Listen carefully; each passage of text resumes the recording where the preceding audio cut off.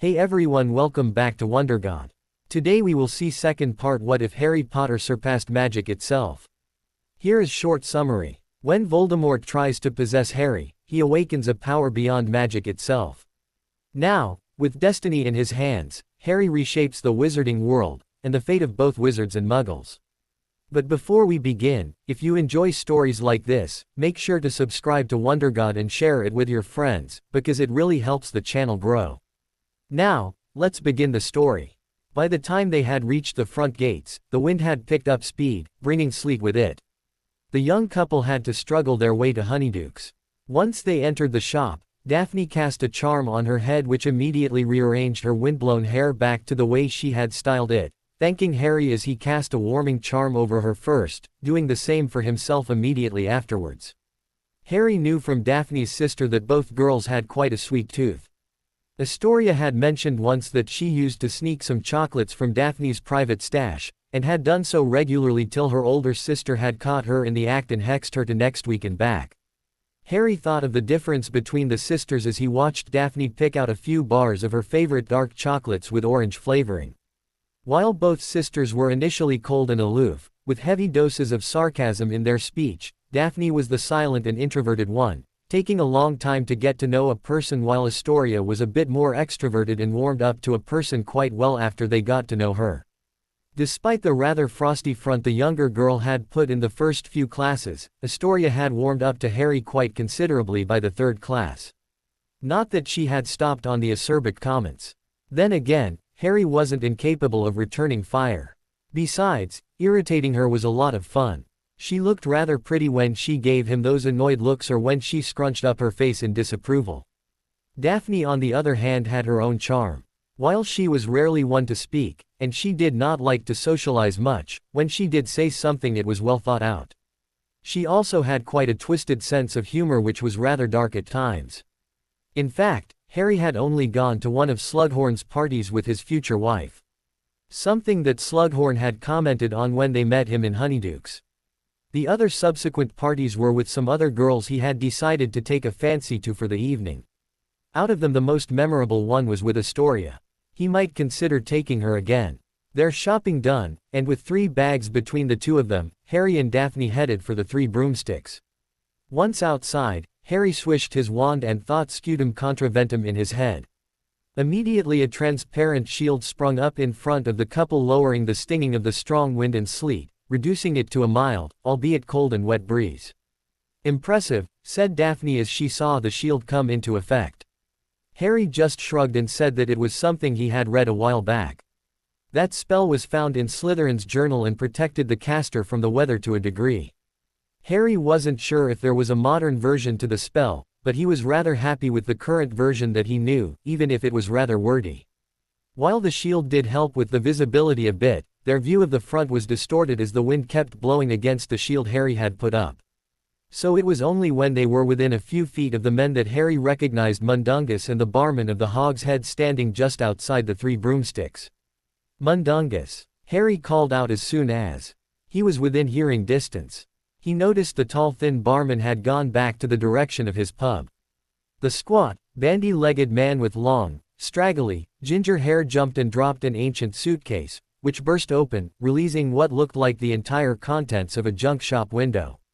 "Oh, hello, Ari," said Mundungus Fletcher, with a most unconvincing stab at airiness. "Well, don't let me keep ya." And he began scrabbling on the ground to retrieve the contents of his suitcase with every appearance of a man eager to be gone. "Are you selling this stuff?" asked Harry, watching Mundungus grab an assortment of grubby-looking objects from the ground. "Oh, well, gotta scrape a living," said Mundungus. "Gimme that." He reached out to snatch a goblet from Daphne, who had by that time picked up a goblet with a rather familiar crest on it that had come flying out of Mundungus's case and was lying on the street. Mundungus never had a chance to get his hands on the goblet as he almost immediately found himself pinned against the wall of the pub, his eyes looking into the twin emerald flames that were Harry's eyes and his throat being held in the steely grip of Harry's hand. "You took that from Sirius's house," said Harry, in a dangerous voice, almost nose to nose with Mundungus. He ignored the unpleasant smell of old tobacco and spirits that he got from the petty thief. "That had the Black family crest on it." "No, What? Spluttered Mundungus, who was slowly turning purple. He could barely speak as Harry's grip was too tight. In a dim corner of his mind, Mundungus vaguely wondered how such a skinny lad could be so strong. You dare steal from the House of Black. From my house. From me, snarled Harry, his features contorted in cold fury, looking every inch the aristocrat as his grip on Mundungus' neck tightened. His wand, held in his left hand and jammed into the thief's face, began to slowly burn his jaw. While the mad glint in Harry's eyes wasn't as intense, it was pretty close to the one Bellatrix had in her eyes. No. Give it to me. Harry, you mustn't, shrieked Hermione, appearing out of nowhere, as Mundungus started to turn blue. The sudden intrusion broke Harry's concentration for just a millisecond. It was enough for Mundungus. There was a bang, and Harry felt his hands fly off Mundungus's throat. Gasping and spluttering, Mundungus seized his fallen case, then, crack, he disapparated. Harry swore at the top of his voice, spinning on the spot to see where Mundungus had gone while cursing himself for losing concentration.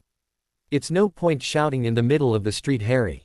He'll be in London by now, said a woman with mousy brown hair and inconspicuous clothes who had practically appeared out of nowhere. Harry slowly regained control of his emotions as he noticed that he had people watching him. His eyes still burning with a cold fury, he addressed the woman in a neutral tone while making sure not to mask his curiosity in order to offset the anger which would otherwise have colored his voice. What are you doing here, Tonks?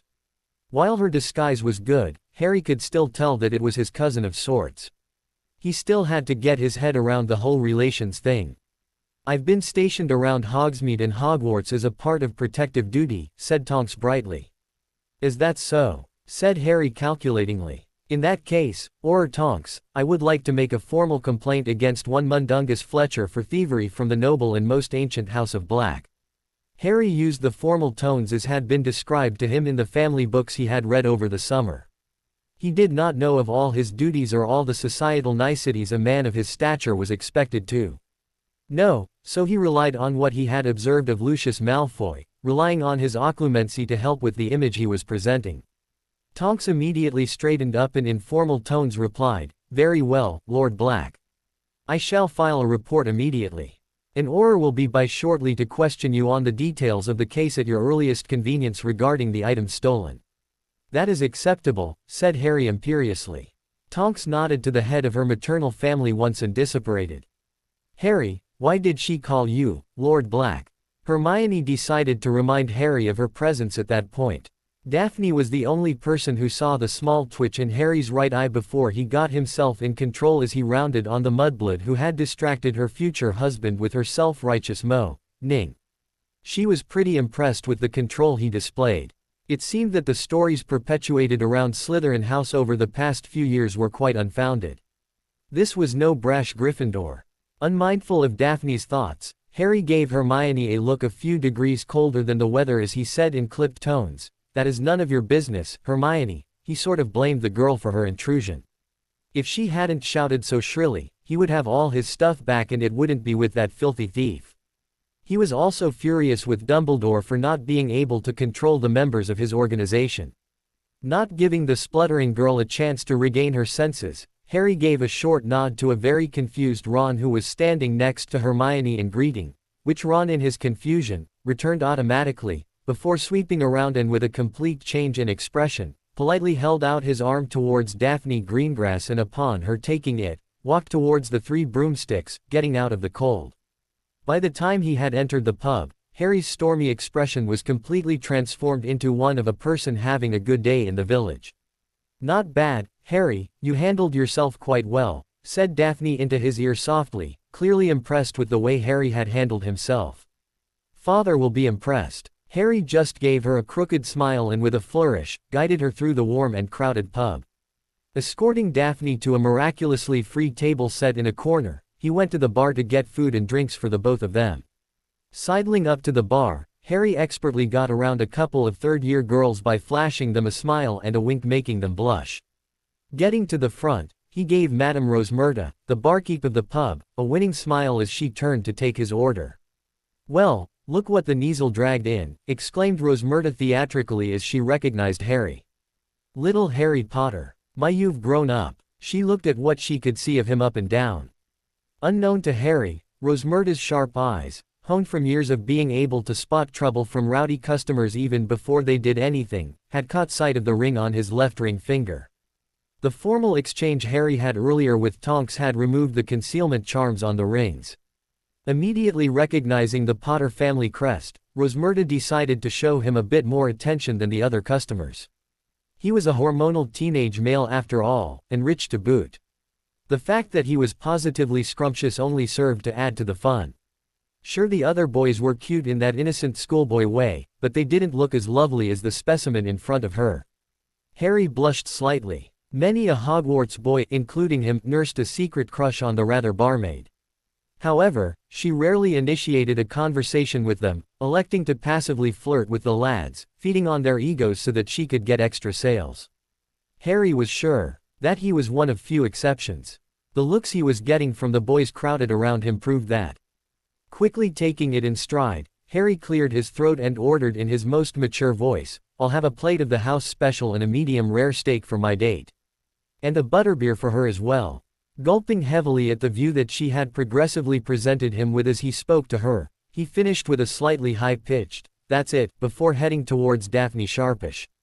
In his haste, he forgot to order a drink for himself. Something that Rosmerta had noticed. On his way back, Harry greeted his friends and acquaintances. He also took care to greet those whom he didn't know personally, but had hailed him nonetheless, by name, lifting that bit of information directly from their unsuspecting minds. Sitting down at the table, he just then noticed Hermione searching for someone or something with a glint of determination in her eyes. Having a good idea what this was about, Harry quickly ducked down and looked into Daphne's eyes, engaging her in conversation and acting natural. The table he had taken was well out of view and would require careful searching on Hermione's part to find. Madame Rosmerta then came up to their table with their order levitating behind her. "One plate of our special for the day, and a cut of our finest beef, medium rare." She floated the plates over to their respective places. Harry just realized that he hadn't ordered a drink when Rosmerta placed a butterbeer in front of Daphne. Just as he was about to open his mouth, he noticed the empty glass and bottle of mead next to Rosmerta. Madame Rosmerta turned to Harry and said, "I had just opened a bottle of our finest house mead, and was wondering, milord, if you wanted to have a glass of it." She indicated the mead floating next to her. "Sure." Madame Rosmerta smiled and poured a glass for Harry. It was fortunate that the young lord had forgotten to order a drink for himself. It allowed her to suggest something of a higher quality. Besides, what 16-year-old would refuse alcohol when offered it? The best bit was she wasn't doing anything illegal, since being the head of an ancient and noble house gave the boy the privilege of being able to drink something a bit stronger.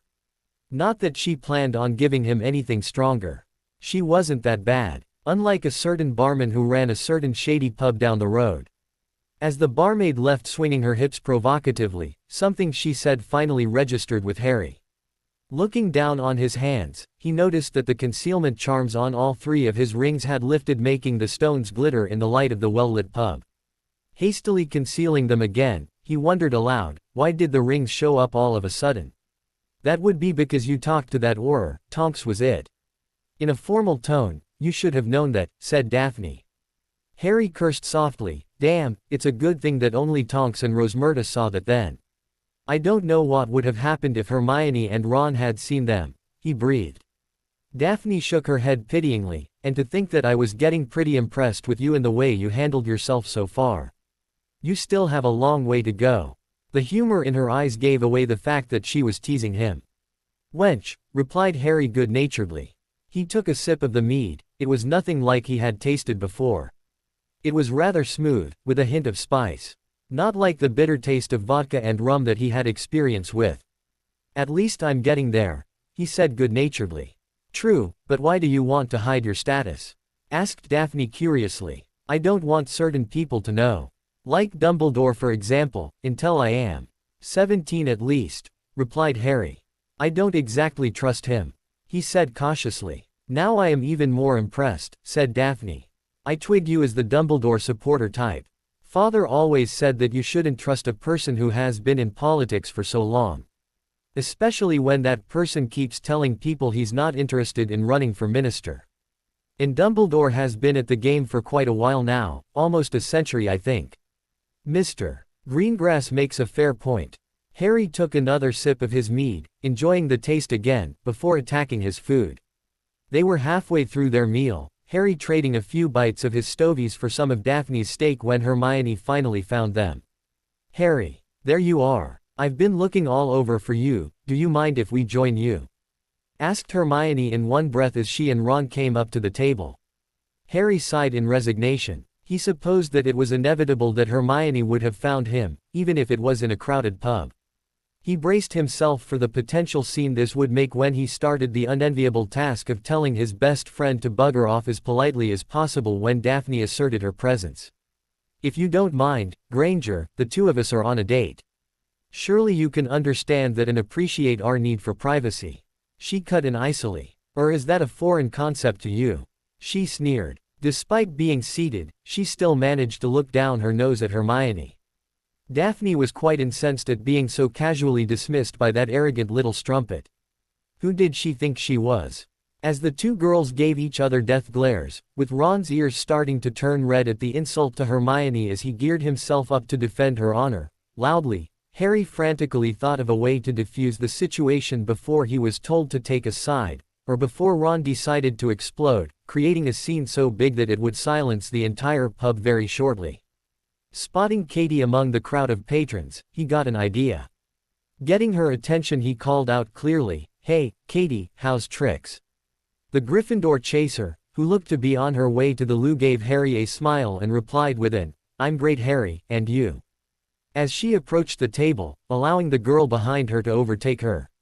Harry stood up and spoke to her for a minute before Katie excused herself. Sitting down, Harry smirked at the success of the plan.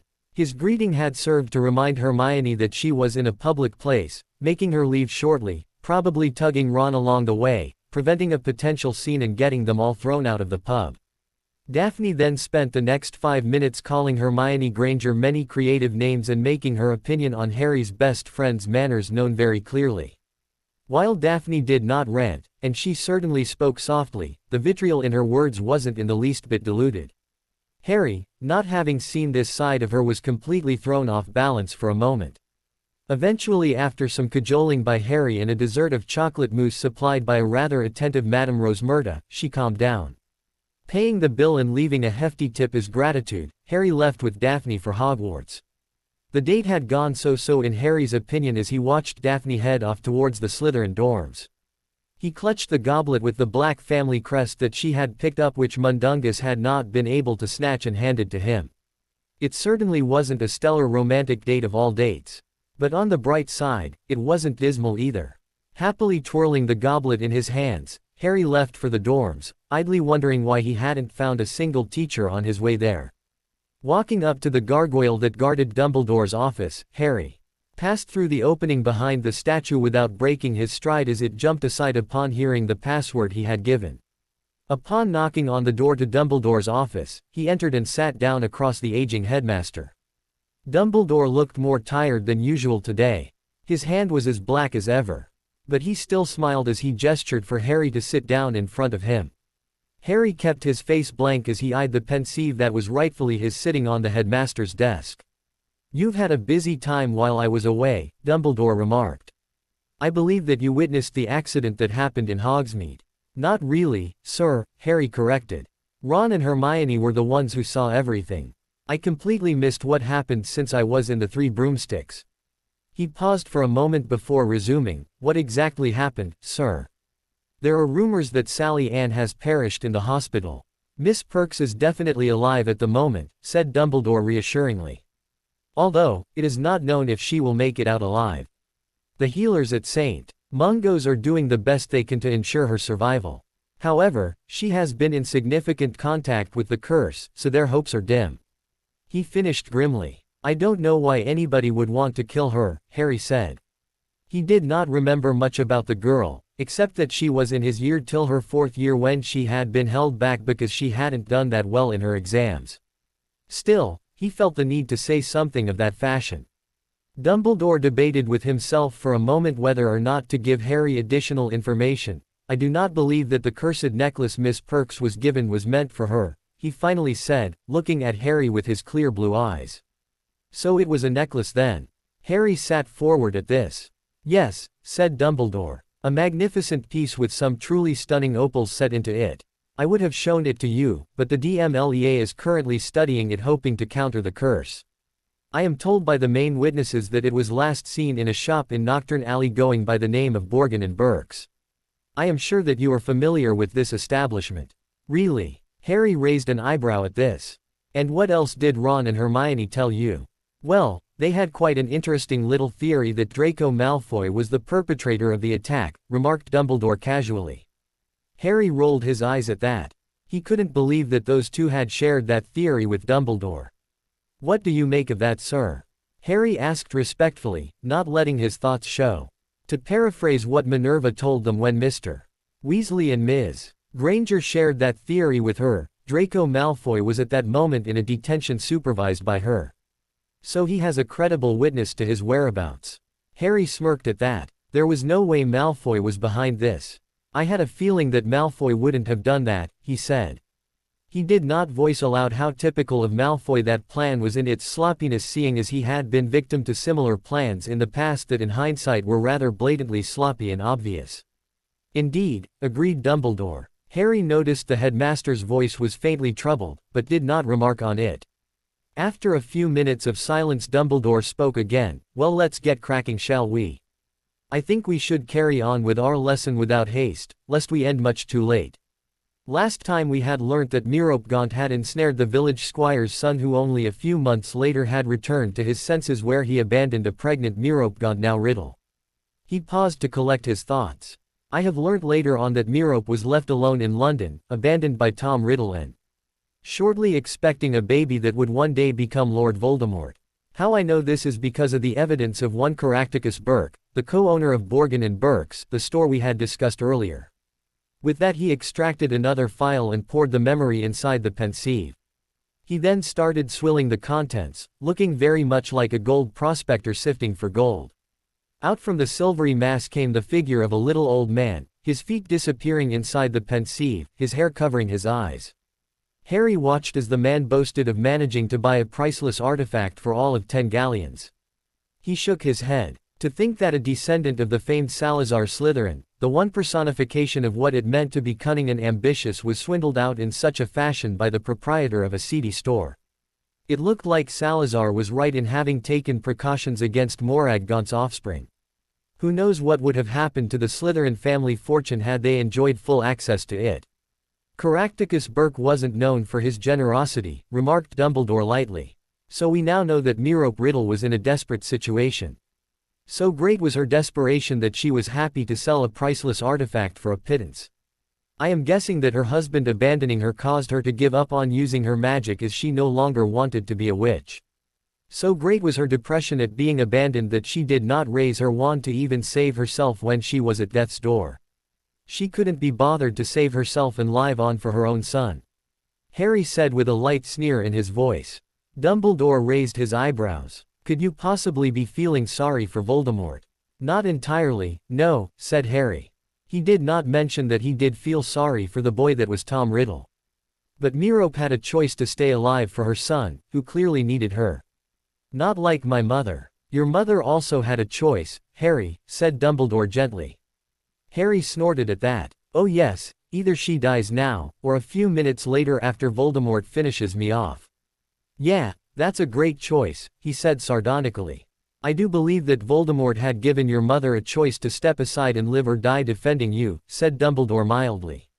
Harry snorted at that. Yes, because Voldemort is very well known for keeping his word, he said sarcastically. Then, he narrowed his eyes in suspicion. How did you know about what Voldemort said to my mother anyway? I don't recall telling you anything about it. Realizing whom he was talking to, he hastily added, Sir. I heard it from Remus, in your 3rd year, said Dumbledore calmly. Internally he was cursing himself for the slip. He was glad that Remus had actually said that, as it made it easier to use the misdirection. Otherwise, it was close to revealing Severus's secret. Something he didn't want to happen. He truly wished that Severus would just come out, let go of the bitterness and be frank with Harry. He knew that Harry would forgive the man for his past mistakes. Harry's eyes flashed green at this. He wasn't sure that he liked people talking about him and his personal matters so openly. He wondered if there was any point trusting adults, when all they were going to do was gossip about his past and personal matters in such a blasé fashion with no regard to his feelings. Anyway, where was I? Yes, Merope Riddle chose death over a son that needed her. However, do not judge her too harshly, Harry. She had been greatly weakened by long suffering and she never had your mother's courage. Now if you will stand. Harry stood silently, listening with half an ear to Dumbledore talking about the memory that they were going to be entering. He still thought of Merope. Gaunt as a weak individual. It was the wretched woman's own fault that she had found herself in this situation. Yes, she had made the mistake of trusting that the Muggle she had ensnared would be receptive to her once removed from under any magical influence she had put upon him. That was acceptable. What was not acceptable, however, was her reaction to her husband leaving her. She should have shown more gumption. In Harry's opinion, she could have used her brains to get money and a good job. At the very least she could have insisted on getting a better price for the locket. Surely, she wasn't so stupid that she couldn't have realized the true worth of the locket that was in her possession. And lastly, she could have tried to live on and take care of her child. If not for him, then for the love she allegedly felt for his father. It was because of her stupidity and bad decisions that Harry was currently in this position, faced with the task of ending the life of Merope Riddle, Gaunt's mistakes. She truly was weak, he thought with a great degree of contempt and loathing as he dived into the memory that Dumbledore had extracted. A few minutes later, he exited the memory full of thoughts. The first of them was that Dumbledore also wasn't above magically manipulating Muggles for his benefit if he saw the need. He had to admire the skill and finesse with which Dumbledore had managed to charm that Muggle, conjure up the glasses and summon the bottle of gin without so much as drawing a wand. He bet that the gin had a few potions or charms within it too. Surely no one would open up so much after only having a glass or two. His thoughts were shortly diverted towards the young boy once known as Tom Riddle when Dumbledore started pointing out characteristics he had noticed all those years ago when he had met the boy. He also seems to be a bit of a kleptomaniac, Harry chipped in. His comment definitely caused Dumbledore's eyes to twinkle in amusement. The headmaster's beard twitched as he smiled. I wouldn't call him a kleptomaniac exactly, he said with amusement, but you have a point, Harry. Well, he is, said Harry. He likes to collect shiny things and squirrel it away in little hidey holes, and it takes a lot of effort to get him to part with said trophies. That's kleptomania, that is. Impressive, Harry. You have noticed an important characteristic of Voldemort. He still likes to collect such trophies. Remember this, for it will come in handy. Recognizing the dismissal, Harry made to get up. However, he seemed to have misread the situation as Dumbledore spoke again. Before you go, Harry, there is one other thing I wish to speak to you about, said Dumbledore. Half out of his chair, Harry sank back down with typical teenage gracelessness. What is that, sir? I heard from Miss Tonks that you had filed a complaint against Mundungus Fletcher. Dumbledore began delicately. Of course, said Harry calmly. I caught him stealing from me. I actually caught him in the act of selling the Black family heirlooms to the barkeep of the Hogsmeade. That mangy old half-blood has been stealing Black family heirlooms, said the portrait of Phineas Nigellus Black, clearly incensed. Oh, that is not all, said Harry to the portrait of his ancestor. When I accosted him, he actually had the nerve to snatch back the goods and make off with them. His proclamation had all the portraits listening, shouting with outrage. The nerve, said the portrait of a corpulent red-nosed Dexter Fortescue, while another portrait of a gimlet-eyed witch said with disappointment and disgust, what are times coming to, nowadays? Why, back in my day. I hope you have managed to track him down, Albus, said Phineas, cutting through the noise being made by the other portraits. Immediately the other portraits quietened as they all trained their painted eyes upon Dumbledore, looking at him expectantly. Yes, about that, said Dumbledore. I am afraid that with the current situation, I have had to tell Nymphadora to drop the case. He was cut off when Harry got to his feet and roared in an incandescent rage, what? Which was shortly drowned out by the outrage coming from the other portraits. Once the portraits had calmed down, Harry quietly, but no less furiously, spoke up. What gives you the right to do that? Harry, you have to understand, we are at war with Voldemort. The horrors are spread thin as it is. They do not have the time and resources to find and apprehend a common criminal. Besides, the Order needs him and his contacts. He is too valuable to be sent to prison. Dumbledore said cajolingly, trying to get Harry to see it from his point of view. It is for the greater good. What are a few possessions compared to that? That was absolutely the wrong thing to say. Harry had grown up without anything of his own. Almost everything he owned before he turned 11 was always somebody else's, given to him grudgingly and with contempt. Because of this, he had come to cherish his possessions to an almost possessive level. While he did not mind sharing, he hated it when people treated his things with casual indifference, as if they did not matter. I see, he said waspishly. Of course, what are a few possessions when compared to your greater good? It really is easy to sacrifice someone else's things, isn't it? Especially mine. His voice shook with restrained emotion. I noticed that you did not say anything about trying to even make an attempt at getting my things back from that conniving, filthy thief. Harry, what if I decide to go directly to the head of the DMLEA? Harry cut across before Dumbledore could say a thing. The headmaster's face closed up. The amount of traveling he had done in the last few days had taken quite a toll on him. This, coupled with the curse affecting him, was leaving him short-tempered and a little irritable. Well, he said with a seeming casualness, seeing that as I am the supreme mugwump of the Wizengamot, and you are a minor, you will find that the case will be dropped. Add to the fact that I am your magical guardian, well, the case won't even see the light of day. Harry reared back as if he had been slapped. Dumbledore's tone was light, but he had caught the underlying steel in the older man's voice. Well, in that case, I guess this means that the Order of the Phoenix is no longer welcome in my house. I will not have petty thieves in there, so I guess you will have to find another place to hold your little meetings. Harry growled out. I wish you did not do that, Harry, said Dumbledore sadly. Unfortunately, as your magical guardian, I can still use your house.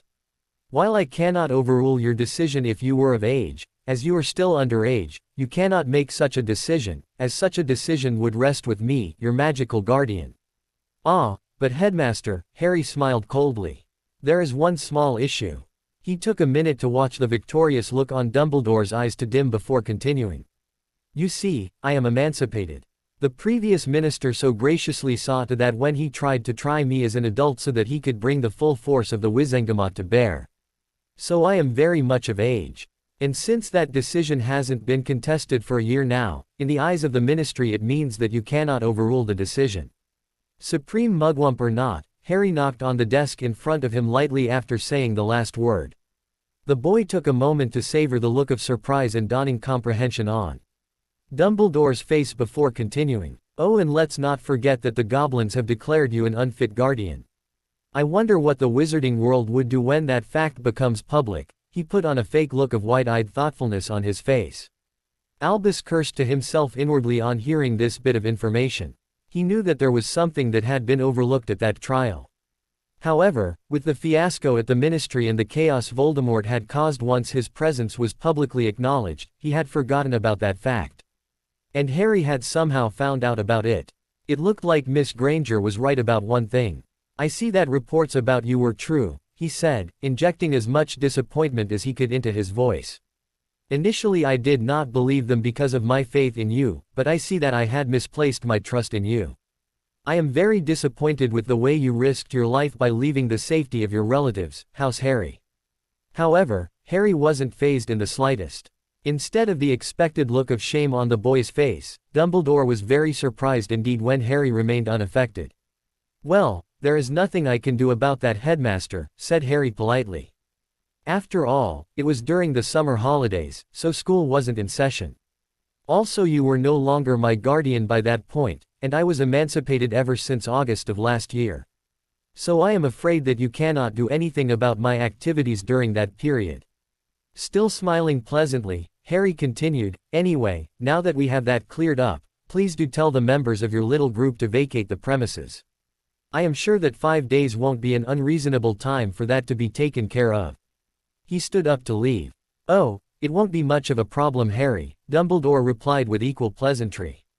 However, there is the small problem of me being your secret keeper. I do not think that you would want to throw the secret keeper of your own house out now, would you? Who knows what could happen? Albus wasn't happy with taking this route, but he knew he had to do it to rein Harry in. The boy was getting bit of a big head now, so it was necessary. But it still hurt to do so, as he looked at that young face close up, as the boy sat back down on the chair with a look of betrayal in his eyes, before he closed them and hung his head in apparent defeat. "Harry, I assure you that I will have a word with Mundungus," Albus said cajolingly. Before the headmaster could continue, however, Harry opened his eyes and said roughly, "I don't want to hear it." His voice trembled slightly with the rage and betrayal he felt. To think that Dumbledore had actually blackmailed him like this. "I should have known that you would take his side. After all, you aren't quite averse to stealing from children now, are you? You did steal my childhood from me." While he tried to keep his tone light, his voice still trembled a bit. "I don't know." Harry laughed slightly hysterically, cutting Dumbledore off. "Oh please. You know what I am talking about. It's because of you," he pointed an accusing finger across the room at the headmaster. "That I had a crappy childhood. You are the reason that I had no decent clothes for most of my life until I bought them using my own money. It's because of you that I had to survive on meager amounts of food, that I had to live in a effing cupboard for 10 years of my life. And it is also because of you that I was treated by those filthy muggles." As he shouted the last bit out, his magic swirled, destroying the window. Breathing hard, he continued at a rapid pace. "Did you know that they used to throw me in that bloody cupboard without food for a week at the least if I did some accidental magic? Did you? Oh, who am I kidding? Of course you did. Harry, I swear that if I had any idea." "Don't lie to me," shouted Harry, his face red with fury and his eyes beginning to water slightly as he felt all the resentment he had towards Dumbledore pour out of him. His body sent out another pulse of magic. The delicate instruments in Dumbledore's office, that had been recently repaired, shattered again, along with the vials of memory that had been laid out for the lesson. The contents within pooled out onto the desk before disappearing into the ether. Portraits shouted at the noise this caused, and Fawkes, Dumbledore's phoenix, elected to stay out of the fight as he disappeared with a squawk and a flash of flames. It wasn't Fawkes's job to sort through every single fight after all. It was close to his burning day, and like all other phoenixes, he was feeling a bit moody. "You think that I am so stupid as to believe that you didn't know? Huh, well, I know all about Fig. I know she's been watching me all this time. And she all but admitted that she knew about my home life. Hell, you admitted that fact last year. Wasn't it you who said that you knew what you were consigning me to when you placed me like a effing bottle of milk on the doorstep of my relatives' home in the dead of the night in November? So don't give me your crap. I also have to wonder why you never told me of my inheritance and why you kept that information, which was my right, from me. I also have to wonder why I had to find that out for myself." Harry paused to take a breath before speaking what he thought. "It's because you wanted it all for yourself, wasn't it? I bet you were hoping that I would just kick it, that either the cold winter or those muggles would kill me or that Voldemort would do the job instead. Then you could just swoop in and take it all." "Enough," said Dumbledore, standing up, effectively silencing Harry. "I am not what you make me out to be, Harry. Do not for one moment assume that I want you dead to profit from you. I am truly sorry for what you have gone through all these years, and I admit that I made a mistake. However, it is important that you do not become embittered by that." "Sorry," laughed Harry. "You're sorry? Oh yes, that makes everything so much better," he said derisively. "Why, that positively erases all the things you caused to happen. In fact, using your logic, I could go out right now, beat the first person I find within an inch of their life, kill their pet in front of them, and after that, just get away with it all just by saying, sorry." He sneered at the headmaster. "Sorry does not make a dead man come back to life, and it certainly does not erase the crap you put me through. You had a choice to make it right, and you didn't. And I don't care what you say, you knew what I had gone through. And don't think I don't know about the cloak that you took from my vault and gave to me, while claiming that it was my father who had given it to you." Harry stood there breathing heavily as the headmaster's face paled somewhat. "I think we are done here, Professor," he continued in a calmer tone. "Now I know that you are nothing but a manipulative, conniving, backstabbing old man who likes to steal from orphans and looks out for his own interests. I cannot believe that a person like you ever managed to become the headmaster of a school." He swiped at his eyes and inhaled deeply to clear his nose. Unfortunately, while I would like to do nothing but stay away from you, with the current climate, it isn't that possible. I will be here for the next lesson. But you are deluded if you think that I will ever forgive you." With that hate-filled statement, Harry turned around and stomped his way to the door. However, when he roughly grabbed the knob, he found it locked. "Let me out." His face, which was already splotchy from the shouting that he was doing, steadily started returned to a deep crimson, as he turned around to face the headmaster and shouted out those words. His rage, that had been tempered somewhat, came back in full force. "Not until we have cleared the air between us," said Dumbledore firmly. He knew that he had to fix this, and fast. Harry just growled in response, as he clenched his hands into trembling fists, all the remaining control he had slowly slipping away. "Fine, you want to play this game. Then fine." He turned around and put his hand on the doorknob. "Open in the name of Lord Slytherin," he hissed in Parseltongue, going on a hunch. He smiled in triumph as the ring in his right hand flared before the door to Dumbledore's office unlocked with a smart click. Smiling savagely at the shocked look Dumbledore's face, Harry yanked open the door. "Harry, if you walk out of that door, I will put you in detention," Dumbledore said warningly, playing his last card in desperation. "If you do that or anything else, then I will take it up with the Board of Governors," replied Harry vindictively. "I bet that they and a certain reporter by the name of Rita Skeeter will be interested in hearing that the great Albus Dumbledore wishes to keep a student with him locked in his office. Think on how that will look. Old decapitagenarian in a position of power, attempting to lock a young 16-year-old student in his office with threats and attempting to abuse his authority. I am sure that will go down well with the rest of the world. I wonder what Voldemort would do." Not waiting for a response, he walked out, slamming the door behind him with so much force that the remaining instruments that had survived the magical assault trembled before they tipped over from their tables to break on the floor. Dumbledore sighed. "That went well," he muttered to himself as he surveyed his recently destroyed office. He smiled when he noticed that one of his inventions had survived the magical assault and the door slam. That smile soon disappeared when the delicate instrument slowly, but with increasing speed, fell apart, taking the table with it. "Disgraceful," said the portrait of the gimlet-eyed witch as she eyed Albus. "While I admit that the boy had been far out of line in talking to you, and would, if the situation were any different, richly deserve a good birching for his impertinence, I cannot help but sympathize with him. You have done him a grave injustice, Dumbledore." "I agree," said the portrait of the corpulent wizard. "If half of what the boy had said and accused you of was true, then he would be well within his rights to file a complaint against you. That he has not done so, despite knowing of what you have done to him for so long, only shows his Gryffindor control. Or it shows his Slytherin cunning," said the portrait of Dilys Derwent.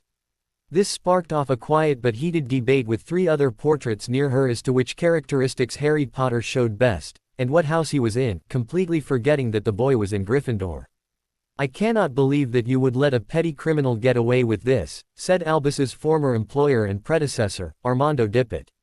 His proclamation was met in agreement by the other portraits, the most vocal of whom were Dexter Fortescue and the gimlet-eyed witch. Dumbledore sighed. "I think you may have a point there," he addressed the portraits at large.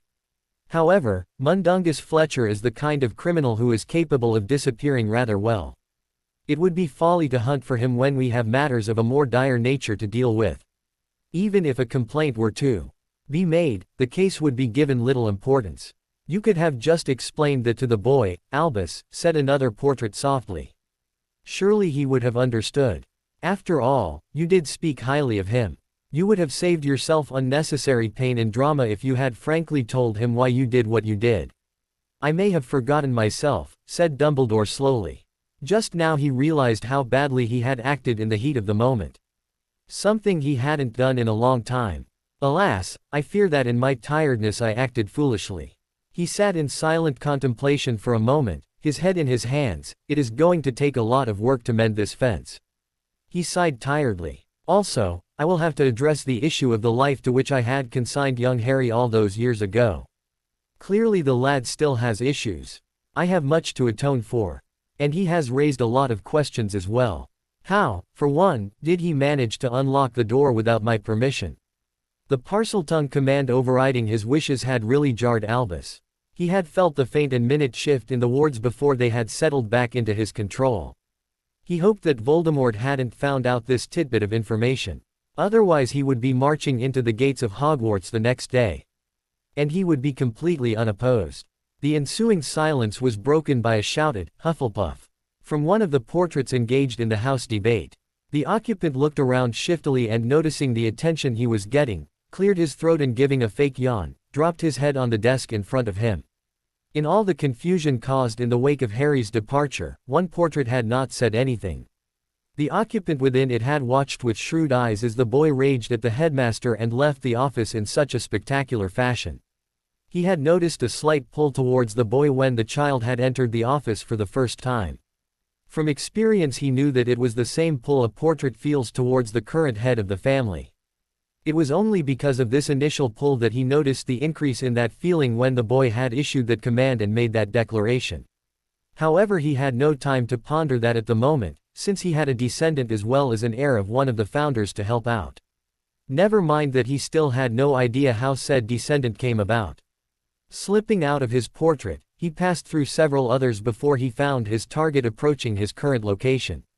Harry swept through the corridors, his mouth twisted in a rictus of anger and rage. He badly felt like causing violence, and a small part of him was hoping for an opportunity to carry out that urge on somebody. Hopefully, Malfoy or Snape would turn around a corner soon. Well, maybe not Snape. The man did have quite a repertoire of spells. His classes showed at least that much. Harry did not want his ass handed to him, thank you very much, especially not by the one person whom he loathed with every fiber of his being. Thinking of Snape got him thinking about Dumbledore and how the old man had treated him. That inevitably got Harry's blood racing with even more renewed rage. Dumbledore, thought Harry with a new sense of loathing, breathing heavily as he stopped walking.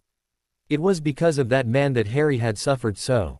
Voldemort might be the reason for Harry's parents dying, and he may be a psycho after Harry's blood, and Harry may hate Voldemort with as much vehemence as Voldemort hated him, but it was Dumbledore that Harry currently hated the most. While Harry hated Voldemort, he knew where he stood with that wizard. Each wanted the other dead, there was no doubt about that. Dumbledore, on the other hand, was far more insidious. He pretended to have Harry's best interests at heart, but at the same time had planned and plotted to make sure that Harry was as miserable as ever. He, unlike Voldemort, seemed to want Harry alive for his plans. Harry imagined Dumbledore sitting in his office, popping a sherbet in his mouth and laughing his head off as he planned on new ways to make Harry's life a living hell. He even imagined the man currently finding new ways to make Harry's life hell for what had transpired in the office. Harry had no idea why Dumbledore wanted that, and right then decided that he did not care about the why. He didn't care if the headmaster was doing this on purpose, nor if he really had no clue about how Harry's life had been. All he knew was his newfound hatred for that old man. And this time, he found himself reacting to this in a different way. Instead of raging at the world, and fighting down the urge to storm back into the headmaster's office hexing the man, Harry actually felt in control of himself. No longer did he feel the white-hot rage of justified righteous anger. Instead he felt cool and in control of his emotions as that anger bled away. He realized that he needed time to make plots of his own and level the playing field before he decided to take down the venerable headmaster. He no longer wished to just finish Voldemort and be done with it. No, he now had two targets if he wanted to get on with his life. His breathing slowed and his expression soon settled down. He did not even have to put in any effort to lock his emotions away, as he now felt more at peace with himself.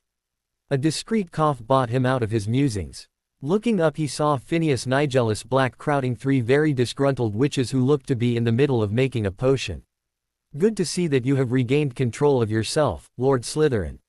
Or is it Black? I'm not so sure. He lifted an enquiring eyebrow at Harry. Harry kept a carefully blank expression on his face as he looked at the painting of his great-great-great-grandfather. I have no idea what you are talking about. Phineas just ignored him as he thought aloud, or is it Lord Potter? Then again, I do recall the Potters gaining the titles and privileges that came with uniting with the House of Gryffindor. He fixed Harry with a shrewd look.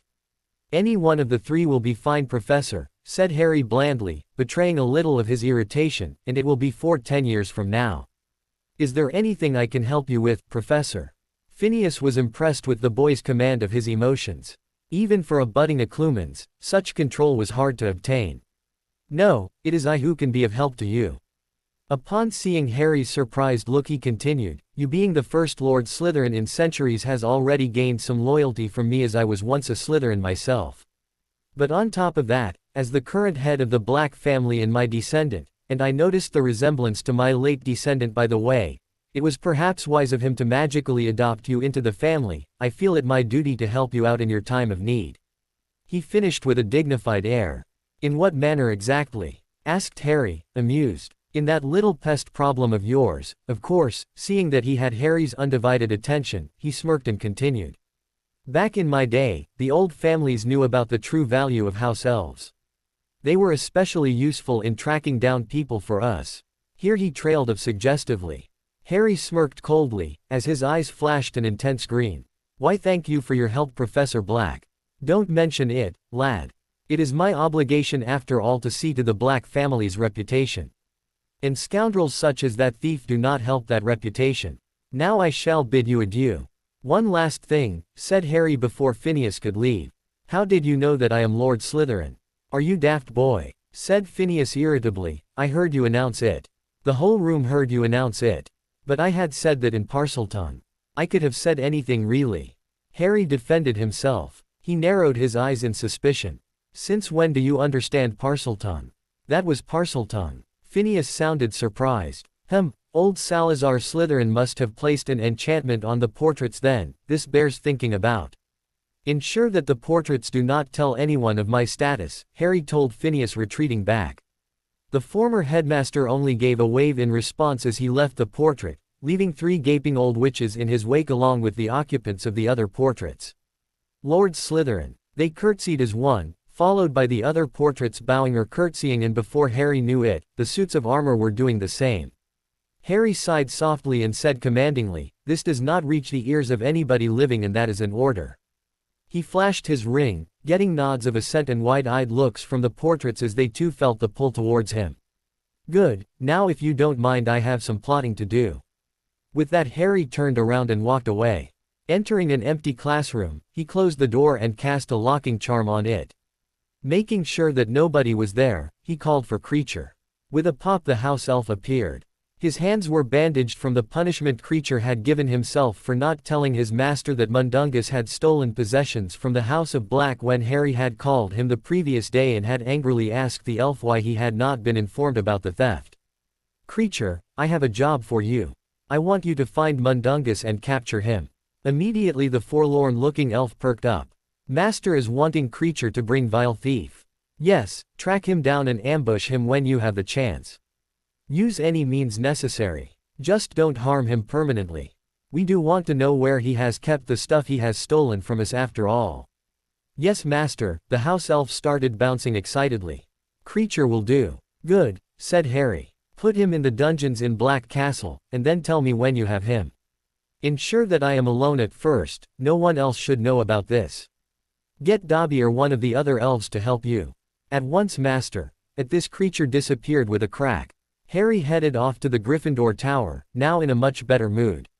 A few days later, Harry was stretching and rubbing his eyes after he put down the second of Slytherin's journals as he thought about what he had learnt of the founder's life so far.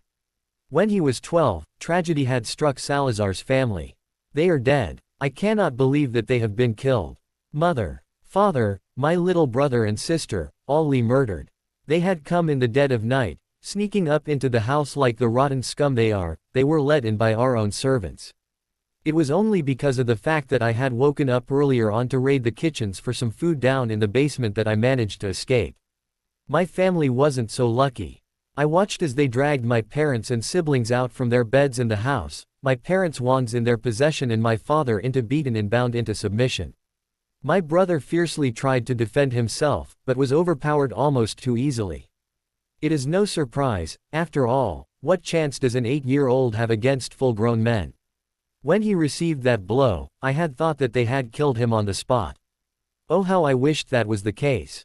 The mob had dragged them all to the front of the house and had tied my parents and sister all together on a post set atop a pyre. Then, with my brother watching through teary eyes as he struggled impotently at the hands of his captors, they lit the pyre. I could not watch any more. With tears in my eyes and only my wand in hand, I ran through the basement passageway out into the wilderness. I learnt later on that after the screams of my parents and sister had died down, they had broken my brother's legs before setting him on fire as well.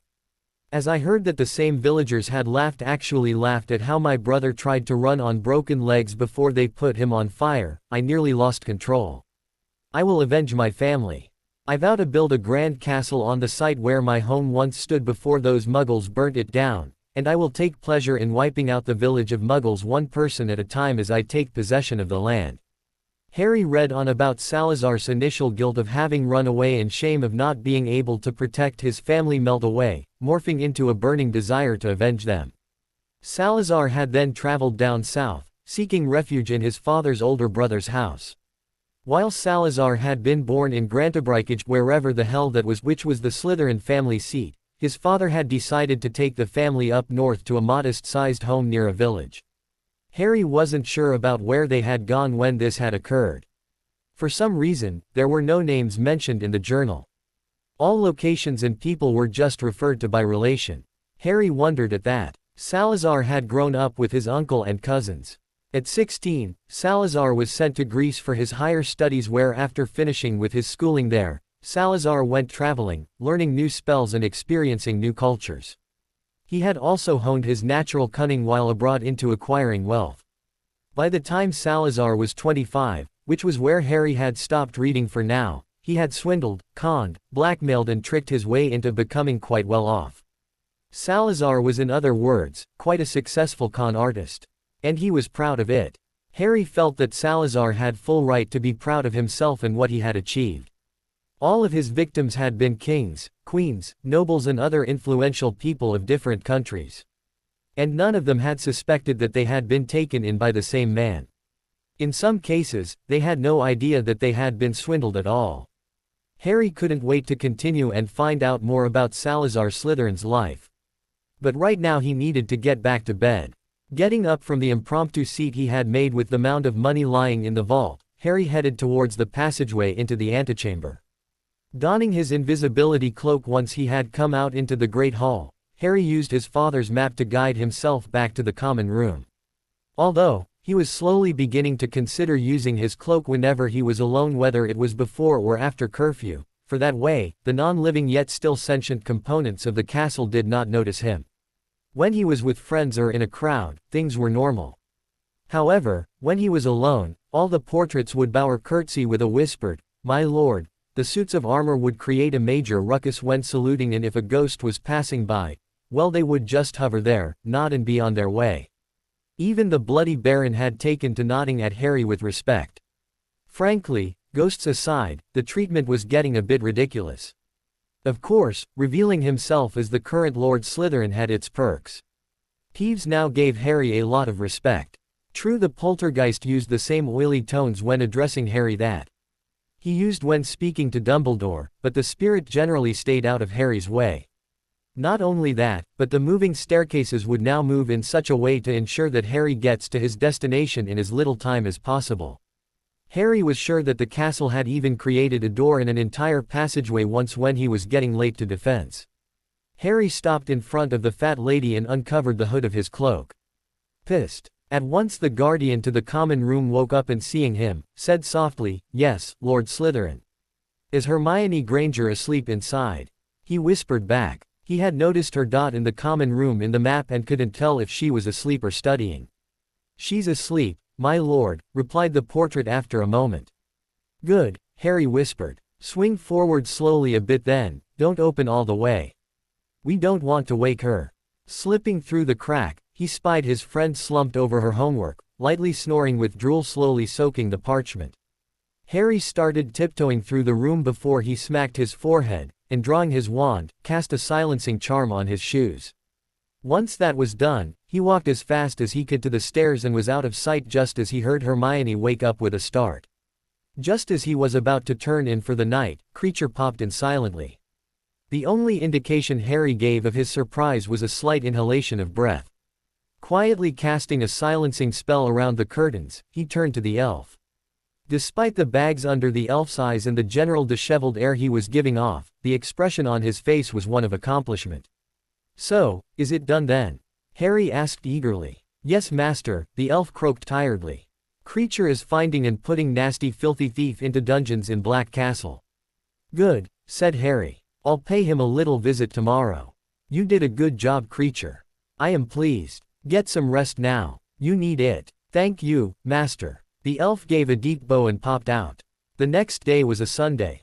Harry spent the day at the school as he normally would, seeing to his various duties and mucking about with his mates when he had the free time. Once dinner was done with and the students had turned in for the night, Harry snuck back into the chamber with his firebolt. Reaching the balcony, he flew down to the remains of the cottage and disapparated from there. He immediately reappeared in front of the imposing Black Castle. It wasn't as large as Hogwarts, or Windsor Castle, but it was slightly bigger than the pictures of Eilean Donan Castle that Harry had seen. Made of magically enhanced black granite, Black Castle was placed on a smaller island connected to the larger Black Isle via a footbridge that reached halfway towards the castle. A drawbridge that lowered itself when Harry approached completed the bridge. Entering, Harry immediately proceeded to the dungeons. The contractors that he had hired to take care of renovations to the interior of the castle had done a good job from what he could see. The exterior didn't need any repairs due to the nature of the material used to build the castle. Leaving the opulent rooms, Harry descended down towards the dungeons. Opening the door of the dungeons, he sauntered towards Mundungus's cell. The stench of tobacco and spirits was rather overpowering in the closed quarters. An air-freshening charm did away with most of the stench as Harry approached Mundungus, who started stirring at the sounds of approaching footsteps. Mundungus Fletcher was not having a good couple of days. It had all started when Harry Potter had found him selling stuff from Sirius's old house in Hogsmeade. The way the younger wizard had accosted him was frightening. Since even full-grown wizards were normally not used to fighting dirty, Mundungus normally wouldn't have had a problem brushing Harry off, seeing as he was a 16-year-old schoolboy. However, he had felt the magical aura coming from the lad when the boy had realized what Mundungus had been selling. What was worse was the maniacal glint he had seen in those killing curse green eyes. Mundungus had once seen Bellatrix Lestrange when he was being led to his cell in Azkaban many years ago when he was serving a short term on the prison. That was one of the witch's more saner moments, and he had caught her eyes. He would never forget that glint that he had seen in those eyes, and looking into the Potter boy's eyes only served to remind him of that. As soon as he found an opening, he had scarpered as fast as he could. He did not want to find out what the boy would do to him. The burn in his jaw was painful enough, and that was with undirected magic. The next few days were spent in hiding. He daren't go out in public, magical or muggle, beyond buying himself some rations. He knew that Dumbledore would have been informed almost immediately, and would find him as soon as possible. Hell, he was expecting a full-blown Auror search as well. He hoped that Dumbledore never sent Mad Eye on his trail. He had a good dose of respect and a greater dose of fear for the retired Auror. He had only stepped out of his heavily warded hovel a few days later, thinking that the coast was clear. He felt that if he sold the items he had pilfered from Sirius's house as soon as possible, he might be able to deny having them. While he did not like stealing from the dead, or from the man's godson, a man still had to make a living. Besides, the boy was rich, a few trinkets wouldn't matter to him. He would just have to ensure that he never saw or met the boy ever again. Just as he had lined up a potential client to sell everything, which was yesterday, things had gone pear-shaped. As he was reaching his hideout, he heard the recognizable crack of apparition. Since he was in a back alley in Muggle London, he knew that it could probably be trouble. Perhaps an Auror had managed to track him down. Perhaps it was Mad Eye Moody. Acting on that sudden fear, he quickly turned around, drawing his wand as fast as possible. However, before he could do much, he felt his leg being grabbed and he felt the squeezing sensation of apparition as his unknown assailant magically dragged him from London, depositing him in the cell that he now found himself in and leaving while he was still disoriented. Mundungus had spent the whole of today looking for a way to get out of the dank and dismal cell. While he had a window, any and all sunlight seemed to stop a few inches into the dungeon he found himself in. The place was so reminiscent of Azkaban, that he half expected a Dementor to come visiting. So when he heard the creak of the door opening and closing, he readied himself behind the door, waiting for his captor to come in. He would ambush the person, and get the hell out of there. He might even leave his captor inside the cell in revenge, so that his jailer could see how it felt to sit in a cell all day without food or water. Then he would run like hell, and as soon as he got out of the anti-portkey wards that he had sensed around the place, he would portkey out of there. Harry sensed the incoming spell as soon as he opened the door and stepped through. Using his recently ritually enhanced speed and reflexes, Harry sidestepped the stunning spell with ease, turning to the corner just inside the door and snapping of a quick overpowered and silent disarming charm at the crook lying in wait there in one fluid motion, sending Mundungus crashing into the wall behind him before he could do more than gape. It was only because he was so close to the wall that the man was still conscious, if still disoriented. Easily catching Mundungus's wand, Harry put it in his pocket. Another flick of his wand had Mundungus flying to the ceiling of the cell, the wall on Harry's right and finally the wall opposite the door before the thief was released to come crashing to the floor, a moaning heap. With a silent levicorpus sent his way, the thief soon found himself hanging upside down and staring in surprise at his captor. "Blimey, it's you, Ari," said the thief in relief. It was hard to tell who it was in the dim light, but from the green eyes glowing back at him, and the profile, he could tell that it was Harry Potter. "You come to rescue me, Avenue U. Sorry I attacked you and all, but I thought you was the one. Oh, nabbed me. Let me down now so we can get the hell outta here." Because Mundungus could not see Harry's face clearly, he missed the cold smile on the younger wizard's face. "Now why would I do that?" Harry's cold and sinister sounding voice clearly registered with the thief though. "After all, I just spent quite a lot of time having you tracked down and brought here in the first place." Mundungus had mixed feelings about this revelation. Initially, he had come to the conclusion that it was a rich pure blood he had crossed who had him captured.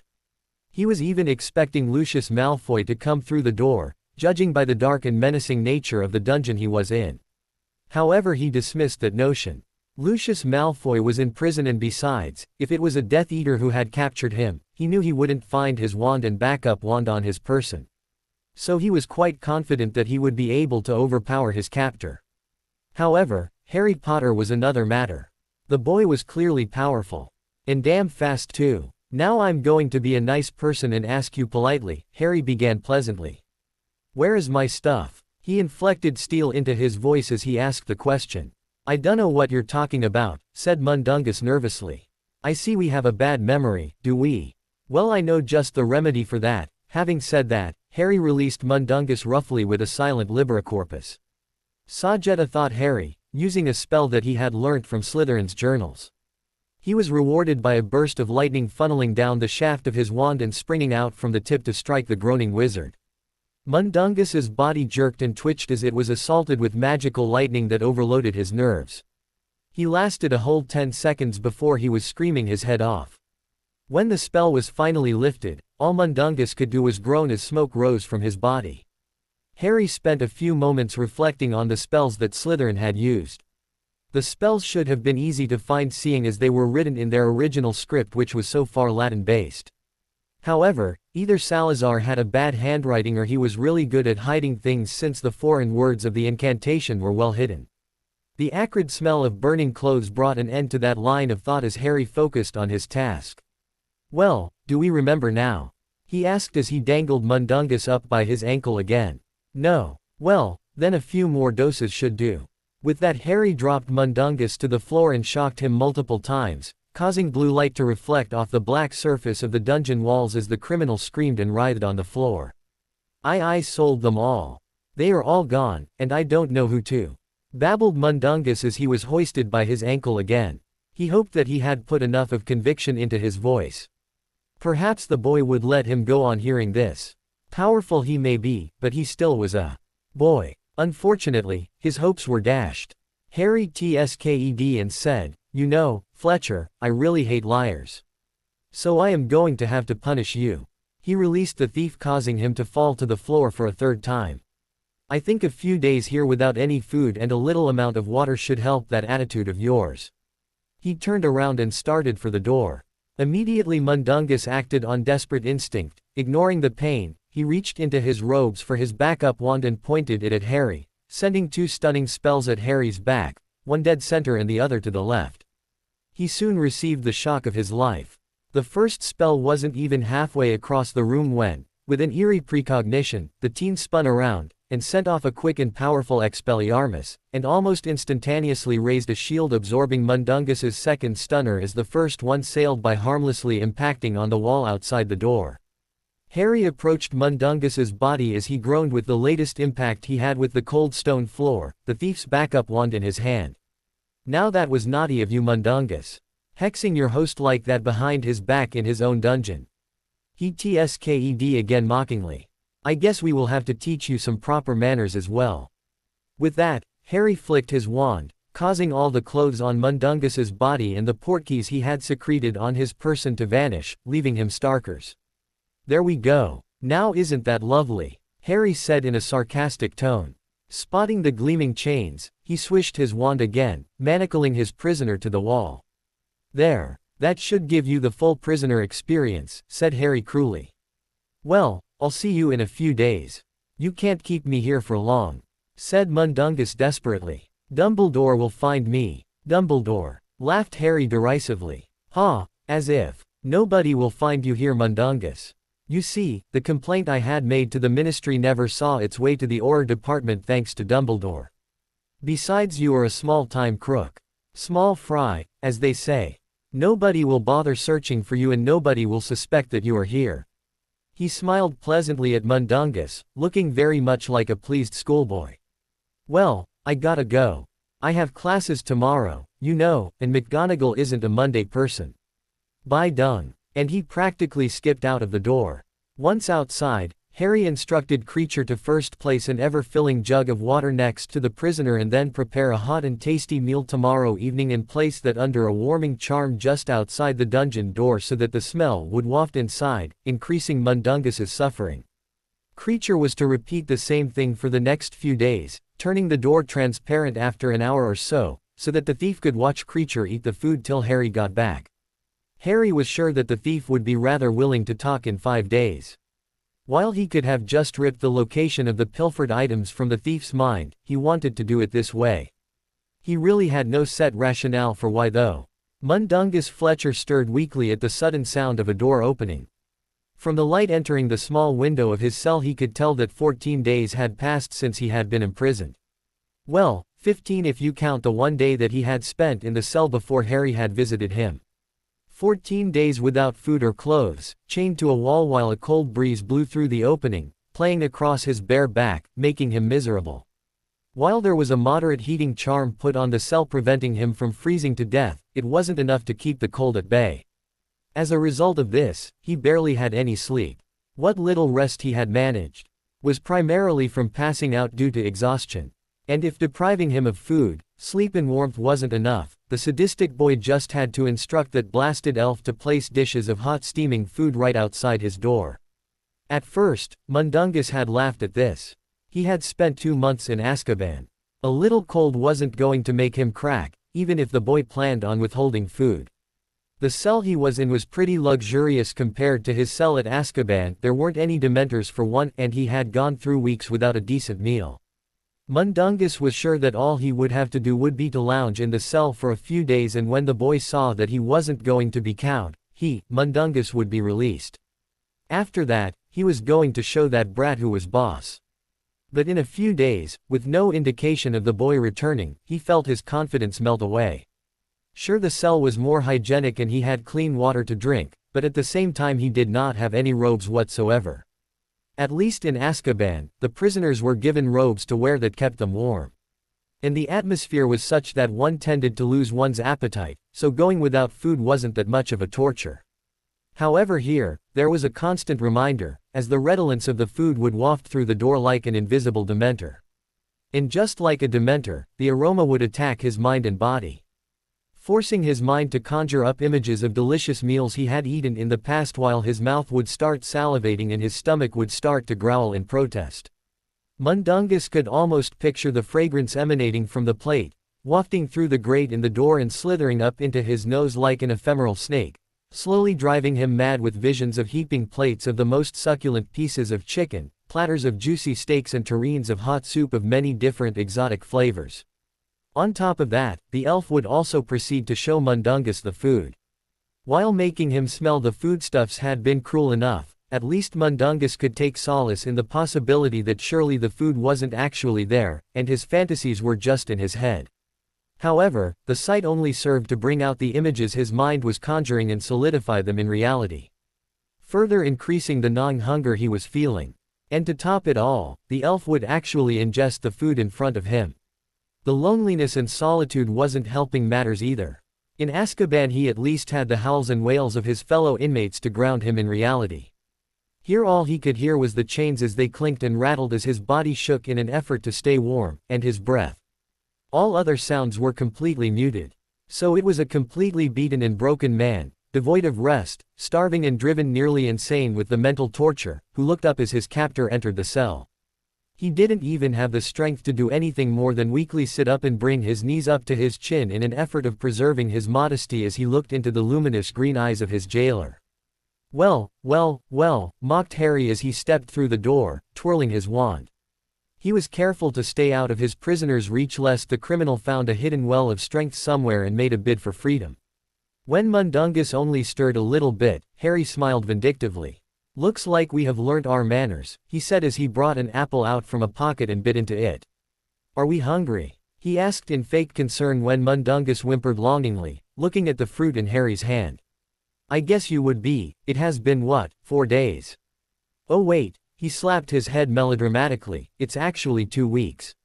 Sorry, I forgot. But then again, I have been spending those past 14 days having 3 square meals each day. Those Hogwarts house elves, they really know how to cook.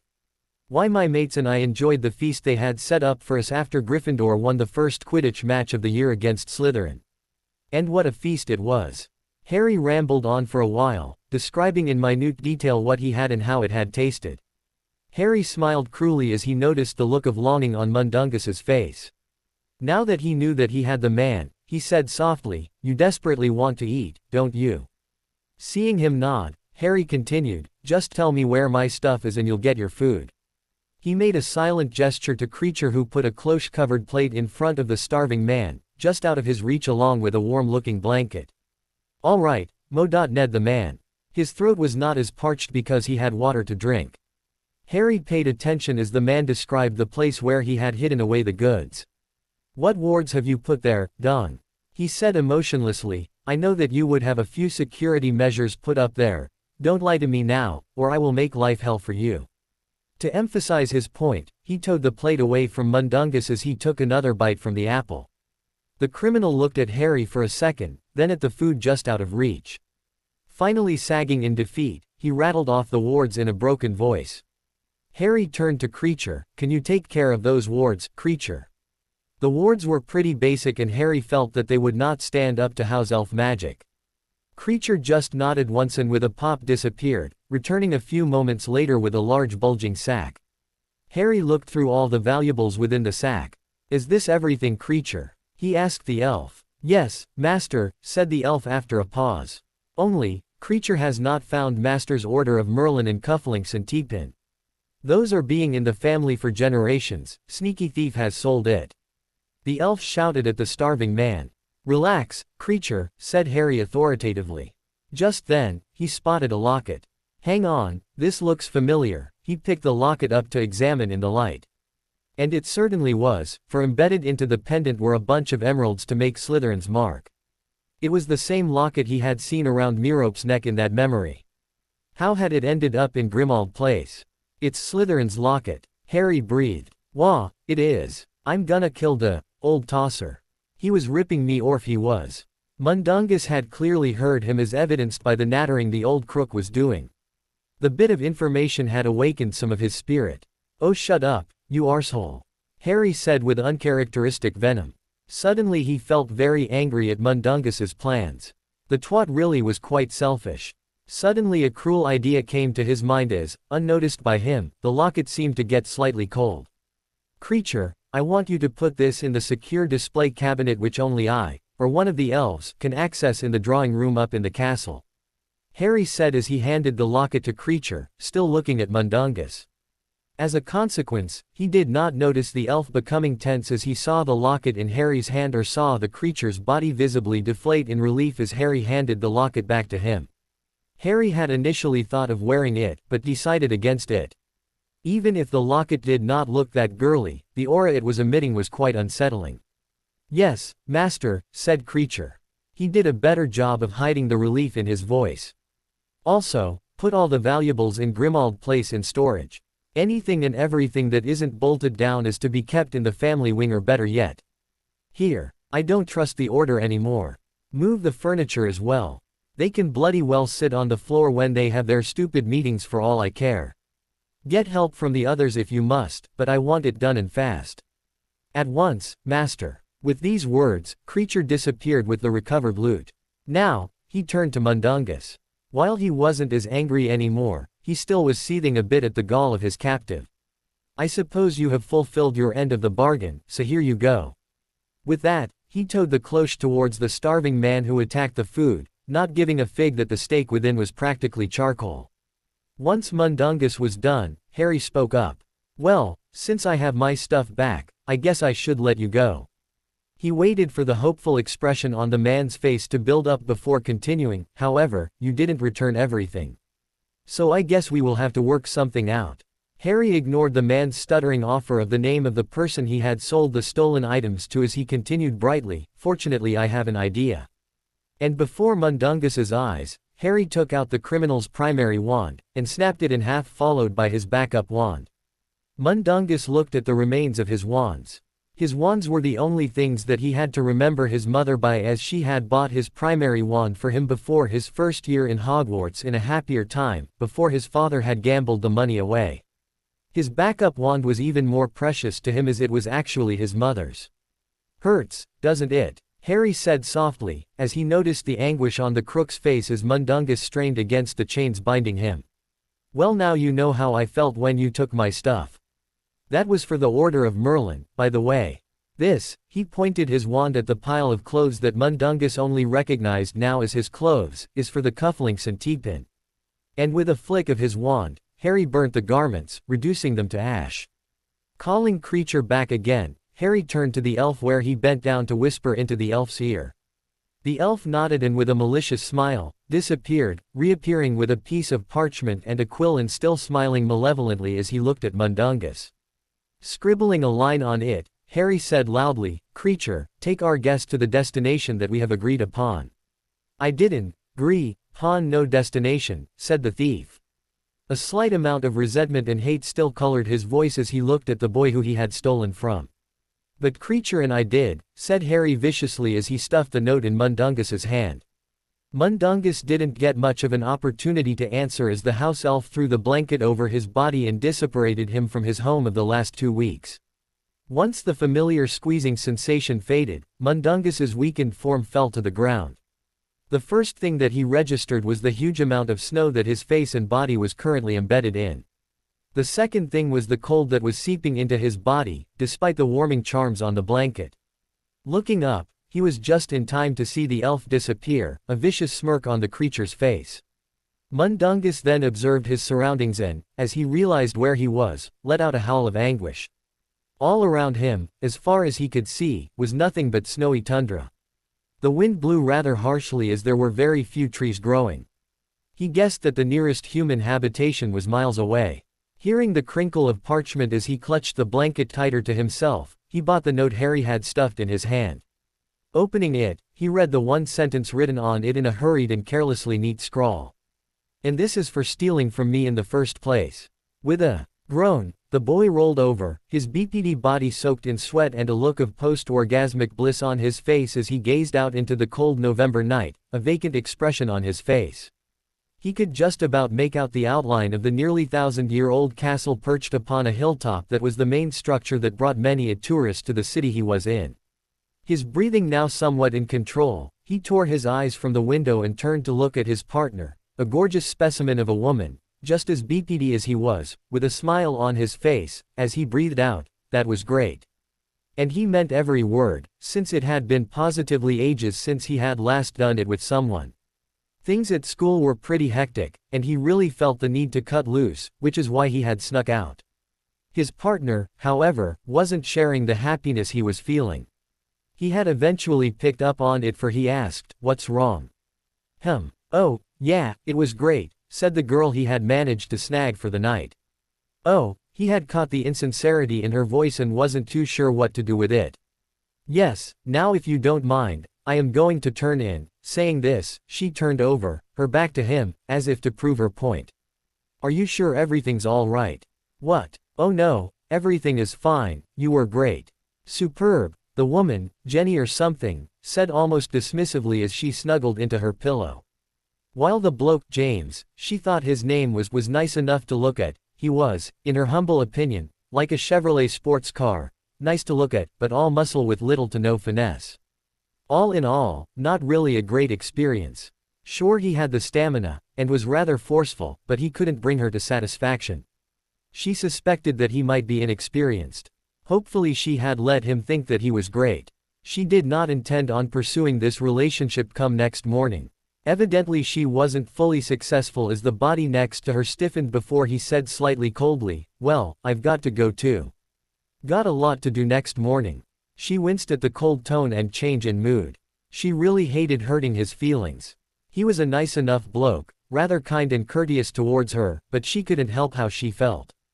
Hoping to salvage the situation, and perhaps make him feel that it was really her who was tired, she said as sleepily as she could manage, well, call me sometime. As she watched him leave, she was sure she saw his grayish-blue eyes flash an intense green as his hair seemed to darken for a second to black from the dark brown it originally was. Thinking it as a trick of the light, she closed her eyes and mumbled a goodbye as he left her bedroom. She was asleep by the time he had closed the door. Harry seethed silently as he zipped up his jacket and put his hands in his pockets as he left the house and battled the wind as he walked down the road.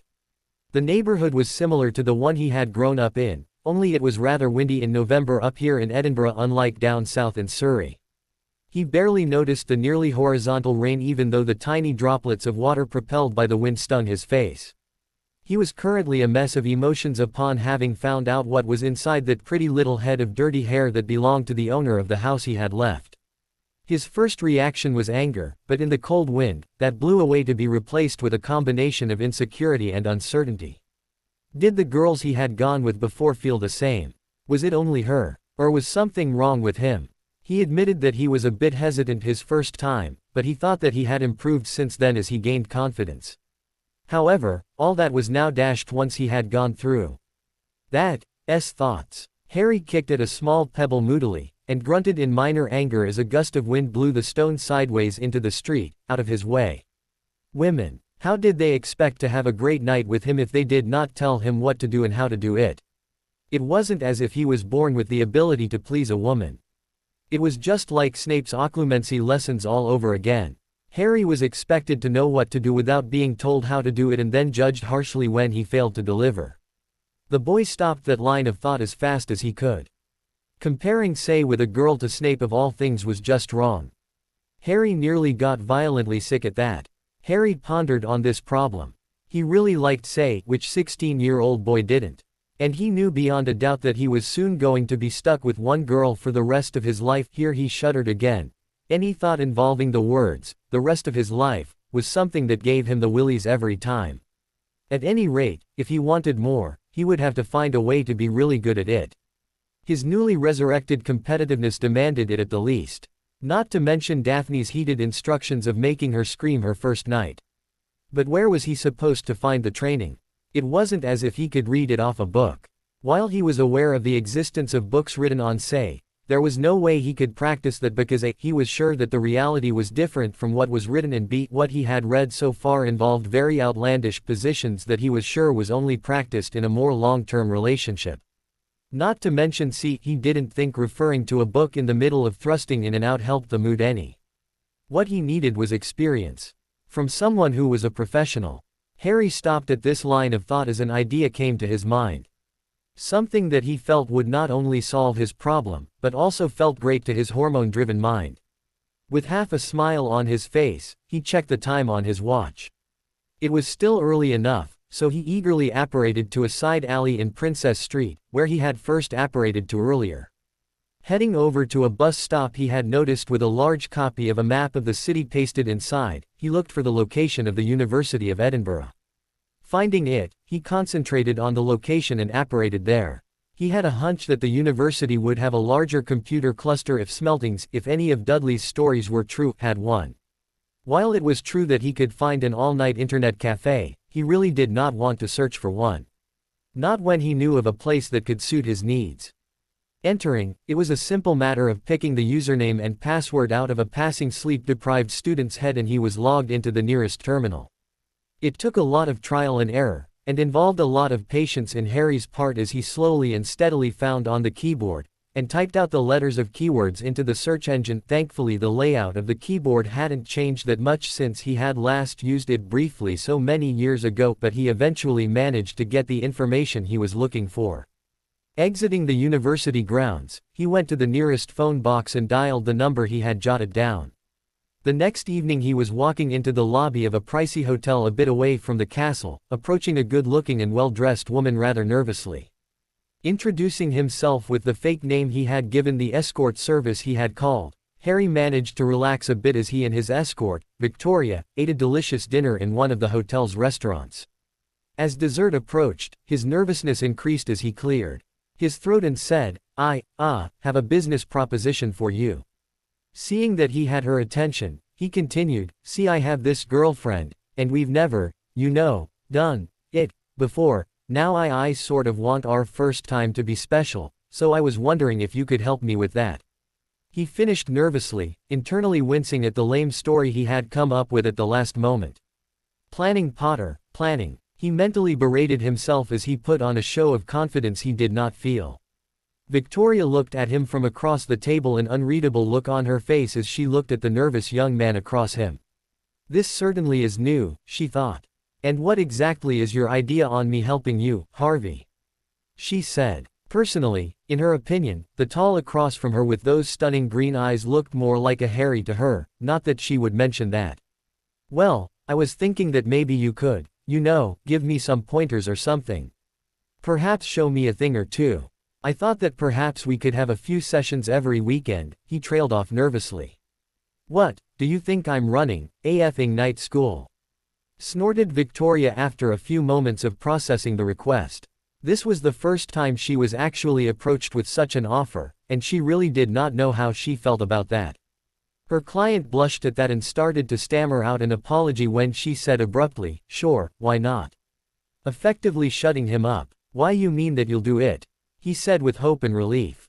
Yeah, she shrugged. It could be fun. You weren't what I was expecting, to be honest. Normally, I have middle-aged men as my clientele. The fact that you are young, pure, and not to mention good-looking are all plus points in my opinion. Though, I will have to ask you to provide some identification. You don't really look that old, and I don't fancy being arrested for statutory beep. Harry was prepared for this, so, looking into her eyes, he gave his escort a mental nudge convincing her that she had seen a driver's license as he slipped a perfectly blank piece of paper towards her. Right, she said as she examined the sheet in front of her. I knew you were younger than you claimed. You aren't 20, but 18. She crowed triumphantly. Harry mentally cursed himself for the small slip-up. Thankfully his escort didn't seem to mind as she slid the paper back without comment. Right, I think we can do this. I will charge you my standard fare, £100 per night. After all, I'm not your average hooker, but an escort. I estimate that the course, here she giggled a bit at the word, will take 5 weeks, so that's 10 nights. Of course, it could go on a bit longer or shorter depending on your learning ability. If it takes less time than anticipated, then you save on the cash, which you will pay me after each of our sessions. Of course the fare does not include the premises or any other expenses. Harry considered that for a moment before saying, deal. He extended his hand which Victoria shook. I don't really know what your real reason is for wanting lessons, and I really don't care, she added upon seeing him about to open his mouth. But if it is true, then your girlfriend must be one lucky girl, though I don't know if she will feel that way if she ever finds out, shall we? She said as she finished the last of her chocolate mousse. Certainly. After paying the bill, the two of them went up to a room. You were prepared, said Victoria as she saw him pass the concierge and approach the bank of lifts confidently. Harry just smiled at her winningly as he, unnecessarily in her opinion, held the automatic lift doors open for her as he gestured her in. Once they were safely ensconced in their room. The escort-turned-tutor looked at her new pupil of sorts after examining the room and said, "Strip. I want to have a good look at what I am going to be working with." She showed a little of her surprise and admiration at his near-instant compliance and apparent lack of modesty as he removed his clothes confidently, neatly stepping out of his low-waist designer jeans after having discarded the clearly expensive odd coat and designer shirt with a casual nonchalance. "Now there's a man comfortable in his own body," she thought. "And he has a right to be too," she opined as she gazed in awe at his toned chest and lean body. "Nobody should be that perfect," was the idle thought in her head as she breathlessly roved her eyes over his flawless skin. Or not as flawless, she thought, as she saw the almost circular pale scar on his arm.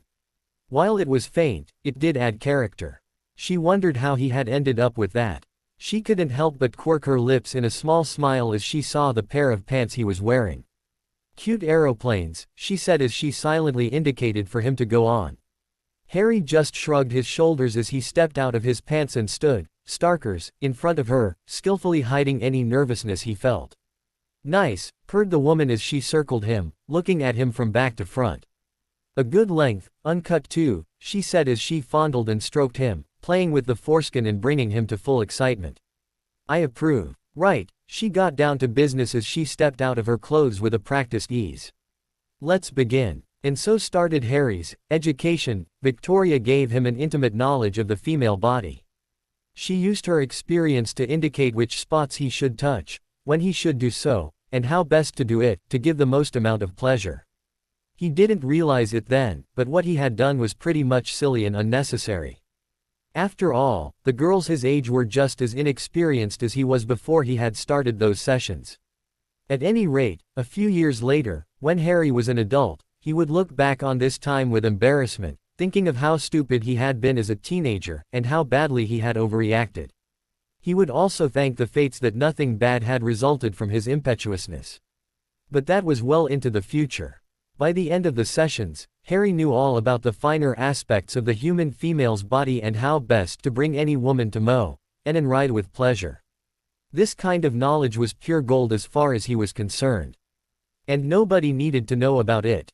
This was why he felt little remorse when casting a binding charm on the sleeping Victoria as she slept away the results of his final exam. He also left 3 50-pound notes and a little note thanking her and telling her to enjoy the room as it was paid for as a token of his gratitude as he apparated to his private valley. He had progressed quite nicely on other fronts as well. His training, which had originally been set back because of Neville and the girls, had yielded better results. Having others to practice with had helped to increase Harry's rate of progress compared to the rate of progress when he was doing all this by himself during the summer. Neville, Susan and Hannah were now quite fit due to their exercises, and the rest of the school population had noticed. And their schoolmates certainly appreciated it too, so much so that Neville had just as much attention from the female population as Harry, something that the poor boy wasn't used to. Though he was beginning to get more comfortable with the attention he was receiving, as well as becoming more confident. Hannah and Susan were popular enough before the training, what with Susan being the minister's niece and Hannah her close friend. Now though, the boys paid more attention to them because of their good looks and toned bodies. The magical aspect of their training had also made them the most powerful quartet in their year. Neville especially had improved in leaps and bounds till he was almost as powerful as Harry, at least by Neville's own reckoning. He had no clue that Harry was far ahead of him, nor did he know that the other boy was holding back and could, if he chose to, wipe the floor with all three of them. And while the girls didn't have as much raw power as the boys, they too were a force to be reckoned with as they had a vicious creativity, coming up with innovative ways to use some otherwise harmless spells in a duel as they used their lower center of gravity and grace to dance out of the reach of the spells sent their way. Harry had also progressed to the 5th volume of Salazar's journals. His increased progress was mainly because he had taken to moving the books up to his dorm, which he would then read at night before going to sleep and whenever he was free. Once he had made enough money for himself, Salazar delved deep into magic and its theories, coming up with interesting methods to block and deflect spells. He had also hypothesized a way of being able to actually absorb the magical energy from a curse. His sense of adventure and thirst for more knowledge led him east, to Egypt, one of the premier places to learn about magic in that era. There he learnt of some arcane wards and curses that the priests of the old religion had used to guard the final resting places of their pharaohs, which had been passed down over the generations, their secrets not mattering anymore after the death of their last pharaoh centuries ago. Salazar noted how the once great civilization was now broken, although the magical society still thrived as it had separated from the Muggles centuries ago when the Christians had first started to abolish the pagan rituals. Harry found himself thinking about what Salazar had imagined of what magical Britain would have been like if they had separated themselves from the Muggles earlier too, instead of being content with this half-separation. In his travels in the continent and to Egypt, Salazar Slytherin had heard of a university located in modern-day India called the Nalanda University. Already well established at that time, the university had a reputation for being the best there is, attracting many scholars from different corners of the world. There Salazar had learnt of many potions which even Harry could tell were the precursors of many of the modern-day potions he had come across. Along with that, Salazar had also learnt of many different healing practices that until then Harry was sure were recent discoveries in the Muggle world. For example, Harry was sure that the idea of stitches and plastic surgery were recent advances in Muggle medicine and not done in the magical world. Yet, here was Salazar describing those procedures, as he watched a healer do a nose job on an Indian noblewoman. I watched with awe along with the other students as the healer constructed a new nose using the skin and flesh of his patient's current nose. Deftly shaping it to the feature the vain woman so desired, and expertly stitching the incisions he had made before too much blood was lost, leaving no scars behind. The results were impressive. Had I not known about the surgery, I would not have been able to tell that the nose was altered so. I have to admit that the new nose made the woman look much more distinguished. Harry had learnt later on that most of the procedures that Salazar had described were refined and further improved in the modern wizarding world. So much so that scars were a rare thing. In the magical world, the only exceptions were scars like his which had been caused by serious dark magic. Salazar had also sought out and learnt from the nomadic men and women who roamed the expansive jungles. They were reputed to know a lot of magic that was native to India. While the university was a good place to learn, it mainly was a mix of the practices brought by different scholars from all over the world, mainly China, Greece and Persia. However, there was little of the indigenous magic being taught there. And that was mainly because of these nomads as they fiercely protected these magics.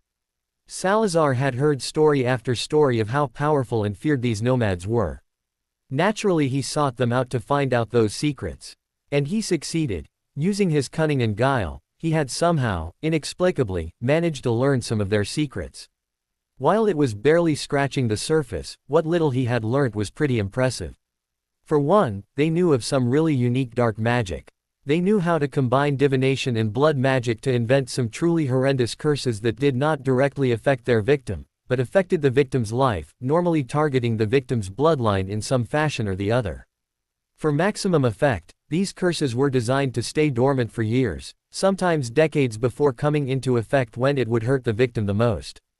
However, Harry was surprised to note that these people were not evil.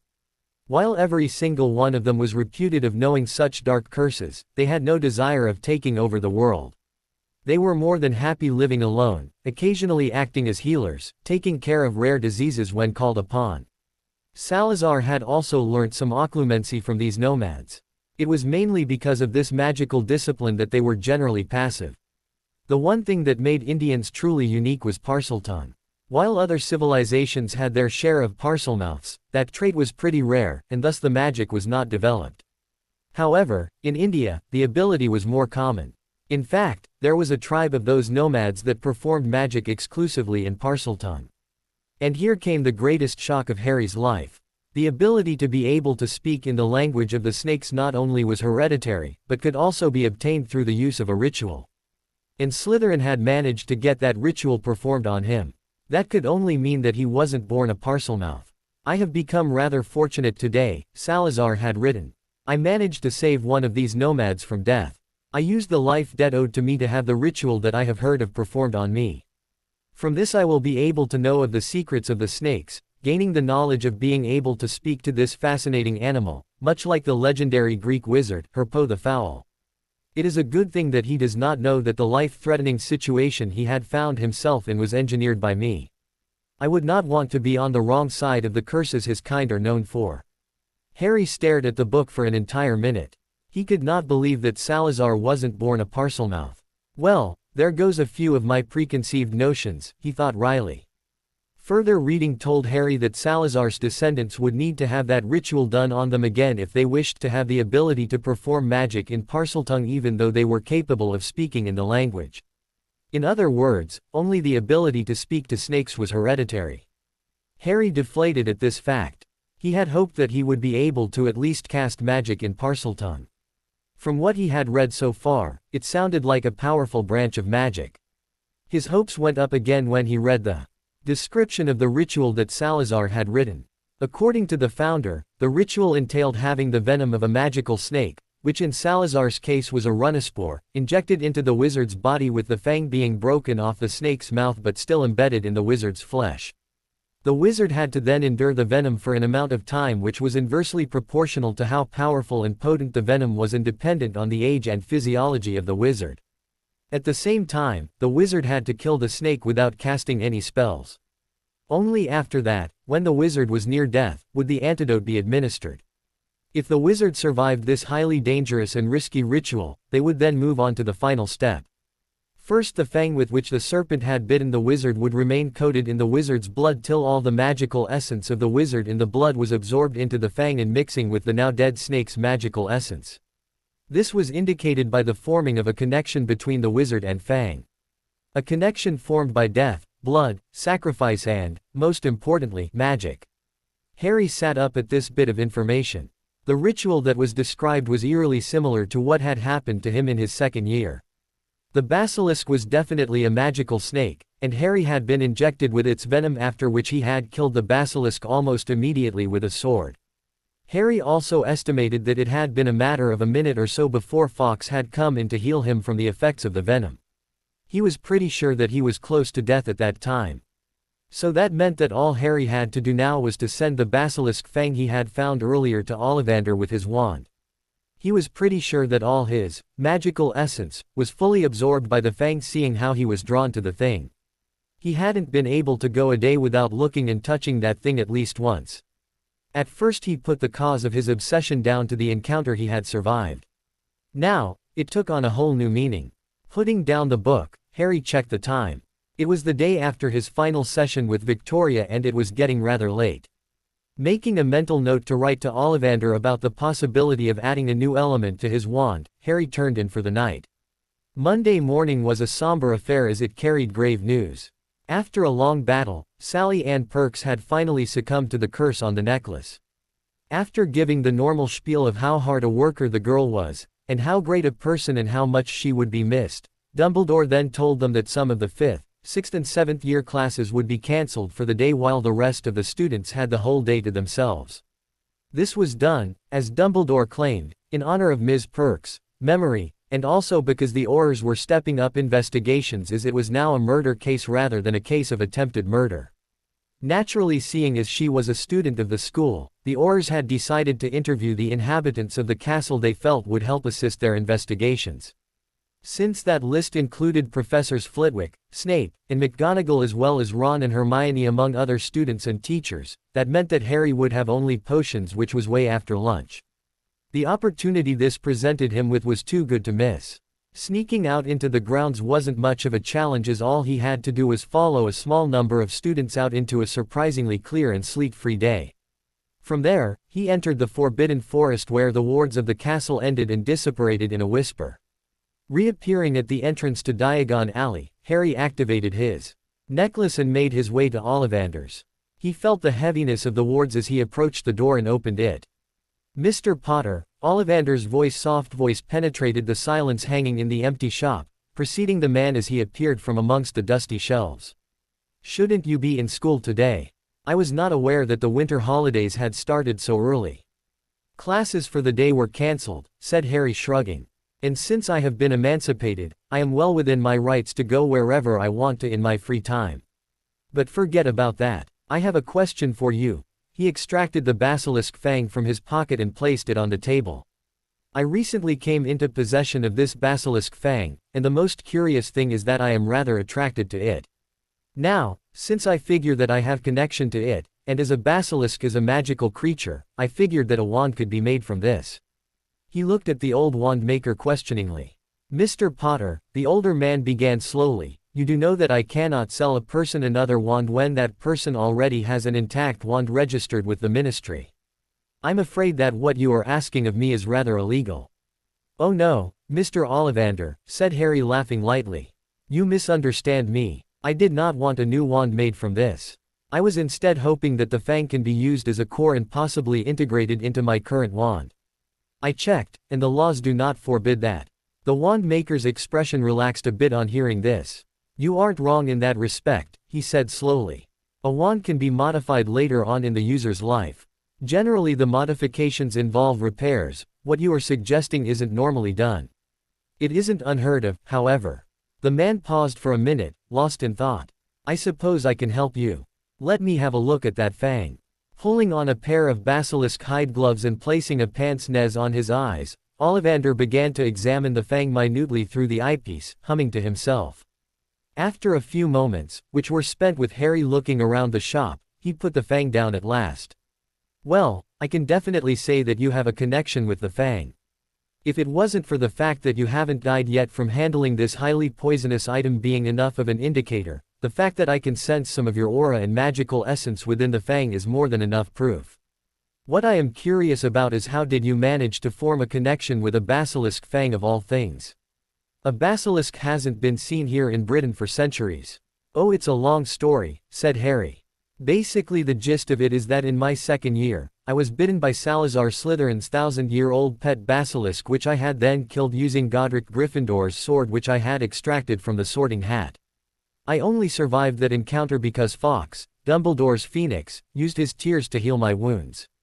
Salazar Slytherin's 1,000-year-old pet basilisk, repeated Ollivander blankly as he considered the boy in front of him. I presume that the snake was in the fabled Chamber of Secrets. Seeing Harry nod, the man muttered, incredible. Shaking himself out of his musing, Ollivander returned to the business at hand. Well, this helps matters a bit. The fact that the phoenix whose tail feather forms the core of your wand saved you from the effects of the snake venom may hinder or accelerate the bonding, I cannot tell at this time. Normally the two creatures aren't really enemies, unlike, say, the basilisk and the acromantul or the hippogriff and griffin. The fact that you have a bond with both the phoenix's feather and the basilisk's fang might help, but the fact that the same phoenix helped your fight against the deadly venom might hinder the bonding, he trailed off. Why don't you show me your wand? I will be able to make a better judgment then. Harry reached into his back pocket. Seeing the wand maker's eyes narrow, the boy suddenly grinned and with a flick of his left hand, he brought his wand out from the holster into his palm which he then presented handle first to Ollivander. The wand maker only raised an eyebrow at the teen's antics as he took the wand.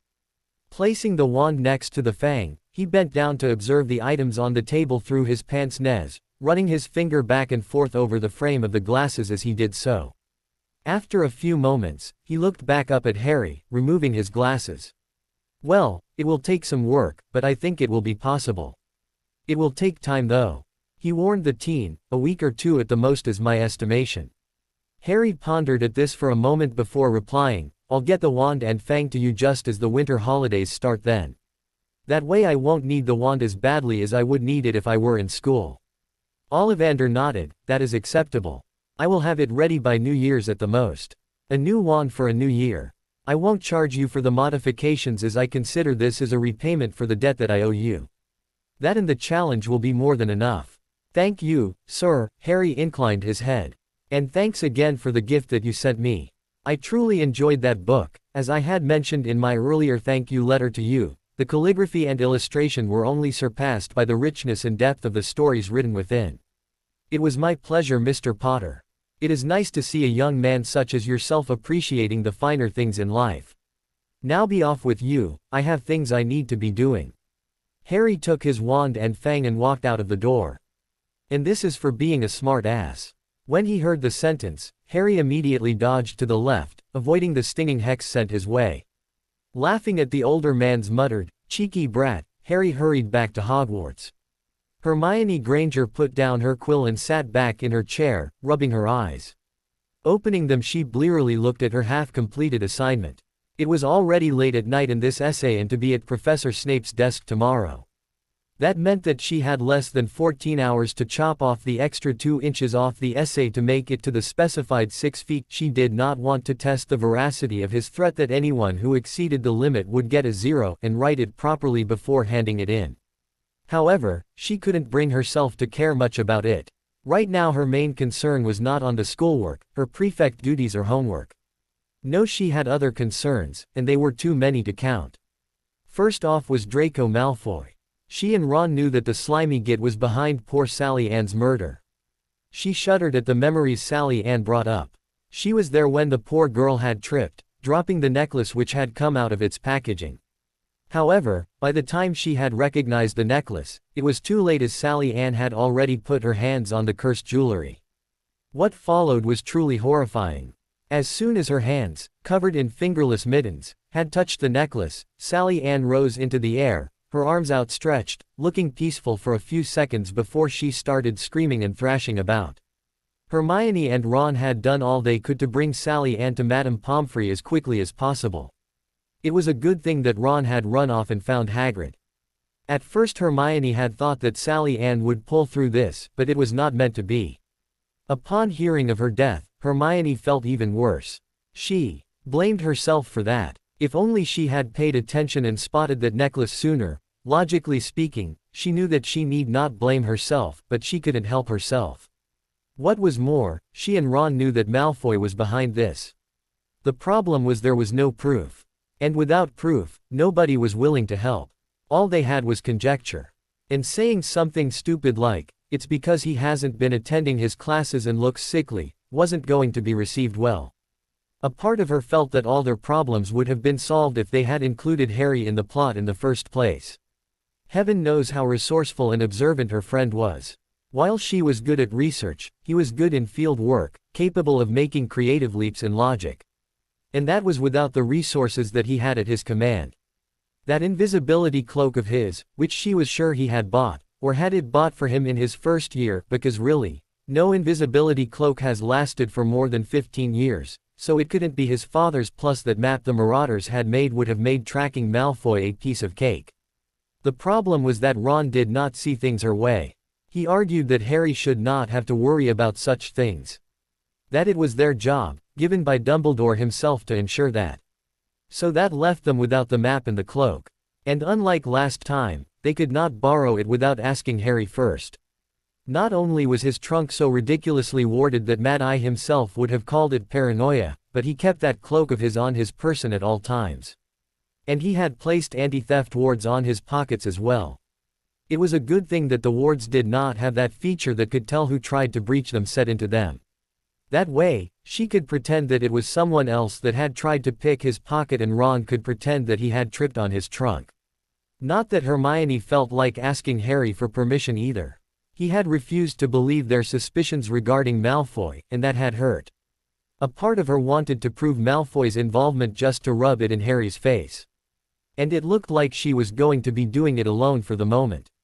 Ron was no longer talking to her, not after the big fight they had after the first Quidditch match. She honestly couldn't understand his problem. Didn't he see that it was an honest mistake on her part? Then he had to go and latch onto that slag, Lavender Brown. She tried to tell herself that he was perfectly fine to go out with whomever he liked. After all, she hadn't asked him out, nor had he asked her out. But a small part of her couldn't help but feel hurt. Harry was another thing that was bugging her. Her friend had definitely changed this year. And that was evident from the time he had first met them at the Burrow. At first, she had expected a sullen, brooding and even angry at the world Harry. She certainly expected it to be so after that argument the two of them had, where she had reamed him good for wanting to run away from his responsibilities. But this was completely different. This Harry was upbeat and lively. Not to mention confident and extroverted. While everyone else was content to let things be, she was sure that Harry was only creating a facade, hiding his true feelings behind a mask. She was convinced that it would only be a matter of time before Harry finally burst from keeping his feelings inside him. And she was determined to make him open up lest it become too late and they all wake up one day to find that he had done something drastic and irresponsible like running away. There were also other questions she had for the boy. Like how did he find the time to manage his Quidditch and house captain duties? Go to class and submit all his homework in record time. While the rest of the 6th years were struggling to understand the theories explained, herself included, Harry was practically sailing through the class. He was now always the first person to get a new spell, getting perfect results minutes after the teacher had made them begin. And he made casting non-verbal spells look easier than breathing. In other words, while she was struggling to stay on the top 5, he was struggling not to become number 1. And he wasn't really putting up much of a fight there. While his story of being a natural left-hander and recently reverting back to using his left hand explained the improvement in handwriting and spell casting, Hermione, unlike the teachers, did not believe that it was the reason for his rocketing to the number 1 spot in academics. What really made her scowl in frustration was that dratted potions book he was cheating from.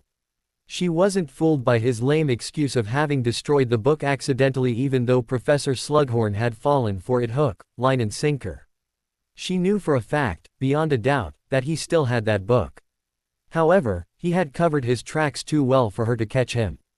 To think that he had the gall to pass off another person's ideas as his own. She had initially suspected him of possessing similar textbooks of previous talented students and using that, but had debunked that theory. Surely, he wouldn't have been able to find books in all the subjects. That, and she hadn't seen him poring over the textbooks of the other subjects like he was doing with the potions textbook. So Hermione had to grudgingly admit that Harry was naturally talented. This wasn't an easy admission to make, even to herself, but she had to face the truth. Then again, maybe it was just an act. If it was, his results in his NEWT exams would reveal that truth. At first she had assumed that he would be shunned or used to complete other people's homework like she was initially used before becoming his friend and still shunned even after becoming his friend, but everyone just seemed to adore him. What was more, they actually took his criticisms and corrections with a grace that was noticeably absent when she did the same. The only explanation she could come up with was that his fame and popularity protected him from scorn and ridicule. What was most surprising were the hexes and jinxes she was sure she caught him casting on Filch and Mrs. Norris, and the two in front of other students, who predictably laughed and applauded. The Harry she knew wouldn't be such a bully. And what proof do you have of that, Hermione? He had asked her when she had confronted him about it. I could cast Prior Incantato on your wand, that would show which spell you used, she said triumphantly, recovering from the momentary shock of him openly challenging her. True, but as a prefect, you don't really have the authority to take a student's wand and cast such a spell. Then I could ask McGonagall to do it, she rallied after a pause. She was sure that threatening him with McGonagall would be enough to get him to back down.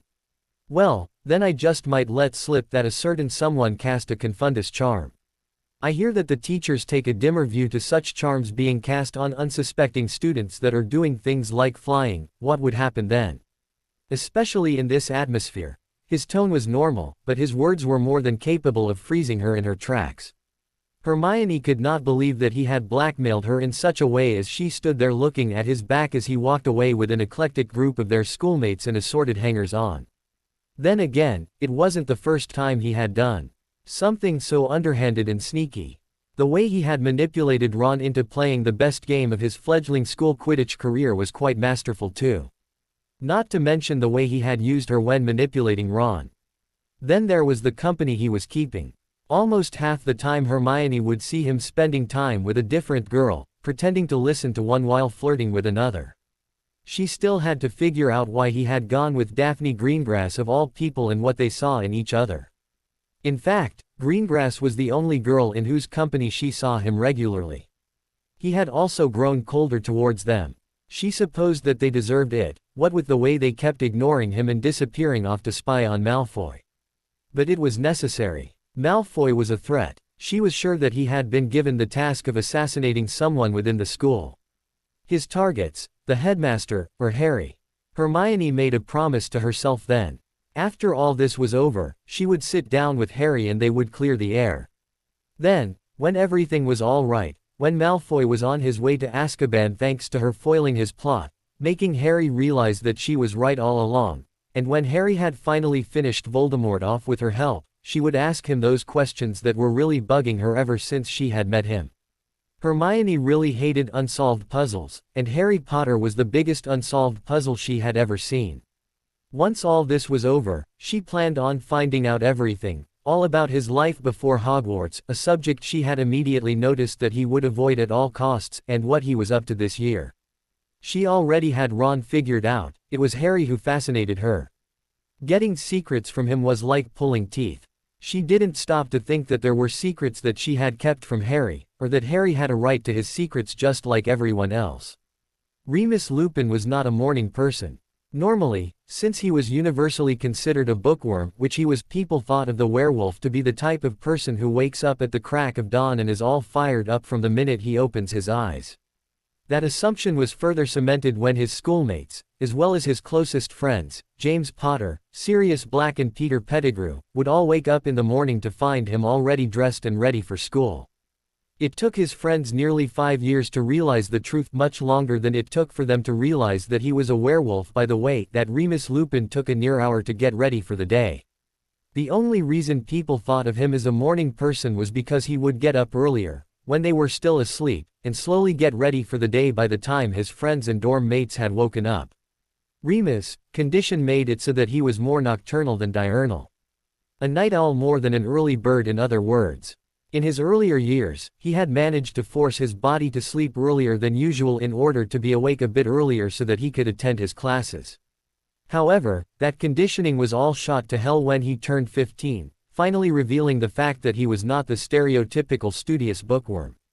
Initially, he would go through the first few hours of the morning in a twilight zone, not exactly awake, but not fully asleep either, before he gradually woke up, usually by 9 in the morning. And on the days before and after the full moon, he tended to be rather cranky before he woke up enough. Leaving school gave him the luxury of lying in bed in a semi-sleepy daze before waking up enough to get about with his life. It was mainly for that reason that he normally either took a night job, or one that required him to be present later in the morning, so Remus was understandably surprised when he woke up that morning, instantly on alert. He only registered his shock when he found the time to be only 8. A good hour before he normally properly wakes up. Confused, he idly looked at the room he was currently in. Tonks was nowhere to be found. Nymphadora. Now Remus corrected himself mentally with a smile. He remembered the discussion they had last night. Remus had refused to call his girlfriend, that word still gave him a pleasurable thrill of excitement, by her last name. At first he had conceded to her wishes, or Tonks did sound rather nice when he was being a naughty boy or playing the part of the big bad wolf in their games, especially when she had that riding crop. But after a while, he wanted to be given the pleasure of having a name which only he was allowed to call her in non-amorous situations. After some negotiations, involving many ridiculous nicknames, she had finally decided to allow Remus the privilege of calling her by her first name. Then again, she really had no choice. She had turned her nose up, rather cutely, in Remus' opinion, at the usual endearments like love, or sweetheart, saying they sounded rather sappy, and had positively balked at Nymphy and Nym, finding them stupider than her original name. Eventually, having no other choice, she had very reluctantly and quite grudgingly given him the permission to use her first name. Snorting in amusement at that and reveling in his minor victory, Remus got out of bed and, still BPD, padded out of the bedroom of Nymphadora's flat and into the hallway, heading towards the kitchen with last night's clothes in his arms that he had absently picked up. Putting the clothes in the washer with the other dirty clothes, he tapped the magical device that was installed in place of the normal Muggle one with his wand, starting the process of getting the clothes washed. When he had moved in with Nymphadora, a week back, after finishing the assignment Dumbledore had given, the flat was a mess. However, thanks to his penchant for cleanliness, that problem had been more than taken care of. Nymphadora certainly appreciated the benefits of coming home to a clean house, not to mention being able to wear clean clothes. She had also readily agreed with Remus that he was not a neat freak. His job done, Remus put on a kettle to boil for tea and headed towards the bathroom to find out how Nymphadora liked her eggs, figuring he would surprise her with a home-cooked breakfast for once. He felt the first signs of foreboding when his beloved did not answer when he knocked on the door. His worry only grew when he found the door unlocked. Usually Nymphadora was the type to lock the door whenever she went into the bathroom. While she was usually relaxed about other things, both of them walking around the house Starkers proved that she was a stickler for this. Love? Remus asked tentatively as he stuck his head into the bathroom. He saw her sitting on the toilet seat, BPD as the day she was born, her thick black hair flowing down, covering her beeps and hiding her stormy gray eyes which were looking at something in her hands blankly. Is everything all right? He inquired with an increased sense of concern when she did not respond immediately. Normally she would growl at him when he called her, love. It was enough to get her attention no matter the situation. Thus growing concerned when she still did not respond, he crouched down in front of her. While the sight of his lover in any state was enough to get him excited, he came to the conclusion that the situation demanded he control those urges. After an indeterminate amount of time spent in silence which Remus spent silently and patiently looking at her, Nymphadora Tonks finally spoke. I'm pregnant, she said in a daze. It took a bit of time for Remus' brain to catch up with her words. Sorry, what? He finally said dully when his brain had the opportunity to partly process the meaning of the words that had come out from her lips. Nymphadora finally looked at him and said slowly, I am pregnant. She really did not sound happy. Nor did she sound sad. In fact, Remus really had no idea what she thought of the whole situation. Oh, he finally settled on saying. Are you sure? He asked her, figuring that it was a safe enough question to ask. Yeah, his girlfriend of less than a year said succinctly. I checked 5 times each using both Muggle and magical methods. She held up her wand which she was staring at all this while. The tip was glowing a bright cheerful blue. I did the charm to test for pregnancy. If it hadn't lit up, it would have been negative. A blue color means that it probably is going to be a boy while yellow means that it might just be a girl. Of course, the book says that the color at this stage isn't much of an indicator and that it is a good idea to check again much later to ensure the say of the baby. The book also says that the charm is 100% accurate. She rambled on, pointing in the general direction of a book that Remus saw on the countertop titled Pregnancy and You. Not only that, but I have been finding it hard to change forms lately. She continued speaking mechanically, especially in the mornings. It is a sure sign that I am pregnant. But we took precautions. I know. I've taken regular doses of the potion, he said as he got up to pace. I know, she said as she looked at him moving up and down the bathroom floor. She felt rather detached. And I have even used those Muggle contraptions as an added precaution. Again, I know. After all, I was there, giggling away and telling you that you were being silly and paranoid when you first put that coverinium thing on. Then how? That, she said without rancor, is what I don't know. Well, bugger me, he said, finally sitting down propped against the wall beside her. She snorted at the irony of the statement. I need a drink, she said after a few moments of silence. Still in shock, Remus said automatically, you can't, you are pregnant, remember. He did not notice the toxic look sent his way for his rather obvious statement. Say something, she said after a few more moments of silence. Now Remus had a decent amount of experience with relationships in his time as, despite his condition, he had managed to get into quite a few relationships. Added to that were the stories he had heard from James about Lily and from Sirius about the many flings he had. All those sources agreed that those 2 words plus the way her voice was shaking were not good signs. He would have to tread very, very, very carefully if he wanted to come out of this alive. I think, he said carefully, that we need to calm down, take time to breathe, come to terms with what we have learned. And then talk about it at the end of the day. Those tests only come positive so consistently when you are definitely pregnant. That means that you have been pregnant for quite a while now. Go to the ministry, finish your work, and then, when we both have had time to come to grips with it, we'll talk. The delivery of his speech was calm, however, he was panicking inside. He hoped to Merlin, Morgana and all the 4 founders that he had chosen the right words to say. Thankfully it seemed he had said the right thing as Nymphadora did not get visibly angry or invisibly as far as Remus could tell. She nodded after a while and agreed with him. The day passed in a haze. Thankfully Tonks did not have any field work to do that day. Remus had more than enough time to think as he was currently in that zone where he had recently said goodbye to his past employer and had yet to say hello to his future employer, meaning that he did not have what was called a job. Not that he could afford to get another job, seeing as he was, at standby mode, according to Dumbledore.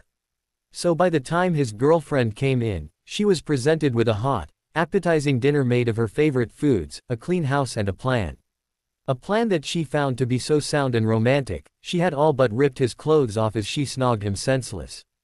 After all, that is generally what one does to one's new fiancé.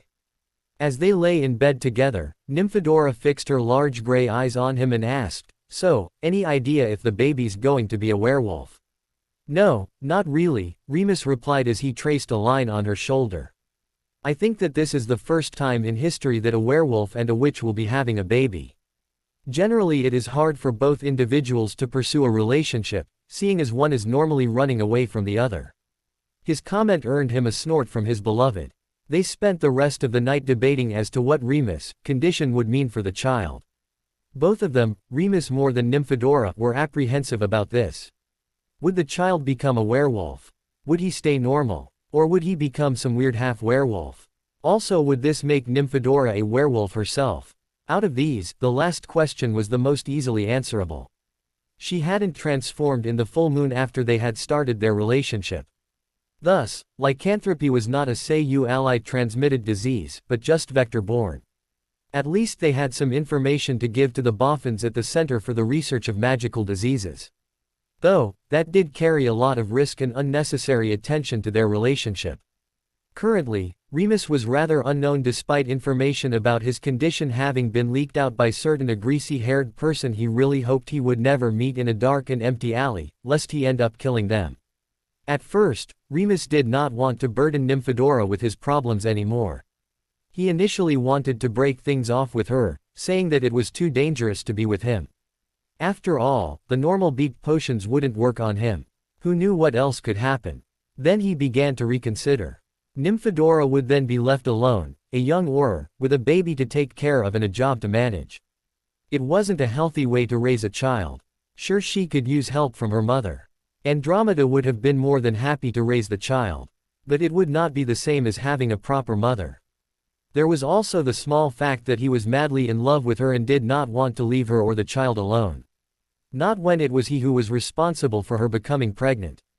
James, Lily and Sirius would never forgive him, nor would Nymphadora's parents. And he shuddered to think of what Harry would think of that situation. He also knew that he would be dishonoring his own father's memory. If his father could raise him despite him being bitten by a werewolf, then the least Remus could do in his dad's memory is not abandon his own child. Of course, all that paled in comparison to what Nymphadora herself would do to him if he thought of leaving her. He still vividly remembered the way she had burst in on him and told him off for being a prat and to snog her already, or else. The dangerous and determined look in her eyes had done it for him then. He did not want to think what she would do to him if he left her. So, he decided that the most honorable thing to do was to ask her to marry him. That way, his child would grow up with a normal life. The proposal hadn't been romantic, at least to him, though she seemed to think it was. He had just honestly spoken of his love to her and how he wanted to be in the baby's life. He had even added something that had just occurred to him as he was proposing to her, that he was actually, in the deepest corners of his mind, considering asking her the question sometime in the near future. Before he had found out that she was pregnant.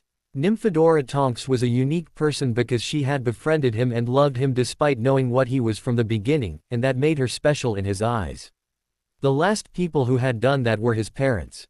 James, Lily and Sirius, he did not even think of Peter, were not the same as her. While he appreciated that they had still stuck by him, and not shunned him when they had found out about his condition, they had the opportunity to know Remus the person before knowing Remus the werewolf. It was only because of their years of friendship that the two pureblood boys were still friends with him. Nymphadora, on the other hand, had known of Remus' condition from the minute she had laid eyes on him. She knew Remus the werewolf from the beginning, and loved him regardless. He would have been a fool to let that go. Many people would have shunned him, and Remus understood that sentiment. He knew that he was the exception and not the rule when it came to how werewolves behaved with humans. The scent of human flesh called to werewolves daily, even in their human form, just as human blood made the non-functioning hearts of vampires sing.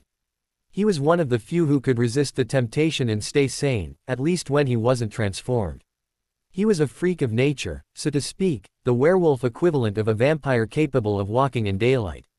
Unlike Dumbledore, who felt that it was the choices a werewolf made that made him different, Remus knew better. He knew that werewolves were dangerous. While some preferred to stay away from civilization, content on feeding on animal flesh, they were the minority. Most had embraced their true nature and would frequently attack villages on full moon nights, preying on the unaware humans inhabiting the area, only turning the few they felt would be useful to their cause. It was this sentiment that Remus truly loved her for, and he appreciated her for looking beyond the beast and into the man that had convinced Nymphadora to say yes. The thought of abortion never did enter their heads. That was mainly because in the wizarding world, beep potions had been in use and in production for a very long time now. And they had only improved in effectiveness since they had been first invented back in the 1700s. So much so that now it was only possible to have a child only if both the parents wished it. Thanks to the potions, extremely stringent abortion laws had been passed and accepted by the public. The last recorded legal abortion was done in 1781, a year before the first beep potion had been put into production, and the last anti-abortion law had been passed in the 19th century. So enough time had passed that abortion was no longer a part of the vocabulary of the average witch or wizard. There were exceptions, of course, where medical issues made it necessary, but those were also rare to the point of being non-existent. Just like the potion failing here in Remus' case. The next day, the happy couple had gone over to Andromeda Tonks' house to break the news. They hadn't mentioned that Nymphadora was pregnant, however, when announcing their engagement. Though, Remus knew that Andromeda would not be fooled for long. The woman was a black.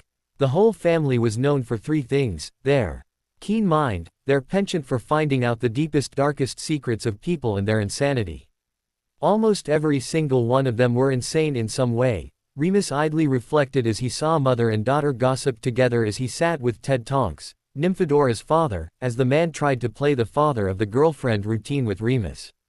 First there was his dear mate, Sirius Black. As a boy, Sirius thought that it would be funny to send another boy into the path of a fully transformed werewolf. Then as a man, he was crazy enough to be the first person in recorded history to escape from Azkaban, only to go to the next heavily fortified place that was Hogwarts despite it being surrounded by the same Dementors from Azkaban. And that was only the beginning of the crazy and borderline insane things Sirius had done in the course of his life. Remus still vividly remembered the run-in Sirius and James had with the Muggle police on Sirius's flying motorcycle. Then there was his dear Nymphipu, something he called her in the deepest, darkest corners of his mind. If he ever said that out loud, well, she would make Greyback look like a cute little puppy. She was insane enough to marry him despite knowing what he was from the beginning. Then there was Andromeda, her mother. She was insane enough to marry a Muggle born against her family's wishes. Despite the fact that said family was reputed to be one of the darkest and most powerful houses of British magical society. Oh, and not to forget, the woman thought that Nymphadora was a cute name for a girl. Then there were the other two members of the family, Bellatrix and Narcissa. One really did not need to list the things the former had done to be deemed insane. Narcissa, on the other hand, seemed to be an exception. Or perhaps her insanity was just hidden. Remus did not have the pleasure of meeting the Black. She always held herself in a certain way, as if she was above the rest of the world. She was also the only Black. Maybe that had something to do with it. As they sat down for dinner, Andromeda suggested that they break the news to Harry next. While he wasn't directly responsible for Nymphadora, he was still the head of the Black family, the family Andromeda was born into.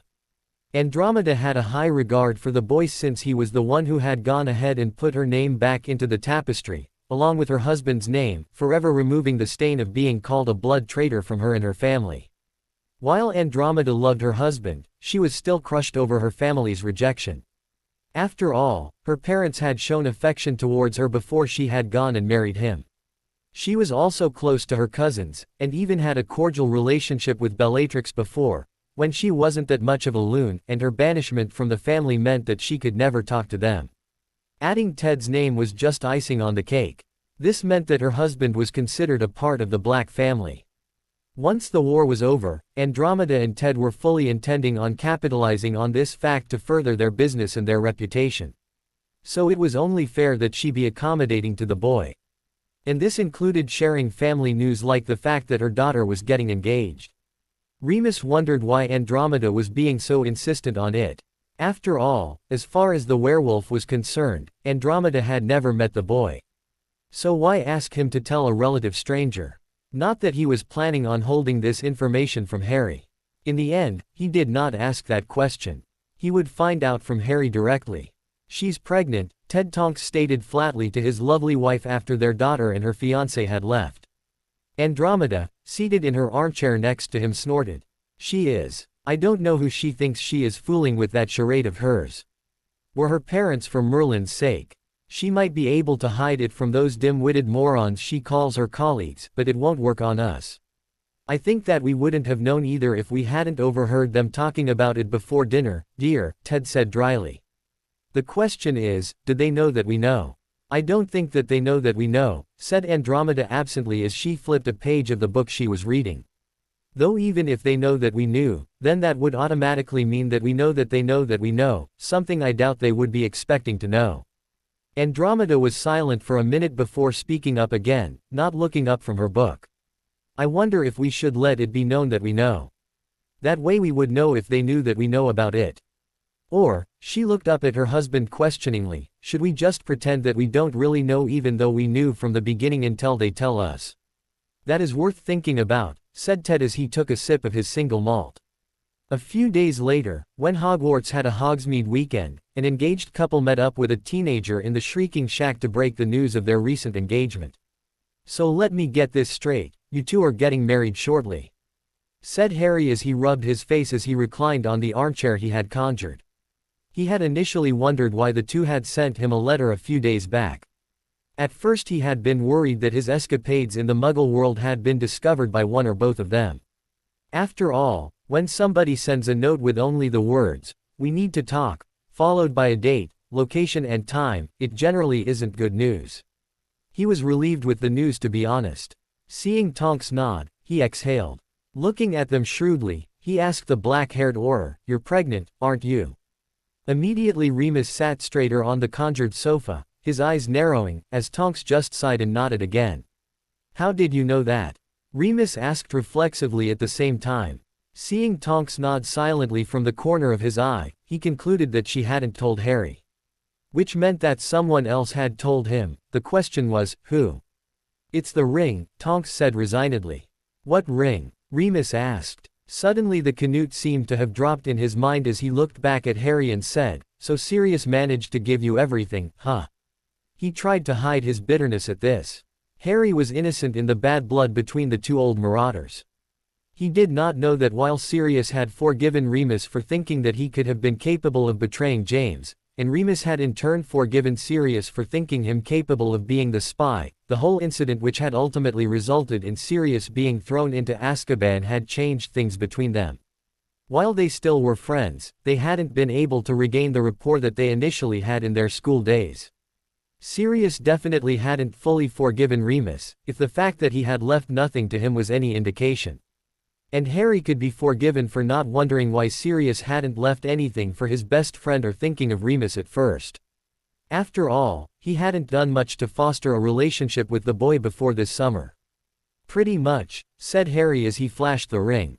"But, how?" Remus asked. He was sure that the headship would only go to a blood relative. This curiosity was helpful in squashing the bitterness. Harry briefly explained the blood adoption ritual that Sirius had arranged for him, embellishing on a few details and avoiding the mention of a few others. "So now, because of an anomaly, I am a full black. The goblins have no idea how that happened either," he finally concluded. Remus sat back to think on that. He had no idea that the ancient and noble houses kept tabs on the offspring of the daughters of married female family members. Being a pureblood from a minor house, Remus' family did not move around in those circles. Thus, he, like the rest of the wizarding world, was not privy to the goings-on of the ancient and noble houses. It looked like he now knew of one of the secrets of the ancient and noble houses. It would make for a large family tree though. So why keep it a secret? He asked Harry after a few seconds. Now that he looked at his best friend's son closely, he could see some of Sirius's features standing out. No reason, really, said Harry, lifting a shoulder nonchalantly as he flung a leg over the arm of his chair, reminding Remus further of his late friend. I just don't plan on mentioning this till later. It will keep some things private. For example, the fact that I have disowned a family member won't be made public. Seeing Remus' inquisitive look, Harry smiled and said, Bellatrix, her husband and any future offspring will now be considered blood traitors. Remus whistled. Good one, cub, he said approvingly. What? Remus replied with a straight face. Harry just gave him a sour look as he repeated the question, what did you call me? Cub, said Remus. It was something I used to call you when you were a baby. For some reason, Lily wasn't a big fan of that nickname, he trailed off nostalgically. I can see why, said Harry dryly. Of all the nicknames you could come up with, that was pretty lame. Truth be told, I was expecting Sirius to have come up with something stupid like, pup, or something. Not, he gestured towards Remus, you. Remus' smile just got larger at Harry's declaration. Seeing this, Harry said in growing horror, he called me pup, didn't he? Oh yeah, said Remus, a wicked smile on his face, and a gleam in his eye as the opportunity to prank his best friend's son came up. I think the names Sirius and I came up with were better than the name James had initially thought of. He started calling you Bambi the minute he first held you. He paused for a minute, pretending to look far off into the distance while reminiscing that it was quite a long time since he had last pulled a joke like this. He reckoned that those big huge green eyes of yours reminded him of this character in this Muggle show Lily had made us watch once. You know, that one with the deer and all. It looks like a moving portrait. Seeing Harry nod dumbly, Remus continued, enjoying the shock on the young man's face. In fact, James actually thought of officially giving you that name. He said that innocently enough. However, the mischievous look in his eyes betrayed his true intentions, looking almost demonic as he dropped that last bombshell. Bambi, Harry said indignantly, Bambi. No really, Bambi. Bambi Potter. My father was actually going to name me Bambi. What on earth was wrong with him? Tonks, who by this time was practically sprawled on the floor breathless from laughter, spoke up, Bambi James Potter. B.J. Potter. I can only imagine what you would have gone through in your life being called B.J., Harry. Oh, this is hilarious. She said breathlessly, amidst fits of laughter. Actually it was supposed to be, Bambi Prongslet Potter. James's reasoning was that since his nickname was Prongs, his animagus form was a stag, and that you were his son, it was only fitting to name you that. What? Said Harry, horrified as Tonks started to practically cry with laughter. Oh yes, he even had half the letters of your first name written down before Lily found out about it and put her foot down. Remus invented wildly. Now that he knew that Harry had fallen for the story, she hexed him so badly, that the poor bloke was still twitching a week later. And then as she filled in your current name in a fresh certificate after making him actually eat the first one, she had banned him from naming any other living thing. Well, it's a good thing that it wasn't B.J. Potter. Tonks managed to gasp out. At any rate, I don't think I'll be able to be with Remus without thinking of you. She burst out into fresh gales of laughter at that. It took a minute for Harry to get what Tonks was talking about. Scowling, he said, oh shut it.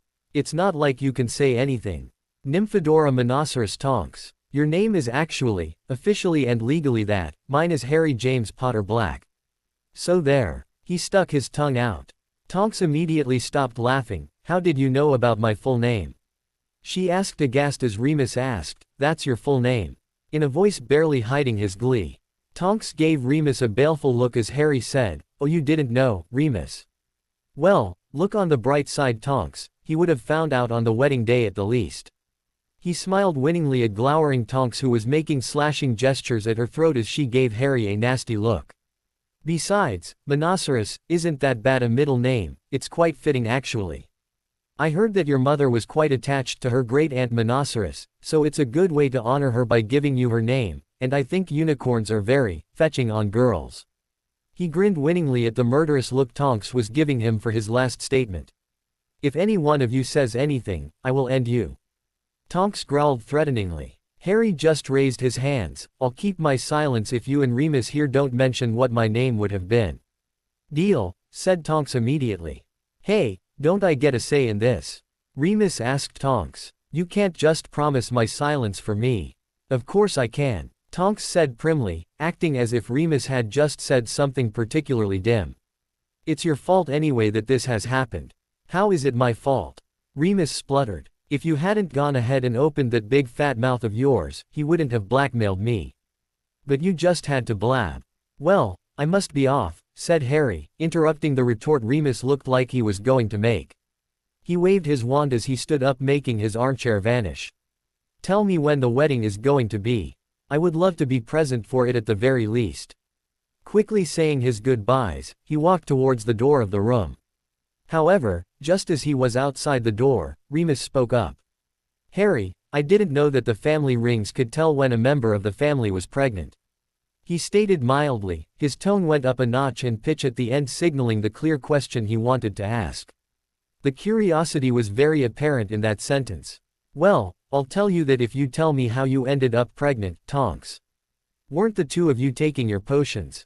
Harry asked after considering Remus. We were, said Remus resignedly. At least I was. I even used a cover. We think that the potion wasn't as potent because I am a werewolf. Perhaps it was my accelerated metabolism, if only we had taken that into account. At any rate, I still love her and was planning on asking her to marry me before I got the news. This only speeds up my plans. He looked at his fiancée lovingly as she gazed back at him with lust in her eyes. Huh, said Harry, interesting. He turned around to exit the room. Hey, you didn't answer my question, said Remus, stopping Harry in his tracks. Can the rings tell if a family member is pregnant or not? Oh yeah, it can. It does have a limitation. Though, only the children of a female member of the family are tied into the ring. Their grandchildren won't register. If it did, then the heads would have gone insane with the information overload. And that is if the ring does not explode. But you just said that the ring had made you aware of the pregnancy. Tonks exclaimed. Oh, no I didn't. Then how did you know? Remus stuttered out. With the door closed halfway, Harry looked at the couple with a beatific smile on his face. You told me. I just guessed that you were pregnant. You all but confirmed it for me. What with the way the two of you acted, thanks for telling me. With that, Harry grinned and slammed the door shut. The couple sat there in stunned silence as they heard the teen's footsteps fade away as he ran away laughing. Why that little? Oh, forget it, Tonks laughed, interrupting Remus. The little bugger has additional blackmail material on us, for now at least. I bet he's guessed that we haven't mentioned me being pregnant to Mum yet. At least you now have additional reason to shut up, Remus. Nymphadora snuggled in Remus' arms as they sat in companionable silence for a minute. Remus. Yeah, James wasn't actually going to name Harry, Bambi, was he? After a moment of silence, just as she was going to repeat her question, Remus spoke up. No, not really. Shocked, she looked up into Remus' eyes, only to find them filled with mirth. You made that up, she said incredulously. I am neither denying nor confirming what James was originally going to name Harry, said Remus diplomatically in response with a straight face, although his eyes gave him away. At any rate, it did help alleviate the small amount of ill feeling he felt toward the teen for his thoughtlessness. The wedding was a week later. Since Nymphadora did not want her full name to be made public, nor did she want Remus' status as a werewolf remarked upon or acknowledged, they used an old contact of the orders to conduct the ceremony, which was really just signing of the marriage certificate as they exchanged vows and rings, with Harry as the witness, while the happy Andromeda and the misty-eyed Ted Tonks watched. So far, no law had been passed prohibiting a werewolf from marrying, as the general consensus was that nobody would be fool enough to go around marrying one, nor would two werewolves actually approach another human being and bear being around that person long enough to get officially married without infecting said human. However, Remus and the Nymphadora did not want to rock the boat. The fact that Nymphadora planned on keeping her original name despite her reluctance was proof of that. A few weeks later, they felt it safe enough to announce Nymphadora's pregnancy to her parents. Andromeda and Ted Tonks were genuinely happy about the news, but they did not let their daughter and son-in-law know that they knew that their dear daughter had been pregnant before the marriage, even though she hadn't told them then. Eventually, the older couple felt that it would be better that the young couple did not know that they knew, yet. I think that Mum and Dad knew about the baby, said Nymphadora as she traced a finger over Remus' chest. What? Remus squawked, "But, how? Unless Harry told." "No, I don't think Harry said anything. I think Mum and Dad figured it out by themselves. I never could hide anything from Mum." She sighed as she snuggled against her husband. "At least they don't know that we know that they knew." "Uh-huh." Remus took a while to wrap his head around what his wife had just said. "But what if they in fact knew that we know that they knew?" He continued gamely, hoping that he had the terms right. "Well, then they won't be expecting us to know. That we now know that they know that we know that they knew." Tonks said absently, making Remus wish that he had just shut up in the first place instead of trying to play this game. He clearly was out of his depth. Chuckling, Remus keyed her and said, "I don't think I know who knows what anymore. But what I do know is that I am up for another round." He looked at her suggestively. Nymphadora just smiled at him as she keyed back, marking the end of their conversation for the night. Harry put his book down and sighed. Life had become rather interesting in the past few days. Now that Christmas was near, he was confronted with quite a challenge in the hallways every time he had to go to the next class. Somehow, the rabid fangirls had managed to get information about his timetable and what classes he had on which day. They would use this as an opportunity to cluster around sprigs of mistletoe in order to ambush him while he was on his way to the next class. Initially he did not mind this as he used the opportunity presented to him to get a good snog from a few of the more attractive girls clustered there. He had even enjoyed using the techniques Victoria had taught him in addition to his agreed-upon lessons while snogging them. The girls had certainly appreciated what he did. However, in a few days it had become rather old. As stories of his keying prowess had spread, more and more girls wanted to experience the Potter magic, as they called it. This had led to a bigger cluster of girls under the mistletoe waiting to pounce and some increasingly hostile looks from their boyfriends. Then there was the fact that the gaggle of girls had also become younger. While Harry was willing to snog the odd girl without giving a fig if she was in a relationship or not, after all, they approached him. He drew the line on keying anyone under the age of 14. So in a bid to keep the peace, Harry had resorted to using his knowledge of the castle to take shortcuts to his classes. He also used his position as house captain to tear down bunches of mistletoe at night when all the students were asleep. Not that it did him much good. They would just mysteriously appear back in a day or two. He was thankful that there were some girls out there with their heads screwed on straight. Otherwise he was pretty sure that he would not have survived. His new friends all took it in stride. Neville did not really mind, while Justin, Ernie and Blaise found Harry's situation downright hilarious. Susan, Hannah, and Astoria were actually rather smug about the whole thing. They had all, in their own unique ways, warned Harry that it would not end well for him if he continued to encourage things. Daphne also found the situation pretty hilarious. She did not mind that Harry was fooling around with different girls. After all, she had given him carte blanche to do so. And she wasn't really that worried. No matter what Harry did, he would end up with her thanks to that thrice-damned contract. However, she was planning on staking her claim on him soon. After their first date, they had gone out more, spending time with each other every odd weekend whenever they did not have any responsibilities to attend to. They had even studied together, and recently Daphne had also joined him as he tutored the Gryffindor first years in an empty classroom that McGonagall had graciously provided to promote a better atmosphere for studying. This had shortly inspired Daphne to bring over the Slytherin first years she had volunteered to tutor.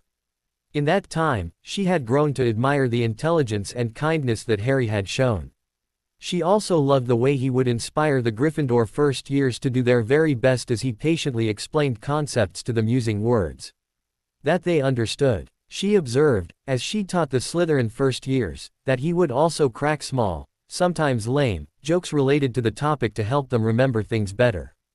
The muted laughter emanating from the group of Gryffindors had also attracted the attention of the Slytherin first years. So by the end of the second joint session, Harry ended up having the undivided attention of both the Gryffindor and the Slytherin first years, as they too found him easier to understand. Something he took in stride as he continued explaining things without missing a beat, seamlessly including the Slytherin first years. Harry still remembered the snog they had shared just after the last first year had left. He had to admit that he was becoming rather attached to Daphne. He wondered if this was love. Like many teenagers, Harry really had no idea what it meant to be in love with another person. What made things even more confusing was a certain redhead. Ever since he had seen Ginny Weasley and Dean Thomas together with their lips firmly attached to each other after Quidditch practice, he had not been able to get her out of his mind. She was the star of most of his dreams, second only to Daphne. And that was driving him crazy. What was he to do?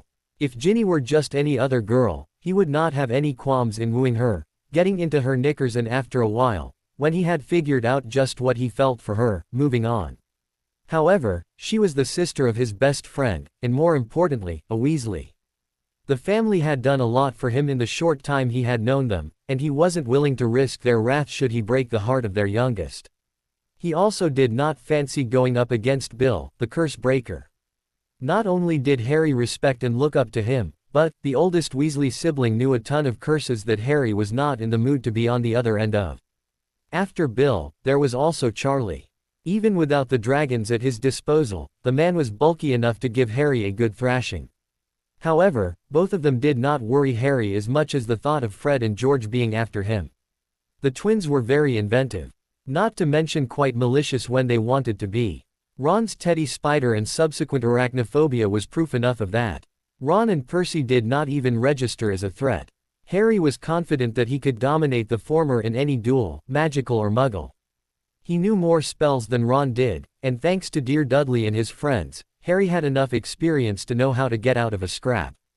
Percy was too much of a quill pusher, a toady and a stickler for the rules to be a threat.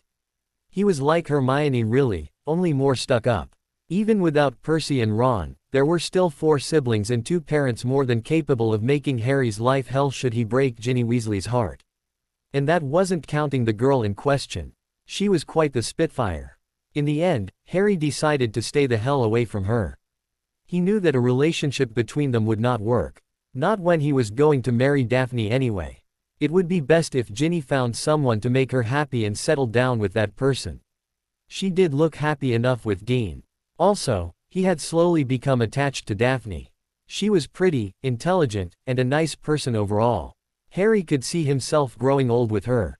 Though she did not get his blood rushing the same way as Ginny did, what with that silky auburn hair, those big beeps.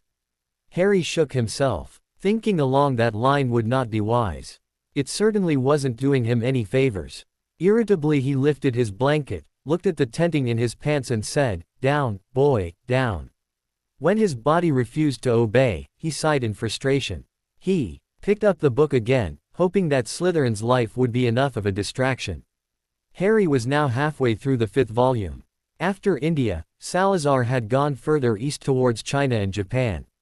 The Chinese Muggles used to coexist with their magical counterparts. This coexistence was best seen in the Shaolin Monastery. Salazar had stopped there and had made an important discovery. These monks do not use wands for their magic like the rest of the world. Instead, through intensive training they have managed to harness their magic, boosting their reflexes, strength and speed. The amount of time it takes for the training depends on how much magical potential a person has. Their training is so effective that even those who have no magical talent to speak of are stronger, faster and more agile than their counterparts who haven't gone through the training. However, they have to undergo a lifetime of training to achieve what their magical counterparts can do in years. After using my skills, I have managed to obtain entry into their hallowed halls. They may claim to be above such petty things as wealth, but even I know that to run such an estate, money is needed. With the right and careful application of my amassed fortune, it was only a matter of time before I was let inside. I managed to finish the training the master set for me. It took me less than 5 years. That was mainly due to my own considerable amount of magical power coupled with the meditation techniques I have learnt in my travels. Not only do I feel faster and stronger, but I also feel younger. My hair, turned gray due to my advancing years, has regained its original color. The ravages of time on my skin that had left so many blemishes and scars have receded.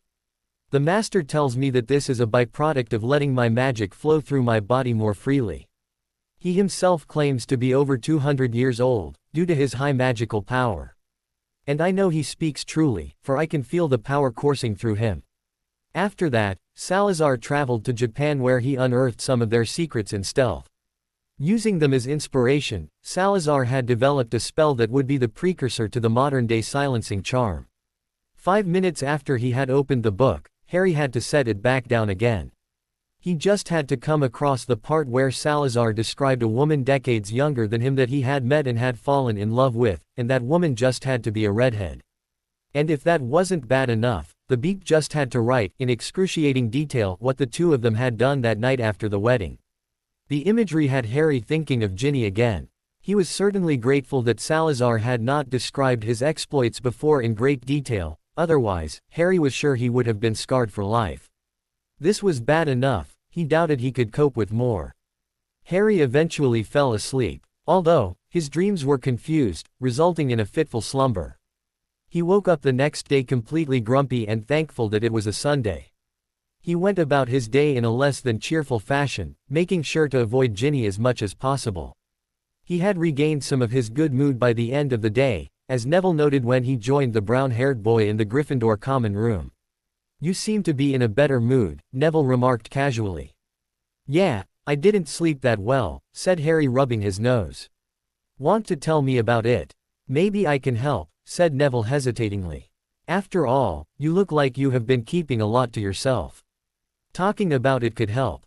Harry regarded Neville for a moment. Then running his hand through his hair he spoke, "I guess I could. You have been quite trustworthy, but I need," he broke off, not knowing how to frame what he wanted to say. Hermione's betrayal really had made him wary of things. "You want more proof of my trustworthiness," said Neville shrewdly. When Harry just shrugged, Neville said, "I understand, Harry. I don't really know why you are being so cagey, but I understand." He was silent for a while before he brought out his wand. "I could swear an oath of secrecy if you want." Harry regarded the offer given to him so readily. He was stunned that somebody would be so willing to do such a thing. "All right," he said after a while. And so they spent a few minutes rehashing the oath that Neville would swear, getting the wording right. Soon enough, they had reached a compromise, and Neville swore his oath. Harry looked around and cast a basic privacy ward around the two of them. He did not feel that it would be needed though. The common room was rather noisy at this time. Taking a deep breath, Harry started talking. He told the other boy about his situation between Daphne and Ginny.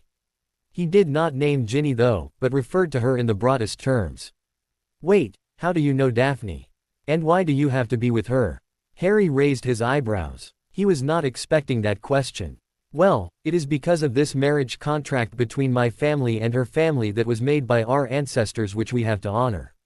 Neville frowned for a moment. "Wait a minute, that cannot be right. The Black family's affairs don't really have any bearing on you." "What do you mean?" said Harry in surprise. "Well, that contract became rather famous in high society," said Neville, shrugging his shoulders. "Mainly it was because the people who this contract affected were not even named, nor were they even born. Usually, a contract is set up after the families meet, and the couple that are to be married find each other agreeable. This was the first contract in modern history at the very least to have been made without the consent of the couple, and just naming the people to be married as the heir of the noble and most ancient House of Black, and the girl child of the noble and ancient House of Greengrass. It was widely believed that the contract was a result of Walburga and Orion Black's insanity and Jonathan Greengrass's, who was Daphne's paternal grandfather, desperation for money. Of course, that fact is not openly spoken about in public. But the ramifications of the contract were discussed a lot in the gossip circles. Neville looked at Harry for a moment. "So you see, I don't know what a contract between the Blacks and Greengrasses has to do with you, unless you are trying to take the mickey," he said with growing suspicion. "Neville, I assure you that I am not trying to take the mickey," Harry interrupted the other boy. He softly cursed under his breath. "Great, I just had to end up with the most unusual contract in wizarding history." Looking back at an intrigued Neville, Harry sighed and said, "You know that Sirius Black was innocent and my godfather, right?" Seeing him nod, the raven-haired teenager continued. "Well, you also probably know that he was the last male Black remaining. Now in his will he had left everything to me. And I mean everything. To ensure that there was no hiccup, he had left his blood with Gringotts so the goblins could carry out the blood adoption ritual, if I agreed to it. And for reasons heavily personal to me, I decided to go ahead with it. Thus Sirius became my adoptive father. But that still does not explain why you are bound by the contract, said Neville. As I understand it, an adoptive heir is not bound by that. That would be true, Harry sighed. However, something different happened, and because of that I have been considered a full black in addition to being a Potter. And nobody knows why or has any idea about why this happened. Neville whistled softly. Wow, that's different, he said after a pause. Harry snorted. You're telling me? Neville looked at Harry for a moment, staring at his face long enough for Harry to ask, what?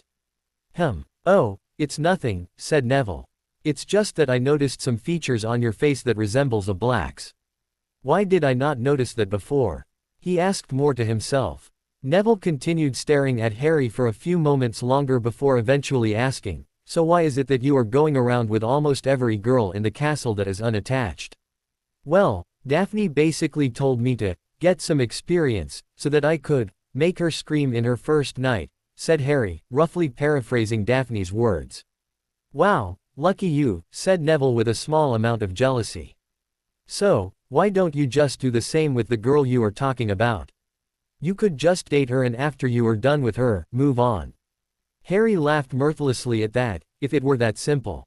The reason I can't do that is because her name is Ginny Weasley. Neville started laughing at that. You poor sod. He chuckled. I can see your dilemma now. If you did her, and she got pissed off with you dumping her, then you are going to end up with 6 of her brothers after you. And that is if they have anything of you left to take their vengeance on after she is done with you. Who would have thought that Harry Potter would fall for his biggest fangirl? He howled with laughter at that, making Harry look around nervously despite the ward he had set up. Wait, what do you mean, biggest fangirl? Harry said blankly. You don't know. Neville said incredulously. That is the worst kept secret in the school. How could you not know it? Ginny Weasley was one of the founders of the Harry Potter fan club, for Merlin's sake. Harry Potter fan club, Harry repeated a trifle hysterically. I have a fan club. Since when? Neville gave Harry a look of utmost pity. Mate, that club has been in operation for 5 years now, ever since our 2nd year. In fact there are rumors that it was formed in 1st year, after you made the Quidditch team. Bugger, was Harry's succinct response. He ran a hand through his hair, so why don't I know of that? After all, I am the house captain. They would have to come to me to organize any events. You assume that the president of the club is actually in our house. For all you know, the person could be in any one of the other 2 houses, said Neville. Also, the club's been more or less underground.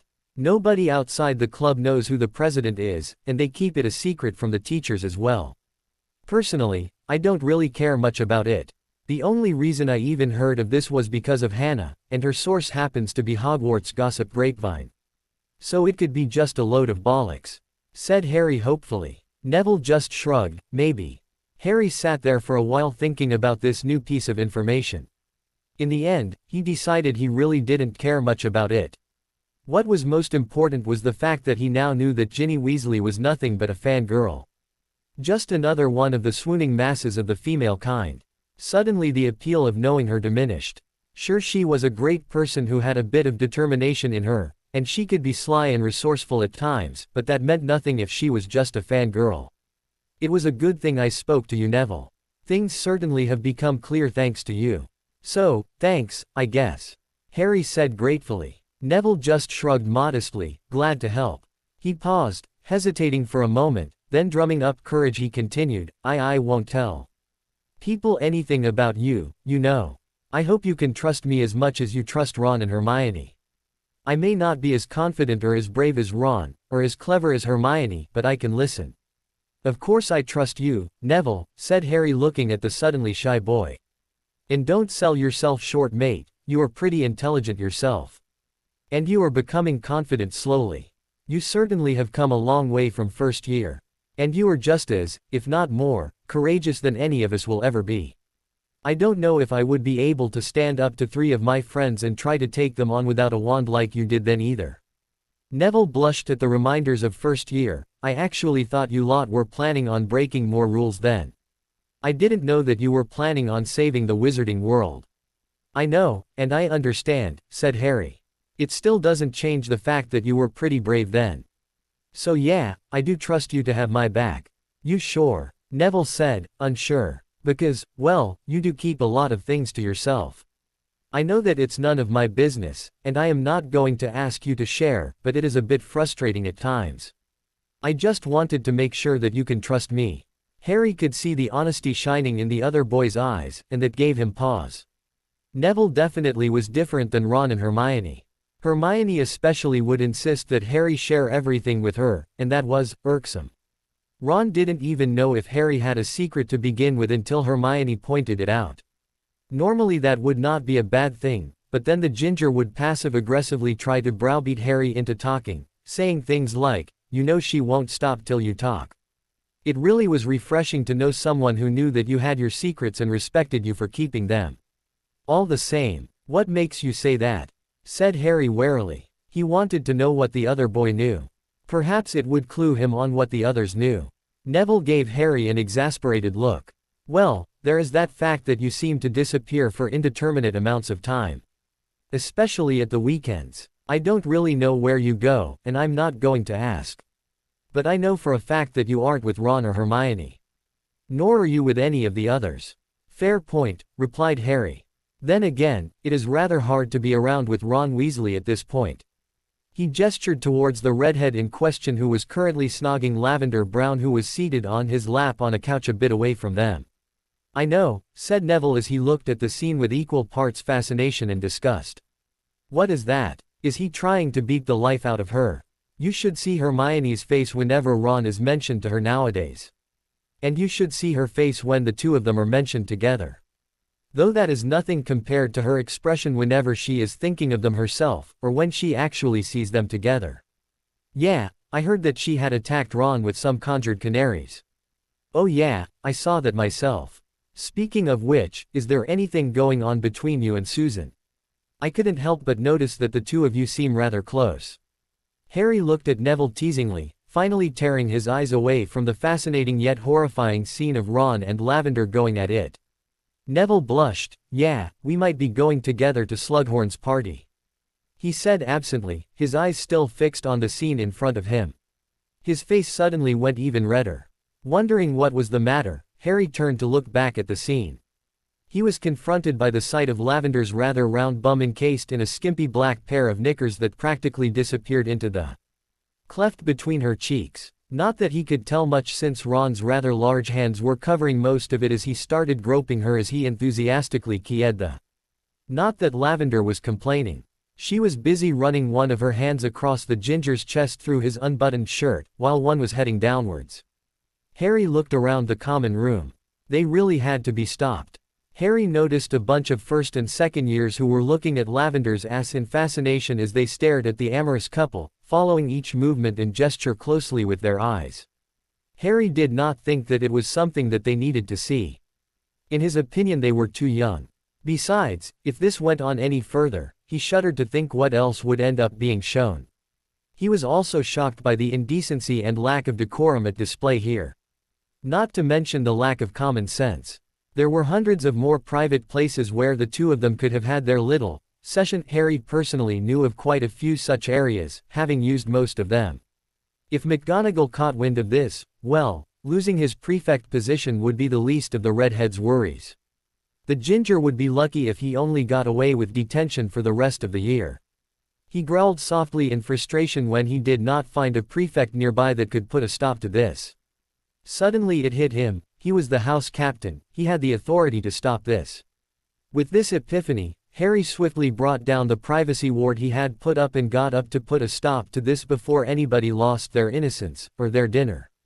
By then Harry, who I saw talking to Neville all this time when, notices what is going on. And that is where the fun begins, said an animated Ginny to her two elder twin brothers who were listening with rapt attention. It was Ginny's second day back home for the winter holidays, and the twins had cornered her as soon as they had found time to stop by at the burrow. They heard about the incident that had occurred between their youngest brother and his girlfriend. Ginny was more than willing to tell the two about what had happened. Go on, said Fred eagerly. Well, this is really hilarious, but Harry and Neville are looking at the scene Ron and his girlfriend are creating with this dumbfounded expression for practically a whole minute. Something like this. She paused to grossly imitate the expression on their faces. Then, finally, Harry snaps out of it.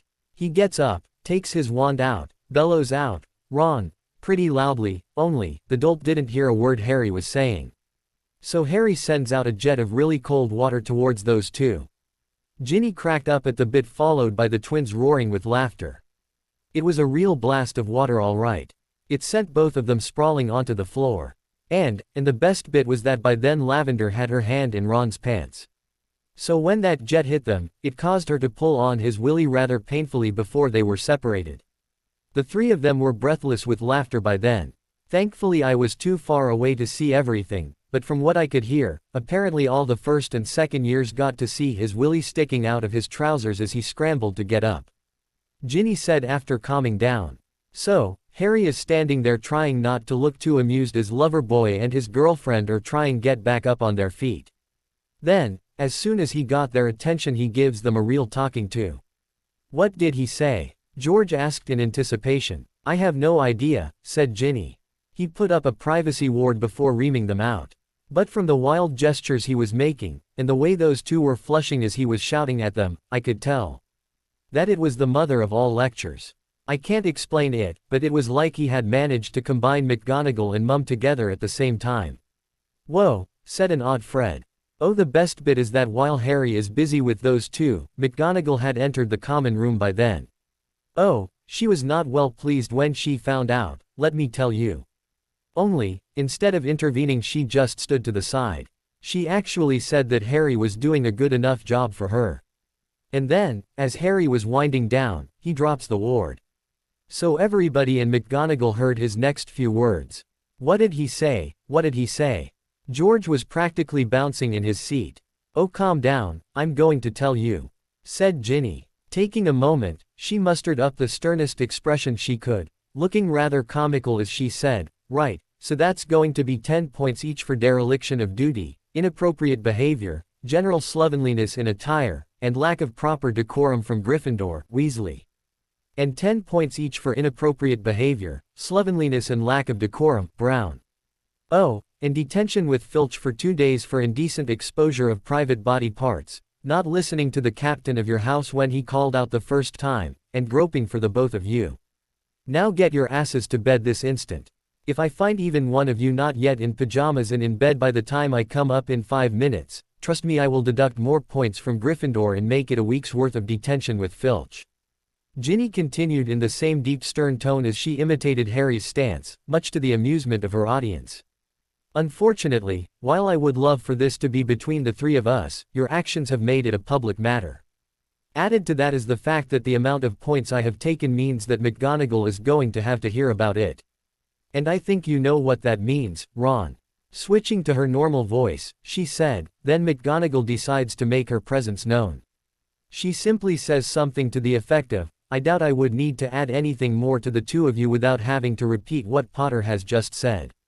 However, Potter's prescribed punishment is not fully appropriate.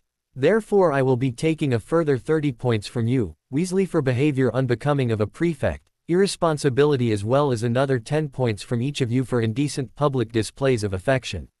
Furthermore, you will have detention every weekend night with Mr. Filch." Then McGonagall gives them a filthy look and without a word, turns around and walks out of the portrait. And then as Ron is turning around, Harry gives his last parting shot, which had almost everybody in stitches. Switching back to her imitation of Harry's voice, she reiterated what he had said, "Oh, and Ron, when I told you to keep it in your pants, I actually did mean that literally as well." And he gives this meaningful look downwards, causing everybody to laugh as Ron blushed a deep red. I heard that his willy was still sticking out. At this, Fred and George both burst out laughing.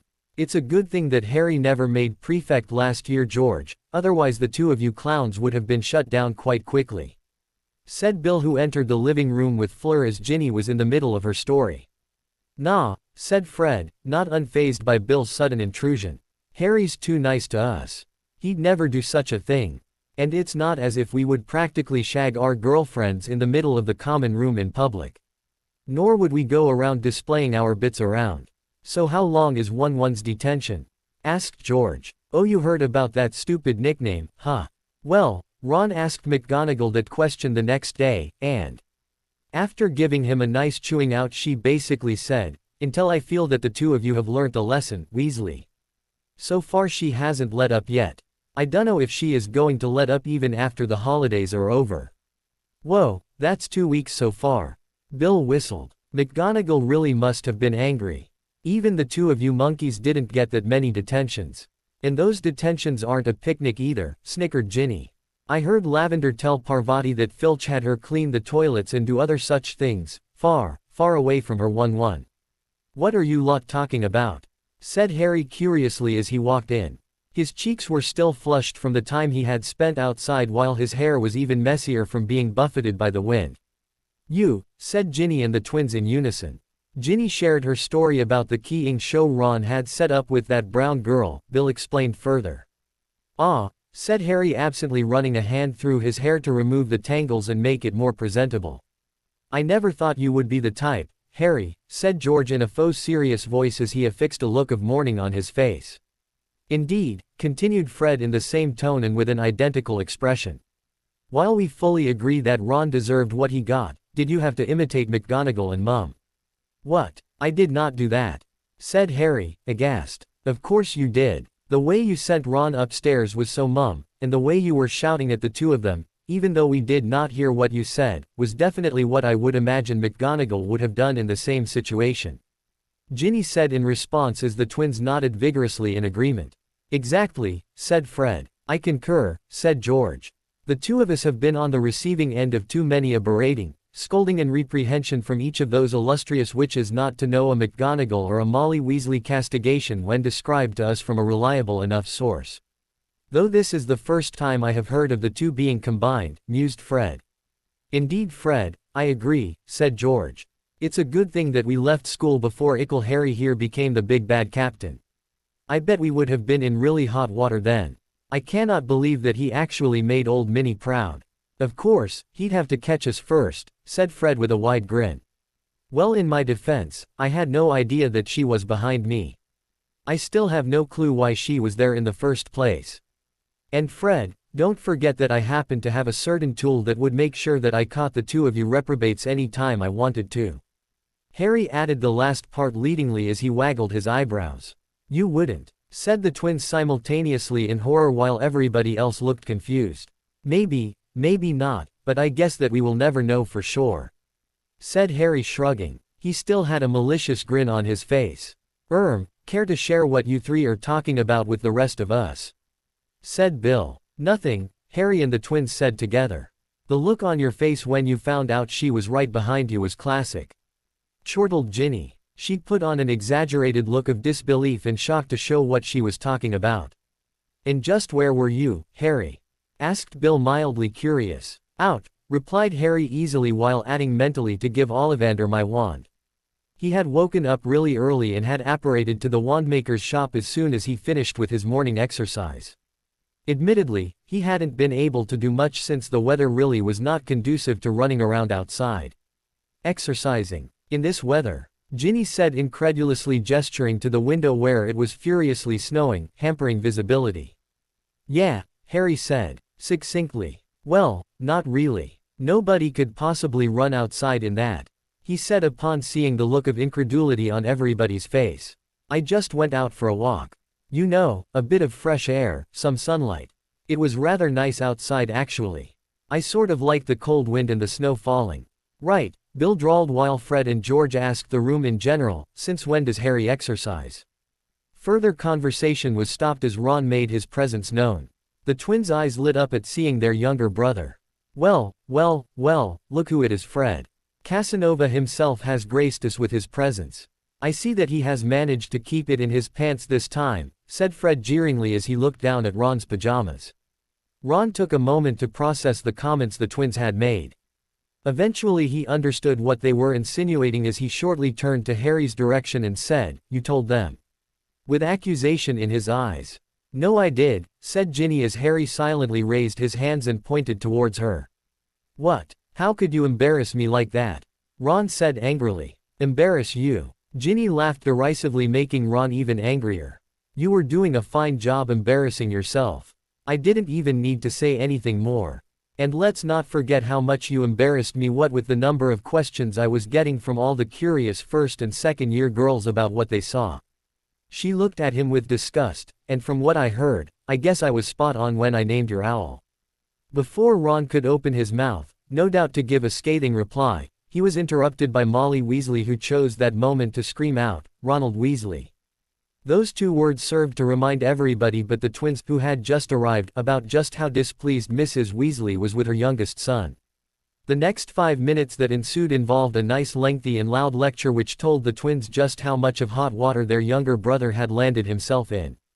Apparently not only was Ron grounded for the rest of the holidays, but he also had to do all the chores in the house. "Ron's rather lucky actually," Ginny whispered to Fred as Ron was getting chewed out for lazing around and being ordered up the stairs to go change so he could get to work. Mom had initially tried to involve Dad, but Dad did not feel that the situation was serious enough for him to be involved. As mother and son went their separate ways, Ginny and the twins looked at Harry with a smile on their faces that said, "You did the same thing to Ron," earning a dirty look from their raven-haired friend as he gave them the two-fingered salute. Just remembering something, Harry hurried towards the kitchen where Mrs. Weasley had bustled off to. "Mrs. Weasley," he called out hesitantly, not sure of her mood. "Yes, Harry dear." Apparently the woman had managed to regain her good humor, in record time, no less. I just got a letter from Neville. Well, from Mrs. Longbottom actually. They invited me to a party they will be holding on the 26th at their house. They also invited me to stay over at the manor for the remainder of the holidays." He trailed off here, remembering the imperious letter sent by the Dowager all but demanding that he attend the party, if not stay over. The letter may have been signed by Neville, but Harry knew that the words were written by the boy's grandmother. Neville was simply capable of writing such a letter. Mrs. Weasley had the pleasure of meeting the older woman before and knew that Augusta Longbottom was not someone you say no to without seriously risking your life. The woman did not look like much nowadays, but back in the day, Augusta Longbottom was very well known for her love of hunting. Not many people knew these days that the stuffed vulture the old battle axe wore was actually a trophy and the last of its kind. It was rumored that Augusta had actually killed the very last member. Mrs. Weasley had heard a lot about the plethora of trophies, both from Muggle and magical animals, that adorned the walls of the woman's study. There was even a rumor that the Longbottom matriarch had killed a Noondu of all things, and had used its hide as a rug.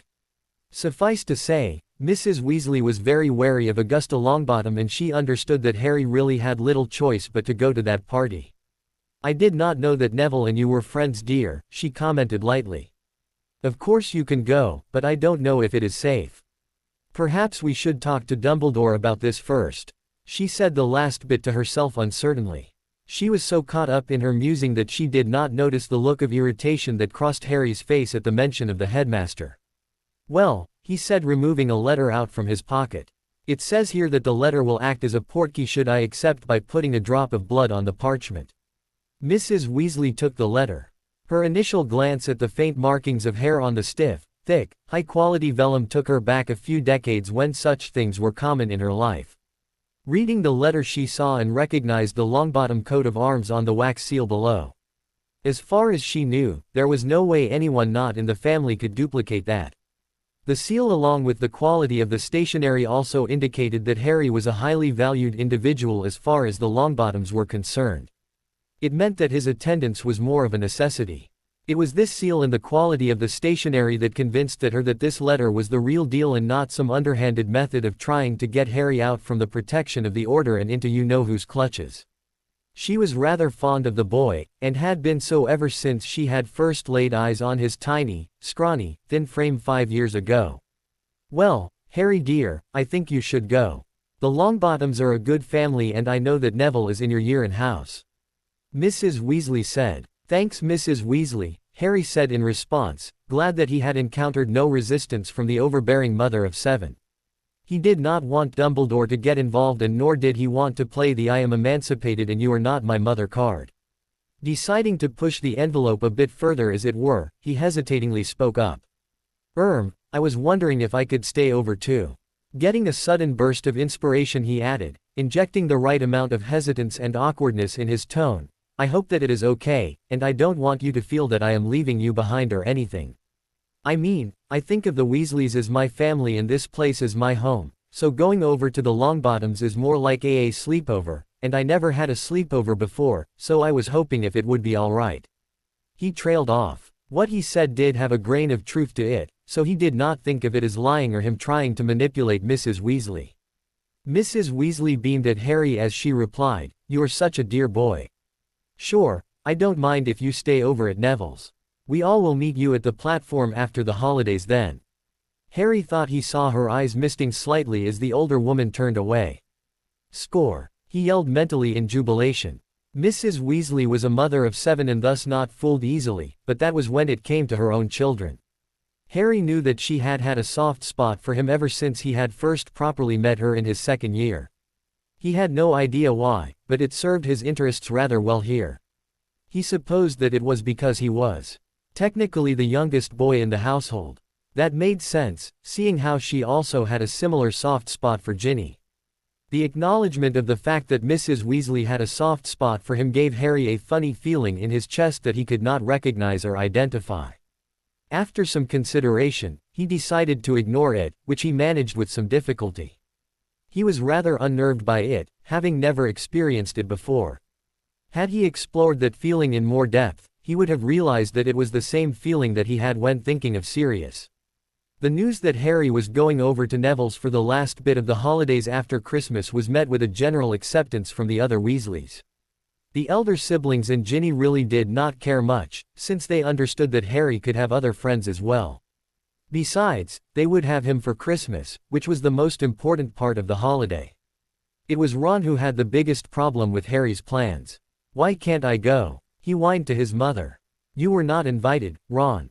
And even if you were, you still would not be allowed to go because of the stunt you pulled at school. I think your father and I made it more than clear that you were grounded for the holidays." Mrs. Weasley snapped at her youngest son as she gave the scowling boy a venomous look. Things just went downhill for Ron the very next day.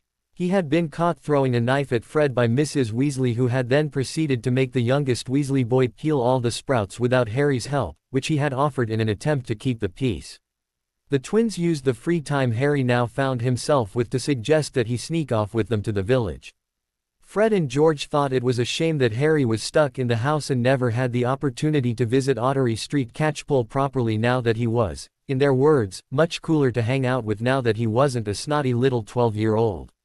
As an added precaution, they had offered to put a glamour charm on the younger boy so that he would not be recognized by anyone unsavory. "Right," drawled Harry as he looked at them speculatively. "So let me get this straight. You expect me to let you clowns cast a spell on me and actually trust the two of you not to pull some prank?" "Ah, Harry, you wound us," said George dramatically. "You're our little brother, as our resident Vila would say, our petit frère, our fratellino. Not to mention our investor, and the person who made our dreams come true," added Fred.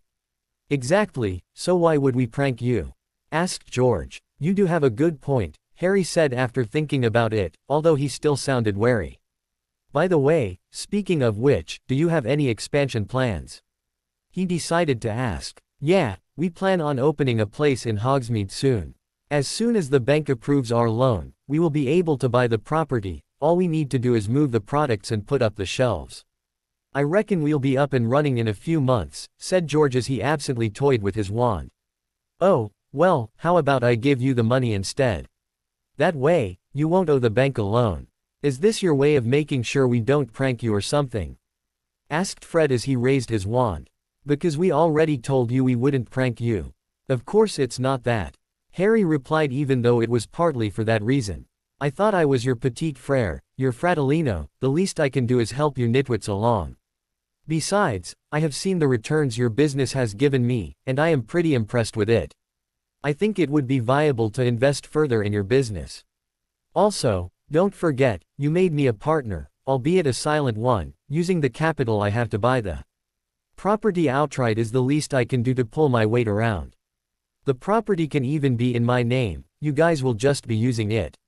We'll work out the finer details." "Fair enough," said George. "Now hold still." A few flicks of the wand now had Harry sporting hair and deep blue eyes. "I look like a Malfoy," said Harry in a deadpan as he looked at his reflection in the mirror that Fred had conjured. You do, said Fred, suddenly noticing. If you just slick your hair back a bit, you could almost pass off as Draco. Though with that hair of yours, you actually look like the son of James Potter and Narcissa Malfoy. Harry gave him a filthy look. Does not suit you, observed George. Oh well, at least it is a sufficient disguise, not to mention the only glamour charm that we know. Let's head out, lads. A few hours later, as they were headed back to the burrow, Fred commented, "Not bad, mate. You really have the skills in picking up girls. I'm surprised that you don't have a girlfriend by now." "Who said I don't? I will have you know, gentlemen, that I, the boy who lived, and the heir of Slytherin, can keep a secret, unlike some other people whose names shall not be mentioned." Harry shot back pompously. "Of course, how could we have doubted the heir of Slytherin and the chosen one?" said George dramatically as Fred chuckled and removed the glamour charm as they passed through the wards. "By the way, we could not help but notice that Jin seems rather angry at Dear 11. "Oh, well, it's a fight that has been going on for a while now. Something Ron said that had her pissed off with him." "I wouldn't get into it if I were you," replied Harry. Fred whistled. "Wow, you would be right there, mate.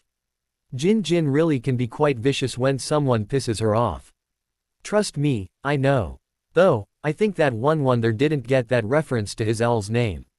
"Oh, that was cruel," agreed Harry. "I get the feeling that she had been pissed off with him too when she first named that owl." "Did she look through the dictionary specifically for that name?" "Nah," said Fred gleefully. "We supplied it. We got a good deal on it too. She agreed to hide most of our inventions from Mum in return." Harry privately decided, then and there, not to let Ginny know that he was the one who had directed all those curious first and second years with their questions to her. Harry was woken up suddenly on Christmas morning by Ron's exclamation of despair. Turning around on his camp bed, he found the redhead holding a gift which was no doubt from his girlfriend. After all, no one sane would send a thick chain with the words, "My sweetheart," dangling from it. "Real classy, that," said Harry with a straight face. "You should definitely wear it today, Fred and George would really appreciate it."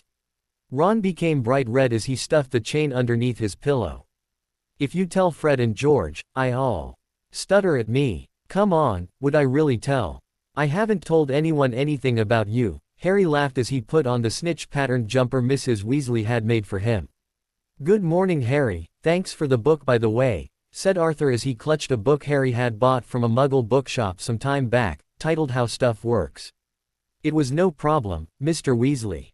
The book even has a part describing how planes stay up." "Really?" said Mr. Weasley excitedly. Unable to contain his enthusiasm, he immediately opened the book, reading and eating at the same time as he searched for the correct section.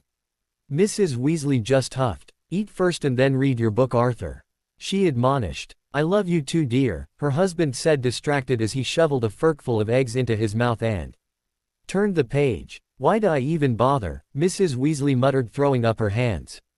She immediately stopped cursing suddenly the minute she looked out of the window. "Arthur," she said suddenly, her hand on her heart. "Arthur, Percy's here." "What?" Mr. Weasley looked around. Quickly everybody set their sights out of the window. Sure enough, Percy could be seen making his way into the house through the window. What was more, he was not alone.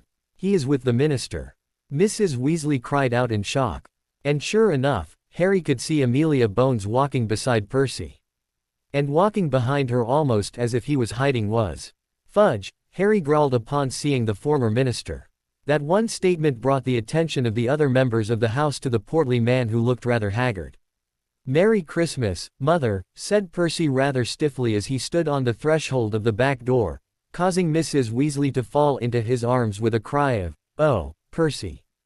Please, forgive this intrusion," Madam Bones said to Mrs. Weasley, who beamed as she turned her eyes towards the minister. "But I do have a few matters to discuss with the young man sitting in front of me." She gestured to Harry as she said this. At once the situation around the room became tense as all the members stiffened as they looked between Harry and the minister and Fudge, who squirmed uncomfortably at the hostile looks sent his way. Harry, however, remained composed. Slowly getting up, he asked calmly, "What may I help you with, Minister? Perhaps we could step outside. Let Percival here get reacquainted with his family in peace." Amelia Bones replied. She either missed the gleam on the twins' face or ignored it altogether. "Sure," Harry said after a pause. "It's fine," he muttered to Bill, who looked like he wanted to object.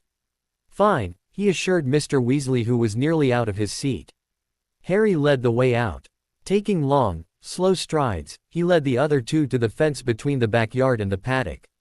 As the minister approached, followed by Fudge, who was huffing slightly at the mild exertion, Harry noticed a shimmer for a brief second. Harry murmured a spell he had learnt about from Salazar's journals.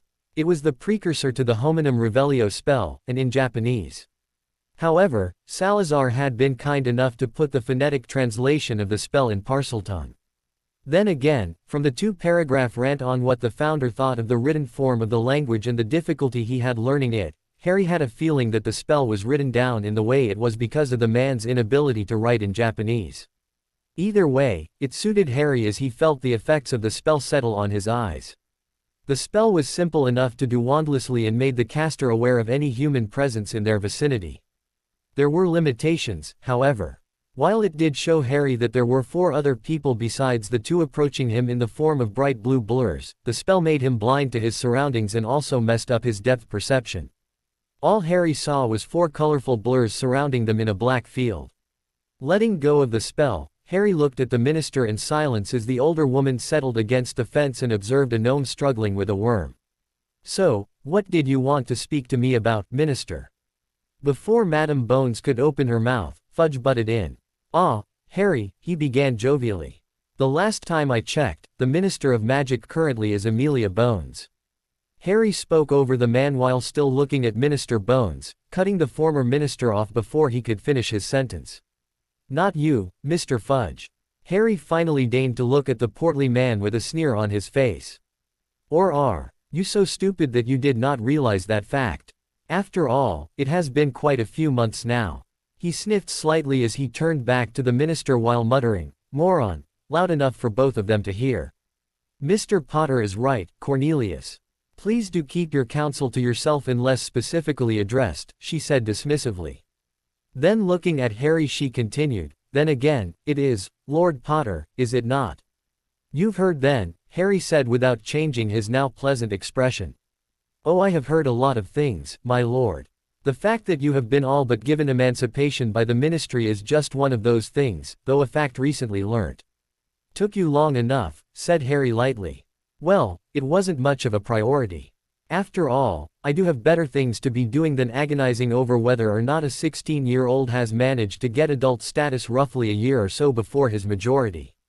Like running a country, for example, or taking care of this, conflict that has seen to my rise in power," Madame Bones replied with equal levity.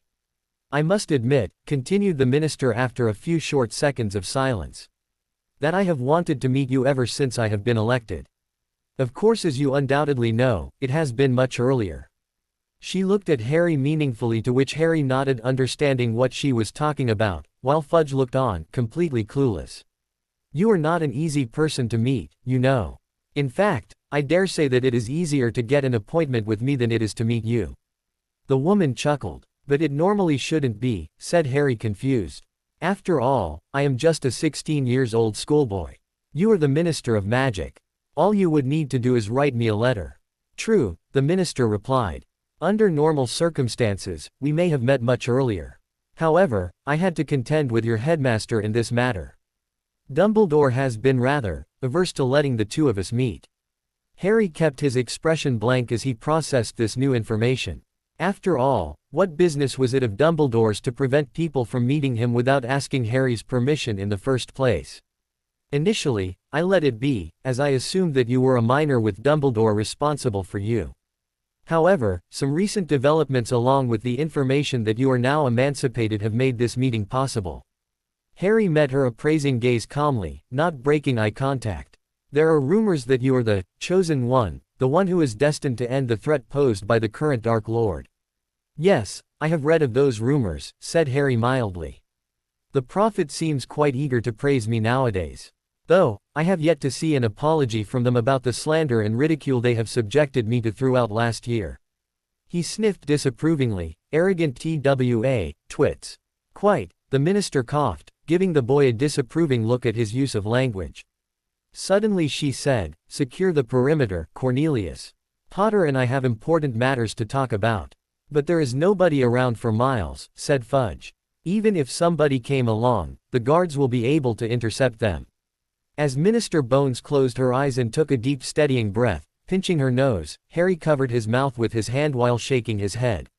What an idiot, he thought. He had to wonder if Fudge was being clueless on purpose or if he actually was a slack-jawed halfwit. Thinking that it was none of his business, Harry took to staring out at a distance as he watched the minister deal with her predecessor while imagining a speech in his head that involved a lot of inventive and rude names to call the man. Eventually overcoming her incredulousness at the man's stupidity, and suppressing the urge to kill the man in the spot, the minister opened her eyes and said icily, "Do not forget, Cornelius, that you are only retained by the ministry in an advisory capacity. You were also supposed to be liaising with the Muggle authorities. And need I remind you how much success you have reported there?" She gave him a stern look, causing the man to flinch. "What I am going to discuss with Lord Potter is my business, and not yours. So please make yourself scarce." "Fudge is advising you," Harry said incredulously. "Fudge." He laughed. Sobering quickly, he said, "I do not have any experience with dealing with politics, but why would you want Fudge as your advisor? I never got the feeling that he was any good as minister." The portly former minister scowled at the insult. However, he really could not afford to say anything in reply as his current boss was giving him a steely and unsympathetic look. Scowling, he jammed his hat onto his head and stomped off. "Well, my lord, now that there are no distractions," said Minister Bones as she erected a ward around the two of them. "How about we stop playing games with each other?" Harry gave her a long look. "I know that you are a fair and honest woman, Minister. After all, Susan has nothing but good things to say about you. However, thanks to morons like him," he jerked his head towards Fudge, who was standing a bit away and trying his level best to overhear the conversation, "I have lost much faith in the integrity of the ministry." The minister looked at him appraising Ly. "You do not have to worry about anything like that from me, my lord. Even if I did not owe you a life debt, I, unlike my predecessor, do have good common sense. Now I know for a fact that you were involved in an incident with the Death Eaters and that the incident in question took place in the Department of Mysteries. Normally the unspeakables are tight-lipped over the details, and they may have modified the memories of the captured Death Eaters. But fortunately, I had the opportunity to interrogate one of the Death Eaters before the fact. From what the man told me, it isn't difficult to come to the conclusion that there was a prophecy that involves you and he who must not be named. That fact is anyway more or less an open secret, seeing as the prophet has heard of it. Now ever since I became elected, you will have noticed that there have been no articles about you.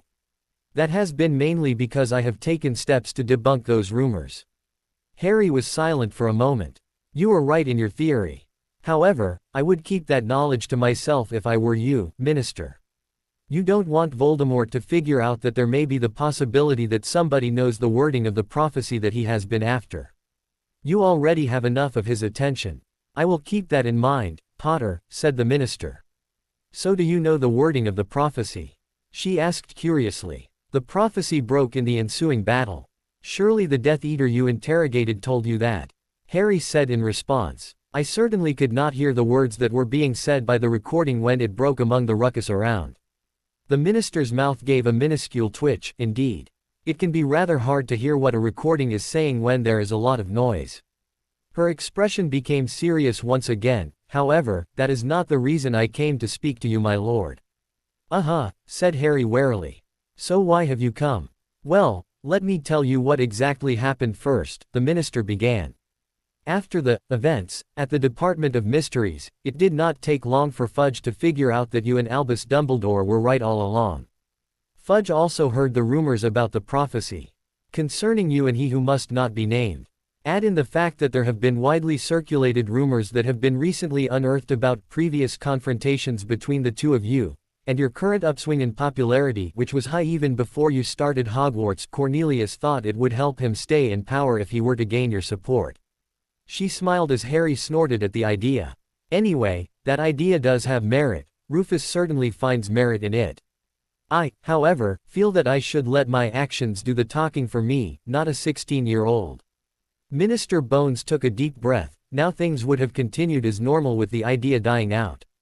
I would have met with you today just to give you my thanks for saving my life, recommended you for the Order of Merlin, 3rd class, and left you to enjoy your holidays. But unfortunately Fudge had to open his big mouth and blab to the Muggle Prime Minister.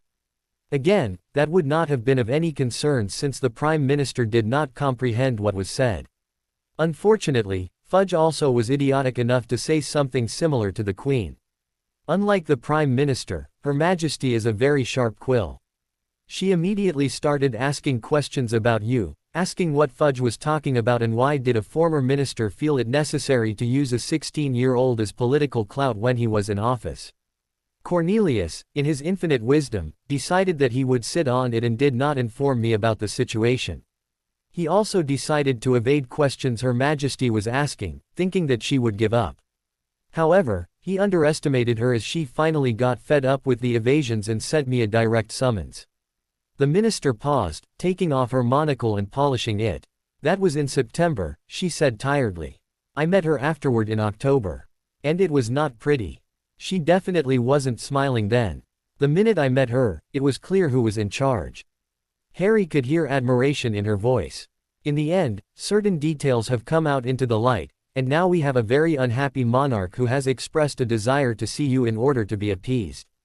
Harry looked at her in disbelief for a few seconds.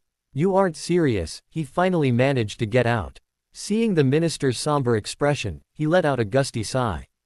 What would the Queen want from a 16-year-old schoolboy? He nearly whined. I have no idea, Mr. Potter, said Amelia Bones. I suggest you ask her when you meet her. She is very interested in meeting you. She even has gone through the trouble of inviting you directly to her residence in Sandringham. In case you are interested, that invitation was issued yesterday when I tried to dissuade her from meeting you, citing your being unavailable due to school. Saying this, Minister Bones extracted an envelope from her robes and handed it over to Harry. Harry broke the seal at the back and extracted the thick bond sheet within. With an almost detached air, he read the words written below the recognizable royal coat of arms. To the R.T. Hun. Harry James Potter Black, the 45th Earl Potter. Dear Lord Potter, Her Majesty, the Queen requests your presence in Sandringham House at 10 a.m. on the 28th of December 2003.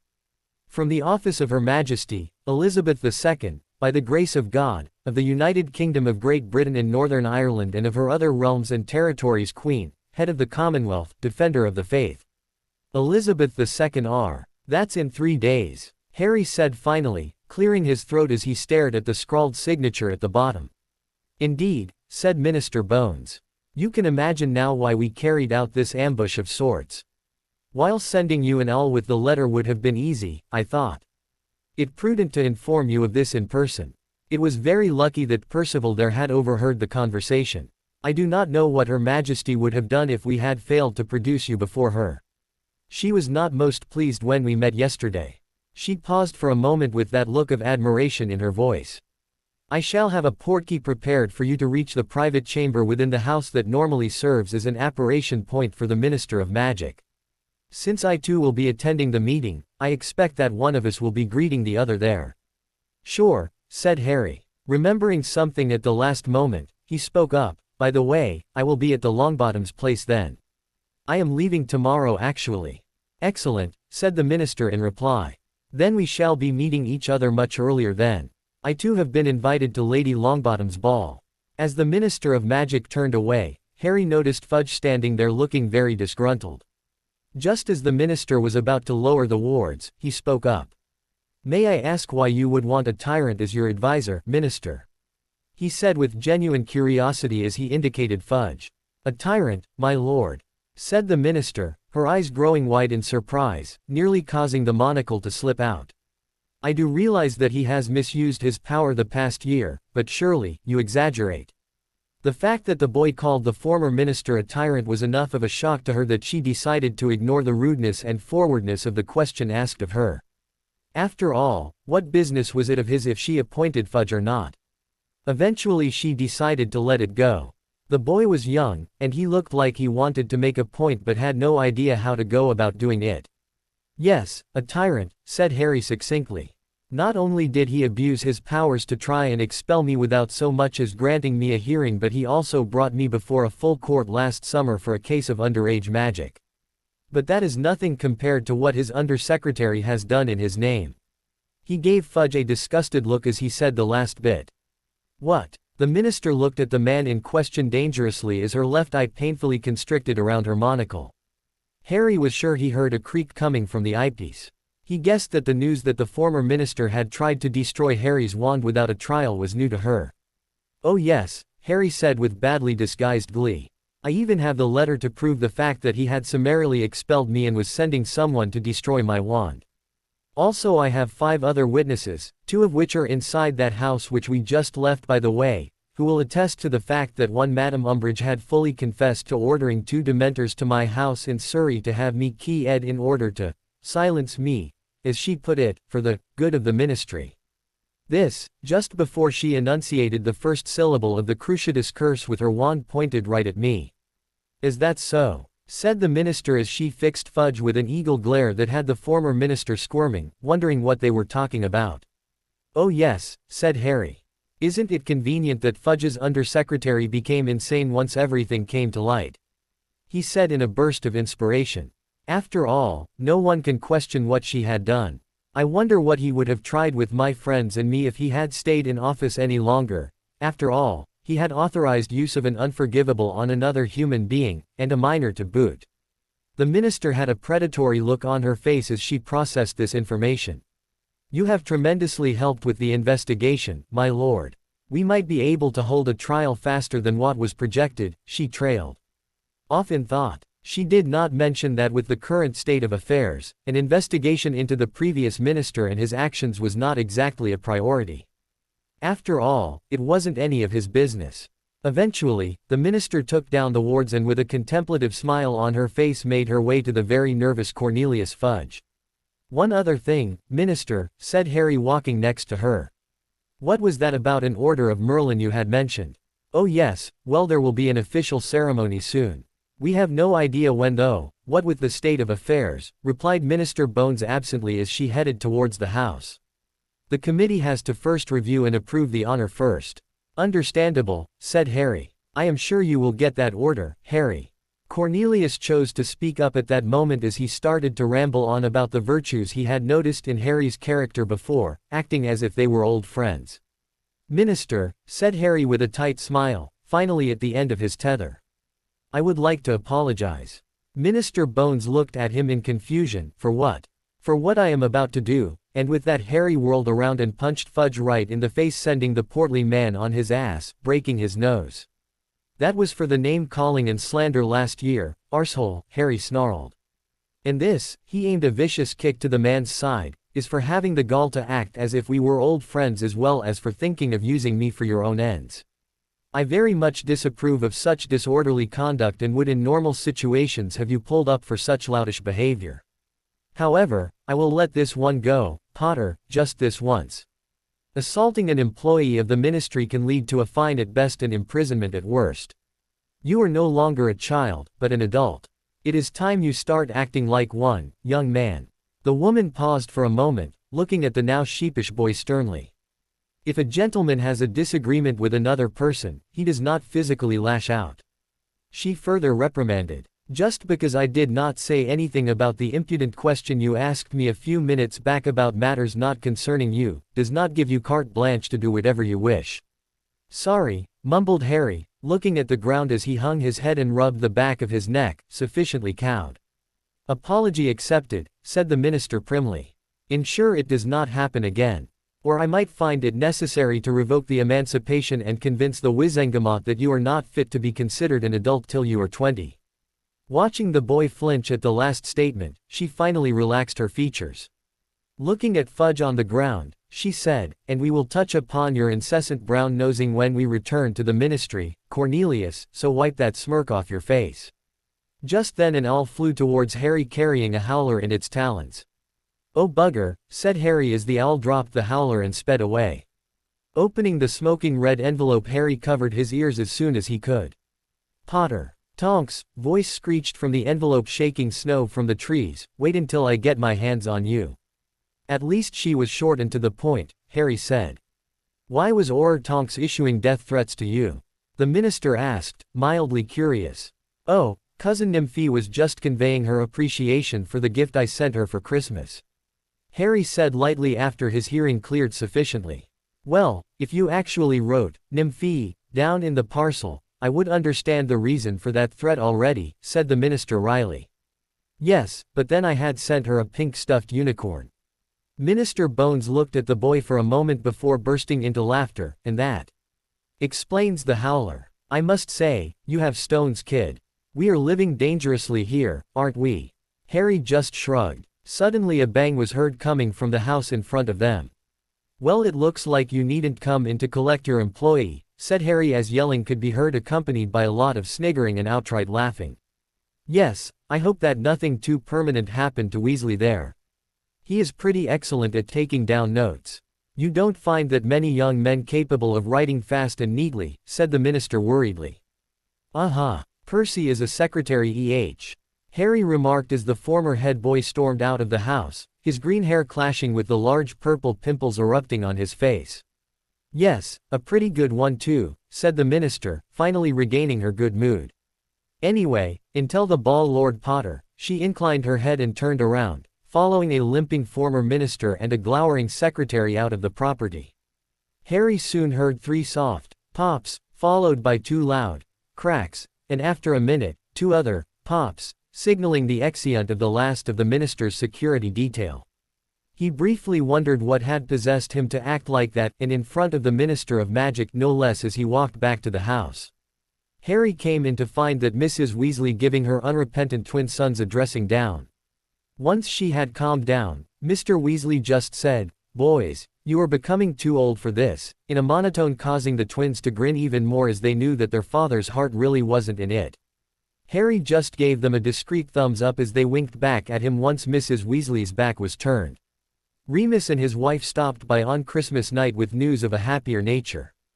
"It's going to be a boy," said the proud father-to-be as he threw an arm around his glowing wife. "So soon?" asked Mrs. Weasley after congratulations were passed around. "But you've only been pregnant for a month. How can you tell?" "Oh, it's just a feeling I have," Tonks said as she rubbed the bulge in her stomach lovingly.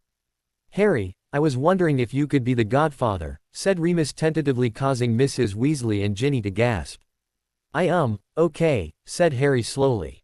He had no idea why the two wanted him to be godfather. After all, he barely knew Remus and Tonks.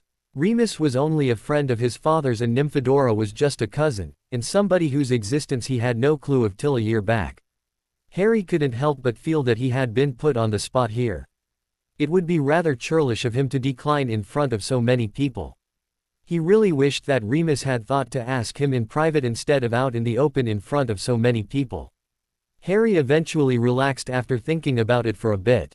After all, he doubted that he would need to take care of the thing. After all, the baby would have its parents to take care of it, and failing that, its grandparents. All he would have to do is drop by occasionally and spoil the child silly. A slow smile spread across Harry's face as he thought of the things he would tell the Sprog and the ways he would corrupt it. "By the way, I did not get the chance to thank you properly for the book you gifted me," said Bill in the lull in conversation that followed. "This should make my job easier. Where did you get the book, by the way? Those wards and how to put them up and take them down is rather rare." "Almost non-existent, in fact," the elder Weasley son all but gushed. "Ah, now that is a secret," said Harry mysteriously while smiling at the man. Speaking of gifts, Tonks began suddenly becoming rather menacing, for a pregnant lady, thought Harry. "I have a bone to pick with you on the one you sent." "Ah, come on, Tonks," said Harry innocently. "Surely a godfather can buy his future godchild a gift. A pink unicorn for a boy," said the clearly unimpressed Tonks. "Hey, it could be a girl," Harry shot back. "Besides, if it is a boy, then you can just change the color of the toy to blue, or give him the wolf and save the unicorn for his sister. Every baby needs a stuffed toy." "Oh, really?" said Tonks in fake politeness. "So what would you suggest I do with the property of Remus Lupin, tag around the unicorn?" She fairly snarled, causing the twins to start sniggering. "What? Oh, I had forgotten about that, damn," Harry breathed, clearly heard by the irate expectant mother.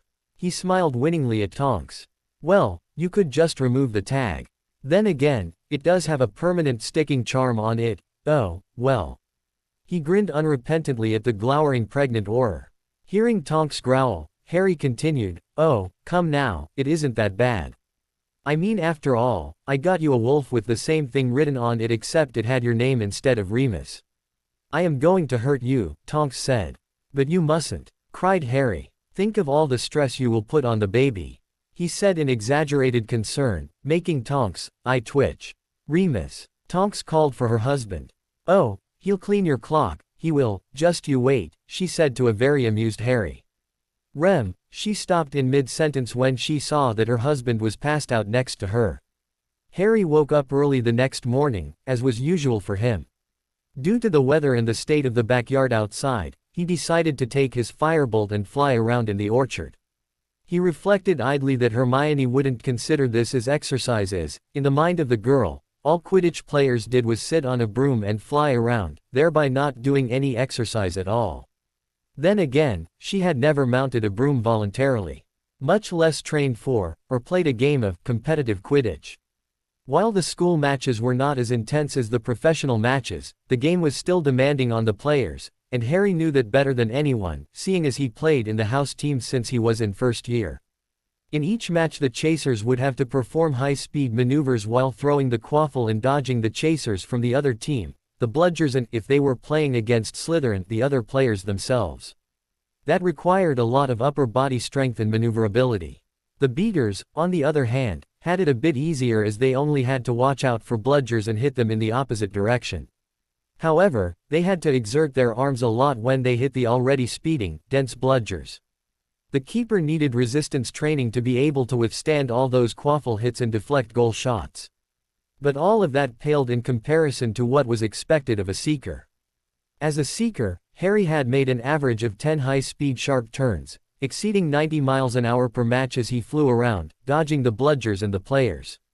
And that wasn't factoring in the stress his body experienced when diving and pulling out of a dive. The dives were another matter altogether. They weren't as easy as he made them out to be. When he had first made Seeker, Madame Hooch had spent the subsequent first-year flying classes, which were whittled down to contain only those interested in continuing, teaching him and the rest how to position the body when diving to ensure the least amount of stress was experienced by the body. Of the whole class, Harry was the only one to have picked up the concepts quickly. As a precautionary measure, Madame Pomfrey, the school matron, had insisted that all Quidditch players reported to her at least once a year, barring injuries, to ensure that there were no adverse effects. Not that it mattered to Harry. He was there often enough and long enough to cover the mandatory checkup. Because of this, the team members, especially the Seeker, had to undergo a bit of cardiovascular training to ensure that they were in top condition to play the game. It was mainly due to this that Harry found it easier to start his training in the summer. There was the small issue of him being slightly out of shape as he wasn't on the team for most of the year, but that had been overcome easily enough.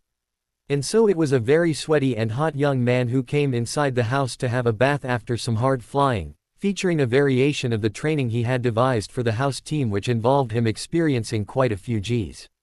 He had to hurry as he had spent too much time on his broom and his portkey was to activate in a few moments. Once bathed and properly dressed, Harry said his goodbyes before he shouldered his bag containing his invisibility cloak, broom and the various paraphernalia he had packed for the holidays. Clutching the invitation sent by the Dowager Lady Longbottom, he was whisked away to Longbottom Manor. He landed just outside the gates, his knees slightly bent. Looking around, Harry took in the large imposing gates with the Longbottom family crest inlaid in them. Beyond the gates was a short gravel driveway that led to the manor from whence Harry could see his friend stepping out. As Neville approached the gates, Harry took in the house. While the burrow was haphazard and asymmetrical, the Longbottom Manor was painfully symmetrical. Just over 3 stories tall, 4 if Harry counted the tower-like structure peeking out of the roof of the manor was flanked on either side by 2 identical conical roofs at the rounded corners. What was more, from what Harry could see of the back of the manor from where he was standing, the back seemed to be just as identical as the front. All in all, the manor reminded him of a square with the conical roofs at the corners. "Hey Harry," said Neville, as he reached the front gates, getting a greeting in return from his friend. Sorry for making you wait. It's no problem, Neville, said Harry easily as he stepped through the gates that swung inward on their own as the Longbottom boy approached. Having called a house elf, Neville had Harry's things sent to a guest room, after which the boy proceeded to accompany his guest towards the manor. You have a nice house, Harry remarked as they walked toward the building. He did not mention the fact that he found it rather mathematical. The feeling only grew stronger when he noticed that the windows a floor above were exactly half the size of the windows one floor below. Thanks, said Neville, blushing a bit. He then launched into what could only be a well-rehearsed speech talking about the architecture of the house. Most of the terms went over Harry's head, but two things did stand out. The house was a square and all the windows got progressively smaller exactly by half as the floor number increased. All of that, apparently, was specifically seen to by Neville's great-great-grandfather, Harold Longbottom, when he had rebuilt the manor after the original was damaged in a fire. It turned out that he was famous for his love of symmetry and geometry. That's a nice greenhouse you've got there, Neville, Harry remarked when they neared the oaken front doors. Oh, thanks, said Neville with a broad smile on his face. A light turned on in his eyes when Harry mentioned the building. The greenhouse was not as large as the ones at Hogwarts, but it was of a respectable enough size. It isn't much, began Neville. Gran gifted it to me for my birthday, you see, so it has only been here a few months. I have a few saplings and a small plant or two there at the moment.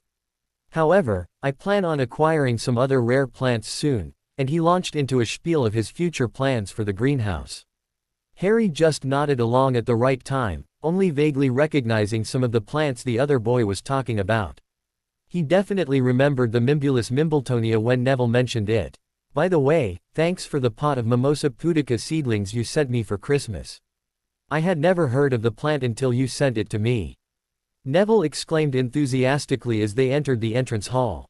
By the way, this is the entrance hall, he waved vaguely. I thought you might like it, said Harry. It may be a non-magical plant, but still rather curious. He remembered that plant mainly because his aunt had agonized about getting a cutting for the garden before giving up because she did not want to pay for the shipping and customs. Yes, Gran certainly enjoyed it. It was a good thing that you sent the additional information, otherwise we would have never guessed what made it so special. Neville said enthusiastically. She's even asked me to grow more of it so she can use it in the house for decoration. As he exited the entrance hall, Harry stopped for a moment, confused, for he suddenly found himself in a beautifully landscaped garden. Neville grinned at the surprise on his guest's face.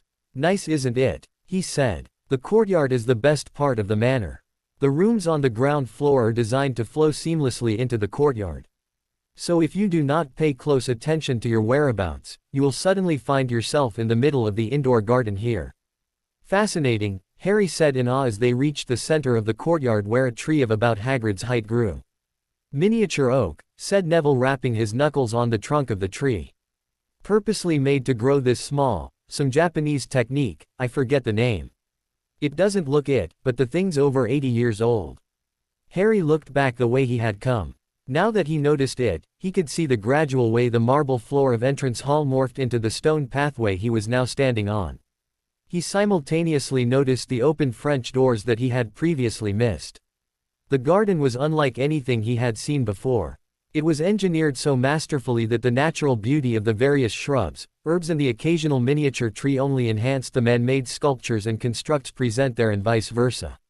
It's a lovely garden, said Harry softly. Aside from the sounds of what sounded like a hidden brook, he could not hear anything else. The effect was peaceful. Yeah, there is a silencing ward around the entryways into the different rooms, said Neville. Pointing to Harry's left, he said, that's the dining room. On the other side is the ballroom, and behind us are the kitchens. Except for the kitchens, the rest of the walls have a one-way charm placed on them. You can see out into the garden, but not into the other rooms.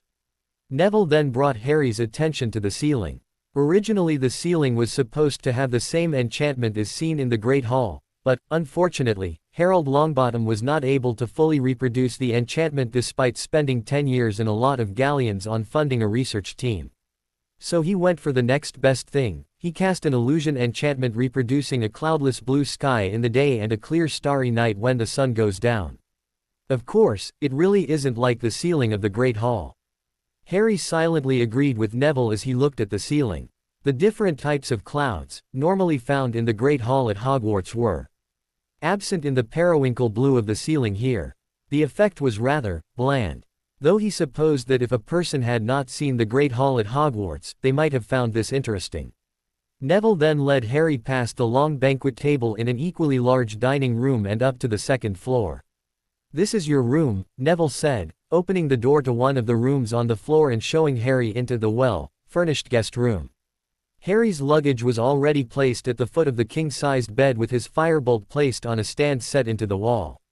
"Nice," Harry commented. This was the first wizarding home he would be staying in which was not the Burrow or Grimmauld place. While he appreciated the Weasleys, and their poor material situation did not distort his perception of them, he couldn't help but compare the room he was currently in to the Weasley household.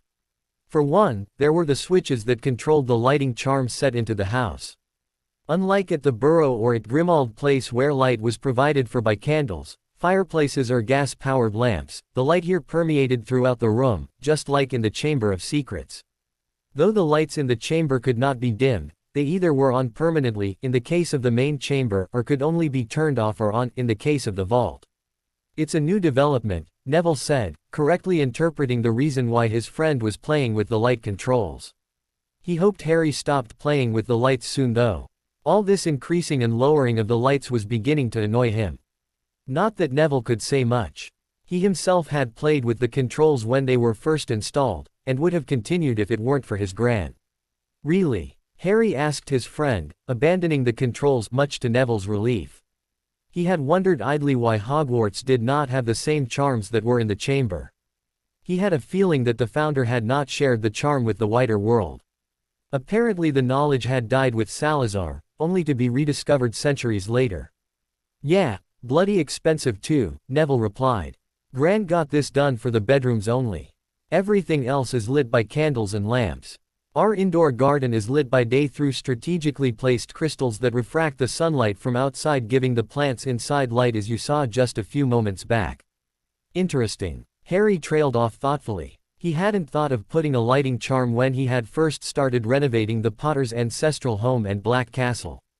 Hopefully, Slytherin had written down how he had done the lighting charm for the chamber. That way, Harry would be able to renew the charm in the chamber on his own, and possibly, reproduce it in his various properties.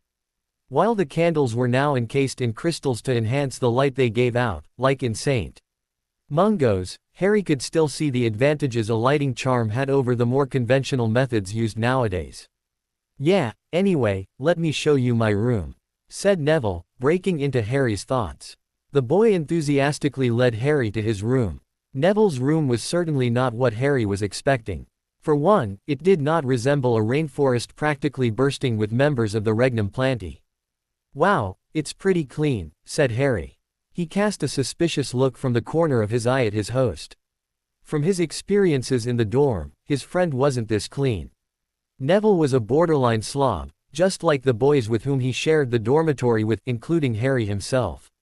"Why thank you," said Neville. He quickly changed the subject, not wanting his guest to start suspecting that he had just recently cleaned the room. Walking to the window he said, "This was where my great-uncle dropped me when I was little. I bounced all the way to the road." He trailed off reminiscently, looking at the road in the distance. Harry joined him by the window. "Wow, that is quite a distance," he commented after a moment.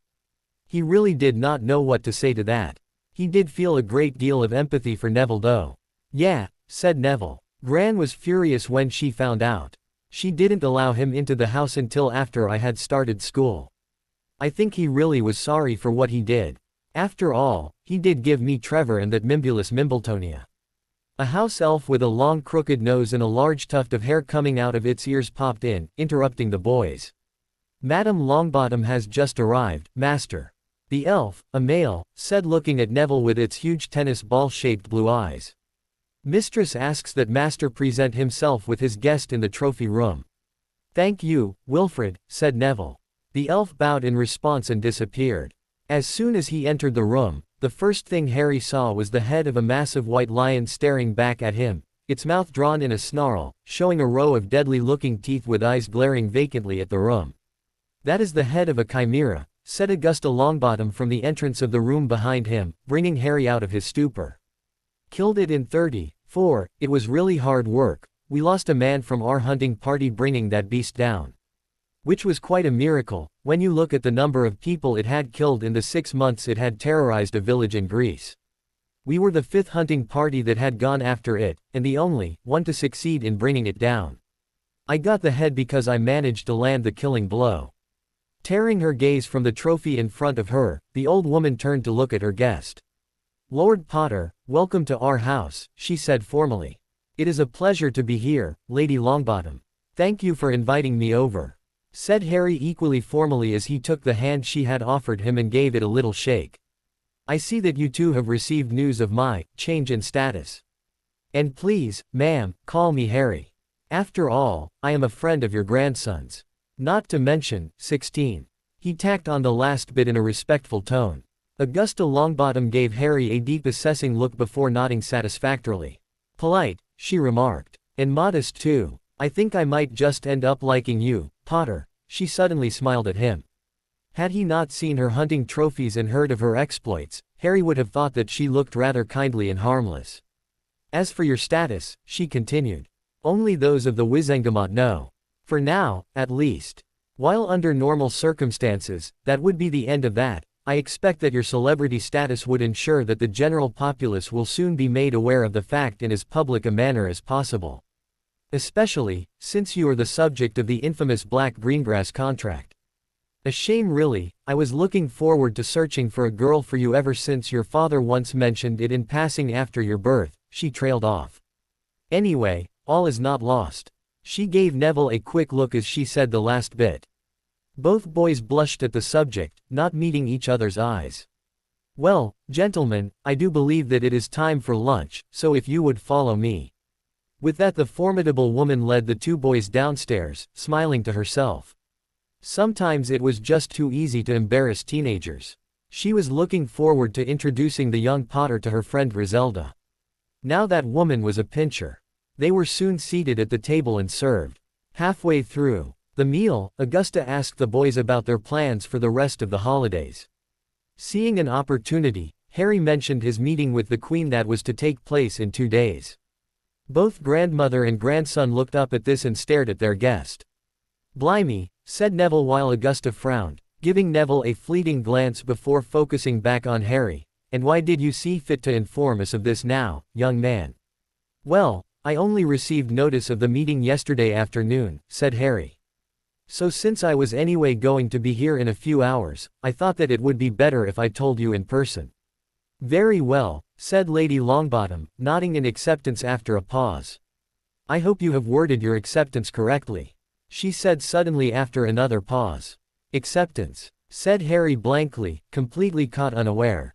"Yes, your acceptance, you know, the letter informing the Queen that you will indeed be attending," the woman said somewhat impatiently. Looking at the younger clone of her late godson, she had an epiphany. "You didn't send one, did you?" No, not really, I didn't exactly know what to say. After all, it's not as if I can send her a short note saying, I'll be there. Now, is it?" Augusta Longbottom just looked back at him, not saying a thing while clearly indicating to Harry, by her expression, how much she appreciated his attempt at humor. "Right," she finally said after watching him squirm for a few minutes. "After lunch, you are coming with me to my study. I still have Neville's old desk, so you can sit there.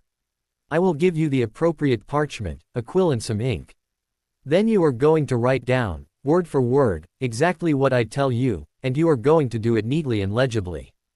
"Understood." Seeing him nod, she continued, "Good boy, now I hope you have the proper attire for this meeting.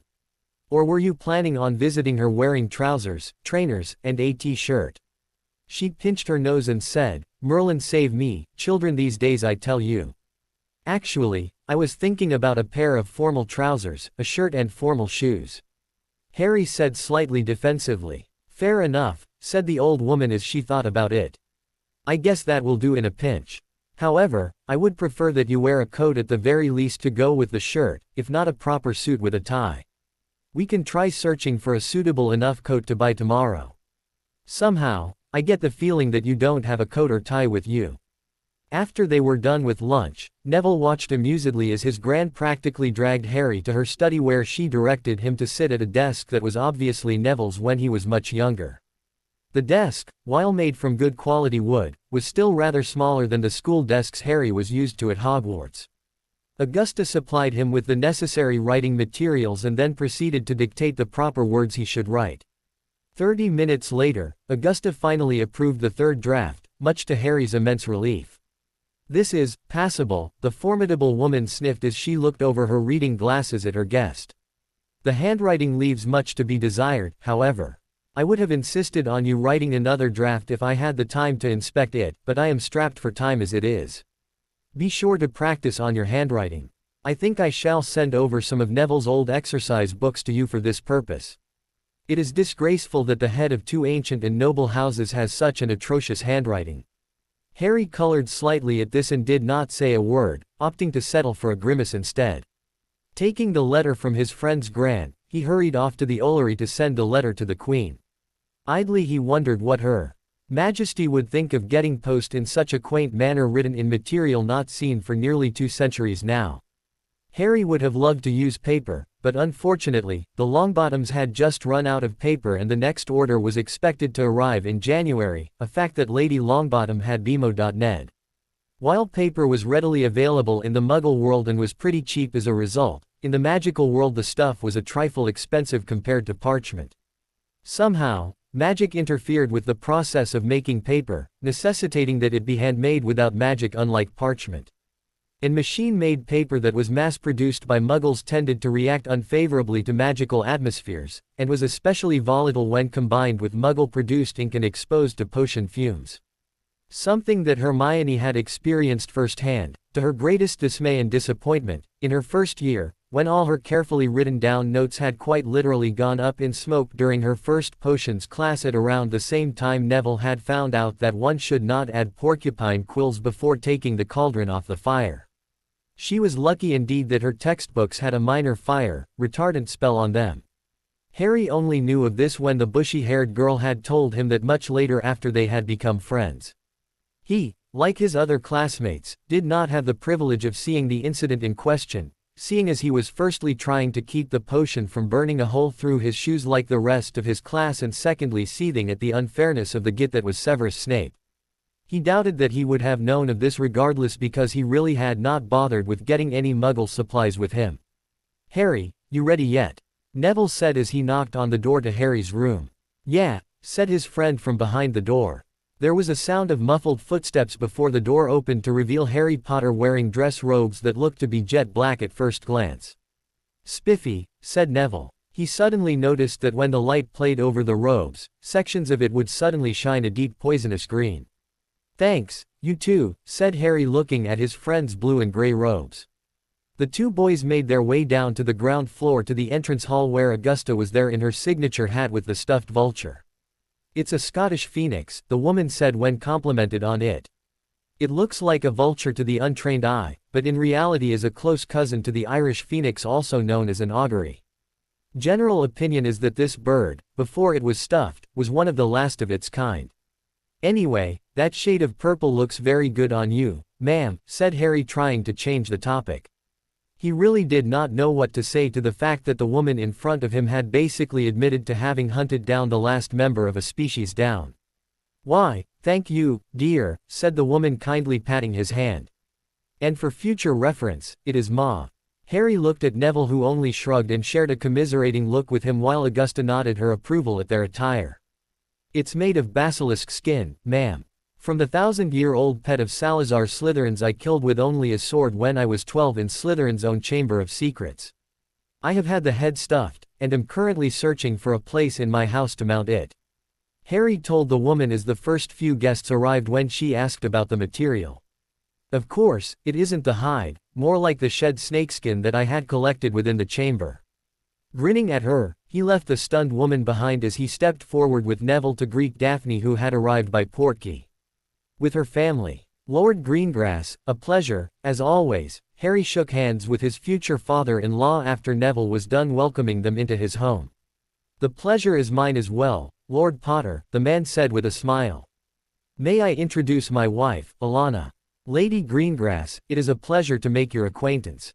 It is more than obvious where your beautiful daughter gets her good looks from," Harry greeted suavely as he gave a short bow of his head, ignoring the looks of slight disgust he was getting from Astoria. "Lord Potter, it is a pleasure to finally meet the young man whom my daughter is betrothed to." "The girls have told me many things about you," replied the Baroness Greengrass. "Should I be worried?" Harry asked with half a smile, causing his future mother-in-law to let out a tinkling laugh. "No, no, dear boy, not at all. Now why don't you and Daphne here run along? Don't let the three of us keep you." "Indeed, ma'am," said Harry, giving a slight bow. After waving at Astoria, to which he received a fake smile, he took Daphne's hand and escorted her into the ballroom among the other guests that had arrived. "Ah, Harry, there you are," said Augusta Longbottom in a warm voice, interrupting the conversation Harry was having with some of his schoolmates that had also been invited. "Lady Longbottom," said Harry respectfully, standing up from the table he was seated at and turning towards his hostess after excusing himself from the group. Just then he noticed a brown-haired man with a square jaw standing inconspicuously behind the woman. "Allow me to introduce Healer James Anderson," said Augusta Longbottom, indicating the square-jawed man behind her. "He is a rising star in St. Mungo's, one of, if not the best healers in Great Britain." "Mr. Anderson, the Earl Potter." "Lord Potter," said the man, clasping Harry's hand as he shook it once, his grey eyes surveying the teenaged celebrity through a pair of rimless rectangular glasses perched on top of a strong nose, spoke of a keen mind. Though his long-fingered hands were unnaturally soft, making Harry's own hand feel rough, his grip was strong without being crushing. "Mr. Anderson," Harry smiled. "You will have to forgive me, but even though I have vaguely heard of you before, I am not very familiar with your work." "Oh, I would be surprised if you had heard of my work, Lord Potter," the man replied airily. "I am what a Muggle would call a scientist. I am primarily a researcher, so my name is famous only in certain circles. Of course, I do practice at times," he rambled on. "But I am more of a private healer. Not your average wizarding national healthcare healer. Not that I have anything against my colleagues who work for the WNHS, of course," he said hastily, suddenly realizing the implications of his last statement. Harry somehow found himself liking this odd man. Perhaps it had something to do with the fact that the man had not searched out for the scar on Harry's forehead, or perhaps it was because he was not like the average witch or wizard that Harry had met so far. While Harry had understood, after a great deal of introspection and observation, that people held him in awe mainly because, firstly, it was really not known to them how a person had managed not only to survive, but reflect the unblockable killing curse back at its caster, who just happened to be the most fearsome and terrifying Dark Lord of modern times, at the tender age of 1 year. Secondly, in the eyes of the people, he was the one responsible for the peace the wizarding world had experienced for a decade and some years. Any one of those reasons would be enough to justify the feelings of awe and fascination the magical population of Great Britain, and indeed other countries, if the World Cup was any indication, had for him. However, it was still unnerving and a bit off-putting to have people stare at you so, something that the man was not doing. It was this factor that had Harry liking this man. "So what is it that you research?" Harry asked the man. "Well, we, that is, my team and I, are looking into a way to regenerate limbs using magic. So far, my colleagues and I have been successful in regenerating noses and ears provided serious dark magic hasn't been used, that is." "Sounds rather complicated." "Oh, you have no idea. Are you familiar with the Skelligro potion?" "Intimately," said Harry dryly, as he swirled his glass of knotgrass rum, still remembering the taste and experience from second year. "Well, it was designed by my mentor," said the healer, taking a sip from the glass of elderberry wine he was holding in his hand. "Anyway, I am looking into combining that with a nerve-regenerating potion. Now the potions tend to interfere with each other, so that is a major problem right now. After that, we plan on using the skin regeneration spell as well as a muscle-generating potion to finally be able to get a whole working limb." "Interesting," said Harry, and he meant it. Suddenly he cast a shrewd look at the other man as he sampled some of his drink. "Would you be looking for funding, Mr. Anderson?"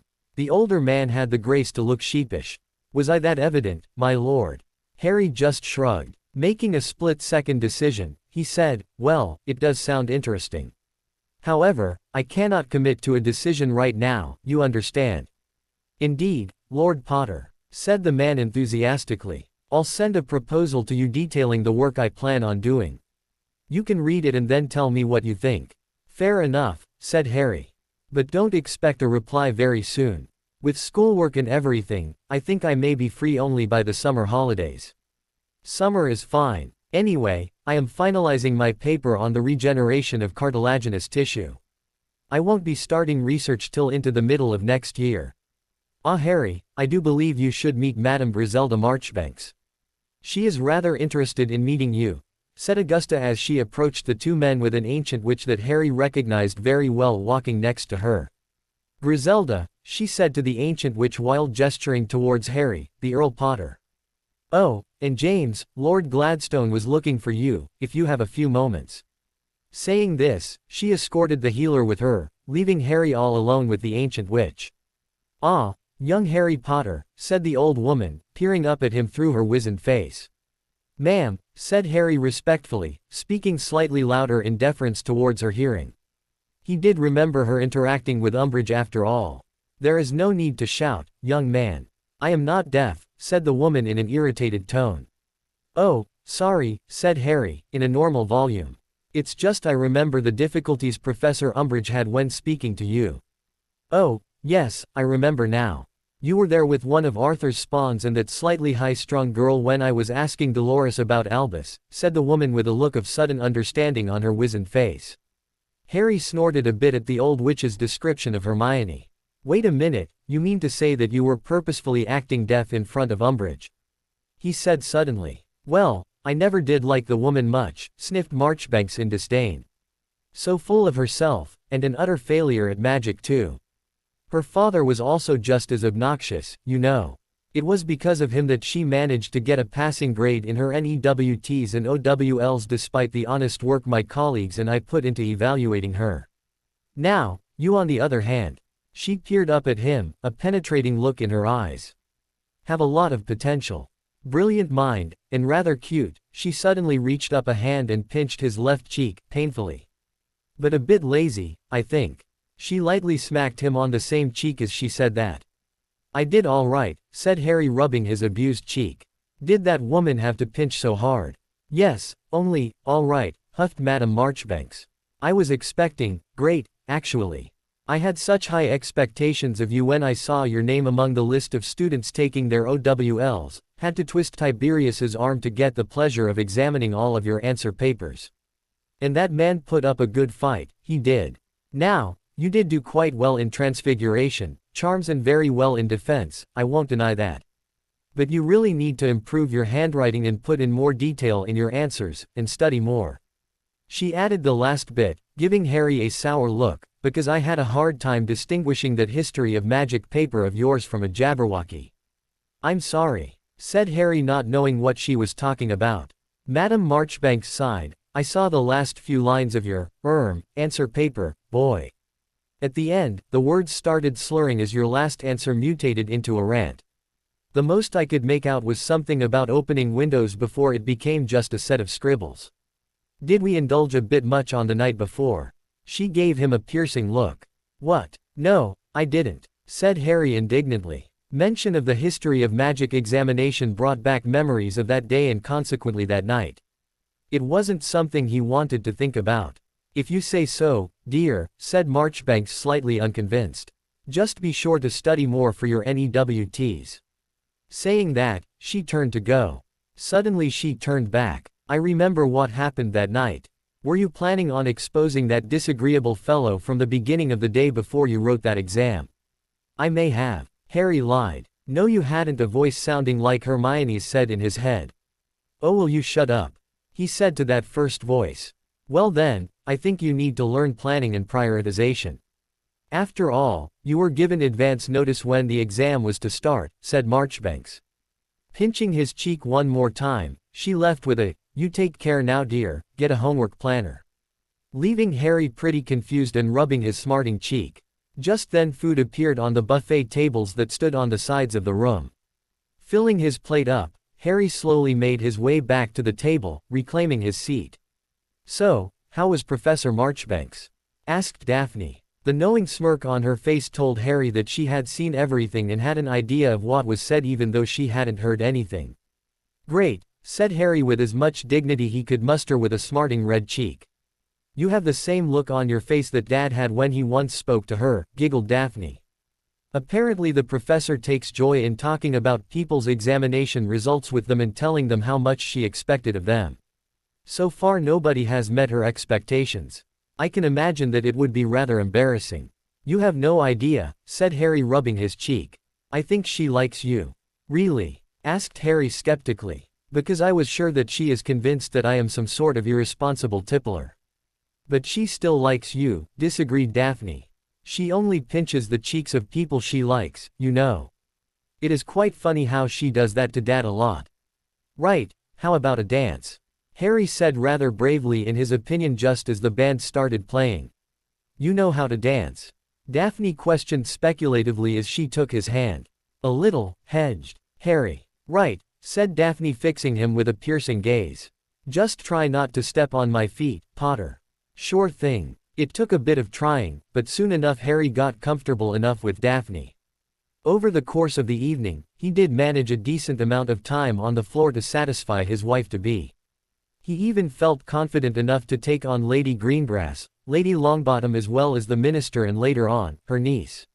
He wasn't one of the best dancers around, he tended to be a bit stiff but he was competent enough. At the very least he did not step on any important toes.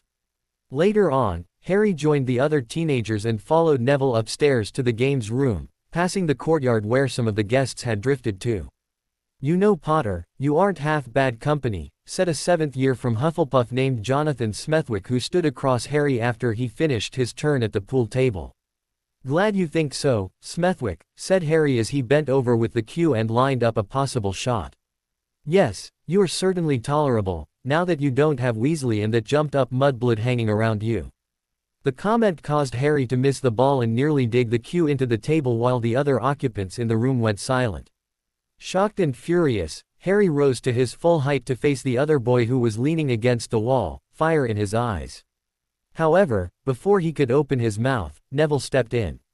"There is no need for that sort of language here, Smethwick.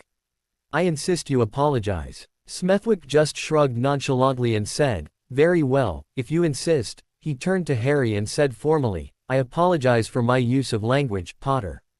It certainly was uncalled for in the present company." Harry knew that it wasn't much of an apology. After all, he hadn't exactly apologized for insulting Hermione like that. But before he could say anything, Neville silently gave him a look telling him to drop it. "Apology accepted," Harry said stiffly, shooting Neville a dirty look as he turned away from the table and to the far end of the room and helped himself to a drink. What was all that about? Neville licked his lips as he turned to face Harry. While Harry was still perfectly sociable after the incident, seeming to have shrugged everything off, Neville could see that beneath it all he really was seething. Indeed, Harry had good reason to be angry with almost everybody there. It had not taken him long to realize that nobody in the room seemed to really care about the mudblood comment. While Harry understood nobody openly saying anything outright against the usage of such a word, he could not help but notice that nobody actually genuinely cared. It wasn't easy to notice, but notice he did. It was almost as if they were silently agreeing with Smethwick. The conclusions he had drawn from this were disturbing at the least. However, he kept his temper in check for the remainder of the party, acting like the perfect guest, much to Neville's relief.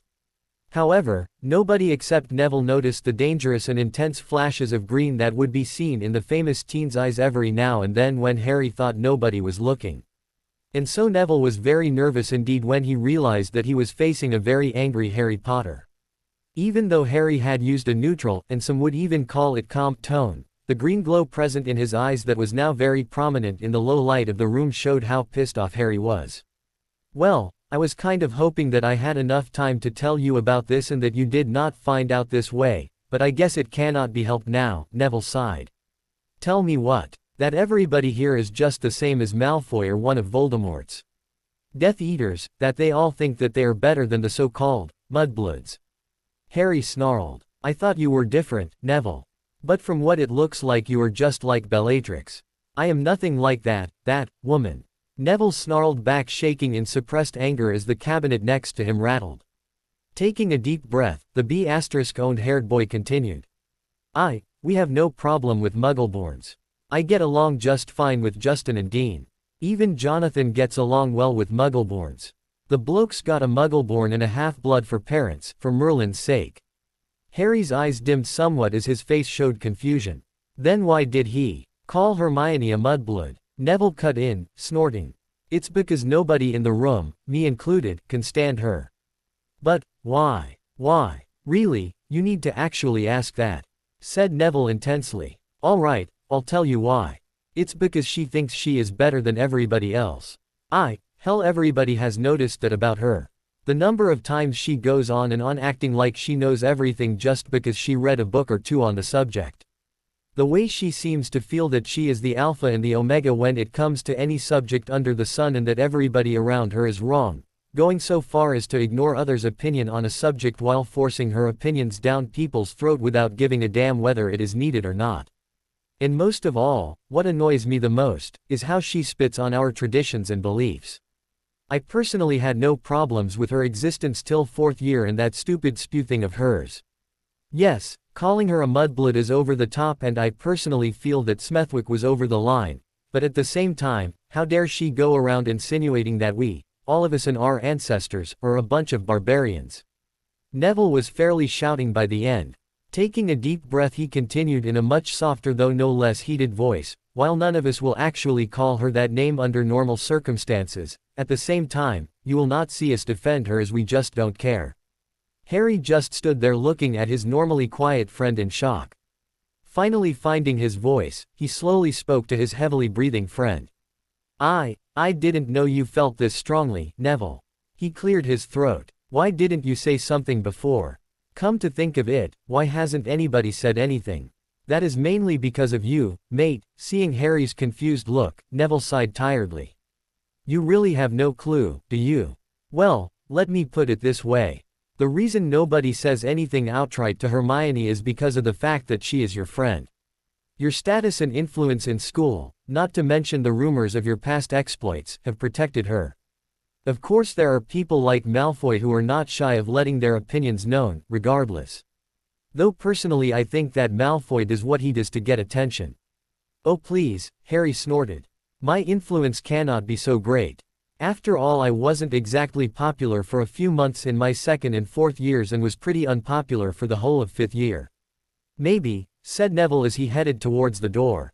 But think about this, nobody, including Malfoy, has ever said anything about your blood status or your mother's blood status. To us, you are considered to be one of us. After all, he smiled at Harry from the doorway. Both your parents were magical. So saying this, Neville left the room, leaving Harry deep in thought. The old woman adjusted her yellow suit as she heard the light knock on the door as she stood next to her armchair, her face neutral. The door opened to reveal a finely liveried butler who stepped in and announced, "The Earl Potter and Madame Amelia Bones are here to see you, ma'am." The butler stepped aside and gestured behind him, allowing a woman with short iron gray hair and a young man to enter. The men gave a short bow and the woman dropped into a curtsy. "Minister Bones," the woman greeted as she walked forward and held out her hand as the door closed behind them. "Your Majesty, Amelia Bones," the Minister of Magic replied, giving another curtsy as she lightly grasped the proffered hand. The Queen then turned her attention to the tall young man. Holding out her hand, she said, "Lord Potter." "Your Majesty," the young man said as he gave a short bow at the neck and briefly shook her hand. "Please, do take a seat," said the Queen with a pleasant smile as she herself took her seat around a low coffee table. "Would you like some tea?" Seeing them nod as they sat down on the wingback chairs opposite her, the attendants came forward and poured 3 cups. After the drinks were served, the Queen silently observed her guests. The minister, as was usual for her, was dressed in an austere trouser, suit in charcoal gray. The young man on the other hand was fashionably dressed in a pale blue shirt, cream trousers and a light blue linen lounge jacket. Casual, but not overly so, was her silent observation. She supposed she could allow that.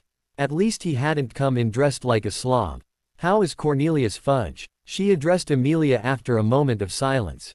Amelia's eye twitched for a moment before she replied, "He is fine." Privately she was planning on removing the bungling idiot as soon as possible. "One hopes that he comes here again as a liaison," the Queen said idly. She certainly could use the slip-ups the man made on many occasions. It did help give her a more complete picture of what was happening. Suddenly remembering something else, the monarch turned to Amelia Bones. "And how is Bartemius Crouch? I recall he preceded you as the head of the DMLEE, if I am not mistaken." Setting her cup down, Amelia said carefully, "Nobody really knows. The man has been missing for over 2 years now. There is speculation that he has been killed, but without a body, there really is no solid evidence." She mentally lamented that Fudge hadn't disappeared in a similar fashion. It would have things so much easier. "Is there something you wish to add, Lord Potter?"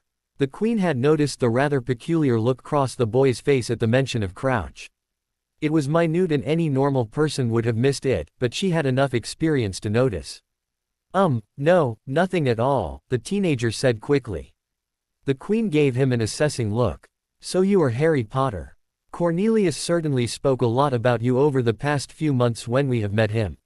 One does wonder why the Minister of Magic is so interested in pressing the services of a 16-year-old schoolboy to bolster his image. Of course, I have heard about your story and what made you famous before you could walk or talk. It explains your popularity, but it does not explain why Cornelius and Scrimgeour are interested in using you to bolster the image of the ministry. Nor does it explain why they feel that you are the person this conflict hinges upon." "Well," Harry began slowly, "I really have no idea why these two men are interested in me either, ma'am. They have not approached me for anything, so I guess that only they can answer the question. And I don't have any idea as to why they feel that I am instrumental in this conflict as you call it." The Queen looked at him as if he had failed a test involving a very easy answer. "I see," she began slowly. "By the way, I received your letter the other day giving your acceptance." Nonplussed by this sudden change in topic, Harry shrugged. "That's, nice. Ma'am," he added in hastily. "Yes, well, normally we communicate with the minister of our magical realm through the use of a portrait." The Queen continued idly. "However, as of the last few months, I have become rather accustomed to owl post." Putting her cup down, she picked up a folder from a side table. "After all, it is the way your newspaper, the Daily Prophet, if I am not mistaken, delivers your papers." Still continuing to speak in a normal tone, and pointedly ignoring the looks of surprise on both their faces, the Queen opened the folder. "Now, after we heard about you, Lord Potter, we did research of our own. After all, to suddenly hear about the resurrection of a long-thought-dead individual is a great concern to us. Especially considering that Cornelius in his tenure as minister has seen fit to rarely, if ever, interact with us. So I have spoken to some of my sources." Putting on her glasses, she muttered to herself while flipping through the pages in the folder. "Let's see." Finding the page, she looked up and said, "Care to explain why a newspaper that has spent quite a bit of time and energy ridiculing and slandering you over the past 1 year has suddenly changed its stance and has taken to calling you the chosen one, Lord Potter?" Not bothering to wait for a response, the monarch continued while flipping more pages. "I have also unearthed some rumors surrounding you over your years in Hogwarts. There are some interesting rumors of you in a basilisk, whatever that is, as well as you being capable of driving away 100 of those vile creatures that you people insist on using as security for your prison at the age of 13. Closing the file and putting it down, the Queen looked at the boy sitting across from her. "I am well aware that there is something you know, Lord Potter, and I also am aware that you, Minister, are hiding something regarding the state of our magical realm from us. Now, why don't you both stop tiptoeing about and tell me what you know? We demand it. We have reached the end of our patience. And you can start with Bartemius Crouch." Saying so, she set them with an imperious and expectant look on her face. "Yes, Your Majesty," Amelia responded quickly, causing Harry to momentarily glance at her curiously. She really had no idea how the Queen knew what she knew, but it seems that the monarch was villier than previously thought. To think that she had managed to unearth so much in the past few months, it was worrying. As I said earlier, what the ministry knows is that Bartemius Crouch has been missing for nearly 2 years now and is presumed dead. Turning to Harry, she took a deep breath and said, Lord Potter, it seems that you know about what actually happened to Barty, could you please share what you know with us? She had initially been hoping to ask the boy in private, but with the way things were going, that answer was going to come out now and there was nothing that she could do about it. You actually don't know? Harry asked the minister a bit incredulously.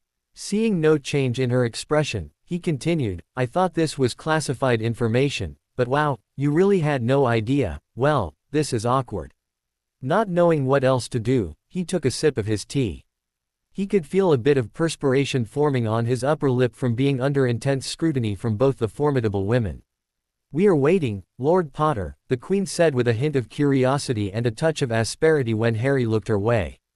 Clearing his throat and feeling slightly fatalistic, Harry recounted what he had learnt of Barty Crouch's actions regarding his family.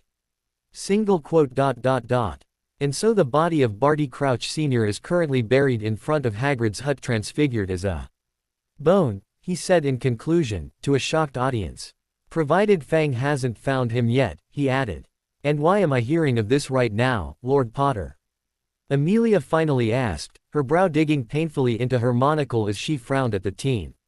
This was a serious offense if the boy was found to have been holding back such important information from the ministry.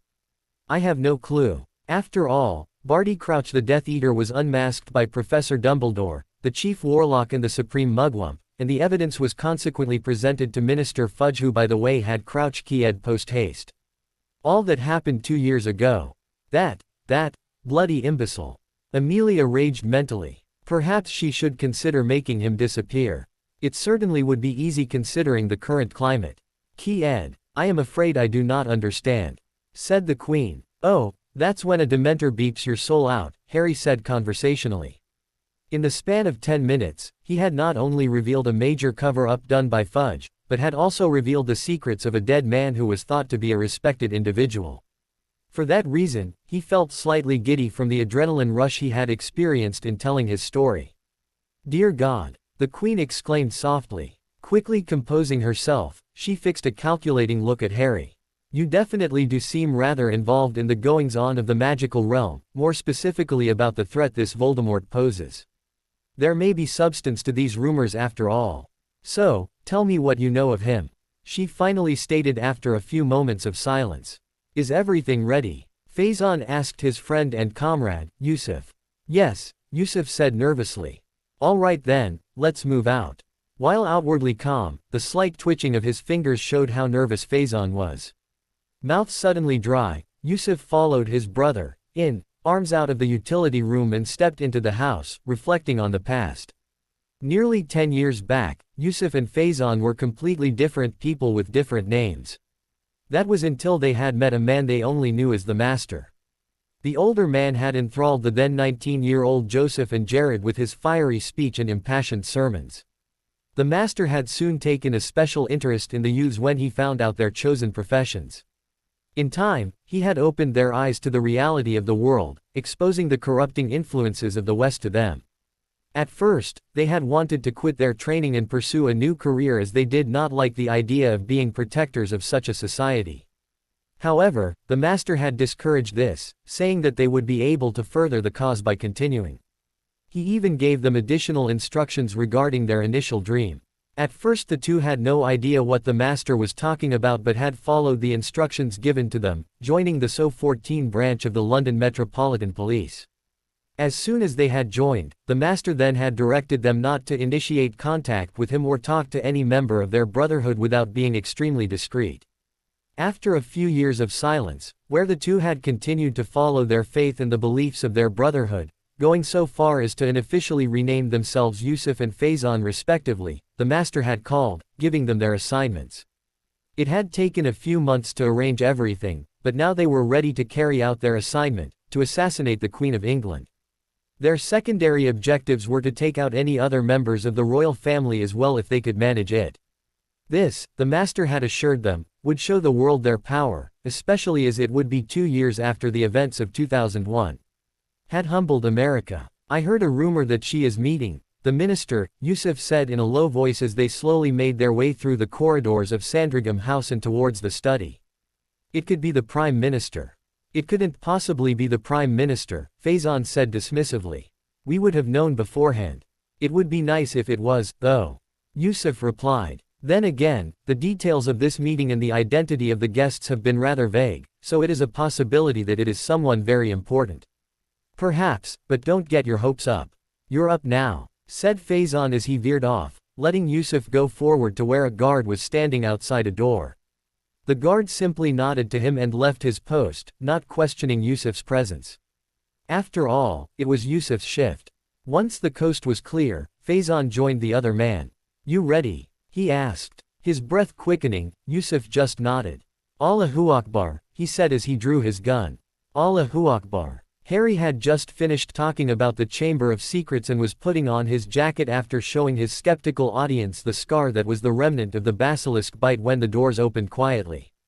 Turning around, he noticed two armed men in suits stepping in. Seeing the drawn guns, he instinctively held his hand out and mentally yelled Protega while willing a shield to form just as the first shots were fired. The Protega shield creates a barrier of magical energy that acts to deflect and dissipate high concentrations of energy sent towards it. The effectiveness of the spell depends on the caster's strength. The spell was mainly designed with minor to strong hexes and jinxes in mind, the energy output of which is significantly higher than what is seen in a 9x19mm bullet fired by a Glock 17, which is standard issue for the Royal Protection Force. The difference between a bullet fired by a gun and a spell is that the latter is pure energy while the former is basically a piece of metal hurled forward by energy. As the shield Harry formed at the moment was not the structured spell of a wand, the magic reacted unexpectedly and reflected the energy back on the two wood. The assassins, while the bullets, now devoid of energy, stayed suspended for just a moment before falling down to the ground, slightly warped from the sudden changes in motion. Yusuf had 5 seconds to register the bullet literally come to a halt as it sped towards the black-haired boy in front of him, before he found himself pushed back a few steps, tripping on his own 2 feet and falling on his ass.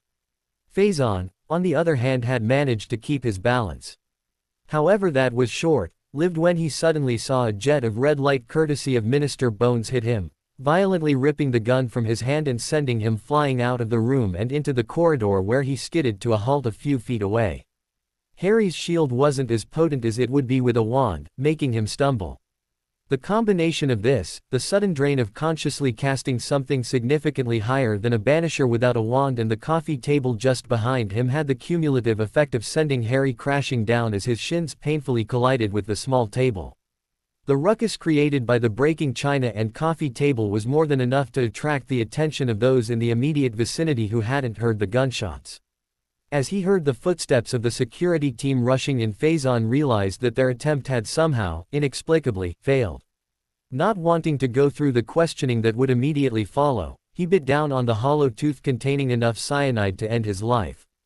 Andrew Smythe, the security chief, burst into the room, his team a few short feet behind him, to find Her Majesty bending over a groaning young man sprawled over the remains of the Louis XVI antique coffee table, while a formidable-looking woman who looked remarkably like Judi Dench with a monocle was standing and pointing a stick of all things at one of his men, Joseph, who was sprawled at the entrance, clearly unconscious, while Jared was outside twitching occasionally in what Andrew recognized as the effects of cyanide poisoning. Quickly coming to a conclusion, as only a man of his profession could, he brought his gun to bear on Joseph, correctly interpreting that the unconscious man was responsible for the gunshots.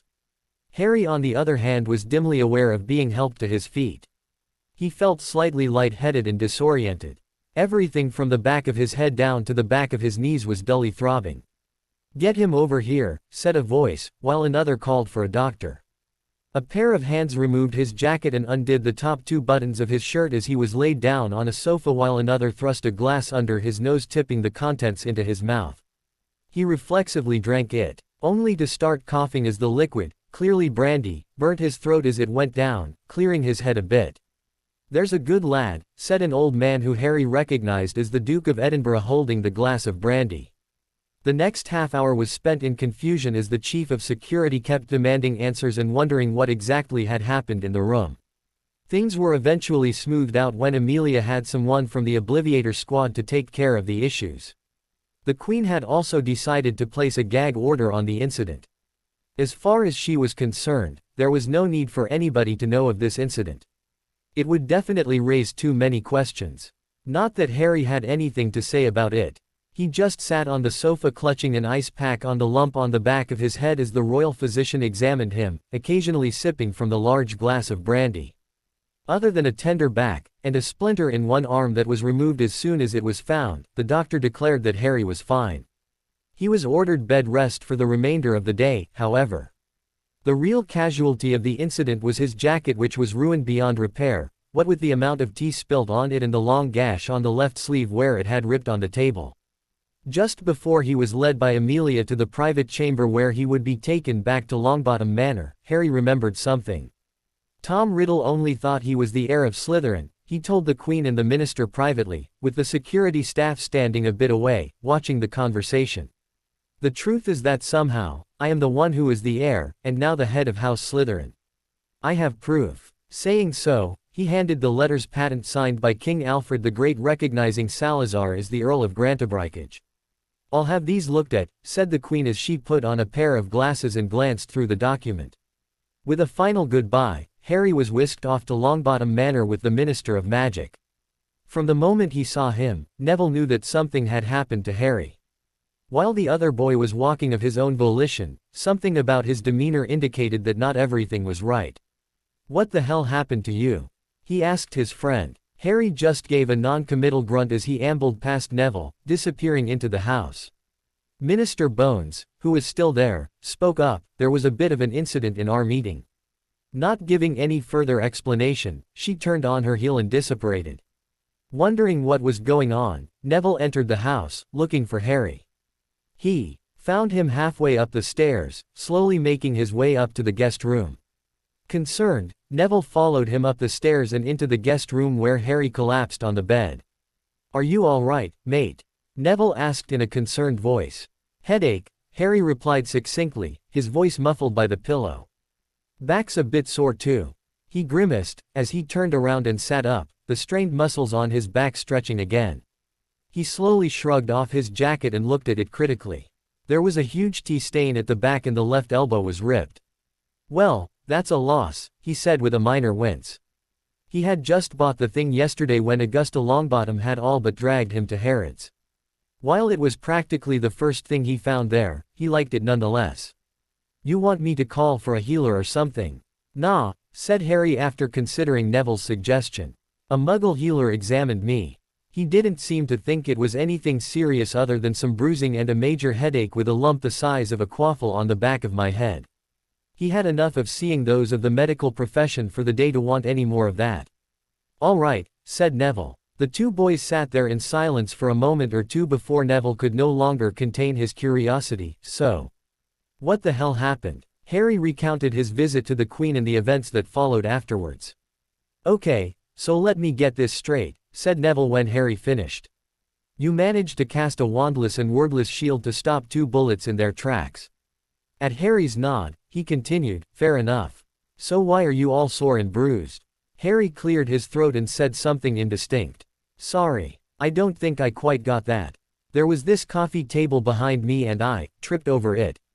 Which is how I hurt my back and head," said Harry with as much dignity as he could muster. Neville made an indistinct noise at the back of his throat. "Who'd have thought? Harry Potter, Basilisk Slayer, the Chosen One, the boy who faced Voldemort 3 times so far.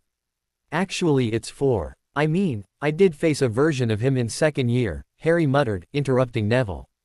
"Right, the boy who faced Voldemort 4 times. Although, technically it is 5 times so far," Harry interrupted Neville again. Counting his fingers, he said thoughtfully, "Yeah, the first time when I was 1. Once in first year, then second year, then fourth and fifth years. Whatever. My point here is that you, who has done so much, and trained so hard, have been taken down by a coffee table," exclaimed Neville, grinning. "Yeah," said Harry contemplatively. "It is weird, isn't it? I tripped over a coffee table. Of course, I would like to think that I would have managed to get back up in time to take the attackers out, but it does make you think though. No matter how powerful you are, sometimes it is the small things that can get you. After all, look at Voldemort. He was a powerful Dark Lord, that to the most dangerous one in recent times. He was winning then. The man was all but the ruler of magical Britain at that point. And he was taken down by a mere baby. The grin slid off Neville's face at that. "You sure know how to kill my fun, Potter," he said with a pout. "I try," said Harry, grinning wryly. "Then again, it wasn't that bad an attempt at my first wandless shield. I think I did the best I could under the circumstances. Though, checking my surroundings might have been a good idea." He winced again. "I'm really going to feel this the next morning." "Wilfred," called Neville, causing the house elf in question to arrive with a pop. "Master called," the elf said, looking up at Neville. "Can you get a phial of headache-relieving potion and some brew salve, please?" "At once, master." Saying this, the elf popped out, returning back with the requested items. "Here, this will help with the headache," Neville said as he gave Harry the phial. "And this," he held the jar, "will help with your back." Harry took the potion and sighed as he felt it working its magic.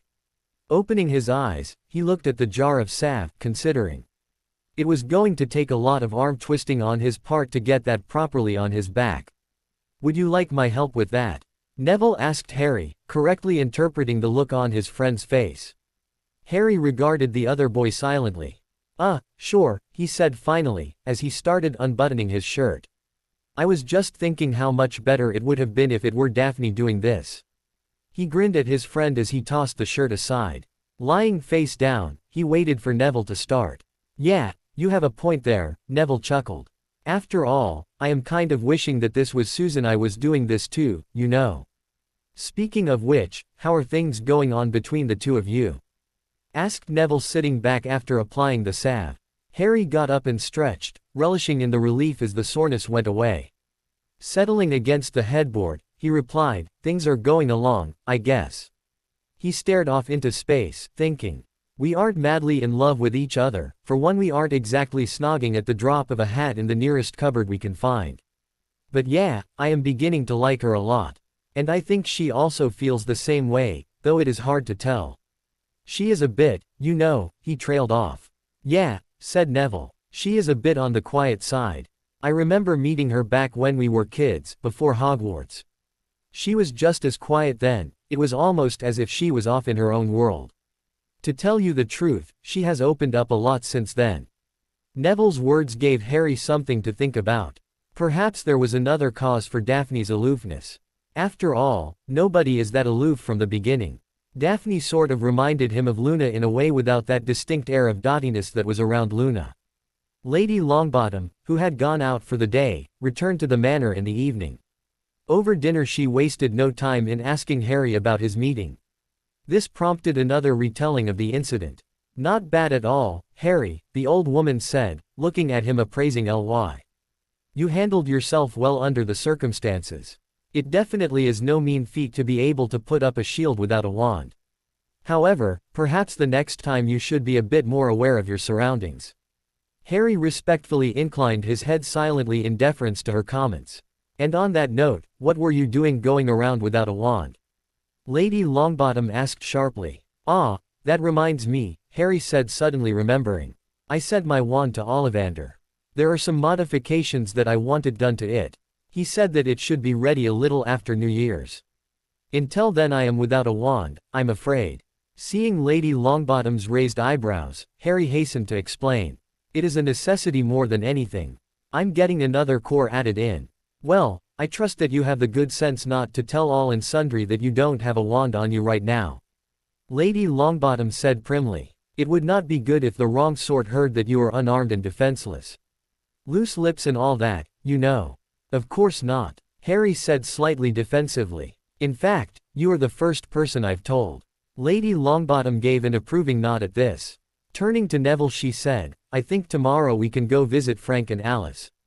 It is a bit later than usual, but such things cannot be helped." Neville's cheeks flushed at this as he gave a subdued, "Okay." "Hey, cheer up, Neville," said Harry before Lady Longbottom could open her mouth, no doubt to reprimand her grandson. "It could have been worse, I mean, you at least can visit your parents. All I have are photographic representations of other people's memories," he said slightly bitterly. "I haven't even been given the opportunity to even see their graves." "Why ever not?" said Lady Longbottom, appalled. "Surely your relatives would have taken you there." Harry laughed bitterly. My relatives are basically the Muggle version of the Death Eaters in that they hate any and everything to do with magic, including me. My aunt absolutely loathes my mother and anything to do with her. The idea of her taking me to see my mum's grave is laughable. In fact, until my Hogwarts letter came, my relatives had me thinking that my parents were drunken layabouts who died in a Muggle car crash since they couldn't control their liquor. Hagrid was the first person who told me the truth, you know. The table was silent at this unexpected outburst. Lady Longbottom cleared her throat. And what of your magical guardian? I know for a fact that all Muggle-raised students are assigned one. Harry snorted. Who? Albus Dumbledore. Please. It was only in the October of my first year that I found out where my parents were buried, and that too, from a library book. Dumbledore did not see it fit to tell me that I had a magical guardian, much less that it was him. If I hadn't spoken to my account manager at Gringotts this summer, I would still be ignorant of that fact. If he cannot deign to tell me that, what hope is there of him taking me to see their graves? Harry's voice by this time was fairly shaking with suppressed rage. Breathing deeply to get his voice under control, he continued. At any rate, I don't really care anymore. Now that I am finally out from under his thumb, I am free to do as I please. The minute school lets out for the summer, I plan on seeking the place out. Dumbledore can go hang for all I care. Well, there is no need for that, said Lady Longbottom into the silence. No, you do not need to wait for the summer to do that, as I shall be taking you there tomorrow myself. After we visit Frank and Alice, of course. Taken aback at this offer, Harry said awkwardly, I don't want to put you through any trouble, ma'am. No, it's fine, the formidable woman replied with a wave. I want to visit my godson's grave anyway. It has been far too long. I think it is appropriate to take you along, as he is your father as well. Thank you, Harry replied in a slightly choked voice. I had no idea that you were my father's godmother. Yes, I was, said Lady Longbottom with a reminiscent look on her face. He was quite a happy little boy. He and Frank were quite close. Not as close as James was with Sirius, but that is understandable since Frank was 2 years older. I wish that I hadn't lost touch with James later on in his life, she trailed off, a faraway look in her eyes. Quickly recovering, she cleared her throat. Well, looks like we have quite a day ahead of us tomorrow.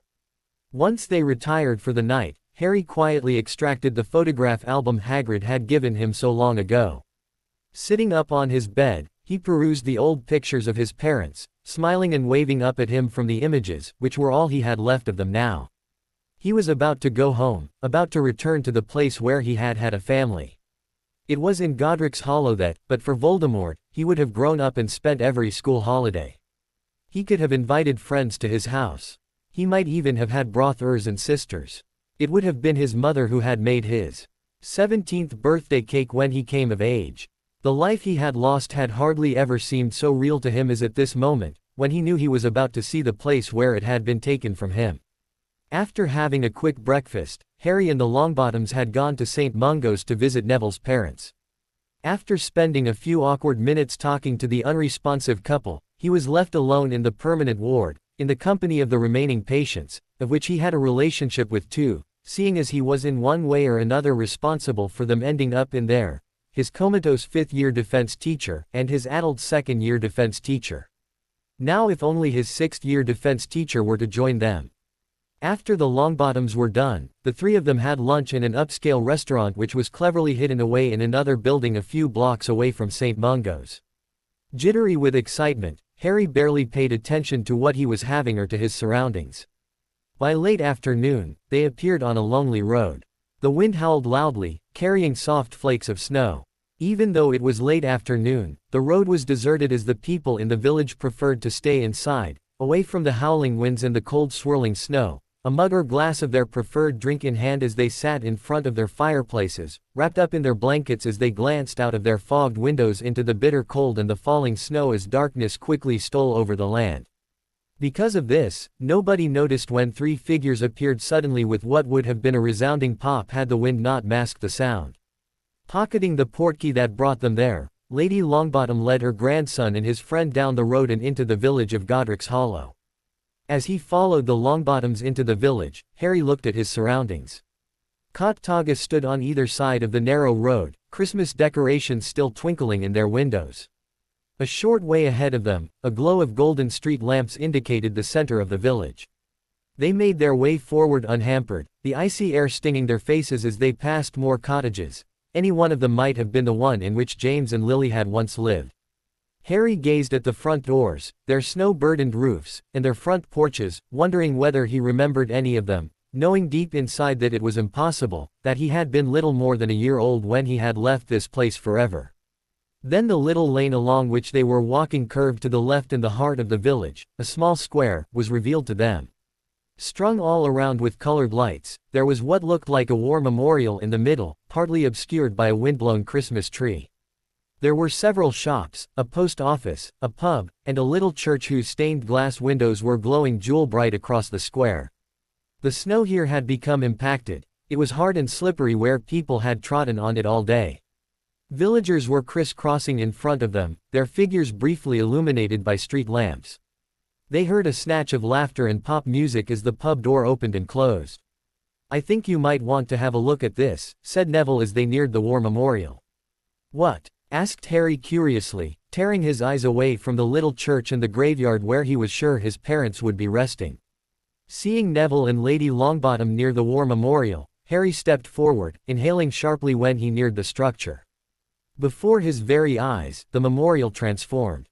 Instead of an obelisk covered in names, there was a statue of three people, a man with untidy hair and glasses, a woman with long hair and a kind, pretty face, and a baby boy sitting in his mother's arms. Snow lay upon all their heads, like fluffy white caps. Harry drew closer, gazing up into his parents' faces. He had never imagined that there would be a statue. How strange it was to see himself represented in stone, a happy baby without a scar on his forehead. Ellipsis. "Gran brought me here when I was little," said Neville softly. "I vaguely remember the place," he explained as he looked at the church. "Did you know that Godric Gryffindor is said to have come from here?" Harry did know. Salazar had met a young Godric Gryffindor in this village. After returning from his journey, Salazar had not wasted any time killing every Muggle in the village where his family had been killed. The detailed account of what he had done was disturbing at the least. However, Harry could not help but be impressed by what Salazar had thought up with. After all, encasing the bodies of your slain victims in stone immediately afterwards and then using those statues as the defenses of your castle is pretty devious by itself. Then to do it to those who were directly responsible while they were still alive was even more devious. The bodies would never age, nor decompose, thanks to the stone and the magic. Harry wondered how long it took for the live victims to succumb. Once he had his castle under construction, Salazar had gone in search of an apprentice. This was how he met Godric in this very village. While he was impressed with the young man's cunning in buying a goblin-made sword in his family's name, thereby ensuring that it would pass down to his heirs, and his intelligence, Salazar was less impressed by the man's brashness and love of combat, his policy of sticking his sword into things, and finally his moral compass, calling him a naive, brash and deluded fool with an unrealistic view of the world. Frankly, Harry reflected as they approached the church, he didn't much care for that. Pushing open the key-in gate at the entrance of the graveyard, Harry walked in slowly, followed by the Longbottoms. The snow on either side of the slippery path up to the church doors was deep and untouched. Augusta Longbottom waved her wand, parting the snow in front of her and creating a pathway the three of them could navigate without any difficulty as they walked around the building. Behind the church, row upon row of snowy tombstones protruded from a blanket of pale blue that was flecked with dazzling red, gold, and green wherever the reflections from the stained glass hit the snow. Harry moved toward the nearest grave. "Look at this, it's an abbot, could be some long-lost relation of Hannah's." "Indeed, Harry," said Lady Longbottom. "Many old families had started out from this village. As a result, some have kept up the tradition of interring their dead in the graveyard here. The more affluent families do have their own private graveyards." She paused for a moment as she parted more snow in front of them. "Your parents would have been buried in the private graveyard near your family's ancestral home, but with you being the last Potter, the wards made the property inaccessible. This was why they are buried here. That and certain people felt that it would be a good idea if the grave sites of the parents of the boy who lived were accessible to the general wizarding public. Glancing behind her and noticing the scowl on the boy's face, she said, "I see that the notion does not appeal to you. However, be glad that they have been buried here. It could have been much worse. Your parents could have been encased in crystal sarcophagi and placed somewhere inane like in Diagon Alley or in the ministry building for all to see." She sniffed derisively. "Here, they are in the company of quite a few icons and luminaries of our world. For example, Bowman Wright is buried here." "I suppose you have a point," Harry said grudgingly. After a moment of silence, where she intently studied the young man in front of her, she spoke up, "If you wish it, you can have your parents' remains moved to the family graveyard later on. Nobody can stop you from doing that." Harry considered this suggestion. The notion of moving his parents' remains hadn't occurred to him until now.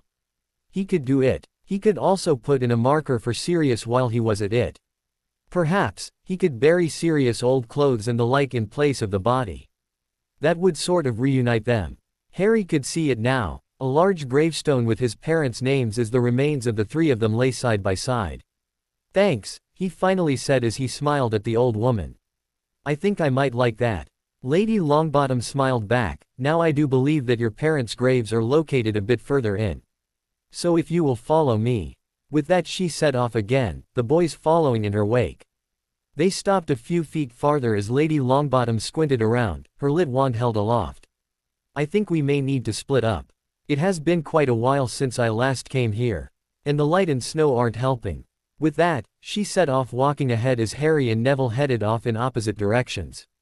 As Harry walked among the tombstones peering at each and every one for his parents' names, he stumbled upon a headstone with the words Kendra Dumbledore written on it and, a short way below, her dates of birth and death, and her daughter Ariana. Harry read the quotation written below it with unseeing eyes. He could not help thinking that he and Dumbledore both had deep roots in this graveyard. From the dates written there, it was easy to deduce that Kendra was the headmaster's mother, making Ariana his sister. He had a connection of sorts to Dumbledore. They could have visited the place together. For a moment Harry imagined coming here with Dumbledore, of what a bond that would have been, of how much it would have meant to him. But it seemed that to Dumbledore, the fact that their families lay side by side in the same graveyard had been an unimportant coincidence, even irrelevant. Even if that wasn't the case, was it not Dumbledore's duty to at least take him here? He was Harry's guardian for Merlin's sake. He was brought out of his musings by Neville calling him. "Yeah," he said as he approached the blond boy who had bent back down to examine the stone. "I think that this is one of your ancestors, Harry," Neville said as he brushed the snow off the ancient-looking headstone. "I really can't tell with the light." "Allow me," said Lady Longbottom, who had also heard Neville and had come over. She raised her lit wand over the mossy headstone. "No, it's not Potter," she finally said, squinting at the name.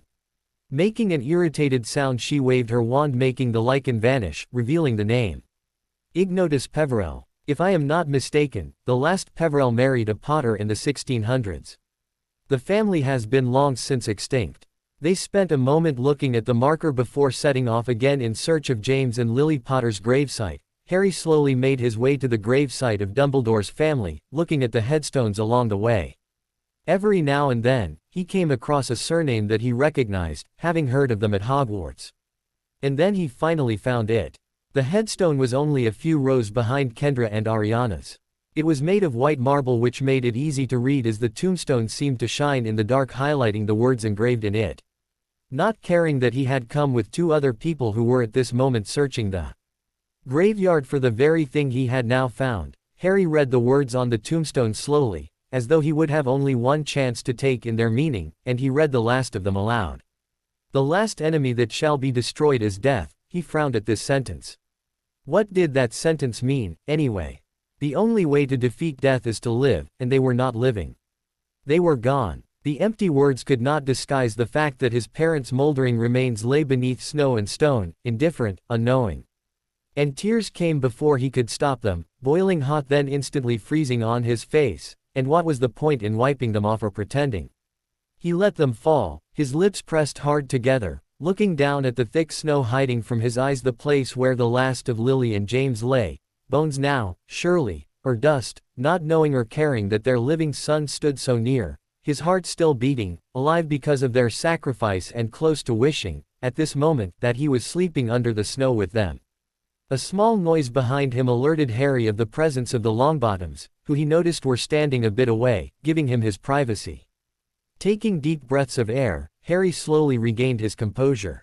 Surreptitiously wiping his eyes, he took a step back, wishing that he had at least had the foresight to bring something with him to put on their graves. Before Harry could turn, Lady Longbottom stepped forward and waving her wand, placed a wreath of roses on the grave. Nodding at her, Harry turned around and, with the Longbottoms, started making his way back to the Keying Gate. For some reason, he couldn't stand another minute there. As they exited the graveyard, Harry turned to the old woman. "Lady Longbottom, is it all right if we could see the house where it happened?" "Of course we can, young man, there is no need to ask," the woman answered briskly, patting the teen's shoulder.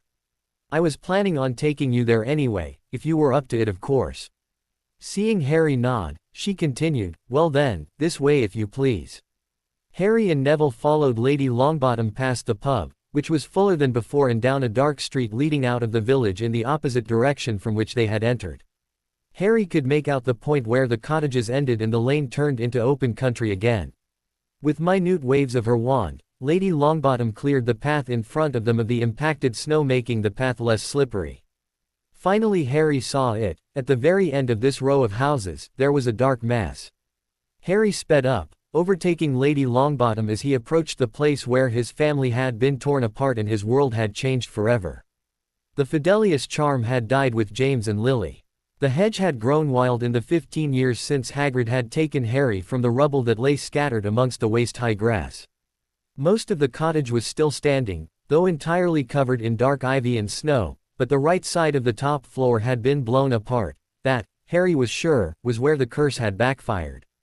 He stood at the gate, gazing up at the wreck of what must once have been a cottage just like those that flanked it.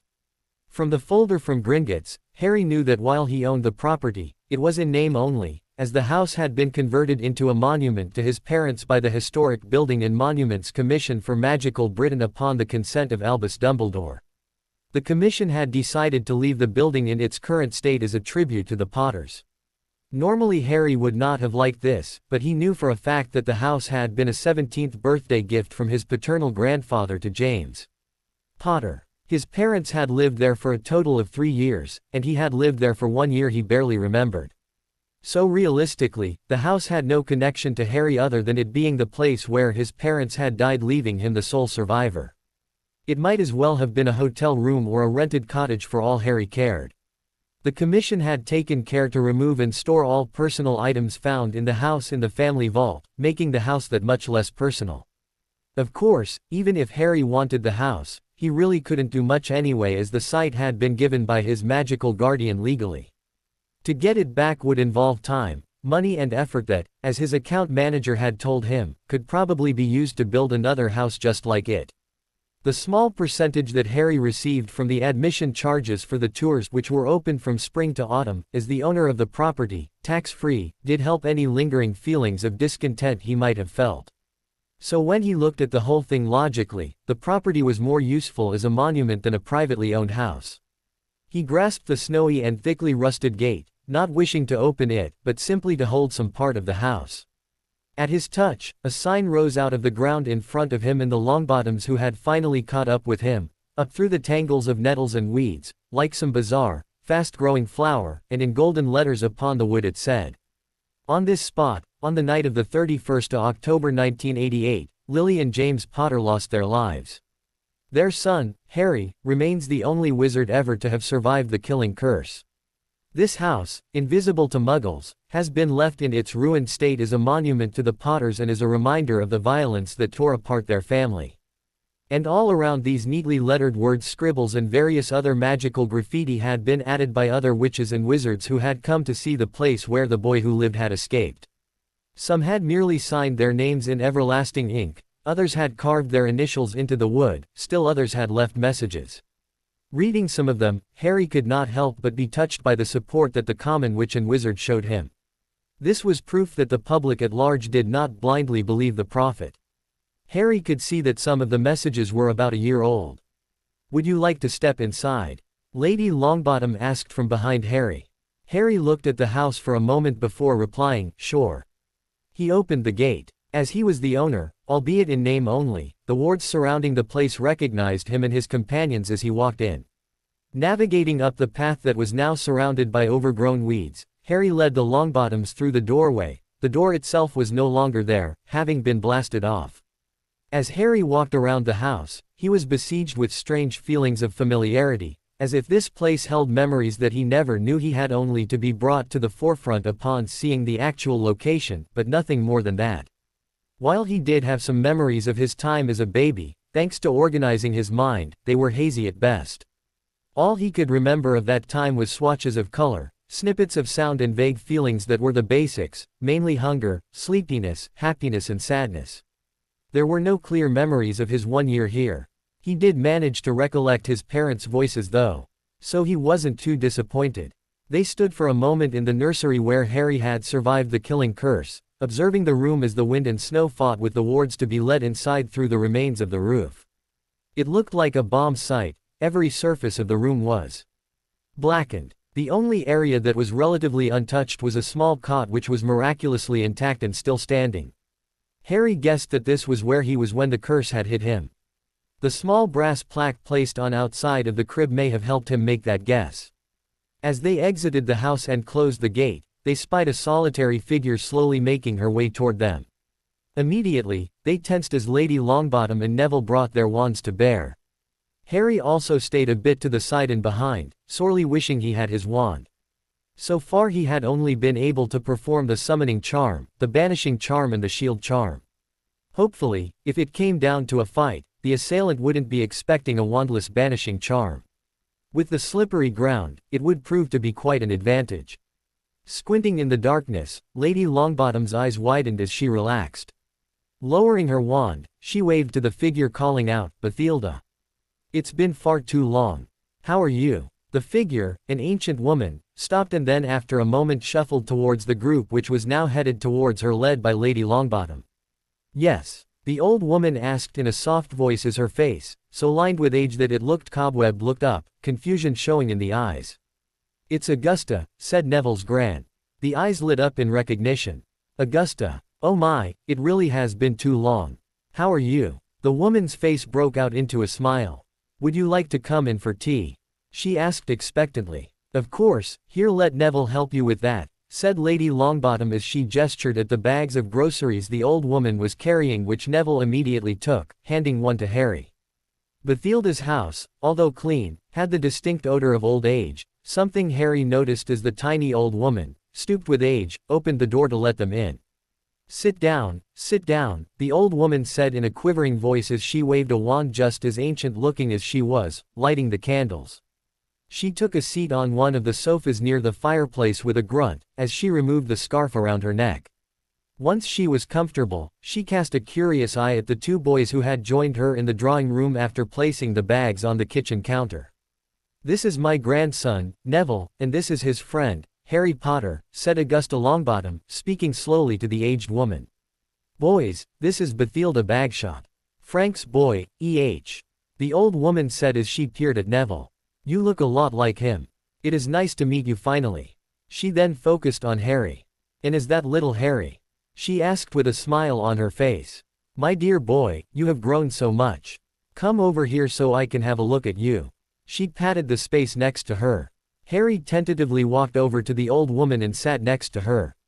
Bathilda Bagshot reached out an old, wrinkled hand and cupped his face, peering at him intently. "Oh little Harry," she said again with a soft chuckle and a fond smile, patting his cheek. "You were so tiny the last time I saw you. I still remember how you used to run around in the front garden wearing only your nappies as your mother chased you around trying to get you dressed. You had quite the talent in removing your clothes, you know. Lily always told me that you never did like wearing them much," she said serenely, completely ignoring the burning face of the teen next to her. "Why, if it weren't for the childproof charms built into your nappies, I think you would have been running around completely starkers." "So you knew my mum then?" Harry said, trying to change the subject as he fought off the blush on his face. Catching the smirk on Neville's face, he sent the other boy an evil glare. "Oh definitely, dear," said Bathilda. "Why, I remember that one time when she went spare when you got the training broom for your first birthday. You were quite a natural."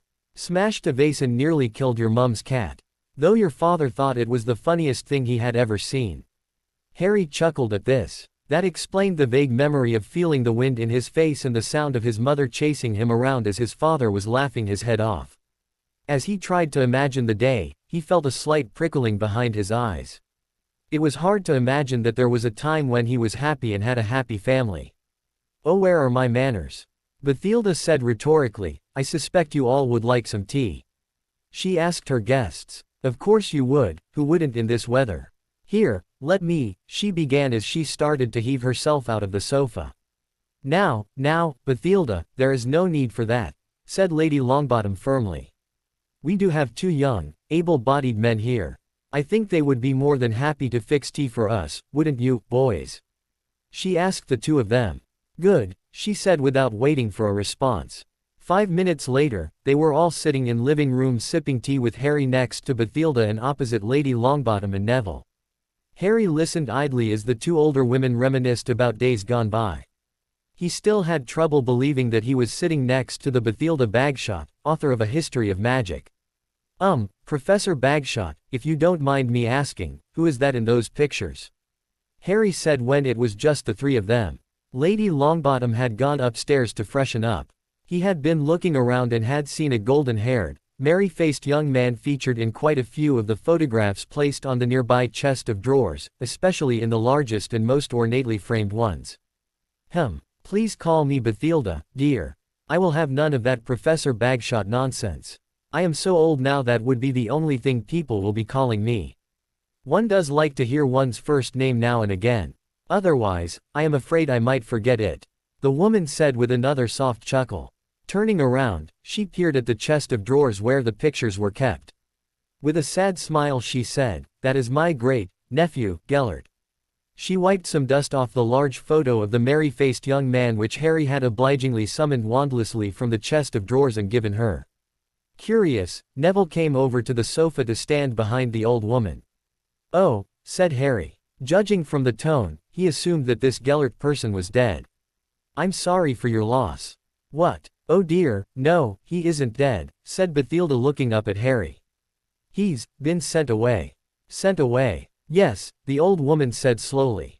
"He's in prison, you see. And it's all because of him." She spat with sudden venom as she pointed at the image of a person next to Gellert. Harry studied Gellert's companion. Like Gellert, he was also smiling and waving jauntily up at the 2 of them. He was tall and thin with longish auburn hair and a long straight nose. Harry was sure he had seen this individual somewhere before. Him and his nonsense. The old woman ranted softly, unmindful of her audience. Turned Gellert's head, he did. Why, Gellert was such a sweet boy before he met him. Gellert was in love with him. And he turned Gellert's head with delusions of power and grandeur. Now Gellert is in prison and he got away scot-free. If I ever meet him again, it won't be too soon. Her voice trailed off as she began muttering under her breath. Harry managed to pick up a few words like, ungrateful swine, and, after all I did for him and his sister. Who are you talking about, Bathilda? Neville asked, slightly unnerved by the venom in the old woman's voice. Albus Dumbledore, said Bathilda softly, giving the ginger teenager a sour look. Harry did a double take at the name. Wah, he said, the word trailing off as he looked at Bathilda incredulously as Neville beeped in a breath. Both boys had trouble processing the information given to them. While Harry knew that Dumbledore was manipulative, he doubted that Dumbledore would be so bad as to cause another person to go to prison. And yet, here was Bathilda saying that Dumbledore had been the cause of her gay nephew going to prison. This raised another point. Dumbledore is a poof. Neville half asked, half exclaimed out loud, echoing Harry's thoughts. Harry wasn't exactly revolted about this, but he couldn't help but think it a bit weird. Though he supposed he should have seen it coming. It did explain the rather flamboyant nature of the headmaster. Shaking his head to clear his thoughts, Harry looked at Bathilda, who he noticed was off in her own world, still glowering at the teenage image of his headmaster who was jauntily waving back at her. Harry noticed a superior look in the teenage Dumbledore that wasn't there in the present Dumbledore. Clearing his throat, Harry spoke up. What did Gellert do to land up in Azkaban? Oh, Gellert isn't in Azkaban, the old lady answered. He is in Nurmengard. Where is? Well, I am sorry to cut this short, Bathilda, but we must be off. Augusta Longbottom's voice came suddenly, cutting Harry off and making both boys jump slightly as she came down the stairs. Stopping at the scene in front of her, she raised an eyebrow. Did I interrupt something? Oh, that is too bad, said Bathilda in a cheerful voice. She seemed to have forgotten the conversation she and the boys were having. Please feel free to drop in any time. It does get lonely here at times, especially when Herbert and the children aren't around. Having no choice, Harry and Neville also said their goodbyes and left the house, burning with curiosity.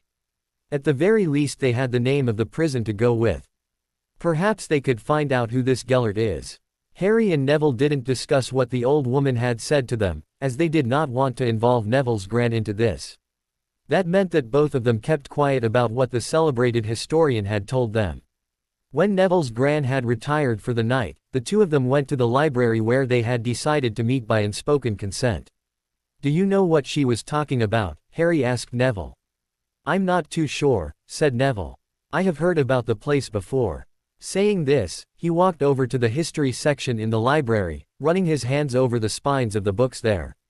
I think I read about the name in this book, he said as he removed a copy of Modern European Magical History which was fittingly enough, written by Bathilda Bagshot herself. Neville muttered to himself as he flipped through the pages. Aha, here it is, said Neville as he stopped at a page. Here, listen to this. It was during this turbulent time that Nurmengard was formed in magical Germany. Initially used to hold dissenters and political enemies, the fortress was also a stronghold of its creator, the Dark Lord Grindelwald. Single quote. Sounds like Gellert was one of Grindelwald's enemies, Harry commented as Neville turned the page. However, after Grindelwald's defeat in 1945, the fortress was ransacked by the forces of the light and all its prisoners were liberated. Neville continued reading aloud. Taking possession of the fortress, the light shortly had it decommissioned, destroying the main building and leaving the rest, which included the walls and the heavily fortified prison tower, which they then used to imprison the captured officers of the Dark Lord's army along with their ringleader. Neville paled as he finished the sentence. Gellert Grindelwald himself. What? Harry exclaimed incredulously. Gellert Grindelwald, said Neville in a trance. Bathilda's great nephew was Gellert Bloody Grindelwald. He whistled, Sweet Merlin. And let's not forget that Dumbledore was the one to put Grindelwald there. Harry said. He is famed for his defeat of the Dark Wizard Grindelwald, remember? He said, quoting the information he remembered from the chocolate frog card. Both boys sat at the table in silence thinking of the ramifications. Neville was the first to break the silence. Do you think Dumbledore is a Dark Lord in secret? He looked around the room nervously as if he was expecting the wizard to come out and curse them for saying it. Harry was silent for a moment as his mind came to conclusions and formulated theories so fast that his conscience had problems forming a coherent thought. Rubbing his head, he finally said, the evidence really does seem to fit that theory, but the concept of him being an actual Dark Lord is too scary. Neville finished the sentence. Yeah, we could be just jumping to conclusions, said Neville. After all, it isn't as if he has any plans of world domination or anything. Oh, no, replied Harry, voicing one of the theories he had come up with. Who is the chief warlock of the Wizengamot? Dumbledore. Who is the supreme mugwump of the International Confederation of Wizards? Dumbledore. Who is the one person who everyone wanted to be Minister of Magic when Bagnold retired? Dumbledore. And who was the one person who Fudge used to listen to when he became minister? Harry paused as he affected a look of deep thought. Oh, I know, Dumbledore. When Fudge stopped listening to him, he lasted for a year. That, he's the bleeding headmaster of our school. He educates, or has educated almost everyone in Wizarding Britain. I'd say he has, world domination, covered. At least as far as British Magical Society is concerned. He covered his eyes with his hand. The only person more powerful than him is the minister, and even that is up for debate. And he defeated Grindelwald, who turned out to be his lover, which made him really famous all over Europe, finished Neville. They sat in silence for a moment. I really don't like this, said Harry. While he knew that Dumbledore was a conniving, manipulative, backstabbing old man, he didn't think of the old headmaster as an evil Dark Lord. The thought was frankly unsettling. Me neither, Neville replied. I vote that we forget about this and never speak of this again. Seconded, Bathilda does sound like she has been listening to a few foopers anyway.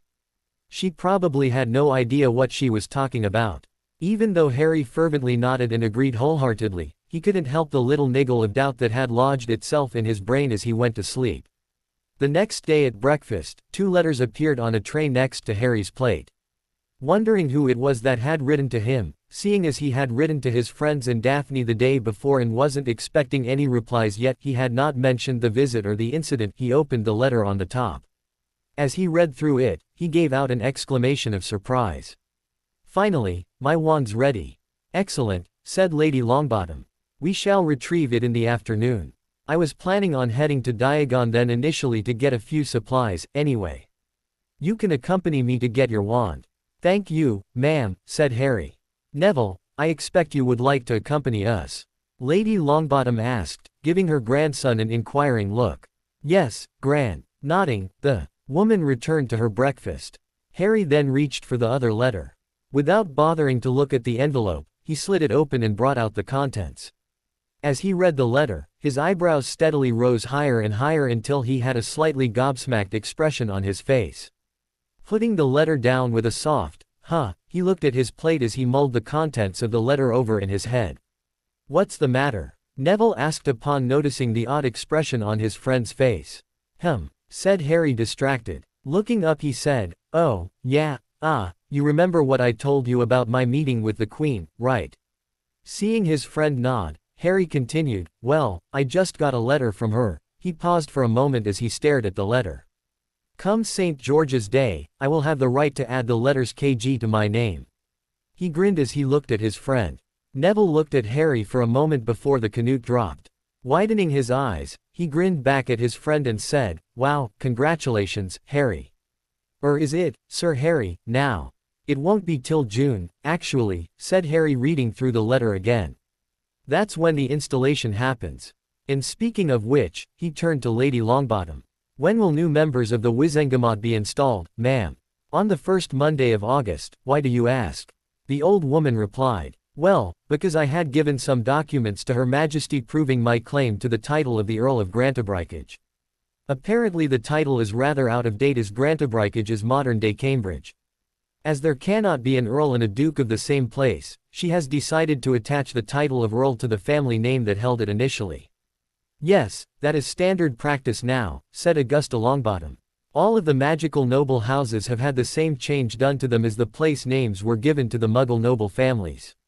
I can tell you that most of the magical families weren't too happy about losing their place names. After all, quite a number of the old families are older than the Muggle noble lines. And some even lost their place name to newly ennobled Muggles." "But why?" asked Harry. "After all, we had the titles first." "It was mainly because of the statute of secrecy," replied Neville. "We can't really hold titles to Muggle lands. Otherwise the Muggles might get suspicious. It was part of the deal with King William III and Queen Mary II when we finally separated fully from Muggle Britain, in 1692, I believe. The king or queen was to have authority over the magical world. Our Minister of Magic is appointed by the monarch. And also another interesting thing to note is that the document that the Muggle barons managed to get the king to sign is not valid in the magical world. It is all covered in the History of Magic NEWT classes, if you are interested." "You are in the class?"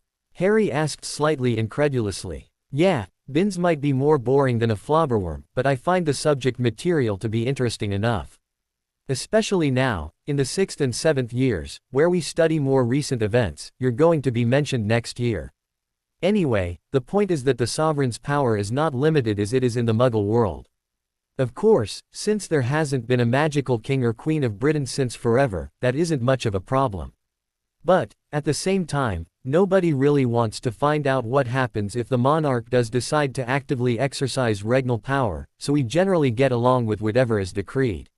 Which frankly isn't much since the magical world has, so far, garnered little to no royal interest. But why didn't our ancestors just decide to hide from the Muggles? Why have such a deal in the first place? I think we would have been more than capable of pulling such a thing off without help from the Muggles," said Harry. "The actual reason isn't well known, Harry," said Lady Longbottom. "No records of that time have survived. Which is suspicious, since nothing has happened to cause said records to be destroyed and documents older than that are still in good condition. She paused to gather her thoughts before speaking again. The general consensus is that this deal was made because of the Muggleborns. Mind you, it is the only theory around, so it isn't necessarily the correct theory. The long and short of it is that with the possible exception of the title of the Duke of Hogsmeade, the Duke of Azkaban and the Marquis of Diagon, all other members of nobility do not have place names. Now, she continued briskly, we have digressed enough. Coming back to the original point, what is the new title that you now have, Harry? The Earl Slytherin, replied Harry succinctly. Neville, who was drinking from a goblet of pumpkin juice, choked as he heard Harry's words, while the only indication Augusta Longbottom showed of her surprise was a slight widening of her eyes. Indeed, she said absently, waving her wand to relieve her grandson's discomfort. Before you ask, I have no idea how I have ended up with a claim to the title, said Harry. All I know is that it is mine. I have some relation to a descendant of Slytherin. Interesting, said Lady Longbottom as she fixed him with a calculating look. A few hours later found Harry standing outside Ollivander's shop with his hood drawn up. Lady Longbottom and Neville had gone to Flourish and Blotts and were supposed to join him later. Entering, he was greeted by an excited-looking Ollivander. Ah, Lord Potter, I have been expecting you. I cannot wait to show you your improved wand. Used to having Ollivander call him by his title ever since he let slip that he was emancipated, Harry only nodded as he let his anticipation build up. He also couldn't wait to see his newly modified wand. Ollivander disappeared into his shop, only to return with a beautiful black box which he handed to Harry. Opening the box, Harry beheld his wand. At first glance, other than an increase in length and a slight increase in girth, the wand did not look any different.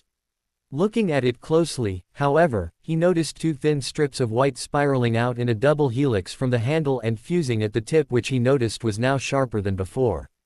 The band wasn't fully noticeable as it blended well with the natural white color of the wood. I powdered a section of the fang and combined it with the original phoenix feather core using a mixture of the phoenix tears and basilisk venom which you had also supplied me with when you handed in your wand. Ollivander explained as Harry silently admired the wand in front of him. The remainder was carved into the handle and the double helical shape you see now. The tip is the tip of the basilisk fang sanded down a bit to make it safe to use. After all, it's a wand, not a dagger, and placed over the tip of the original wand. I must say I am very proud of the wand. I hope you like it. It's beautiful, whispered Harry as he ran a finger along one of the strands on the body of the wand, feeling the cool ivory which was a shade whiter than the holly wood it was fused with. Upon touching the wand, he felt the stirrings of the familiar warmth surging through his fingers. The feeling was very similar to the time when he first bought the wand 5 years ago. Unable to resist any further, he picked up the wand and grasped it in his left hand, breathing in deeply as he felt the warmth surge through him. The feeling was both familiar and different. With the comfortable warmth came a coolness that was just as comfortable and calming. He also felt more connected with his wand than before. A discreet cough broke him out of the bliss he was in. Opening eyes he had not realized he had closed, Harry looked at a smiling Ollivander. I am glad that you like it, my lord, as bone and tooth is something I rarely work with. Anyway, I have carved in some unbreakable runes into the ivory for the wand as well as some runes on the handle to improve grip. He pointed the runes, which were not easily noticeable, out to Harry. Tooth and bone is a bit more receptive to runic magic than wood. Unfortunately, the wand isn't as supple as it was before the modifications. He sighed, a trifle disappointed. But that cannot be helped, I'm afraid. Thank you very much, Mr. Ollivander. Harry said gratefully with a smile just as ecstatic as Ollivander's. You truly are the best wandmaker in Britain, if not the whole world. As he had done before when he had first bought his wand, Harry swished his new wand through the air. Looking at the multitude of sparks that trailed after, he knew that casting a spell would require less effort than before, not that it required much effort on his part then. I think you overstate my abilities, Ollivander demurred in response. But thank you all the same. As for the wand, it was my pleasure, Lord Potter. Crafting wands is my passion, and to have the opportunity to work with such a rare item as basilisk fang and venom is a privilege. Placing his wand in its sheath, Harry thanked Ollivander once more as the man bowed him out of his shop. Bones Manor was to be found in Cornwall, a few miles away from the town of Falmouth.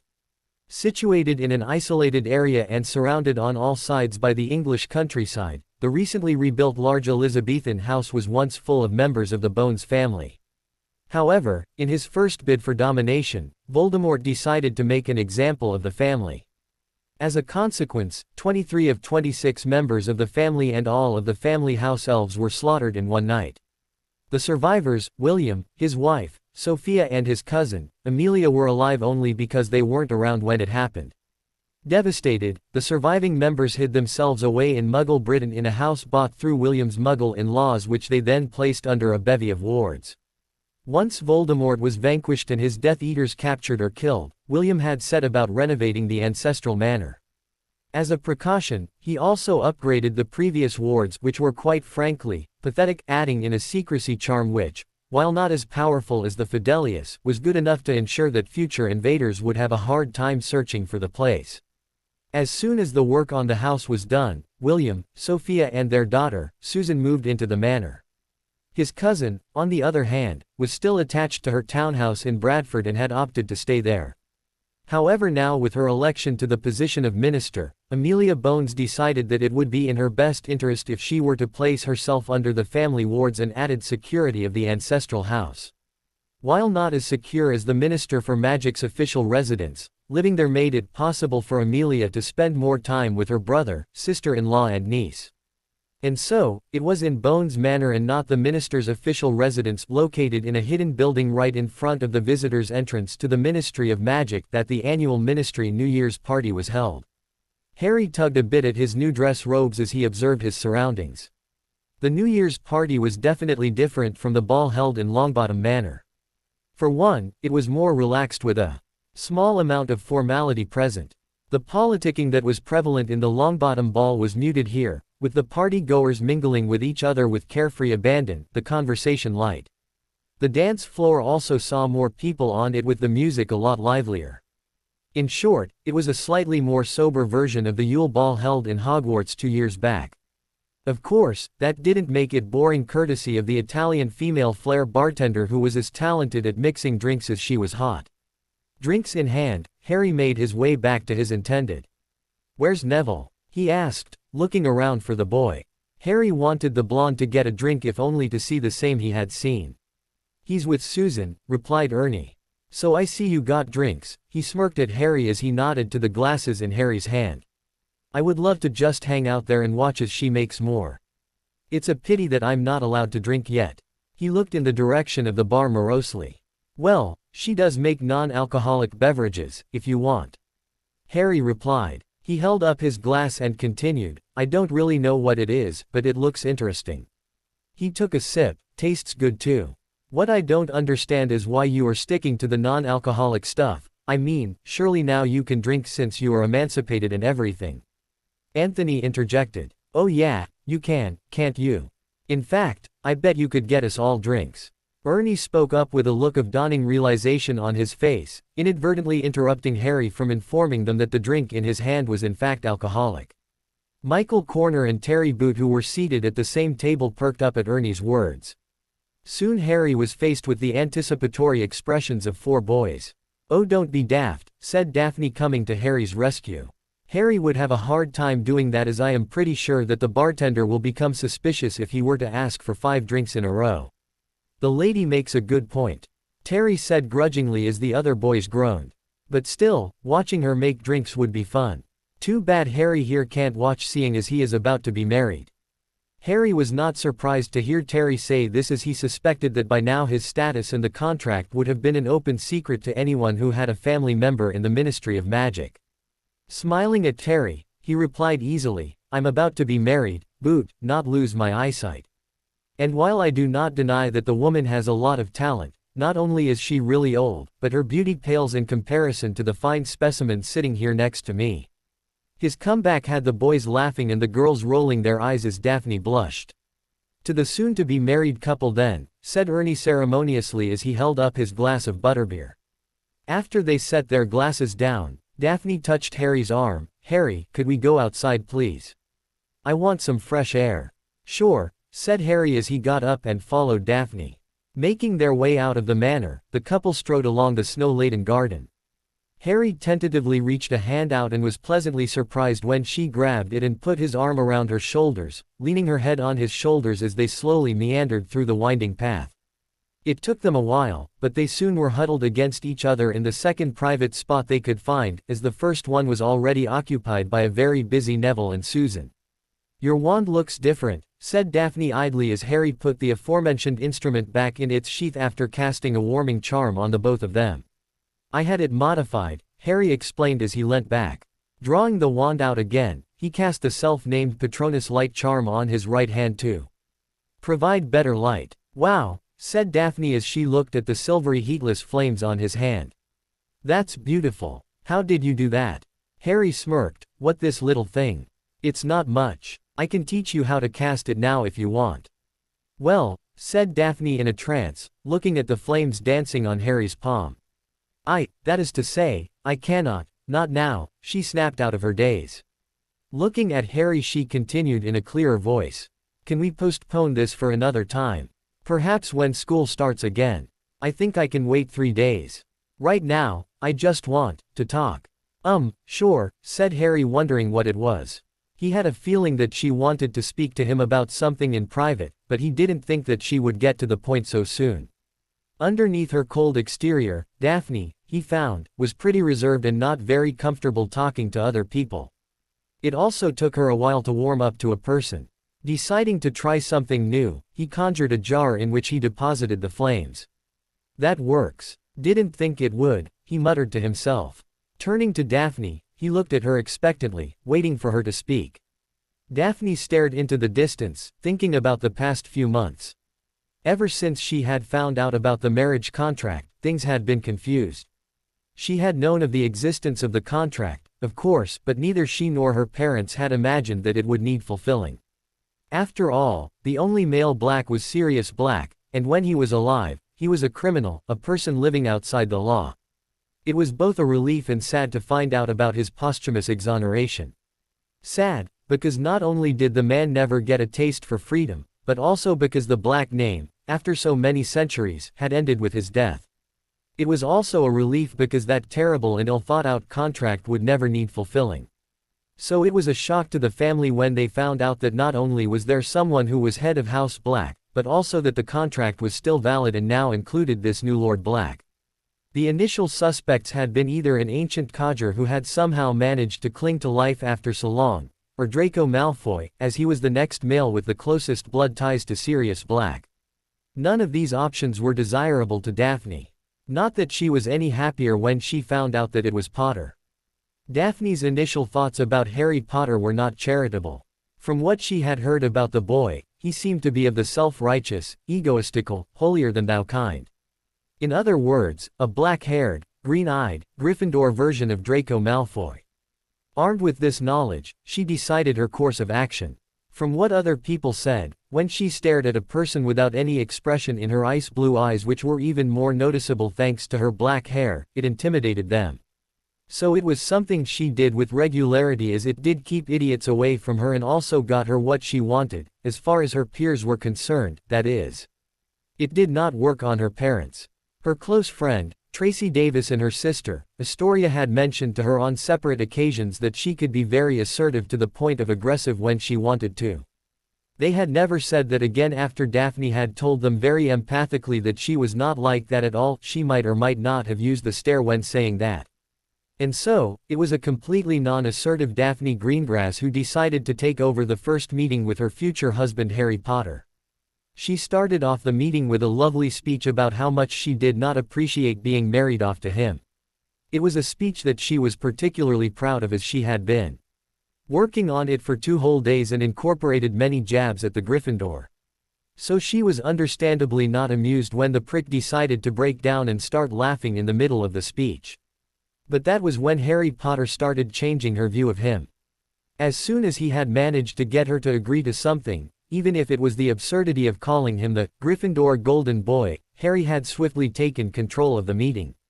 Daphne soon found out that he wasn't pompous and stuck up as Malfoy and most of the other Slytherins and quite a few of the Ravenclaws had made him out to be. He really was a nice person, almost, dare she say it, sweet. Although he was still a reckless idiot with subtlety on par with Hagrid, but that could be changed, hopefully. So she really shouldn't have gone ahead with her initial plan. She really should have just left it at the warning that he change his ways or else. Because she really didn't want a husband who talked before he thought. Such boorishness was meant for the lower classes. Daphne was a practical girl. She knew that there was no escaping that contract. She also did not expect any love to come out of this union. After all, she barely knew the boy, and what she knew of him wasn't great. And so, she decided that if she couldn't get the love bit, at least she could ensure that the say bit was good. So it was with this idea that she had also told Potter to gain some experience in performing his marital duties. After all, she might as well get some pleasure out of it. But now, looking back at it, she had to concede that her initial decision was a bit rash. Harry was a really nice person. Not only that, but he seemed to have changed a lot this year. He no longer hung out exclusively with that ginger nitwit Weasley and that bossy little know-it-all mudblood, choosing to expand his social circle instead. She was acquainted with the Ravenclaws in her year and did approve of them. The Hufflepuffs weren't too bad either. Indeed, it was quite a surprise to hear that Blaise Zabini had started to approve of him. By the beginning of the winter holidays, she knew that her feelings for the boy had changed. It had taken her some time, but after the Longbottom ball, she tracked down her mother and confessed everything. Her mother understood everything. When I was first betrothed to your father, the older woman had said, I was initially unhappy.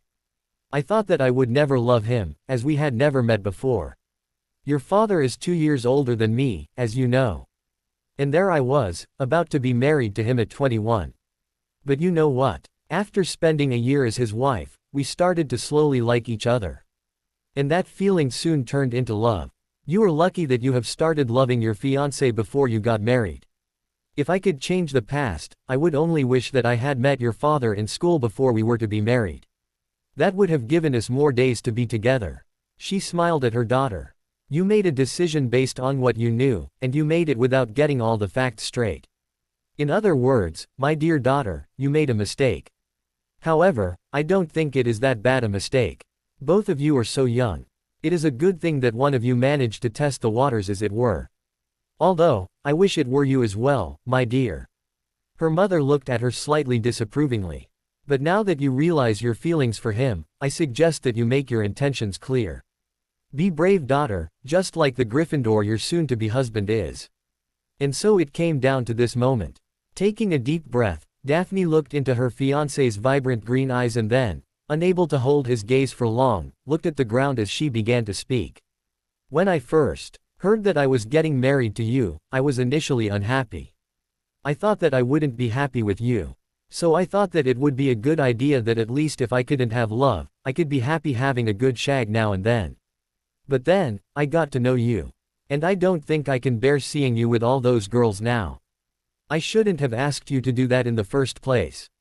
I realize that now. Can you forgive me? Forgive you for what? Harry said softly. Daphne felt her eyes prickle, for not accepting you as my future husband, and for implying that you weren't good enough for me. She sniffed, dragging a sleeve across her eyes. Hey now, said Harry, putting an arm around her and bringing her close to his chest. He rubbed circles on her back, hoping with all his might that she wouldn't start bawling like Cho Chang. Don't cry, he said comfortingly while his mind was having a meltdown trying to figure out what to do. While he was far more confident than last year, he still had no idea about how he should go around comforting a crying girl. Especially when the said girl was as reserved and calm as Daphne. Seeing her cry was pretty shocking. Scrambling for an answer, his mind finally came up with something. I cannot forgive you, he finally said, causing Daphne to stiffen. After all, while you told me to gain experience, it didn't mean that I had to do what you said. I had a choice too, and I chose to go out with all those girls even though I knew that I was engaged to you. So, how can I forgive you when I myself was just as wrong? Daphne was silent for a moment before she tightened the grip her arms had around Harry as she choked out a small sob.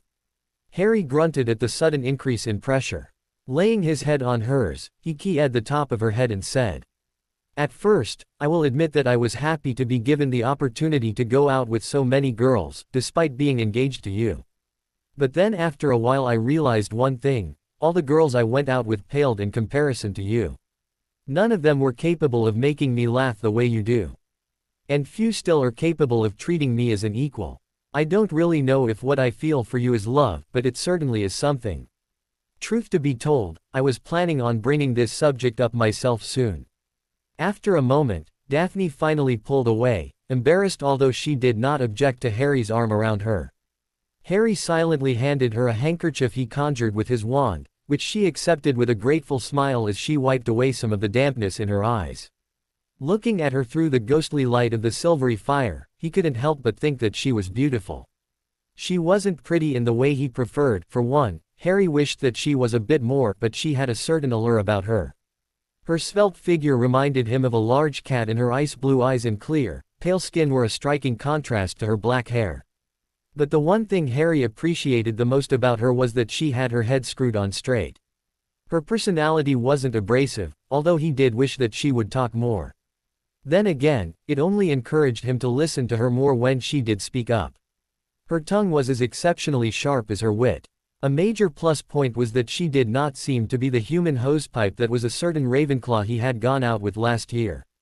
As he gazed at the lit manor in the distance, Harry came to the conclusion that there definitely was a future for the two of them. That Daphne would be a good wife. It wasn't going to end up being boring, that was for sure. How about we no longer speak about this little incident?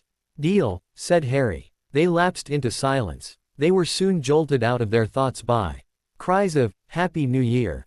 coming from within the manor along with the sound of fireworks going off. Smiling, Harry turned to the witch next to him and pulled her closer. "Happy New Year, Daphne," he said before keying her. "Happy New Year, Harry," Daphne replied with a smile after they broke apart. Snuggling against his chest, she watched the fireworks, thinking that while Harry was still a brash and reckless idiot, even if he was less of a brash and reckless idiot than he was before, she wouldn't mind him being her brash and reckless idiot. He was pretty good looking too. She especially loved his eyes. As the couple looked into the distance at the display in front of them marking the beginning of a new year, both of them were of the same thought that with the change in year came a change in their relationship. "So," said Daphne minutes later as the last of the fireworks ended. "Did you ever manage to gain some experience?" With an enigmatic smile, Harry turned to her and said, "I can't tell you that. You didn't want to talk about that after all." Standing in front of the fireplace in Longbottom Manor a few days later, Harry idly reflected that this had been the most interesting winter holidays he had had so far. Other than the incident at Sandringham House, the party at the Longbottoms and the New Year's party at the minister's residence, the rest of his time with the Longbottoms had been tranquil. So far, the winter holidays he had spent, and he did not count the years before Hogwarts, had been a noisy affair spent in the company of a lot of people, so it was definitely new for Harry to spend it in the type of quietness that comes from lazing about. Harry didn't really know if he liked this experience or not. In the end, he just decided that it was different. Not good or bad. "Thank you for having me over, Aunt Augusta," Harry said as he turned to Neville's grandmother, still not used to calling her that. "And thanks for, everything else." Over the course of the holidays, Augusta Longbottom had warmed up to Harry and had insisted a few days after their trip to Godric's Hollow to call her such, saying that it was the same thing her godson used to call her. "It was my pleasure, Harry," said Lady Longbottom. "I hope that you will come over during the summer holidays or at least the next winter holidays." "Well, I am not too sure about summer, but I definitely know that I will not be coming over for the next winter holidays," said Harry with a smile. "Because by then, if everything goes according to schedule, I will be able to spend my first and last winter holidays from school in the fully renovated Potter Castle." "I see," replied Lady Longbottom with a small smile of her own. "In that case, I hope that things progress as planned. This might sound a bit premature, but I was hoping that Neville could come over to my house for the winter holidays," Harry said hesitantly, looking at both grandson and grandmother. Seeing Augusta nod and Neville smile, Harry grinned. "Excellent. Also, I was sort of hoping to have a New Year's party or a Yule Ball or something to break the house in, as it were. I was hoping you could help." He looked at Augusta tentatively. Augusta smiled at Harry and said, "I will be glad to help. Let's talk about this in a few months' time. Making plans now is a bit too early, especially in the present climate." As it is, I wasn't too sure that what I had planned would be possible till the very last minute. Anyway, che sera sera, as the saying goes. We will take it as it comes. Nodding, Harry took a pinch of flow powder and threw it in the fireplace.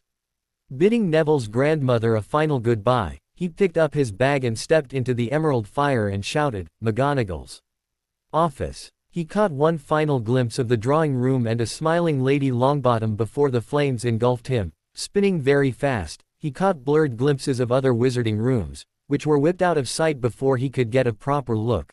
Then he was slowing down, finally stopping squarely in the fireplace in Professor McGonagall's office. She barely glanced up from her work as he clambered out over the grate.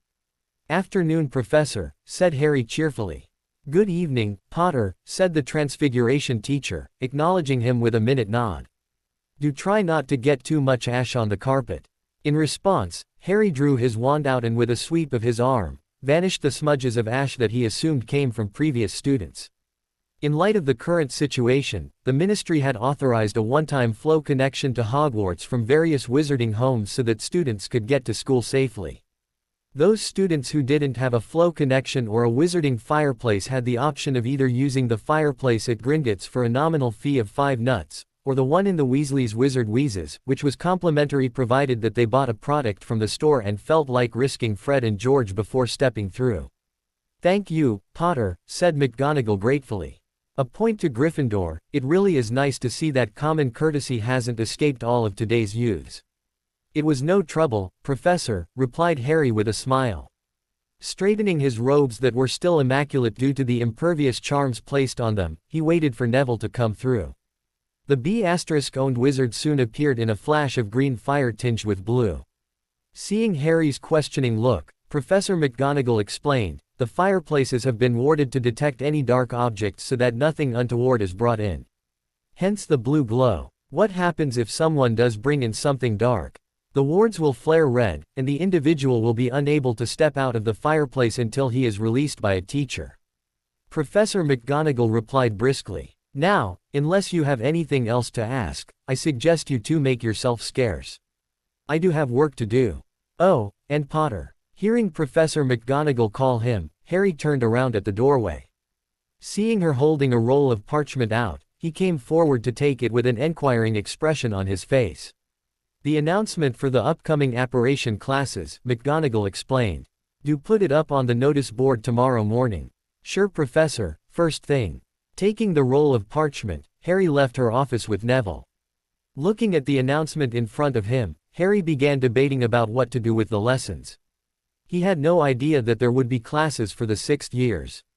In fact, he hadn't really given much thought to getting a license for apparition, which, considering his emancipated status, was easily available to him. "Put my name in, won't you?"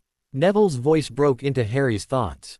"We might as well get it done now and save ourselves the hassle of doing it with the others."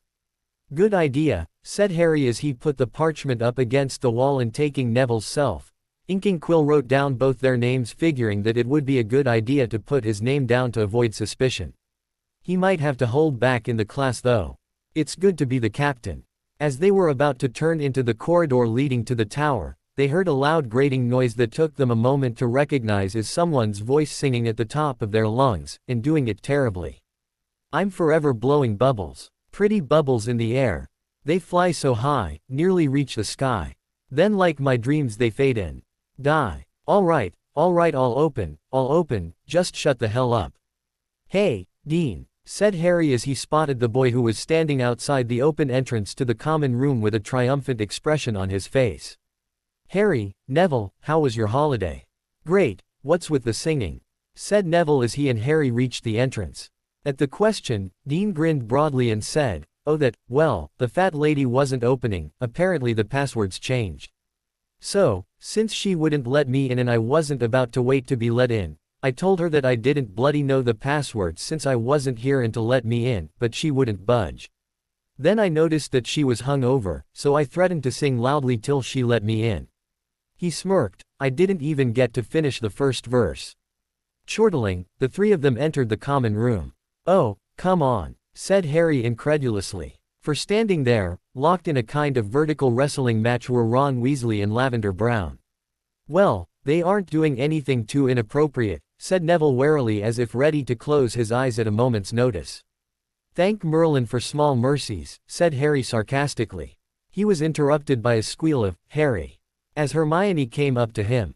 Hey Hermione, how was Christmas? I think I'll be going now, see you later Harry.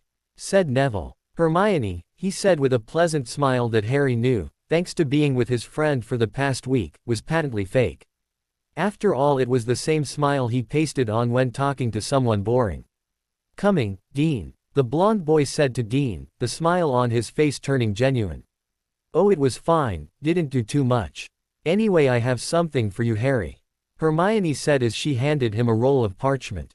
Another one of Dumbledore's lessons, I see, said Harry softly as he opened the parchment and read the contents. Pocketing the letter, Harry looked up at Hermione who had an expectant look on her face. What? Oh, nothing, Harry, how was your Christmas? Harry just lifted a shoulder as he casually said, fine. Spent it at the Burrow, met Remus and Tonks, had some eggnog, listened to some boring old music, nothing too special. Oh, I was named godfather to Remus, unborn child. So I guess it was more special than what I said initially. Hermione, who looked to be on the verge of saying something, suddenly changed track as she closed her mouth before asking incredulously, they named you godfather? Yeah, isn't that brilliant? Said Harry with a big smile. I guess that this makes me wise and all, knowing now. Right, said Hermione, giving Harry a disapproving look. So, is that all you did, Harry? She folded her arms as she asked the question and looked up at him with an unreadable expression on her face. Yeah, Harry gave her a puzzled look. Nothing else. Seeing Harry nod at this, Hermione continued, because Ginny told me that you weren't at the Burrow the whole time and that you left the Weasleys. Yes I did, said Harry. So why didn't you tell me that? Hermione fairly exploded. Because you didn't ask, said Harry in a neutral tone, trying not to let the annoyance show in his voice. I believe your question was, how was my Christmas? I left for Longbottom Manor after Christmas. Thus that bit of information did not come under the purview of the question you asked me. With a smug grin on his face, he left Hermione standing there spluttering as he headed towards the 6th year dorm. Oh, and Hermione, do be a dear and supervise 1-1 and his girlfriend. We don't want another repeat of hormones getting the better of people, now do we? With that parting shot, Harry disappeared up the boys' staircase. The next day, Harry and Neville walked outside onto the grounds surprised to find that Susan was waiting for them alone without Hannah. Where's Hannah? Neville asked as he looked around. She can't come because her dad pulled her out of school, Susan said sadly. What? Harry asked in shock. But I thought that she had managed to convince her father to let her stay after her mother was murdered by the Death Eaters. Apparently he changed his mind, said Susan between puffs as they started jogging. Not that I blame him. Hannah was pretty down most of the time she was here even though she hid it from the rest of the world. Saying nothing, the teenagers finished their morning routine and then headed back to their respective dormitories.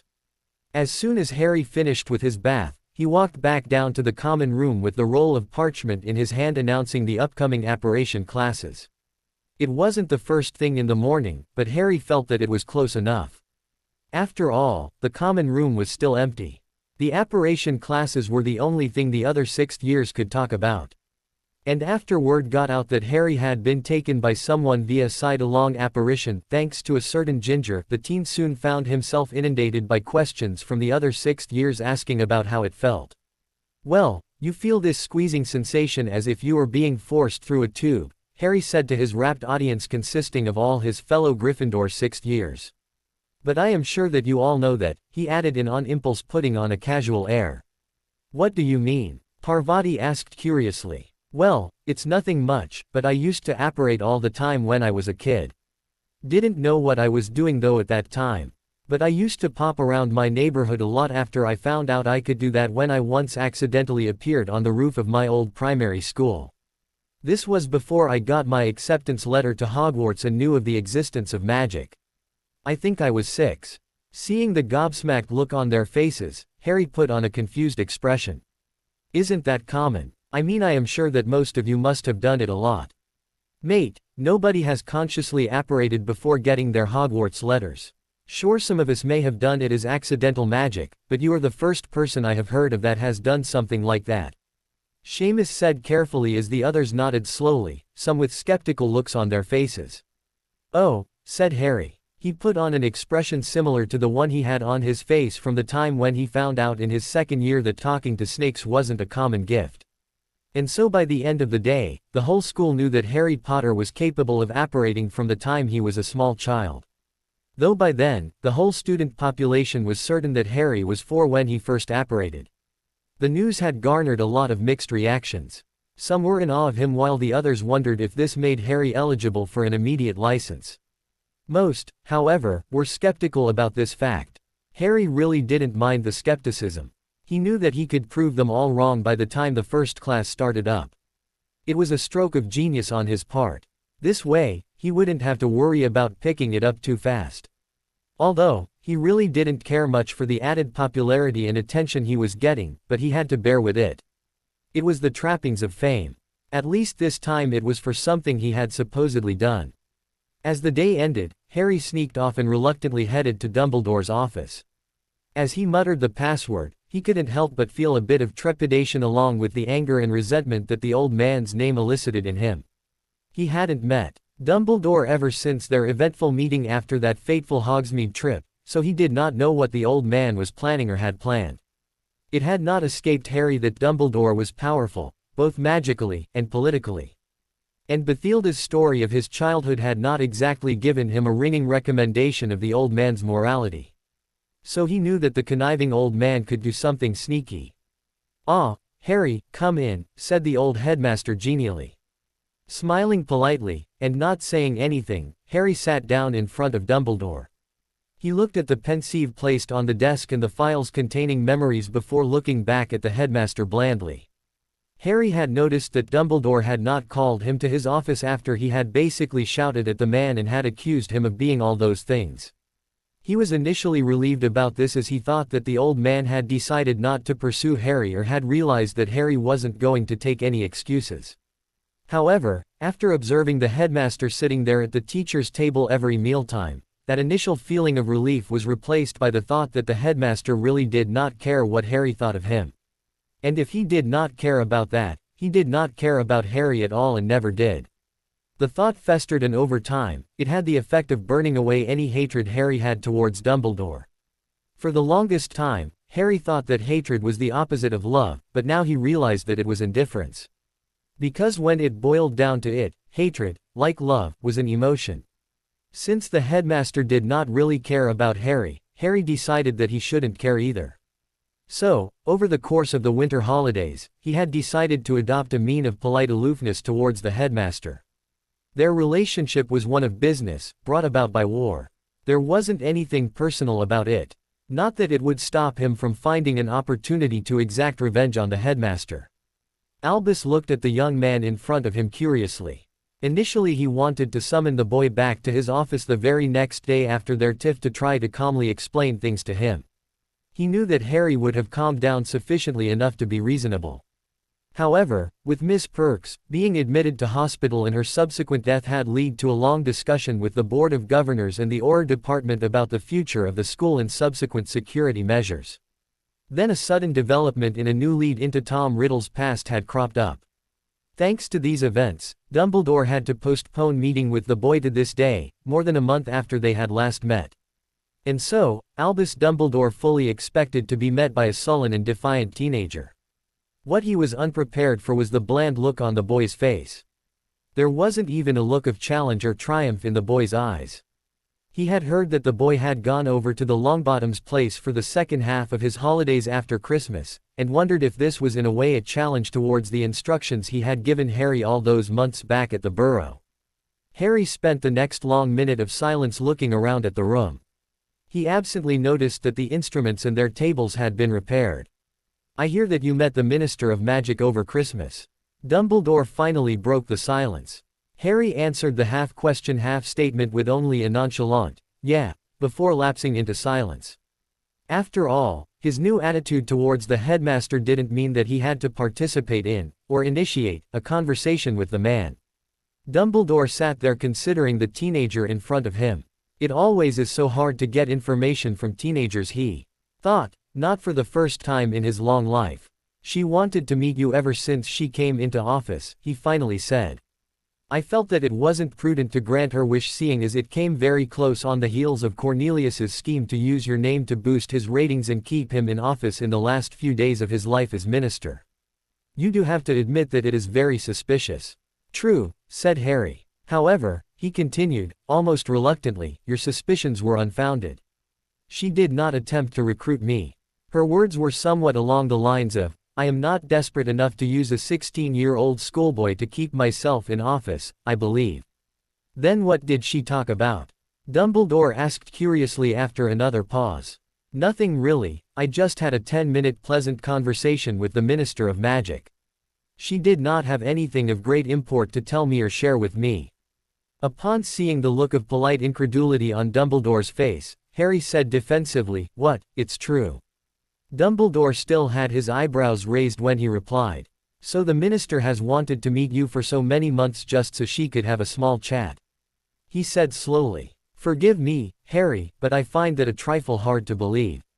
A thought slipped into his mind as he asked with concern, I think it's best you tell me exactly what she said, because I fear that she might have another motive in talking to you. Something you may not have picked up. Dumbledore cursed himself for not seeing the possibility that Amelia would be crafty enough to ambush Harry at the burrow. Who knows what information the woman could have collected? And the worst part of it was that Harry, being so young and unexposed to politics or people from the law enforcement department, would have inadvertently given that information freely without thinking twice. I don't really remember the conversation, said Harry. But what I do know is that she never did ask me about you, the Order, Voldemort, or anything of import. She did not even mention those subjects at all. It was like talking to someone on the street, really. I actually think that she wanted to get Percy talking to his family again. There was a pregnant pause as Dumbledore thought of Harry's words. Very well, he finally said, hoping that it actually was the case, strange as it was. Just to be sure, he would poke about and find out just what the minister wanted from Harry. After all, while the minister was wily and had excellent barriers preventing an unnoticeable egress into her mind, her assistant and Cornelius were quite vulnerable. Well, the night grows long and we do have business to attend to, Dumbledore said with a sigh as he looked at his pocket watch with the odd markings on its face. Over the course of the holidays, I managed to recover this one important memory. He waved his injured hand towards one of the files. However, this memory isn't as important as the second one, which I shall be showing you afterwards. So without further ado, he picked up the file on the desk and looked at it for a moment, briefly thinking about the fate of the poor man he had obtained it from, before he set it back on the desk. Now before we begin, I think it best that I provide some background information. So if you will bear with me, Harry. Dumbledore paused to gather his thoughts before launching into a detailed history of what Voldemort had done in his formative years in Hogwarts as Tom Riddle. Finally, after painstaking research through old books of wizarding families, he discovered the existence of Slytherin's surviving line. In the summer of his 16th year, he left the orphanage to which he returned annually and set off to find his gaunt relatives. And now, Harry, if you will stand. Dumbledore rose. I was very lucky to collect this, he said, as he poured the gleaming mass into the pensieve.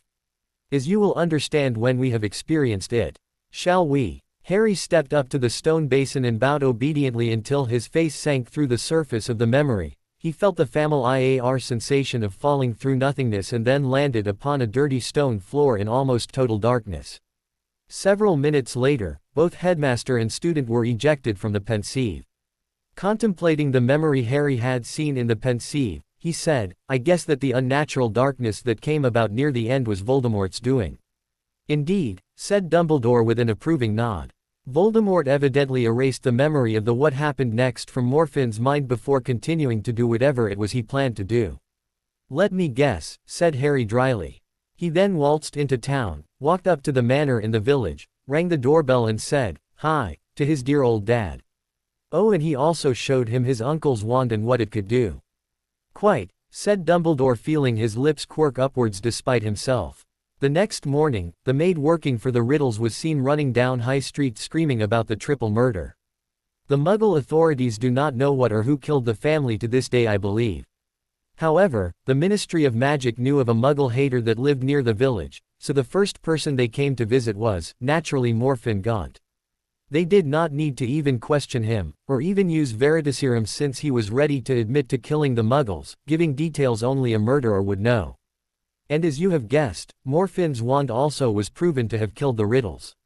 He even went along quietly without much of a fuss, seeming completely unconcerned except for the loss of his father's ring. I take it that Tom modified Morfin's memory, Harry said. He couldn't help but feel a grudging admiration for the complex magic Voldemort pulled off at the age of 16. He did not need to question why the Ministry wasn't able to detect Voldemort's use of underage magic, as he knew that there were ways to get around the trace. After all, he himself employed one of those methods. Indeed, said Dumbledore. It took a lot of skilled legilimency to extract this one snippet we just experienced. I tried to use it to secure Morfin's release, but before the decision to release him could be made, Morfin died in Azkaban. Dumbledore bowed his head as he thought about the innocent man that had languished in Azkaban for more than half a century, only to die there just before he was to be declared a free man. He quickly dismissed these thoughts. He could not afford to dwell on them as they, along with thoughts of Sirius Black's imprisonment, always led to thoughts of his own father. Albus remembered the two instances where he had been able to see his father before the man had died. It was because of this that he hated Dementors with a passion and also became unbearably depressed when thinking about Sirius and now, Morfin Gaunt. Now, to get back on track, I have one other memory to show you. And this is the most important memory that I shall show you tonight. In fact, it could be the most important of all our little jaunts into this pensieve. Saying this, Albus took the other phial, watched as the sludgy contents sluggishly went into the pensieve. He would have to clean the pensieve after this viewing. Playing corrupted memories was not good for the pensieve, and if he did not perform the necessary spells, the rare magical device could get spoiled. And considering that it wasn't his pensieve to begin with, he could not afford such a thing. He was already on shaky ground with Harry as it is. It was a surprise that the boy hadn't mentioned anything about the pensieve being his. Perhaps he had not realized that fact yet. Albus knew that it would probably help his relationship with Harry if he told the boy about this, but at the same time this revelation could also drive the teenager away. And there was little to no time left before he left for his next great adventure. He hoped that the fact that he was dead and gone by then would help soothe any ruffled feathers when Harry found out. At any rate, he had to show Harry the tainted memory given by his old friend. While Albus had gained a great deal of information from this memory, tainted as it was, he still needed the full memory just to ensure that he had not missed anything. Also, this would be an ideal way for Harry to hone his cunning. Something the teenager would need if he had any hope of beating Voldemort. Harry noted the congealed nature of the memory that Dumbledore claimed to be extremely important. He guessed that this was due to the memory being spoilt or tainted somehow. Bending his head over the pensieve, he preceded his headmaster into the pensieve. As you can see, the memory has been tampered with, said Dumbledore as he reclaimed his seat behind the desk after they viewed the memory. Horace has meddled with his own recollections, no doubt ashamed about the information he inadvertently gave Voldemort. Harry, are you all right? Albus looked at his student with concern. The young man had his head in his hands and looked decidedly unwell. Harry fairly beeped out. I don't think so, he finally said. You look fairly wrung out, my boy, said Albus. Leaning forward, he examined the face of the boy in front of him. You are quite pale. I think that a visit to the hospital wing would be prudent. Perhaps I should have left it for another day. It seems that adding this to the stress of returning to school life has not agreed with you. I shall call Madame Pomfrey. Saying this, he got up and moved towards the fireplace. No, said Harry standing up. It is fine, Professor, I think I can make it there by myself. Dumbledore looked at the teenager in concern as though doubting his words. Are you sure? It will be easier and faster if you went by Flo. No Flo. I don't think I will be able to survive one right now, said Harry frantically. Albus opened his mouth as if to argue. Changing his mind, he said, very well, if you are sure. Oh, I am sure, said Harry as he shuffled towards the door. See you later, sir. Take care, My boy, oh, and one last thing, before you go, as you can see, this information is very valuable. Therefore it is imperative that we retrieve the correct memory. I am sure that the true recollection lies within Horace's mind. It has not been fully erased yet. So for the first time, I must leave you with homework, Harry. I want you to retrieve the correct memory from Horace Slughorn. Yes, sir, said Harry as he opened the door, really not in the mood to argue with the professor or ask why Dumbledore himself couldn't do this. Good night. Albus, answering, good night, was heard only by the closed door of his office. It was sad that he could not talk to Harry about their argument from before, but he doubted that such a prickly subject would be well received by the boy as ill as he seemed to be. Oh well, perhaps another time. Stumbling downstairs, Harry barely noticed the gargoyle behind him close. Taking a deep breath, he straightened up and, getting himself under control, he headed towards the Gryffindor Tower. He had no intention of heading to the hospital wing. He knew what the problem was, and he also knew that no potion or spell would be able to fix this. The tainted memory he had seen of Slughorn's had triggered another reaction within him, his biggest one yet. Only this time, he had to keep the flood of memories at bay. He knew that Dumbledore might suspect something should he actually succumb to the memory, so he felt it prudent to hold it back. However, holding the vision at bay was taxing. Halfway to the dorm, he called out for a house elf and had it transport him to his bed in the dorm. Sighing in relief at the thankfully empty dorm, Harry finally let the memories wash over him. It seemed that the memories left behind had one trigger, a password of sorts, Horcruxes. The minute Harry had heard the word being spoken in Slughorn's memory, it unlocked a door that he had no idea even existed, despite having practiced occlumency for such a long time. No, well, you'd be hard-pushed to find a book at Hogwarts that'll give you details on Horcruxes, Tom. That's very dark stuff, very dark indeed, said Slughorn as he looked at him. The hesitancy, casualness and careful flattery all came naturally to him as he said his prepared speech. But you obviously know all about them, sir. I mean, a wizard like you, sorry, I mean, if you can't tell me, obviously, I just knew if anyone could tell me, you could, so I just thought I'd ask. Well, said Slughorn, not looking at him, but fiddling with the ribbon on top of his box of crystallized pineapple. Well, it can't hurt to give you an overview, of course, just so that you understand the term. A Horcrux is the word used for an object in which a person has concealed part of their soul. Perfect, now for the next line in the script. Carefully controlling the thrill of excitement he felt coursing through him, he said. I don't quite understand how that works, though, sir. Well, you split your soul, you see, said Slughorn, and hide part of it in an object outside the body. Then, even if one's body is attacked or destroyed, one cannot die, for part of the soul remains earthbound and undamaged. But of course, existence in such a form, few would want it, Tom, very few. Death would be preferable. As he felt the anticipation of being so close fill him, a small voice spoke, who's Tom? Ignoring that voice, he asked the next question. How do you split your soul? Well, said Slughorn uncomfortably, you must understand that the soul is supposed to remain intact and whole. Splitting it is an act of violation, it is against nature. But how do you do it? By an act of evil, the supreme act of evil. By committing murder. Killing rips the soul apart. The wizard intent upon creating a Horcrux would use the damage to his advantage, he would encase the torn portion. Encase. But how? There is a spell, do not ask me, I don't know. Said Slughorn, shaking his head like an old elephant bothered by mosquitoes. Do I look as though I have tried it? Do I look like a killer? No, sir, of course not, he said quickly even though he felt trifle disappointed. Oh well, it wouldn't be that satisfying if it were so easy. I'm sorry, I didn't mean to offend. Not at all, not at all, not offended, said Slughorn gruffly. It's natural to feel some curiosity about these things. Wizards of a certain caliber have always been drawn to that aspect of magic. Ellipsis single quote. Yes, sir, what I don't understand, though, just out of curiosity, I mean, would one Horcrux be much use? Can you only split your soul once?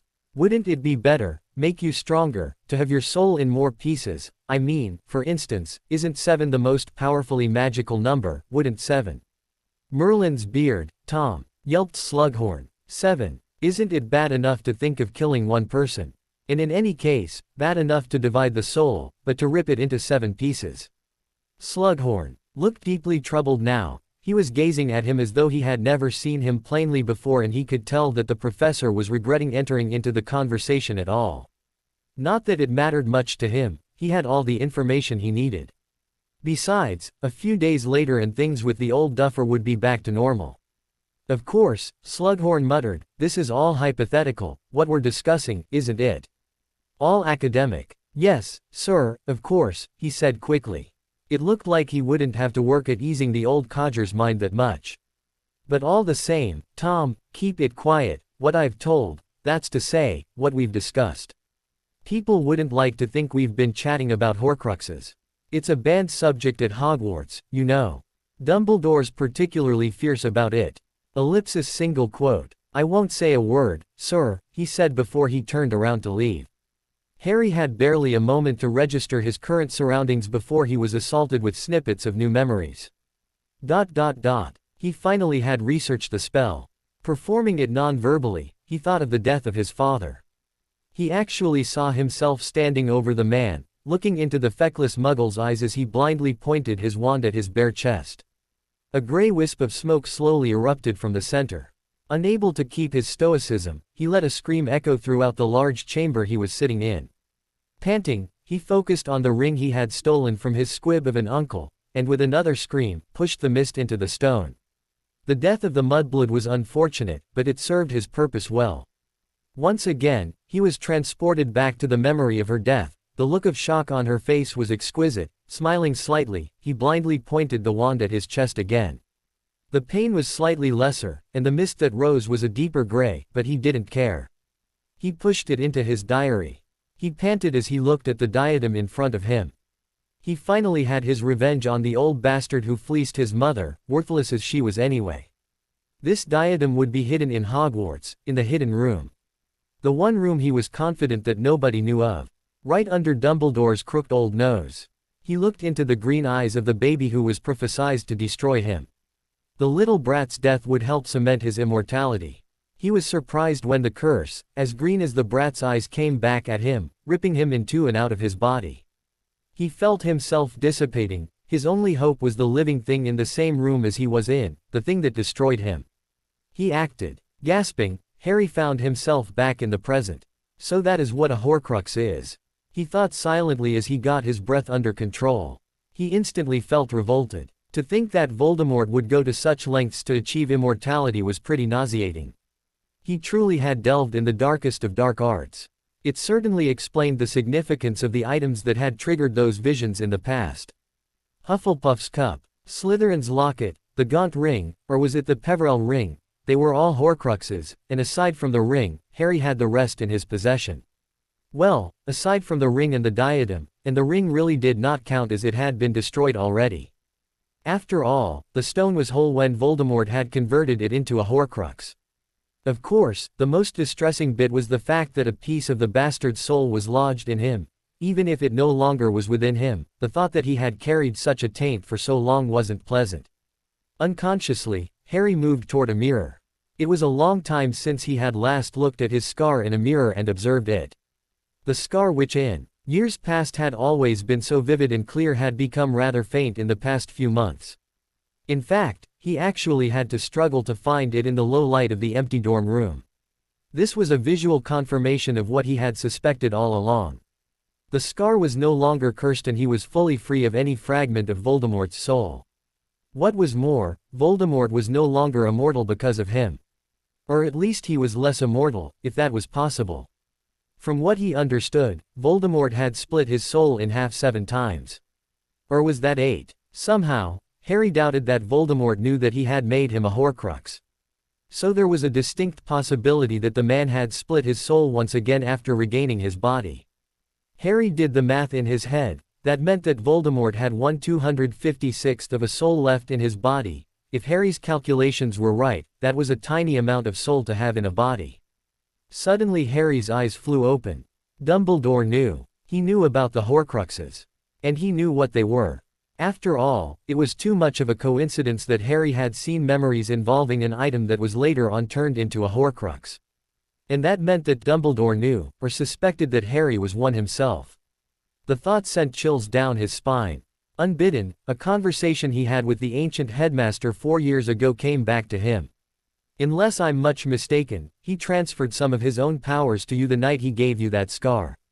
Not something he intended to do, I'm sure. Ellipsis single quote. Voldemort put a bit of himself in me. It certainly seems so. Dumbledore knew then. All this time, the man knew. And he did not see fit to tell Harry. So much for being open and divulging all secrets, Harry thought bitterly. Not that he was surprised, all he had to do was remember what he had found out over the summer that the old man hadn't told him.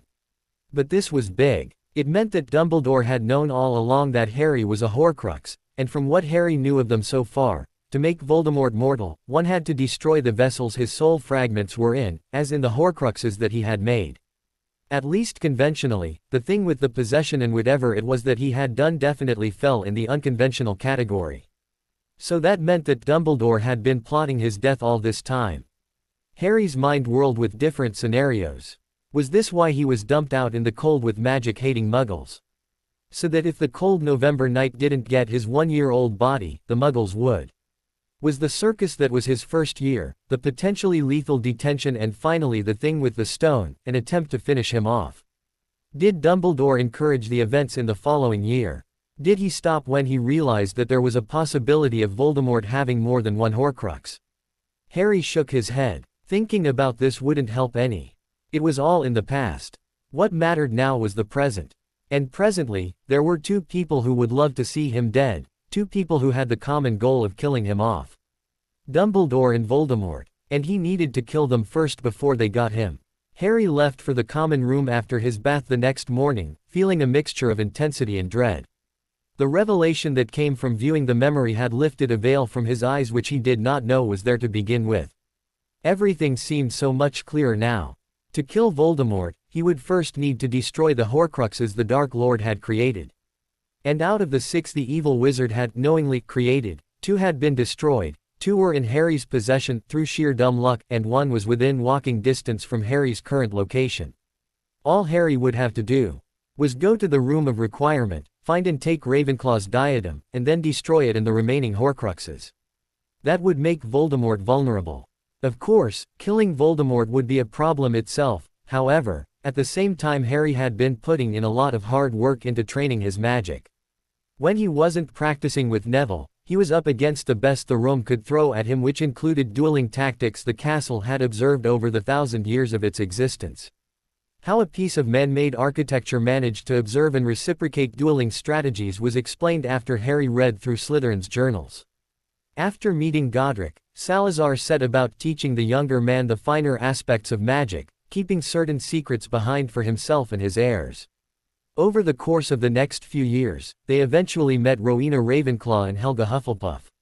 Ravenclaw was described to be an intelligent and gifted woman, though she did have her head buried in her books and theories way too many times and tended to go off on tangents. Helga Hufflepuff was described to be a man's woman. Born to Viking parents who had settled in Wales, the tall 6'4" B** owned, which displayed many traits of the Norse. Towering a good 4 inches over Slytherin, she had biceps that rivaled Godric's bulky muscles, something Salazar's apprentice found more than intimidating. However, she was surprisingly gentle and kind, with a knack for making good food with magic, a skill few possessed. She was also, much to Salazar's annoyance, fiercely loyal to her friend, Rowena Ravenclaw. Salazar's 3 companions had then visited his new castle up in the Kingdom of Alba. Harry suddenly noticed that names had started appearing in the later volumes, something he made a note to go back later and check to see where it had started. Rowena had taken one look at the massive castle being constructed and put forth the idea of having a school of magic to teach each and every wizarding child in the British Isles. The wizards still remembered the heyday of Uther and Arthur's reign, which had united Britain for 2 glorious centuries. Something the Muggles had long since forgotten. So while they acknowledged the different Muggle kingdoms of the time, they still thought of it as Britain, the kingdom of Arthur. Having experienced the benefits of a university of magic, Salazar agreed, and so the 4 got about changing some aspects of the castle to better resemble a school. They had decided to name it Hogwarts. The entrapped and ends. Avenued souls that formed the frontline defense in the form of large statues made of metal and stone, combined with the heavy amount of enchantments and magic concentrated within the castle, had made the structure come alive as the sentience of the souls bled into the building. Recognizing it for what it was, Salazar brought the castle to heel, making it subservient to the four founders and anybody they appointed and halting the development of any true intelligence. He had also, unknown to the others, given him and his bloodline precedence over the rest. After all, it was his property and his castle. Thanks to this feature, Harry was able to train against many different opponents in different surroundings. While it was sad that the souls encased within the castle would never be released, at the same time, it still served his purposes. Reaching the bottom of the staircase, Harry paced in front of the fireplace, waiting for Neville. The knowledge that a Horcrux was so close was making him jittery.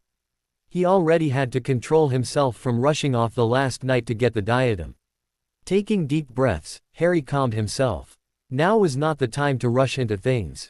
The diadem had been in Hogwarts for quite a few years, a few more hours won't hurt. He couldn't think about the fact that he had two of the most powerful wizards after his head. Thinking about that would only strengthen the dread he was feeling. "Hey, Harry," Neville said as he entered the common room. Giving his friend a "hey" in return, Harry set off towards the great hall with the B** owned. "You all right?" the other boy asked wryly. "I haven't seen you run so fast today, or be this intense." "What gives? Just seem to be in the zone, I guess," Harry replied as he tried to make his voice sound normal. "I think today is going to be a good day." "If you say so," said Neville, uncertainly thinking about the weather, which was very typical of a day in early January, cold and snowy. A look outside the window confirmed his suspicions that nothing changed in the last few minutes. They were halfway through their breakfast when shouting could be heard just outside the hall, causing the students just inside the doors to look up. They didn't have to wait long to find out what had happened when two girls crashed into the hall, squabbling over a small object and shrieking. "What is the meaning of this?"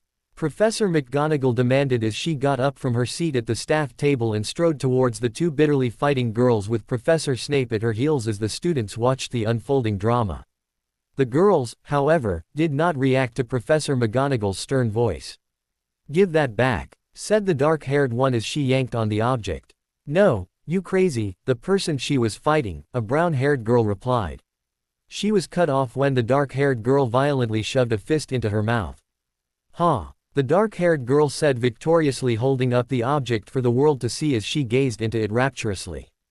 "Are they fighting over a mirror?" Harry asked the table in general. "Looks like it," said Susan. "Oh, just making sure." The second girl recovered by this time, and even though she had blood oozing out of a split lip, screeched, "Oh, no you don't," and tackled the black-haired girl down, screaming, "Give me back my mirror, you crazy." "That is enough," Professors Snape and McGonagall shouted simultaneously, coming out of their momentary stupor. Furiously, McGonagall whipped out her wand and shot a disarming charm at the girls, causing the mirror to sail into her waiting hand. If the Transfiguration teacher thought that this was enough to end the fight and get the girls to calm down, she was sorely mistaken, as the dark-haired girl immediately pushed the other girl down, and, forgetting her opponent, sprinted towards her new target, who just happened to be a very surprised Professor McGonagall. "Stupefy," said Snape lazily. The spell hit the girl in the face before she could come within lunging distance, causing her to fall to the floor, stunned. "What?" Snape asked laconically as he looked at the deputy headmistress's disapproving expression. "Miss Vane is clearly not in control of her senses. Otherwise she would not have attempted to attack you in such a fashion." Sniffing, Professor McGonagall nodded curtly, refraining from reprimanding her younger colleague in front of the pupils. Besides, she did sort of agree with the defense against the dark arts teacher. The child was clearly not in her senses. "Very well, Professor. Now, Miss Underhill, care to explain what this is about?" The brown-haired girl, sporting numerous scratches and bruises and a bleeding lip, quailed slightly at the stern look sent her way. "I don't know, Professor. Remilda just came up to me and snatched my mirror. When I asked for it back, she just ignored me. So I moved to take it back. That was when she attacked me. The rest you have seen now a moment ago." "Professor." McGonagall gave a quiet sigh as she said, "Very well, Miss Underhill. Please see yourself to the hospital wing." Severus, please take Miss Vane to the hospital wing. I shall alert the headmaster. Any further action shall be discussed then. She gave Snape a pointed look as she said the last bit. If Snape felt irritated by this, he did not show it, settling to nod curtly as he levitated the unconscious girl. Sneering at the girl's body as it rose in the air, he stalked off towards the hospital wing with the girls following him. Vane, I have heard of that family, said Daphne next to Harry as the noise level in the hall suddenly picked up as everybody discussed what had happened. Her presence at the Ravenclaw table wasn't commented on much since those around her were either privy to her betrothal, had seen her go out with Harry quite a few times, or were too intimidated to ask why she was sitting next to the boy who lived. I think her mother works at the ministry, said Blaise. Some department or the other, he sniffed before going back to lavishing attention to Morag McDougal. She was that fourth-year girl we met on the train at the beginning of the year, right, Harry? I wonder what's wrong with her, said Neville. Harry. He turned to look at the boy just in time to catch Harry smooth out the smug grin on his face. I have no idea, Harry said innocently. Susan had also noticed the fleeting expression on Harry's face. All right, spill Potter. We know you know something. Well, said Harry dragging the word out, I think I may know what is wrong with little Romilda Vane. And, said Daphne drawing out the word the same way as Harry did. Ah, you see, before the holidays, Vane gifted me with a box of cauldron cakes. She claimed that they were filled with fire whiskey. Now, I did not know the girl beforehand, you see. I thought that she was a bit too, he trailed off delicately. Stroppy. Neville volunteered. Well, I wouldn't call it that, but yeah. Anyway, I didn't know her, so her name really hadn't featured on my gift list. So it was kind of awkward that she had given me something when I hadn't. So in order to be nice, I decided to give something back. Unfortunately, she sort of slipped my mind and at the last minute I realized that I had nothing to give her. So I rewrapped the present she gave me, and sent it back to her. After all, there wasn't anything on the box that would tip her off, and I really didn't know her that well, he shrugged. Other than the fact that you seem to be pretty cheap, Potter, I fail to understand how this is in any way related to Vane acting like a half-crazed loon today. Ernie said dryly. Well, my decision to rewrap her gift and give it back to her may or may not have been influenced by rumors I may or may not have overheard that Romilda Vane was intent on feeding me love potion. Harry said succinctly. Ernie, Justin, Terry and Neville all looked at Harry blankly for a moment before they all burst out laughing. So she basically ended up eating her own love potion. Oh, this is priceless. Justin howled between guffaws of laughter. Yup, now you know why she was fighting for the mirror, said Harry with a perfectly innocent look on his face as his eyes danced in mirth. She was in love with herself. I guess she really is vain. He smiled at his double entendre. Susan, who initially had a disapproving look on her face, smiled and said, well, at first I was going to say that it is highly rude to return someone's gift back to them even if it is rewrapped, but then again, it is even ruder to drug the recipient of your gift. So I say that she got what was coming to her. Daphne was staring at the doors of the Great Hall with an intense look on her face. So she tried to drug my fiancé. I am so going to make her pay. Now, love, let it be, Harry said good-naturedly as he slung an arm around her and gave her a small squeeze. She got her just desserts. Daphne smiled beatifically at her fiancé. Okay, Harry, if you say so. Harry gave her a mild look of suspicion. You promise? I promise. I won't harm a hair on her head. Daphne replied with a grin on her face. Great, appeased with that, Harry pecked her on the lips. Getting up, he said, I've got to get to potions, so later, guys. Hang on, I'm coming with you, said Ernie as he scrambled out of his seat. Looking at their watches, the Ravenclaws gasped as they also scrambled out of their seats. Unnoticed by everybody, Daphne's smile grew predatory as she watched her fiancé and friends go off to class. While she had promised that she wouldn't do a thing to Vane, it didn't mean that she could do something to somebody else. Not so fast, Longbottom. The boy in question squawked as he was yanked by the back of his collar into a secluded corner. Something I can help you with, Daphne, said Neville as he rubbed his throat and straightened his clothes. Yes, I would like the password to Gryffindor Tower, please.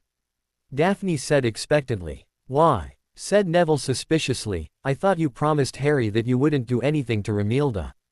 Oh, don't worry about that, Neville, Daphne said, patting the taller boy on his head. I won't do anything to her, not directly, she thought with a mental cackle. Sighing at the stubborn look on his face, she said, either you tell me the password and keep that mouth of yours shut, or I find a first or second year Gryffindor and scare them witless so they tell me. Either way, I'm getting that password, Longbottom. It can be the easy way or the hard way, you decide. Gulping at the cold stare he was getting, Neville said, abstinence. Good boy, said Daphne. She turned around to leave. I'm telling Harry, warned Neville. Daphne only turned around and said with a smile, then I'll let slip what you did 10 years ago. You promised you wouldn't, Neville gasped. And you promised that you won't tell Harry. Fine, Neville ground out as he got the gist. Grinning maniacally, Daphne hurried away. Even though she did not attend the NEWT potions class, Daphne still knew that while she could get love potion of her own, the flaw with that plan was that to activate it, the witch or in some cases wizard must say their name and put a strand of their hair in the potion willingly. It would then target any person drinking it, making them feel infatuated with the witch or wizard.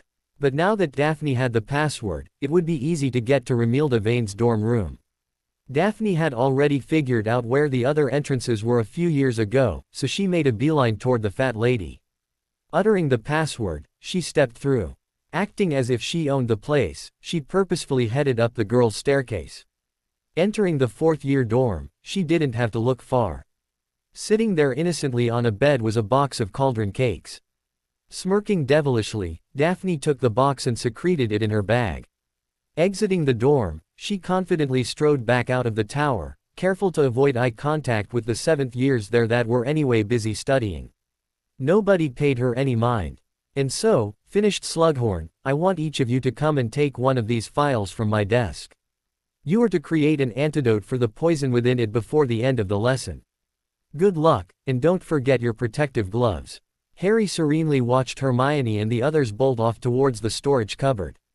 He had studied beforehand about Golpalot's third law, and agreed with the notation that he saw in the prince's book. Slughorn asked them to find an antidote to the blended poisons.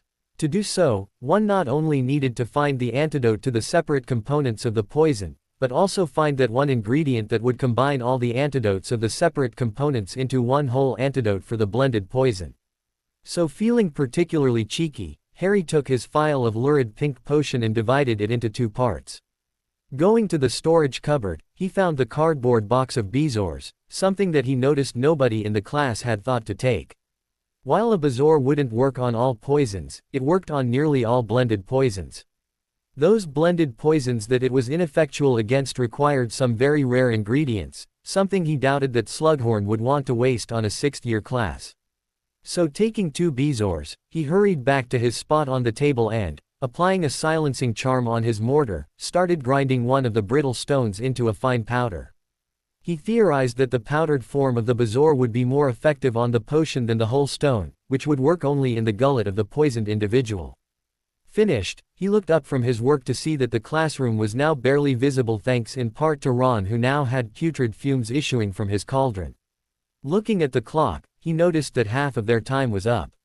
While the stone was brittle, it still was a to grind, magically enforced pestle nor not. He massaged his arm. It was pretty sore from all the grinding he had done. Hermione was sitting opposite him, enthusiastically decanting the poisons and adding in ingredients to the phials with almost carefree abandon. Looking up, her face adopted a distinctly smug look when she saw that Harry hadn't done anything to his cauldron other than pour out the contents of his phial. What's the matter, Harry, having problems? Too bad the prince won't be able to help you here. You have to understand the principles here properly. No shortcuts or cheats, she said in a sing-song voice. Hiding his annoyance at her irritating tone, Harry just grinned back at her sweetly. Seeing this, Hermione's grin faltered for a moment before she fixed it back in place and resumed her work. Watching her idly, Harry couldn't help but think of her as a parody of a witch as far as Muggles were concerned, what with the way she was throwing in various ingredients. All she needed was a wart and an ugly nose. He watched in horrified fascination as she actually raised a hand to her head and cut off a chunk of her own hair with her silver knife. I am so not drinking that antidote, he said under his breath, feeling a little sick at the sight as the potion in the phial turned a muddy brown and gave a little gloop upon the addition. Noticing that Slughorn started to make his rounds, and deciding that he had dawdled enough, he took the contents of his mortar and tipped the ground up bezoar into the half that was in his cauldron. He was rewarded with the potion immediately changing color to become transparent with a hint of blue. Something he knew from his potions book was a sign that the poison was neutralized. Smiling devilishly, Harry transferred the contents into a phial with his wand. Of course, he knew that if this question was asked in the potions NEWT practical exam, he'd be screwed, but from looking at past papers, Harry was certain that would not happen. Making antidotes using the law was quite advanced and took too much time. It was taught more in depth to those taking their masteries in potions. By Jove, he's done it! Slughorn exclaimed in delighted incredulity the minute he looked at Harry's phial. Immediately everybody stopped what they were doing as they looked incredulously at the phial in Slughorn's hand. And that too, before the allotted time is up. 15 points to Gryffindor. How on earth did you manage such a feat, my boy? No, don't tell me yet, said Slughorn with a sly smirk on his face before Harry could open his mouth. We'll wait till the end of the class. Giving Harry a knowing look and a wink, he moved on. Hermione shot a deadly look at the smugly smiling Harry before bending over her work with renewed determination as if wanting to prove Harry wrong. How did you do it? Ron asked in quiet shock as his cauldron started belching out more smoke. Suddenly, something caught his eye. Looking around, he saw Slughorn looking at him with a stern expression that was completely foreign on his otherwise jovial face. Startled by this, the ginger gave a little eep and got back to work. Cleaning up his workstation and packing his bag, Harry sat there reading his potions text, making sure that Hermione saw the cover. Seeing that Slughorn was free, he raised his hand. Yes, Harry, Slughorn said as he got up and came toward his star pupil. Well, sir, I had studied the principle of Scarpin's Reveal-a-Spell and how it can be used to detect poisons, and I have a question. Say hypothetically, if I were to find myself in a room with the entrance and exit blocked by magical fire and there are 7 potion bottles on a table in the middle, 2 of which are filled with wine, 3 with poison and 2 others with the potion that will let me go through the fires and a riddle to tell me which is which. Could I use the spell to detect the poison or would I have to solve the riddle? Hermione instantly froze as she waited for Slughorn's answer, entirely forgetting what she was doing.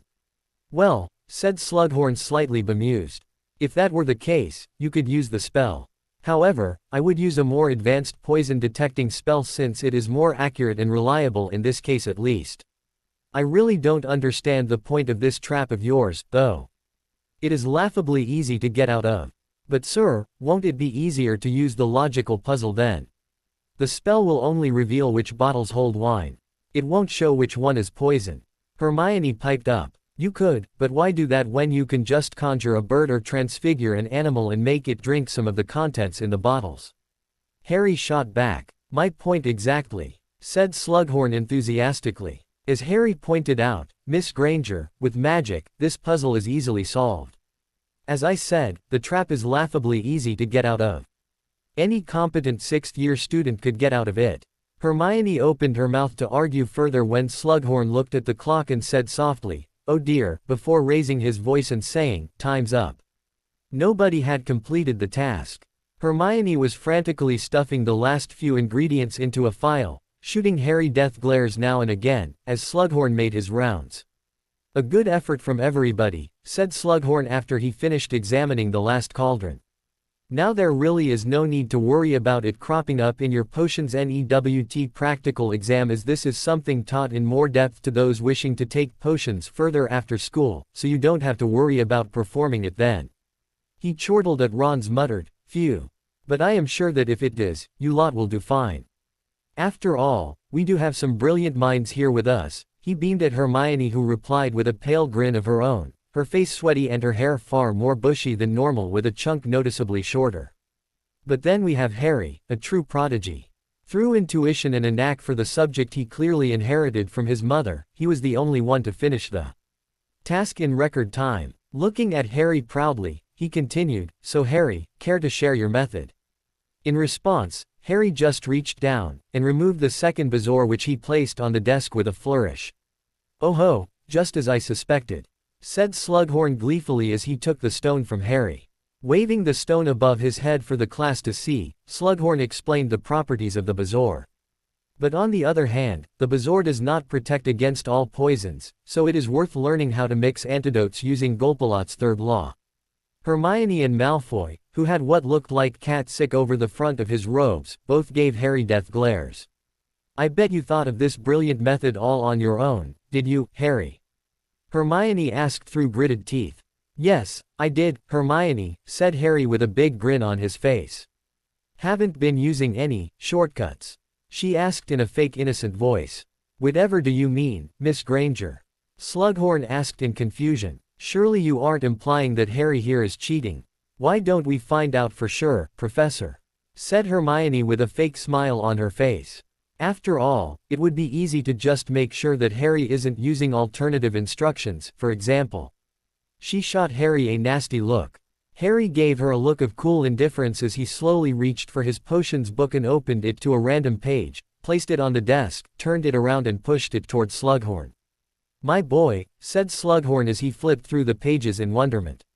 "I cannot believe it." "Huh," said Hermione victoriously jabbing her finger at the open text.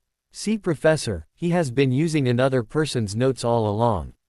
"My dear girl, whatever do you mean? This is clearly Mr. Potter's handwriting," Slughorn said, giving her a peculiar look. Hermione's change of expression from triumphant and slightly mad, to confused, was comical. What?" she said as she looked at the book again. "It cannot be." She was silent for a moment before regaining her haughty voice. "He obviously copied it then." "Well, if I did, then I doubt that I would be able to tell you, for example, that according to Arsenius Jigger in Poisons and Antidotes, the bezoar works against all blended poisons, the exception being the Waking Nightmare and Laughing Death, both of which require very rare ingredients. At the same time, however, as the professor said, the bezoar's rarity also does make the application of Golpalot's third law necessary." Harry replied coolly. "Now, if I had copied these notes, as you claim, then I would not have known that fact, because then I wouldn't have done any research whatsoever. The fact that I have clearly done my research shows beyond any doubt that I have made these notations myself after putting in quite a lot of effort throughout the school year cross-referencing my ideas." Hermione did not talk to Harry for the rest of the day. Not that Harry knew that, since he was happily doing the same to her. However, she did not hold her silence for long, because after spending the day giving him death glares, she eventually confronted Harry in an empty classroom before dinner. "You copied all those notes from that beat-up old potions book, didn't you?" she said accusingly as she folded her arms. "Don't deny that, Harry. I know you did. You normally aren't so good. And what was all that about asking those stupid questions about first year?" "Excuse me," said Harry as he gave her a haughty look, cutting her off. "I will have you know that I researched each and every annotation made by the prince and corroborated every fact before copying them down. And before you go off on your high hippogriff, what I did is hard work, and this sort of research is something that any good student would do. Rote memorization isn't everything." His eyes glowing, he gave her a deadly look before continuing, his voice in a hiss, "And for your information, I have my reasons for buttering Slughorn up. Professor Dumbledore gave me the task of getting as close to Slughorn as possible. We need a memory from the man. So I will thank you not to go about trying to sabotage my attempts at this task." "So all this was to get at Slughorn?" Hermione said suspiciously. "No, it was also an effort to better myself, and get better grades. Of course, you cannot see that, because all that matters to you is marks and being the best. You can't stand to see someone be better than you at anything, can you?" For the past year she had been at it again and again, every time homework was assigned to them, and would shoot dirty looks at him every time he got better marks than her. He was finally fed up with this. Either she got her head out of her ass, or there really wasn't much to be said between them. While it was true that he had copied those instructions from the old potions textbook, he still did put in an honest effort into all his other classes. Seeing the flash of guilt on her face, Harry said softly, "I thought so." He then turned around and left the room, absently removing the wards he had put up. Once outside, he ducked out of sight. Taking out his cloak, he put it on and, using the map, made his way towards the room of requirement. He was sorely tempted to get the diadem there and then in the morning when the three of them were practicing. However, he realized that this was too important. Nobody must know about this. Perhaps Harry was being overly paranoid, but he didn't even want his friends to even glimpse a Horcrux.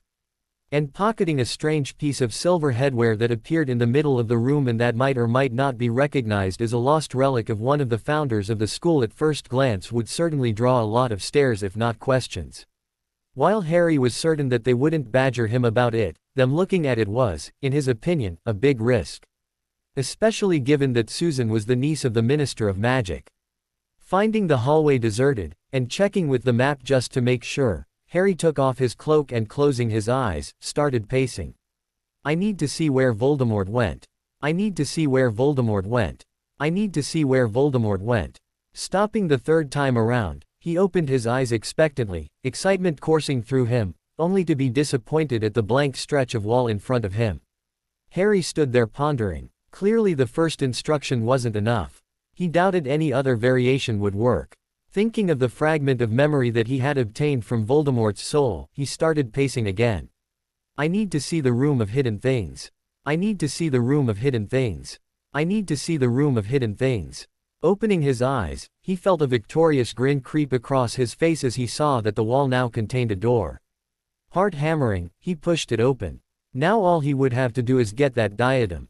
Son of A, he muttered a slew of curses under his breath as he took in his surroundings.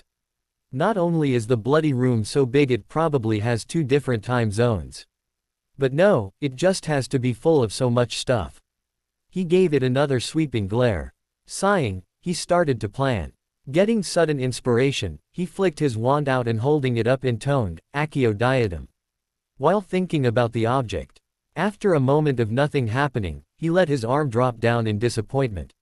Stupid Horcrux, with its stupid anti-summoning charms, he grumbled as he glared at the veritable city of junk. It looked like he would have to manually search for the damn thing. And judging by the size of the room, it could very well take days. Months even, thought Harry as he looked at the place. It would be easy to get lost. The place was like a maze. A maze. Hit with another epiphany and wondering why he hadn't thought of it before, Harry took his wand, placed it on the flat of his palm and said, "Point me Horcrux." When the wand did nothing, Harry swore again. Racking his brains, he tried again, "Point me Ravenclaw's diadem." Nothing. "Point me diadem." This time, the wand spun around in a circle before coming to a rest to Harry's left.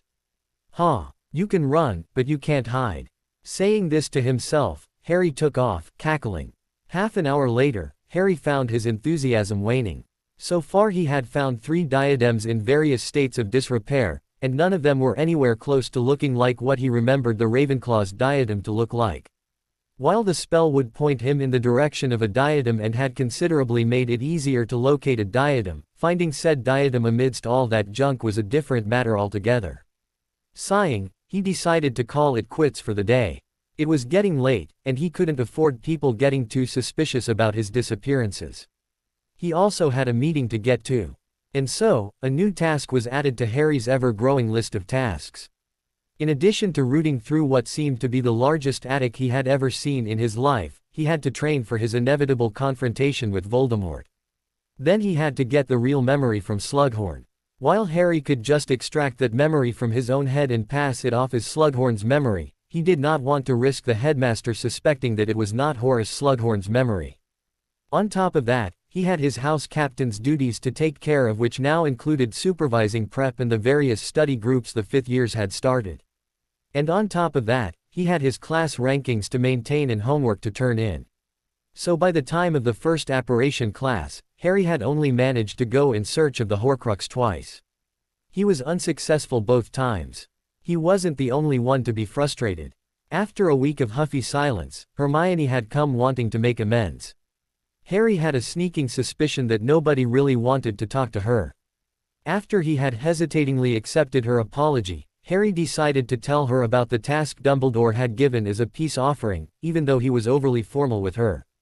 Like Ron, she had a partially sensible idea about how to get the memory from Slughorn. Hermione had also gone to the library in search of the term Horcruxes to sort of make amends. However, she found not but a single sentence on the subject. Not that Harry expected anything more. The fact that she had managed to find that one sentence, even though it basically said nothing, was surprising in itself.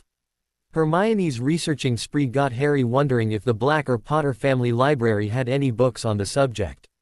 He doubted he would check though. The idea of splitting his very soul made him shudder. The snow melted around the school as February arrived, to be replaced by cold, dreary wetness.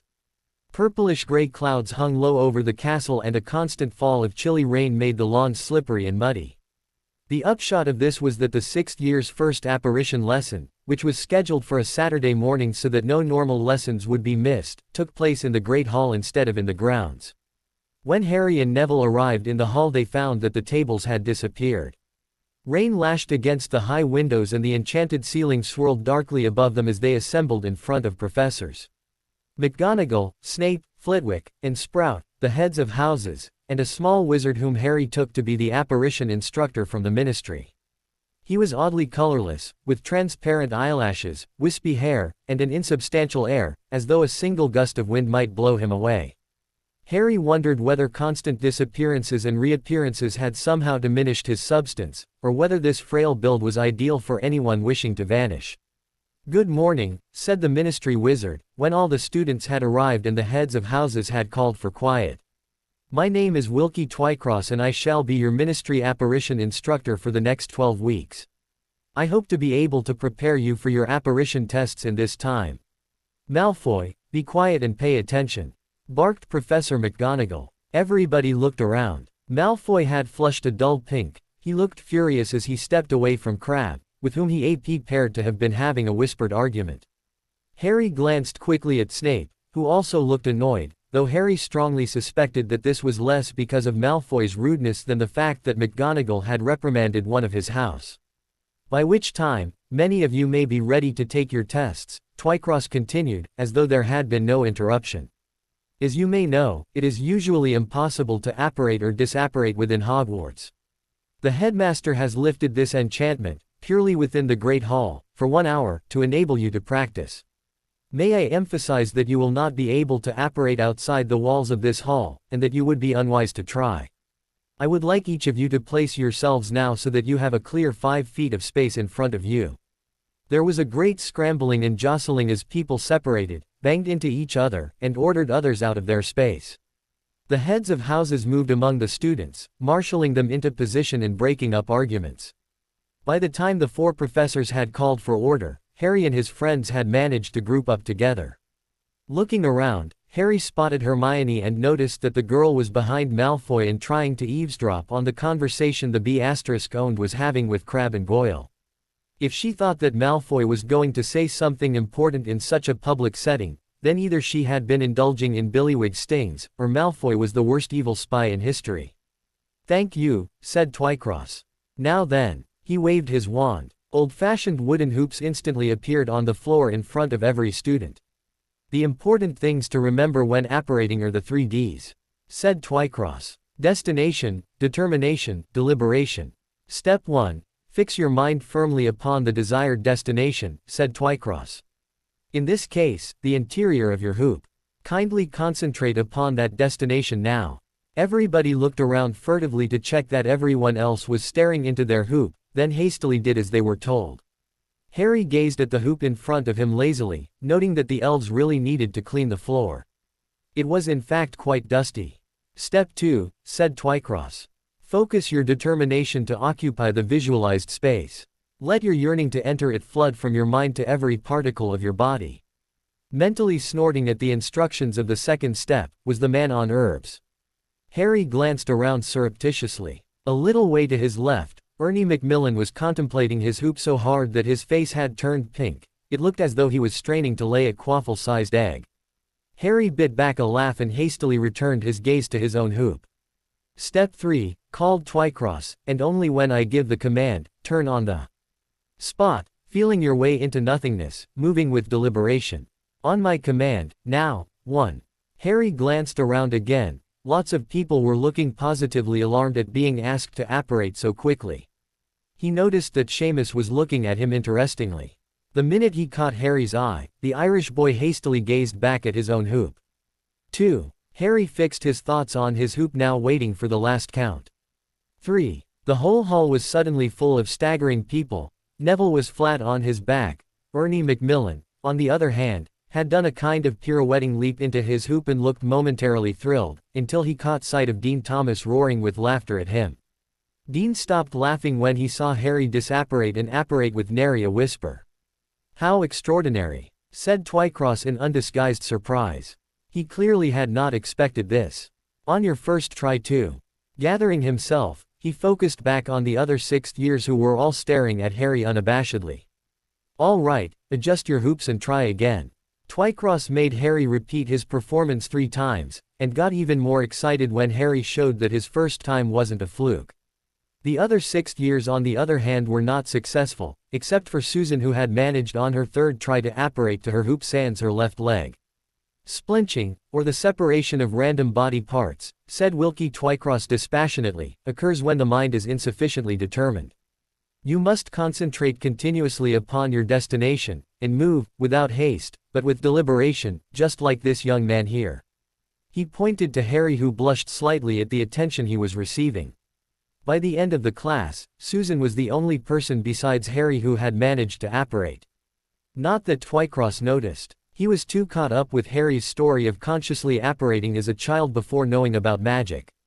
Impressed, Twycross offered to set up an apparition test for Harry as soon as possible after he was informed that it was true that Harry had been emancipated. Today was not a good day for Draco Malfoy. Scratch that, life wasn't great for Draco. The blonde Slytherin sighed as he held his throbbing head in one hand. And to think that a few months before, when he had returned home from school, he was actually excited. He very well remembered that day. It was slightly warm and sunny, hinting at 2 months of bliss where he would do nothing but lounge about in the large family estate, spending his days lazily drifting about on his broom with his friends, staying up late at night and then waking up again at the crack of noon to repeat the cycle, all the while plotting vengeance on Potter. Hopefully, by the end of the week, he would forget about what was going on outside. Of course, all that had gone out of the window when he found out that he was there. And that he wanted to see Draco. The Dark Lord had surveyed Draco with his red pitiless eyes before speaking in a smooth silky voice. He had reignited a fire in Draco's heart, spinning a story of how the wretched Ministry and that blasted Muggle lover Dumbledore had managed to capture and imprison Draco's father. The Dark Lord had then asked Draco if he wanted vengeance. Draco remembered how fired up and passionate he had been when he replied with a whispered, "Yes." Hearing this, the Dark Lord's eyes lit up an inhuman red as a delighted smile graced his face. To Draco's surprise, the Dark Lord had then offered him a place within his ranks. Draco had not objected. Looking pleased by the news, the Dark Lord had asked his Aunt Bella to train him. Draco heard tales about his mother's sister, Bellatrix, which he initially thought them to be exaggerated. But after meeting her, he realized that those stories did not do the woman justice. Brilliant and powerful, his aunt would have been an excellent defense professor in Hogwarts, if she wasn't psychotic, insane, loony, mad, stark raving nuts, or whatever synonym Draco could think of for insane. Draco both loved and hated those lessons. He loved them because his aunt was brilliant at teaching and made those lessons fun, when she was in the mood. He simultaneously hated them because of her unpredictable mood swings. He never knew what would suddenly make her violently angry and found himself walking on eggshells around her. Then the day came when he was marked by the Dark Lord. Draco remembered being proud that he was the first one of his peers, nay, the first in his generation to be bestowed with such an honor. His mother, however, wasn't too happy. He remembered how she begged him not to take the mark. He should have listened to her. After the Dark Lord had marked him, he gave Draco his first assignment as a Death Eater, to infiltrate Hogwarts and kill Dumbledore. Draco had been ecstatic. Now was his time. He would kill the barmy old codger and the Malfoys would regain the Dark Lord's favor and become his lieutenants in the New Order. He was proud that the Dark Lord thought him capable to carry out such an important task that would go a long way in furthering their goals. Draco had not listened to his mother's fears. He did not share his mother's assertion that it would be an extremely difficult task. After all, he knew of one easy way to get the mission done. He remembered Montague's story about being lost in the vanishing cabinet. A bit of research had supported his deduction that the cabinet in fact had a twin and that one could travel between cabinets. All he would need to do was to locate the other one, repair the one in Hogwarts, and voila, there was a ready-made method of ingress into Dumbledore's fortress, neatly bypassing both the ancient and the newly set-up wards. The Dark Lord had praised him on the plan and used his sources to locate the twin. Borgin was more than easy to coerce into helping. Thinking that the plan was already well underway, Draco departed for Hogwarts in high spirits. By the end of September, he would have the cabinet repaired and Dumbledore would meet his end. He had personally guaranteed this to his master. Things had gone off smoothly at first. The cabinet was easily found in one of the storage rooms the old squib used. It was then transported with Crabbe and Goyle's help to the special room located on the 7th floor, the same room that Potter had used the last year for his illegal defense club. With the cabinet secured, he then stole into Hogsmeade, using one of the passages a Death Eater had told him about, and got lucky when he nearly ran into Madame Rosmerta. She never saw that imperious curse coming. Draco not only used her to establish a line of communication between him and Borgin, but as a celebration had lost his purity with the older woman, who turned out to be not only highly susceptible to the curse but also really great in bed. All in all, Draco felt like a suave spy, and unspeakable. Just like in his favorite set of books, The Adventures of Unspeakable Bennett. The fact that he had knowledge that the others were unaware of really excited him. But then things started to go downhill. Draco soon found out that talking about repairing the cabinet was different from actually doing the repairs. The vanishing cabinet was so broken that he did not know where to start. It was then that he had first realized that he was in over his head. Needless to say, Dumbledore was still alive and kicking by the end of September. Naturally, the Dark Lord had not been pleased. Draco had been summoned almost immediately by his master, where in the confines of his very own living room, with his own mother watching, he had been given his first dose of the Cruciatus Curse. After 10 minutes filled with doses of the Cruciatus Curse and being humiliated in front of the other Death Eaters in his own home, the Dark Lord had then loomed over a panting and, not that he would admit it, crying Draco. Leaning over him, his master cruelly smiled and, in a soft voice unheard by the others in the room, promised to kill his parents should Draco not complete the mission given to him by the end of the school year. And before Draco had time to respond, the Dark Lord had him dumped in the Forbidden Forest a mile away from Hogwarts. Draco had developed a pathological fear of the forest ever since that detention in his first year. And so, being dumped there with his body still twitching from the after effects of the Cruciatus Curse in the middle of the night was nothing but cruel. Draco still didn't know how he had made it back to the school and to his bed without being detected. Now, desperate to have Dumbledore dead, he then contacted Borgin and bought the cursed necklace he remembered from second year using Rosmerta. However, that plan was a disaster as well. While it was more than easy to Imperius the girl, Draco had not considered on one important fact. When the Imperius was cast on another person by a victim of the same curse, the curse lost some of its power. While that did not matter if the person was susceptible to the curse, the subtlety of the curse was gone. That meant that anybody close to the victim could tell there was something wrong. So it was natural that the Imperius girl was found out. What was worse, however, was the public way in which she was exposed. Draco was surprised that he felt horrified by the thought that he had killed another person. Hearing about how the girl had spent 3 days battling the curse on the necklace before finally succumbing left him devastated. However, that wasn't the worst of his worries. For the Dark Lord had summoned him again. And the Dark Lord was not pleased. Draco's plan had backfired so spectacularly it had the school nearly closing down. The end effect was that Hogwarts became even more of a fortress and the Hogsmeade weekends cancelled, making further rendezvous more risky. This near disaster had the Dark Wizard spitting nails, as a closed Hogwarts meant a freer Dumbledore, and a freer Dumbledore was a dangerous thing for the dark side. This time, Draco was not cursed. The Dark Lord had decided, as he said with a cruel smirk, that things would look suspicious if his little Death Eater returned to school showing clear signs of exposure to significant torture, so had elected to spare Draco the suffering. However, as she rarely stepped outside the manor, his mother was fair game.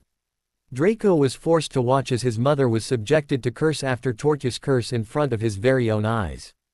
His mum had been brave, but eventually the proud woman had given in. Draco would never forget the screams. He now knew that his master was serious when he threatened to kill Draco's parents. Due to this, Draco started doubling his efforts. Before he used to spend every night in the room, now he practically lived there, not coming out for days at a time.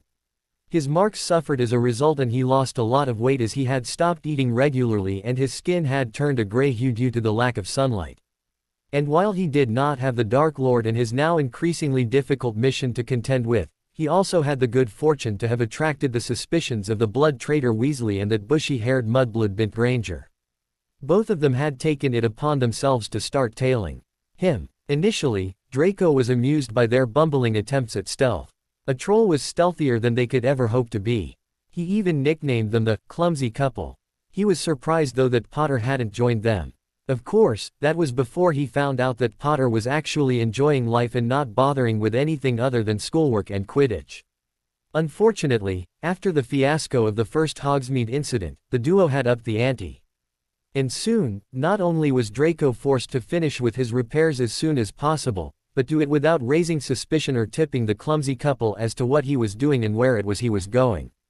And to do that, he not only had to avoid his annoying Gryffindor tales, but he also had to stay under the sneakoscopes of everyone in the castle. And that meant attending classes and doing homework. When he had returned home for the winter holidays, he had spent every waking moment under intense training from the Lestranges, whom he had been shocked to find broken out of prison along with his father. Apparently the Dark Lord had decided that they had suffered long enough. Draco did not know how, but the Dark Lord had managed to fool the wizarding authorities and the public into thinking that the captured Death Eaters were still in Azkaban. While he had been happy to lay eyes on his father for the first time in nearly a year, he was shocked to see the sadness in the man's eyes when he saw his son in Death Eater robes. When he finally managed to meet his father privately for a few precious moments, he understood why. It turned out that his father had used one of the Dark Lord's personal possessions to open the Chamber of Secrets in second year without his master's express permission. Because of this, along with his failure at the ministry and rumors he had heard, Lucius believed that Draco's task and induction was done to exact revenge and punish Lucius for what he had done. Lucius had also shared with his son the fact that the Dark Lord expected Draco to die carrying out his task. This revelation had stopped Draco cold. To think that his wise and all-powerful master was so cruel and heartless to send a person on a suicide mission, that the same Dark Lord, who spouted off about the importance of pure blood would be so willing to eradicate an entire pure blood family over an enchanted diary scared him. Draco was many things, but suicidal was not one of them. It was this, along with the amount of torture Draco had observed done to his brethren that had shown the true nature of the man, no, the monster, which was residing in his home. The same monster he had joined. The Dark Lord was nothing but a power-hungry old man who showed the same amount of mercy towards his followers as he did to his enemies. And that was none. Draco now understood what his mother had been trying to tell him all those months back. Not that he had a choice. He doubted that he ever did have a choice. No, the only thing left to do would be to complete this heavy task, and hope for success, as anything else could very well mean the end of the Malfoy line. There was no one he could go to. No allies he could call upon. Sure, Crabbe and Goyle were there and willing, not that they understood what Draco was up to, but they really weren't that competent. Pansy and the rest of his acquaintances in Slytherin were not in the loop, and Draco wanted to spare them the knowledge that they would be aiding a murder. Professor Snape wasn't to be trusted. No matter what the man said or the claims he made, Draco did not trust him. The boy knew that he was the Dark Lord's most trusted spy, and was also close to Dumbledore at the same time. Because of this, he wasn't sure if the man would betray him to Dumbledore or the Dark Lord. For all he knew, the spy was only offering his assistance on the Dark Lord's orders to give the Dark Lord an excuse to kill him. Of course, Draco did have the option of defecting to the light. However, he knew that Dumbledore could be just as ruthless as the Dark Lord. After all, Dumbledore was the only one the Dark Lord ever feared. There had to be a reason for that. Draco also doubted that Dumbledore would be willing or able to protect his family from the Dark Lord, considering that the Dark Lord resided in Malfoy Manor. He had heard stories from his father of how much the old man opposed the Malfoys and how hard the old mage had tried to get his father and grandfather imprisoned after the First Wizarding War. So here he was, Draco Malfoy, incapable of protecting his family, incapable of repairing a simple broken vanishing cabinet, incapable of making the right choices and barely capable of loosing Granger and Weasley. A screw-up, that's what he was, plain and simple. Draco sighed as he got up. He had wasted enough time reminiscing. He had to get back to work. Looking around, he sighed again when he couldn't find Crabbe or Goyle. He did not have the time to go looking for those two nincompoops, nor did he have the time to take the night off. He would have to risk it. He ran his hand through his hair and grimaced when he noticed quite a few loose strands in his hand. The fact that the stress had caused him to start balding at the age of 16, he noticed his hair thinning just yesterday when he first managed to get a proper glimpse of himself in a mirror, just depressed him more. Picking up his wand, he wearily headed up towards the room of requirement. Oh, for crying out! Harry finished his sentence with an irritated and annoyed blasting curse aimed at the jeweled piece of headwear in front of him, destroying it completely. This was the 15th diadem he had found in the room, and like the previous 14, wasn't just damaged and worthless, but more importantly, not Ravenclaw's diadem. Heaven forbid if finding the Horcrux was easy, Harry muttered sarcastically as he uttered the point me spell again. Still grumbling, he set off in the latest direction. Nearly a month had passed. And all he had to show for it was 15 destroyed useless coronets, and probably 10 kilograms of accumulated dust and dirt. Wiping the sweat from his grimy forehead, Harry consulted the map the room had graciously provided and walked down the latest alleyway of junk, making sure to mark his way. It wouldn't do to get lost in this place. Entering the room, Draco made his way to where the cabinet was. As he journeyed in, he noticed something that stopped him in his tracks. For on a broken cupboard on his left, was a yellow paint smear. Someone had been here, and judging by the fresh look of the smear, they were here recently and might have still been around and possibly heading towards the cabinet. Draco's mind immediately went towards his two tails. It would be very bad if they somehow found out about the room and the cabinet. Heart hammering, he drew his wand and started moving slowly. Absently he cursed for not having the foresight to bring those useful products the Weasel's elder twin brothers had made. The irony of using it on their younger sibling would have been really sweet. Draco grudgingly admitted that they were brilliant. It seems that the youngest two of the family were the only empty-headed ones. Although the parents seemed to be slightly dim too. Hearing footsteps ahead, he stealthily made his way forward, absently running through the training, which really was just an excuse the other Death Eaters used to take out all their frustrations and failures out on him that had been drilled into his skull. Peering around the elbow of the enormous stuffed troll that he had placed as a landmark, he saw not the clumsy couple, but Potter. Immediately hate began to well up in him. While he no longer blamed him for his father being imprisoned, Draco still hated Potter. Potter had everything. A carefree life, fame, the ear of the headmaster. And what was worse was that Draco could have been there next to him. Only Potter had to take Weasley in. The situation his family found themselves in was all Potter's fault. Well, it was Potter, black now. Draco, like the rest of the school, had heard about the contract, but to him he would always be Potter. Draco observed the dark-haired boy, his cousin, he realized with a horrified jolt. He was a bit farther away and he looked to be searching for something. Suddenly, Potter stopped looking around as a look of triumph and excitement came on his face. Giving out a triumphant, "Aha," the boy started walking forward. Right, towards the cabinet. Draco's eyes widened in panic. Potter must not get to that cabinet. He had no idea how Potter had found out about it, but that did not matter right now. What mattered was keeping that cabinet safe. Raising his hand, he carefully aimed his wand at Potter's back and sent out a silent body-bind curse. Being the warden of Azkaban prison was not easy. While Karen would wished he had taken up a different job, the reality was that the post was hereditary.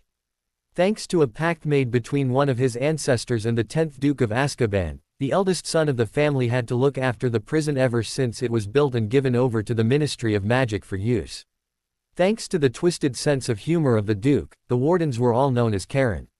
So while Karen was not born with such an unfortunate name, and was, in fact, named Gregory at birth, he had to bear the name and all that it entailed ever since his elder brother, Karen, died in a tragic accident at the age of 14.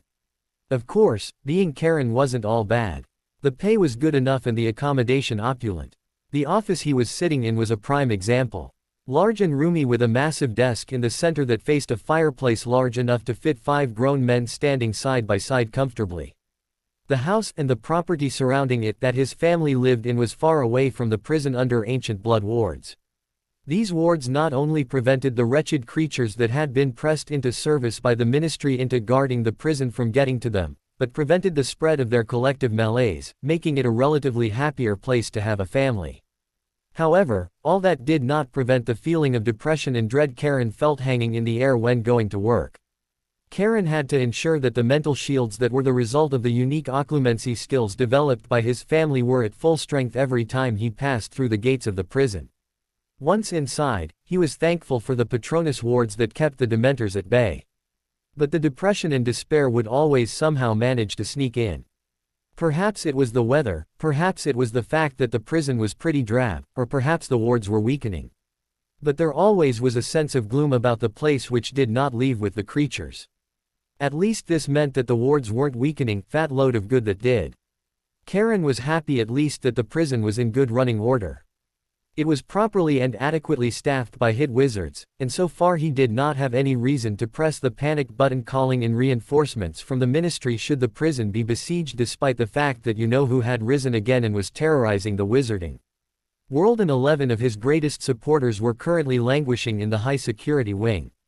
Still, he could not help but feel dread every time he thought of Malfoy and his ilk. There was something wrong about how they were sitting there placidly. Karen kept having indistinct dreams of flashes of light and the harsh sounds of battle that never failed to wake him up in the middle of the night, panting as if he had run a mile. Something was definitely wrong. Only a few of the guards showed any enthusiasm about going to the wing. And he did not blame them, since he also felt the same apprehension about even thinking of going there. Perhaps his soon-to-be arriving guest would be able to shed some light on these strange occurrences. He sat up expectantly as the yellow flames turned green. "Chief Warlock," he greeted the tall wizard that stepped out of the fireplace. "I hope things are going well." "Ah, Gregory, yes, things are fine. How are you today?" the old wizard asked solicitously. "Can't complain," Karen said. The one thing he loved about his old headmaster was the fact that he was one of the few that remembered or used his old name. "Well, I hate to cut this short, but time is of the essence." "I understand, sir," Karen said with a nod. "The prisoner is waiting for you in room 3. Just like the previous one. Although, I do not know what you could possibly get from it. The elf has been quite insane for a while now. It is a miracle that it has survived so long. I believe that it is the house elf magic working. Their minds aren't quite like ours." Dumbledore trailed off thoughtfully. "Anyway, we both have things to do, so if you please." "Sure thing, sir." Karen got up from his desk and escorted the elderly mage from his office. He did not mention that, of late, things had been rather quiet, meaning that he had little to do. For one, the number of people coming in had reduced. At first, there was on average a new prisoner per day. Now there was only an occasional prisoner. It seemed that Scrimgeour had lost some of his zeal. A good thing too, because if that rate continued, Karen was sure that the prison would be full by now. They finally reached their destination. With a tap of his wand, Karen undid the locks. Nodding at him, the chief warlock entered the room, closing the door behind him. As the door closed, Karen remembered that he had something he needed to tell the headmaster. Something about the uneasy feeling he was getting of late about the high-security prisoners. Oh well, he could still mention it when the headmaster was done with the elf. About an hour later, Karen returned to the room as requested, knocking on the door. The door opened to reveal an exhausted-looking Dumbledore. "I hope you got the information that you came for, Chief Warlock?" Karen asked. "Not yet," Dumbledore replied wearily as they made their way back to their office.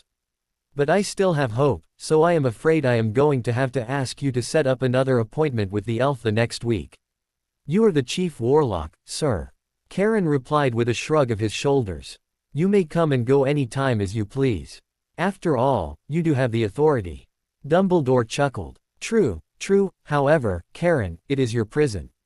His eyes twinkled as he glanced at the younger man. "Same time, same place next week, then, sir?" Karen asked as they reached his office. "Indeed, have a good evening, Gregory." With that, Dumbledore stepped into the fireplace and left in a whoosh of green flame. "Damn it," I wanted to speak to him about something," the warden said to himself as he saw the last of the green flame die down and the fire return to its normal yellow-orange. "Oh well, perhaps next time," he shrugged as he went back to his paperwork. Tiredly walking down the junk-bordered pathway, Harry noticed a faint glimmer in the distance just after the broken vanishing cabinet that Montague had been stuffed in last year. Squinting, he saw that it was part of a diadem sticking out. The discovery of the previous fakes had not diminished the feeling of excitement Harry felt upon seeing this. Letting out a triumphant cry, he started forward, tucking his wand in its holster. He seriously hoped that this was the one. While he knew logically that the Horcrux was somewhere here in this room, he couldn't help but feel that something had happened to it. After all, it had been a long time since Riddle had last placed the diadem in the room. Anything could have happened to it by then. It could have been moved, or somebody else could have taken it for any reason whatsoever. If that happened, then suffice to say, Harry would be in very hot water. During the day, Harry had managed to keep up appearances by immersing himself in training and school life. This kept the reality that was looming in front of him out of his mind. However, when the sun finally set, when the assignments were done and his friends had retired for the night, when he was alone in his bed, the pessimism set in as he thought about what lay in store for him. He was stuck between two powerful wizards, he might as well call them both Dark Lords, who both wanted him dead for some reason or the other. What was worse was that he was all alone, while both Dumbledore and Voldemort had their followers and influence to help them along. Sure, there was Neville, Susan, Hannah and Hermione and Ron. While he had become distant from the last two, he still counted on them. But what could a bunch of schoolchildren do against either of the two? It all came down to him.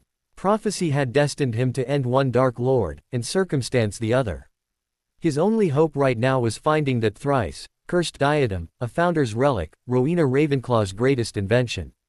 An artifact that had disappeared from the history books suddenly a few months before the death of the founder. A month had nearly gone by and he had not found it yet. He was growing desperate. He had started to spend more time in the room, either training like a maniac or spending hours on end searching the junk room for the diadem. While he felt fine now, he knew that it would be a matter of time before the lack of sleep caught up to him. As it was, keeping up with his regular timetable was getting harder and harder. He always felt that he had forgotten something. And while occlumency was helping, he couldn't help but feel his temper getting shorter and shorter to the point that even the smallest of things was beginning to annoy him. It was only a matter of time before he completely lost it publicly. He was becoming rougher when dueling with Neville and Susan.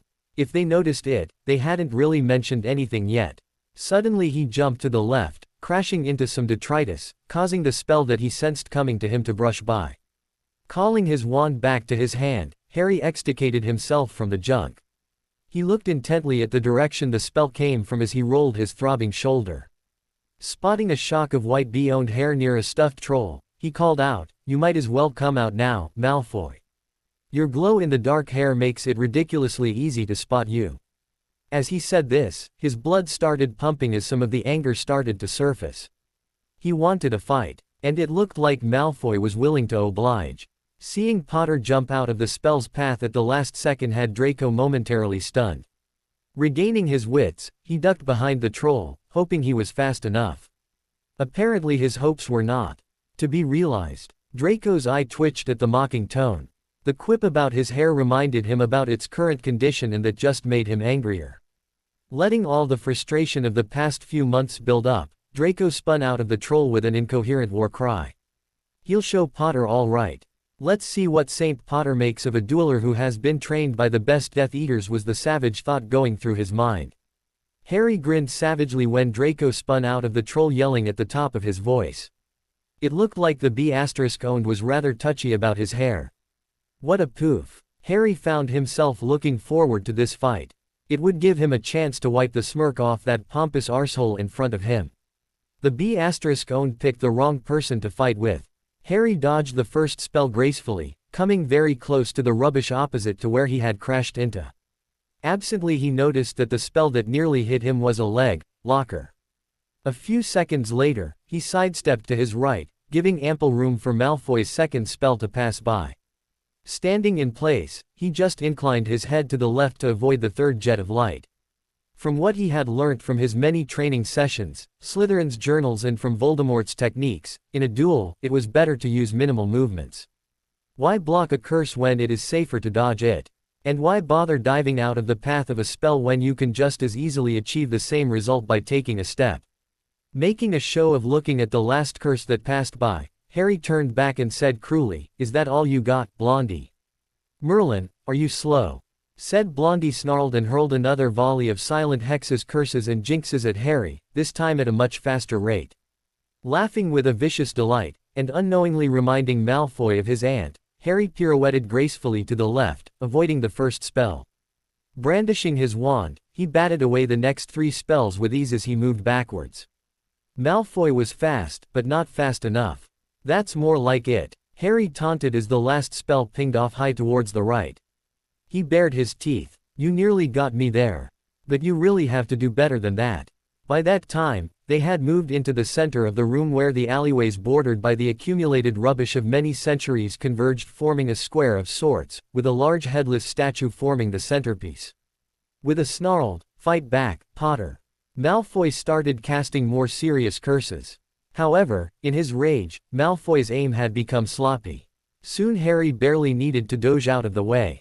"Ooh, that nearly got me," said Harry with heavy sarcasm as a blasting curse took out the large headless statue that was a few paces to his left. Draco had finally reached the end of his line. Pissed off beyond all reasoning, he pointed his wand at Harry and, summoning all the hatred, rage and frustration he had, bellowed his first verbal spell. Crucio. Holding his wand like a conductor's baton, Harry flicked his wrist to the side, aiming his wand at a heavy stained chest at his left. With another flick, he brought the furniture flying in the path of the oncoming curse. Without wasting any time, he fluidly moved his wand anti-clockwise, banishing the shrapnel created as the object exploded upon contact with the curse. Jabbing his wand forward, he cast a low-powered stunner followed by an overpowered disarming charm. Seeing the sharp heavy wooden fragments heading towards him, Draco hastily called up the strongest shield that he could manage, putting a good amount of his flagging power and a lot of desperation behind it. The shield held up to the shrapnel. However, it did not do so well against the stunner, breaking upon impact and pushing Draco back a few steps. Slightly winded, Draco was not in any shape to do anything about the disarming charm that closely followed the heels of the stunner. Harry watched with a slight amusement the expression on Draco's face before the B***owned was blown backwards off his feet as his wand was ripped out of his hand.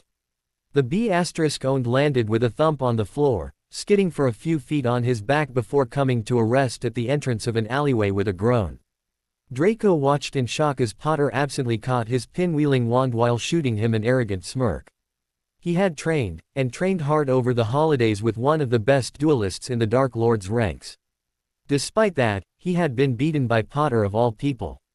Potter, who he had noticed, had done nothing throughout the entire school year but sail through classes and goof off.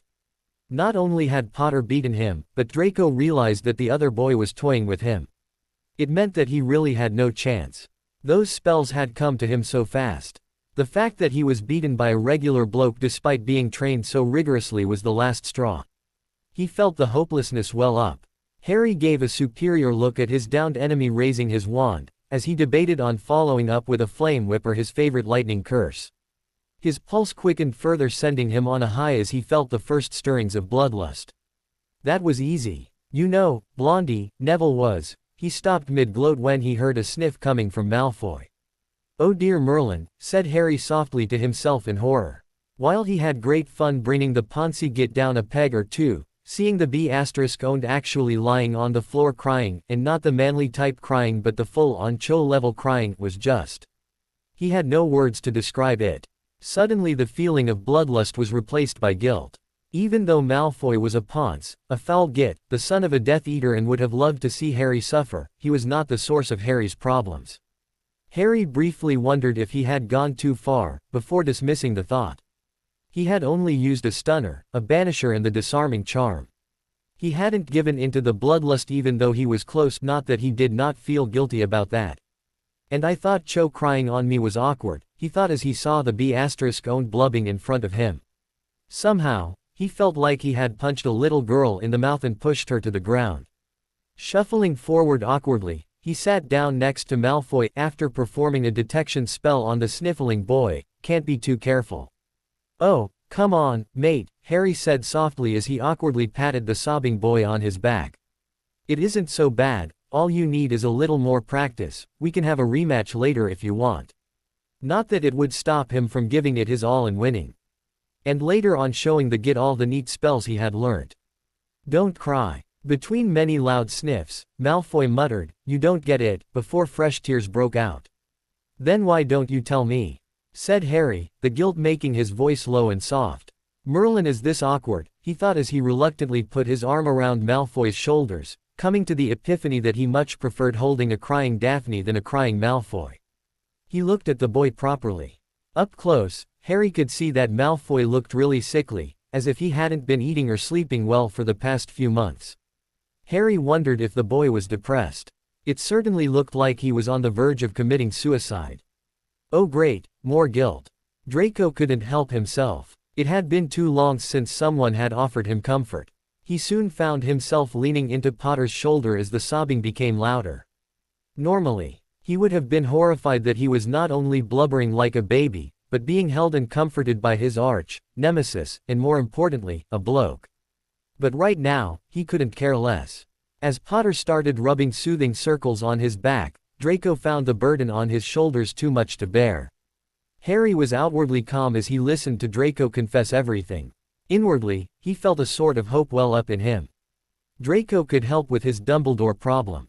At the very least, Harry wouldn't need to increase the intensity of his room-generated dueling sessions. While he felt that he could cope with it for now, he knew that in reality he was slowly burning himself out. But if he helped Malfoy, then he wouldn't have much fighting to do. After spending a femtosecond acknowledging that Ron and Hermione were right about Draco, Harry started scheming. Draco fell silent after finishing his story. He was too spent to care about the ramifications of spilling all his secrets to the enemy. All he cared about was the lightness he felt at finally letting go. His body tensed as he waited for Potter to react. He did not want to fight anymore. He no longer had the will to do so. "You know, we are quite alike, you and I," said Harry idly as he looked into the distance. Surprised by this statement, Draco pulled away and asked thickly, "What do you mean?" "Well, the both of us have been sent on suicide missions. Saddled with the task of killing wizards far more powerful and experienced than we could ever hope to be. Also ironically, the both of us have been manipulated into these tasks by each other's targets." He paused as he realized the full truth of his statement. Draco immediately stopped sniffing and surreptitiously wiping his eyes as the full impact of Potter's words hit him. "Wait, are you implying what I think you're implying?" he said with a mix of derision and incredulity in his voice. "I mean, I know Dumbledore is barmy and a Muggle lover, but he cannot be like the Dark Lord." Harry laughed hollowly. "You'd think so, wouldn't you? I don't blame you. I used to think the same. Then my eyes were opened. Dumbledore does a good job of keeping his true nature hidden from the rest of the world." Draco was speechless when he saw the face of his arch-rival as Harry let his mask slip for a moment. The expression on the Gryffindor's face was eerily similar to how he felt at times. He didn't have much longer to wonder about that as the mask quickly came back on. "The way I see it, Malfoy, both of us are in a similar predicament. So here's your choice. Either we do nothing and go our separate ways, or we help each other out. I help you in your task, and you help me with mine. How do I know that this isn't some sort of a trick? How do I know that you aren't doing this so you can turn me in or something?" Malfoy said suspiciously. "A trick," said Harry incredulously. "Malfoy, I have your wand. I have my wand right up my sleeve just a thought away from being summoned. In other words, I am armed, and you aren't. If I really wanted to turn you in, I think I would have done it already. After all, I am more than capable of taking you down. Not to mention that I had a lot of opportunities from the time I disarmed you until now."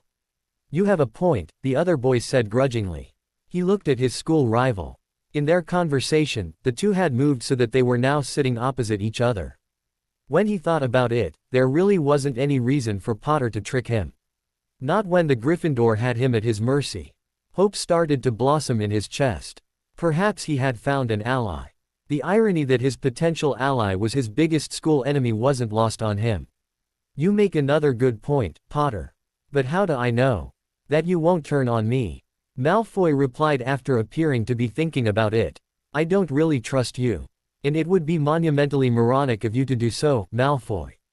Harry replied. And if it makes you feel any better, I don't trust you either. So I propose a magical oath. That way, none of us can betray the other. How about an unbreakable vow?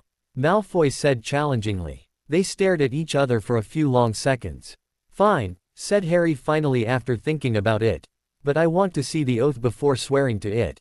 I was going to suggest that actually, Malfoy sniffed, taking out a shrunken roll of parchment and quill, quickly regaining his haughtiness. Although the effect was spoiled by the red eyes and leaking nose. What? Said Harry with faux innocence after a moment of watching Malfoy stare at him meaningfully. May I have my wand back, please, Potter? Malfoy finally said through gritted teeth. Your wand? Oh yes, for the shrinking charm. Said Harry brightly. Why didn't you say something before? You know, you'd get a lot more done if you articulated instead of staring at me like you were constipated, Malfoy. Eye twitching, Malfoy accepted the wand from a grinning Harry. Draco was momentarily tempted to hex the Gryffindor in front of him, but then he noticed the wand discreetly pointed at him by the other boy who still had a maddening grin on his face. Sniffing, Draco wrote down a few lines on the parchment with his self-inking quill. Then with a martyred air, he placed his wand in his pocket and handed the parchment to Harry, half expecting the other boy to get riled up at the wording. Smirking, Harry read the parchment while watching his cousin out of the corner of his eye, his wand still trained on the B****owned. Not bad, cousin, said Harry finally. It seems that you can be honorable after all. Draco flinched at the mention of the familial connection shared. I am glad you think so, cousin. He fairly sneered at the last word, surprised that the Gryffindor had not taken offense to the wording. It definitely meant that Potter did not worship the ground Dumbledore walked on. He wondered what had changed. Harry just rolled his eyes and, brandishing his wand, shifted forward till he was kneeling in front of Draco. Now, if you please. Draco also shifted forward till he was mirroring Harry's position. Clasping his wand in his left hand, he gripped Harry's right hand. Do you, Draco Lucius Malfoy, swear to aid me, Harry James Potter, in my quest to rid the world of your master, Voldemort, also known as Tom Marvolo Riddle? I do, said Draco, flinching reflexively at the feared name being uttered. Immediately a thin tongue of brilliant flame snaked out of Harry's wand and wound around the clasped hands. Taking this as his cue, Draco spoke up.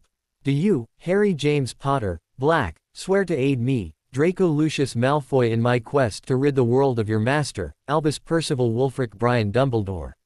I do, said Harry quietly. Another tongue of flame burst out, this time from Draco's wand. It wound itself around the first rope of flame, forming a fine chain that circled their hands. And do you swear that we shall not speak of this vow to anybody without the express permission of the other? Harry concluded. I do. Draco was initially surprised, but decided to agree to this. He should have thought of that. Both their wands shot out a tongue of flame. Winding with each other, they then knitted with the first two tongues of flame till it looked like their wrists were bound by a thick rope of fire. As soon as the rope sank into their skin, the two unclasped each other's hands and scrambled back to their spots, looking at their hands. The enormity of what they had done slowly sinking into their minds. Looking at his new ally of sorts, Harry said, well, I think this calls for some celebration. With a flick of his wand, he summoned a bottle of fire whiskey from his cellar. Opening it, he took a swig and handed it to Malfoy. Giving Harry a look of deep disgust, Malfoy conjured a glass of his own and poured himself a drink. Philistine, he muttered. Poncy git, Harry shot back, taking a pointed swig from the bottle. He hummed in pleasure as he felt the drink burn down his throat. At least you have some taste, Potter, Malfoy said after taking a sip of the whiskey. I half expected Swill, to be honest. Please, since we are conspirators now, call me Harry. Harry said with humor. Also, we are cousins. Unless, of course, if you'd rather prefer, Potter Black. He smirked arrogantly. Draco just sniffed as he took another sip of his drink. In short time, the alcohol had worked its magic and had dissolved any lingering barriers between the two former enemies. In short order, they were nearly done their first bottle when Harry decided to summon two more bottles. I have a question, Harry, slurred Draco as he took the bottle from the other boy. The glass lay on its side forgotten. Pausing to take a swig, he continued. What do you plan to do, after? Harry, feeling a buzz himself, replied with a question of his own. After. Yes, after, said Draco as he gestured around them with the bottle. After all this is over. He looked at Harry meaningfully. I dunno, Draco. Harry snatched the bottle from the B***owned and took a swig. I think I'll settle down. Marry, have kids, play some Quidditch, maybe buy a deserted island and move in there. He smiled vacantly as he stared off into the distance. Draco snorted as he took the bottle back. Sounds bloody boring to me, mate. Moving in with Greengrass and living with her all alone. He suddenly broke into giggles before subsiding. Taking a swig, he said gravely. But seriously, Potter. Harry, once we kill those old tossers, we won't be pawns anymore. We'll have reached the other end of the board. You honestly don't mean to tell me that you aren't going to take the promotion? He handed the bottle back to Harry. Harry accepted the bottle with a belched, thanks. You have a point, he said after a while. Taking a sip, he pondered on Draco's sentence further. Yeah, becoming the queen would be a good idea. That way, nobody can mess with us again. Didn't know you were into dressing up, Potter, said Draco giggling. He suddenly gave a hiccup, causing Harry to start laughing at him. You know what I mean, you prat, said Harry. Holding the bottle up, he realized that the bottle was empty. Shrugging, he set it aside next to the first one and turned his attention to the remaining two. Selecting one, he opened it. Taking a long drink from the bottle, he smacked his lips in satisfaction. Not being able to hold his thoughts in anymore, he blurted out, this whole mess wouldn't have started without those damn Muggles. What do you mean? Said Draco looking at him curiously. Were Harry sober, he wouldn't have blurted out the previous sentence. After all, he was in Gryffindor and most of his housemates had some familial connection to Muggle world. During the summer, when he had gone out at night, Harry had controlled his alcoholic intake to ensure that nothing slipped out inadvertently when he was among the Muggles. However, here, not only was he well on the way to being piss-drunk, not that he wasn't pissed already, but there wasn't anybody within earshot who could take offense at what he had said, or was about to say. Well, without those Muggles, Tom Riddle wouldn't have been seduced by a Squib and Tommy Jr. wouldn't have daddy issues. Then Voldemort wouldn't have existed, and we all would be so much happier. For one, the first 10 years of my life wouldn't be so crappy. He felt the anger and bitterness build up as he thought of all the Muggles he had met before Hogwarts up till last summer. From the teacher in his old Muggle school who blamed him for turning her wig blue even though there was no proof, to the neighbors who treated him like rubbish, and finally to the Dursleys. But no, those Muggles just have to be there and ruin everything. Panting hard, Harry did not realize that he was strangling the bottle until he heard the glass squeak. Startled by this, he handed the bottle over to Draco. Draco did not know half of what Harry had said, but was too drunk to care. Here, he said, raising the bottle up violently, causing some of the liquid to spill down the side. That's what we should do, the B***owned said finally after he licked the spilled whiskey off the bottle in his hand as if it was a cone of melting ice cream.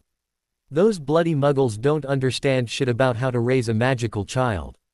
Effing animals. He held the bottle out to Harry. No thanks, you keep that, Harry said with a disgusted look on his face. He wasn't so pissed that he was going to be comfortable with holding a bottle coated with Draco Malfoy's saliva. Opening the last bottle and taking a swig, he declared, "Yeah, no magical child should grow up with animals. There should be a law against that." "Yeah," said Draco, thumping the floor. Suddenly getting a thoughtful look, he commented, "We should write this down so we don't forget." "Capital idea, cousin." Harry raised his bottle up. "You aren't so dumb after all." Draco shot him a filthy look before putting quill to parchment. After a few moments of furious scribbling, he looked back at Harry and pushed it across. "Here, you keep it." Having said that, he drained the remaining whiskey in his bottle, spilling quite a bit of it all over himself. Giving out one last belch, the B***owned promptly passed out. Harry shook his head at the B***owned. "Can't hold his liquor, pathetic," he muttered. Getting up, he swayed a bit trying to get his bearings. Closing his eyes, he tried willing himself sober. Opening them, he noticed that it hadn't made much of a difference. Mentally and physically slapping himself seemed to help though. Feeling slightly clearer-headed, he picked up the piece of parchment filled with Draco's scrawls and left the softly snoring boy. At the last minute he came back and using the B***'s quill, scratched out a note about a future meeting on the back of the Slytherin's own hand. He supposed he could use the parchment that was lying next to the boy, but then he reasoned that Draco, he must remember to call him that might lose it. This way, it was right under his pointy nose. The B***own didn't even flinch as Harry scrawled out his missive.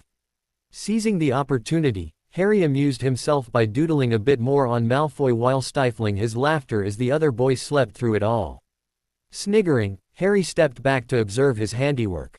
Satisfied, he called for Creature, stuffed his partly finished bottle into the elf's arms and instructed the elf to send it back to the cellar.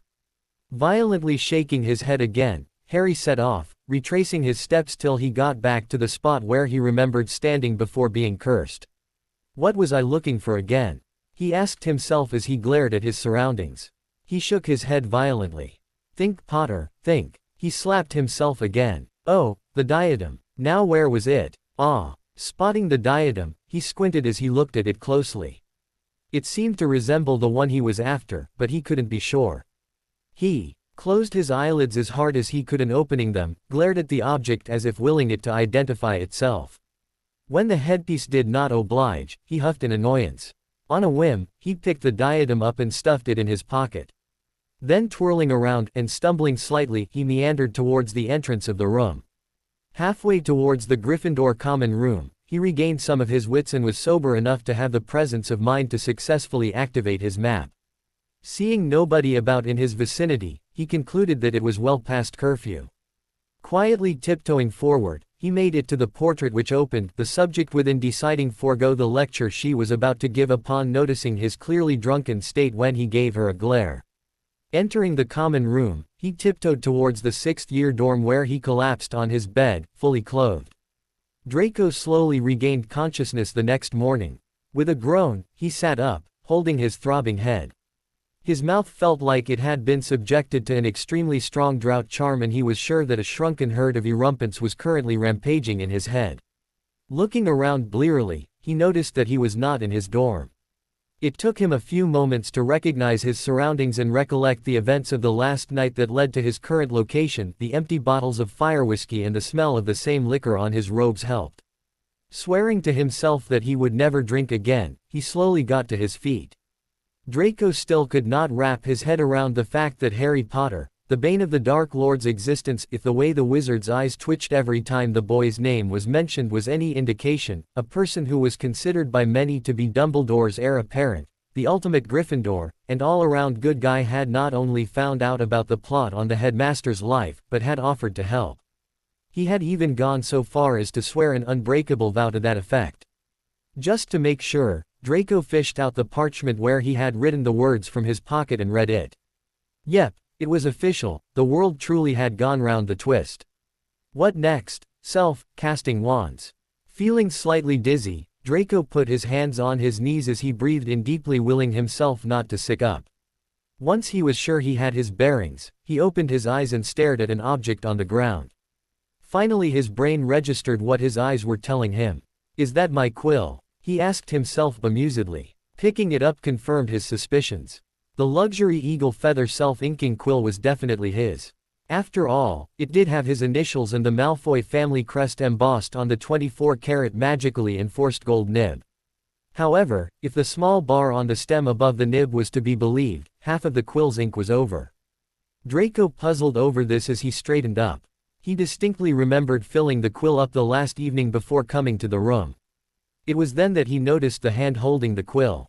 And then the bit of exposed flesh of the arm attached to the hand. Horrified, he hurried towards a cracked mirror.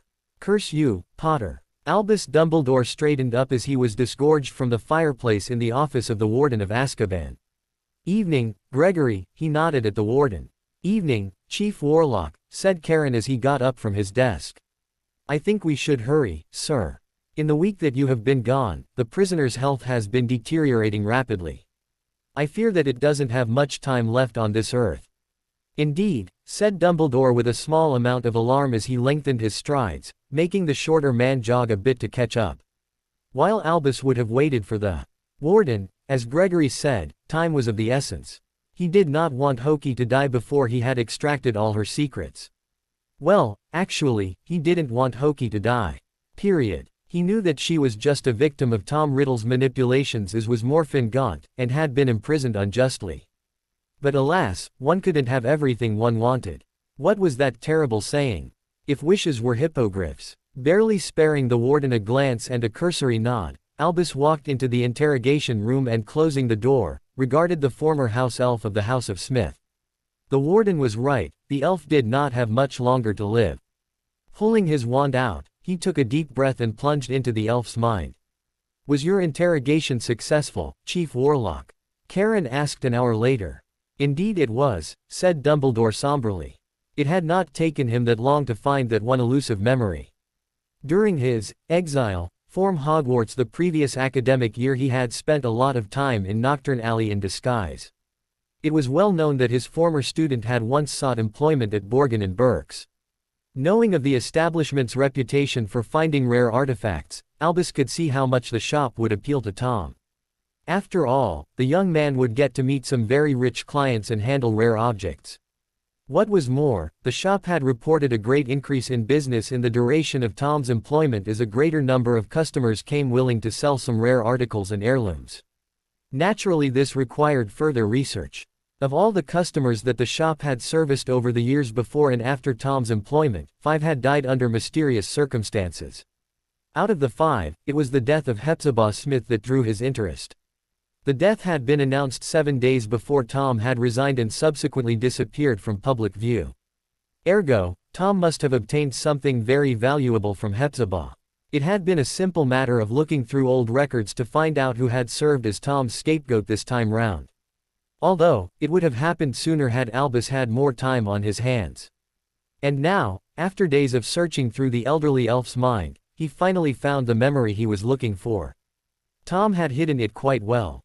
Albus still hadn't found anything within the elf's mind that implicated the Slytherin in the murder of her master. Albus doubted that he would ever find anything that even suggested that the elf's mind was tampered with. What was disconcerting was that even getting close to the memory had triggered a deterioration of the elf's health. Something that Albus realized belatedly had also happened to Morfin's mind. Albus always knew that Tom was gifted in the mind arts. He was a natural, a prodigy. Then again, the same could be said for all the fields of magic Tom had deigned to apply himself to. Except transfiguration, of course, the boy was relatively hopeless at it. Sure, he was good, better than most wizards. But he wasn't great. And Albus knew how much that bothered the twisted man. And one mustn't forget about the power of love. It was something that many underestimated. Albus hoped that Harry had managed to coax the memory from Slughorn. It was vital that he found out what his old friend had told Voldemort about Horcruxes. It might give him a clue about the number the twisted monster had made. Karen watched as the great wizard left his office. Damn it. He cursed again as he remembered that he had once again forgotten to mention his suspicions regarding the Death Eaters. Oh well, perhaps some other time. With that he got back to his business. He did not realize it, but that was the exact same thing he had done every time an official from the mainland came visiting, and those words were also the exact same thing he said to himself when they left. Harry woke up late in the morning after his impromptu binge with Draco Malfoy, of all people, feeling thirsty. It was the first time that he had seriously indulged in booze, and he was honestly expecting to feel the effects of Visalgia, having heard about it. Instead, other than a grumbling stomach and a desire to drink a lot of water, he felt fine. Not about to question his luck, he got up from his bed. As it was Sunday, he decided to forego his run and workout. Something he hadn't done ever since he had seen Slughorn's tainted memory. The last night had lifted his burden somewhat. Once Draco had repaired the cabinet, with Harry's help, all he would have to do is watch as Draco and the Death Eaters made short work of the headmaster. Of course, dealing with Dumbledore would not be a walk in the park. The headmaster would probably consider a 10-to-1 duel boring. But if Harry played it right, he might be able to land a fatal blow on the old mage when his back was turned and avoid suspicion at the same time. He just needed to figure out how and when. Harry supposed that he should feel a bit bad about doing this, but then he remembered that the old man was planning on killing him. It did alleviate the guilt somewhat. Now all he had to do was find that diadem and a way to destroy the Horcruxes. Entering the bathroom, he made to remove his robes but paused as his hand felt an unfamiliar weight in his pocket. Frowning, he started emptying his pockets.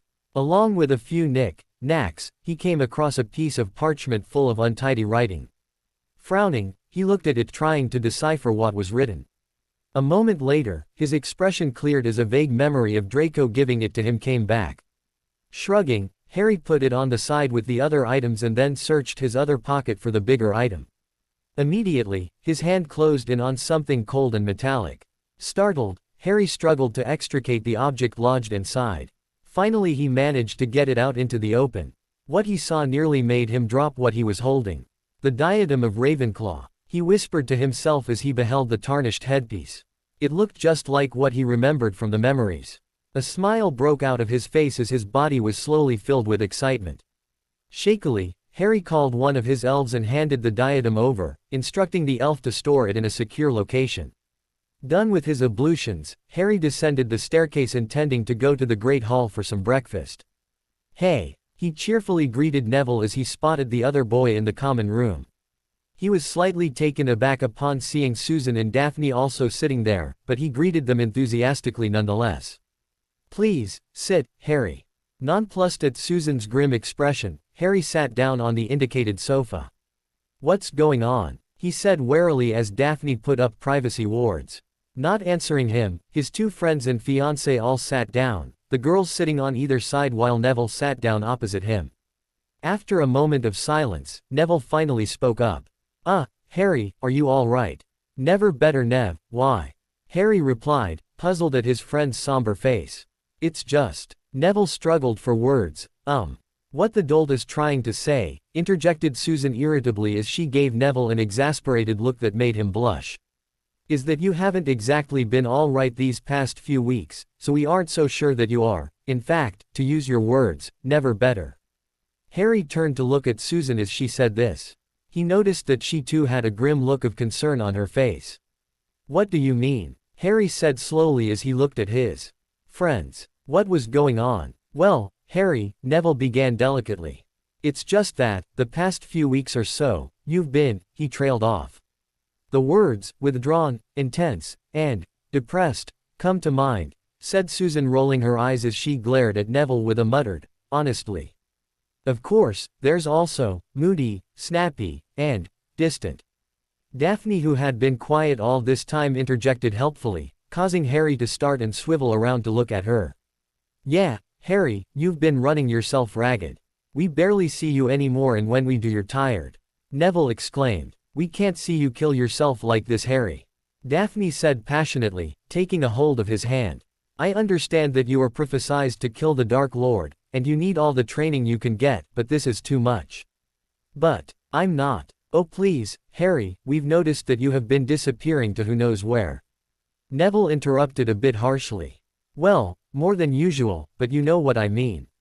And even though you try to hide it, I know you are dead on your feet half the time from being up so late. Hell, I just saw you this morning, completely passed out on your bed. What's worse is that you have become rather short-tempered.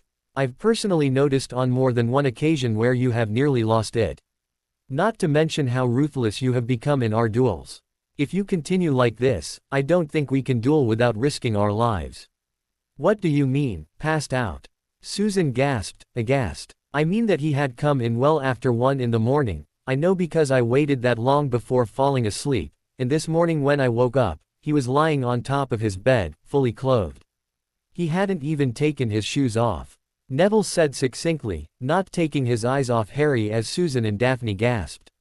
Harry felt his cheeks burn in embarrassment as he thought of the others looking at him passed out drunk. I knew it," Susan exclaimed. Grabbing Harry's other hand in both of hers, she gave it a tug. "You can't ignore the signs, Harry. You have been pushing yourself too hard. It has got to stop. It's not what it looks like." "Oh," Susan said skeptically. "Then why were you found passed out on your bed, And why did you decide to come in after 1 in the morning?" She looked at Harry challengingly. "It wasn't. I was." Harry sputtered, trying to think of something to say. He couldn't exactly tell them that he had been out drinking with Draco Malfoy, which was why he was in that state to begin with. And you missed yesterday's tutoring session, you know. Daphne's words interrupted Harry's thoughts. Harry closed his mouth and considered what his friends had just told him. They did have a point. Looking back on it, he realized that he had been rather distant and preoccupied. I missed the tutoring session, he asked Daphne numbly. In answer, Daphne just nodded primly. And it wasn't the first time either, she said severely. I've had to cover your ass twice, Potter. Harry grimaced. All right, I guess the three of you have a point, he said slowly. But, at the same time, I would like to say that there is no need to worry anymore. Something amazing has happened last night, and because of that, some of the burden has been lifted. So, yeah, he finished lamely, running out of words. And what is this, something? I'm sorry, Harry, but we're going to need something more than that. How do we know that you won't be going off and doing something completely daft again? Harry took a deep breath and looked at his friends. His first reaction was to tell them to sod off and that it was none of their business. But then he reconsidered when he saw the look of genuine concern on each of their faces. Neville, Susan and Daphne each had become close to him over the past few months, just as close as Ron and Hermione. If he could tell Ron and Hermione about the full contents of the prophecy and about the lessons he had with Dumbledore and what he had learnt from them, he could tell his future wife, Neville and Susan. He could definitely trust these three. Coming to his decision, Harry exhaled and said, Fine, I'll tell you. But not now, he gestured at their surroundings. Not here. We'll speak again in the evening. Is that all right? His friends gave him a skeptical look before acquiescing. Good, now, I don't know about you, but I am hungry. Harry patted his stomach that took that moment to let out an audible rumble. Laughing, the four of them headed out towards the kitchens. That evening, in the security of the Room of Requirement, a place that fascinated Daphne to no end, Harry told them everything. While they knew that there was a prophecy concerning Harry and Voldemort, they did not know its full wording. Harry then told them about Dumbledore's lessons, and Tom Riddle's history. At first he thought of telling them the full truth, that he knew of the Horcruxes, what they were and how he had come to this knowledge. But then he held back at the last moment, sticking to the story that he had to extract the true memory from Slughorn. He did not feel that they would be able to handle the whole truth. No, that fact would be kept to himself. So let me get this straight, said Neville finally. You are the only person who can get rid of the darkest Dark Lord in wizarding history, and Dumbledore's solution to helping you is to take you on trips down memory lane. Seeing Harry nod, he exhaled violently. Is the man insane? I think that Dumbledore has a valid reason to do that, said Susan. After all, it is important that you know about you-know-who's past and what makes him tick so you know how he thinks and how to take him down. True, Harry conceded. I think that Slughorn's memory would be the key to finding Voldemort's weakness. But you have to admit, Susan, I also do need to know how to bring the bastard down. And Voldemort has a lot of experience. So Dumbledore could at least teach me how to fight him properly instead of letting me fend for myself. After all, I have seen those two at it. And Dumbledore is more than capable of defeating Voldemort. It's only due to the prophecy that he can't. And it isn't as if he does not have the time. These lessons I have with the headmaster are infrequent with large gaps between them. While I know he is a busy man, at the very least he could give me some books or tell me about some spells that I can practice. Yet he hasn't done that. But why would he do something like that? Daphne asked, puzzled. It's almost as if he isn't interested in your survival. You would be right about that. Harry said darkly. Why would he want that? Harry looked at Neville incredulously. Why do you think? He asked as if the answer were obvious. Neville sat there a moment looking at Harry before he spoke. No, Harry. We agreed she was barmy, remember? We did not agree on any such thing. We agreed that we wouldn't talk about it. You just speculated that she was addled. Sorry, but who are you talking about? Susan interjected, confused. Bathilda Bagshot, Harry replied. You know, the Bathilda Bagshot, author of A History of Magic. Sweet old lady, lives in Godric's Hollow, knew my parents. Also stark raving mad and living under the delusion that Dumbledore is secretly a Dark Lord who made Grindelwald a dark wizard. Neville spoke over Harry. Anyway, that's not what I am talking about. Harry said dismissively. No, I am looking at the evidence so far. He paused as he collected his thoughts. I think you all know how much I hate those Muggles I had been staying with. Seeing them nod, he continued, well, what you probably don't know is that I ended up with them thanks to Dumbledore. Also, another unknown fact is that he left me out in the effing cold like a bottle of milk in November. I was just a few months over 1 year old and he saw fit to leave me outside on the stoop, in the cold, in the dead of the night with nothing but a blanket and a letter. He did not even have the courtesy of going there during normal hours to talk to them first. It's like he didn't care what happens to me, or perhaps he was hoping I would die from pneumonia or something. I mean, what are the chances that a 1-year-old can survive the cold? And that isn't accounting for how my so-called relatives treated me. I won't go into the details, but my life there was hell. Harry took a deep breath to rein in his emotions.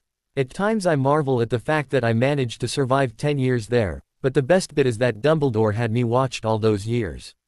One of his spies was even my babysitter, for crying out loud. None of them did anything to help me. What was more, that babysitter of mine actually had the gall to tell me that she had to keep me miserable at her house to ensure that the Dursleys didn't get suspicious. So not only did she prove that she knew, but she didn't do a shit thing. Harry's voice trembled in anger at remembering what Mrs. Fig had told him. Taking another deep breath, he then continued calmly. Of course, then we have my first year. Remember at the end of the year how the three of us saved the Philosopher's Stone?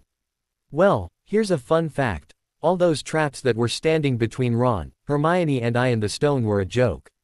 Any one of us could get through them. Hell, 3 first years got through them with ease. Slughorn himself said that one of the more effective of the obstacles was easy to get through. And between then and now, Dumbledore did nothing whatsoever to train me. He didn't even tell me why Voldemort was after me, keeping me ignorant about something that important. Hell, he never told me about my family vaults, where my parents were buried, or about my family heritage. And he was supposed to be my magical guardian. And when he was finally forced to reveal the prophecy to me, instead of finally getting off his wrinkly old ass, he starts these glorified movie nights and calls them lessons. So at best he doesn't care about me or my life, and at worst he actually wants me dead, but is too cowardly to do it himself. I even wonder if he had orchestrated all those events from 2nd year all the way to 5th year as well. Of course, he could also be playing these games to manipulate me to further some nefarious scheme of his where he uses my popularity to boost his standing with the public.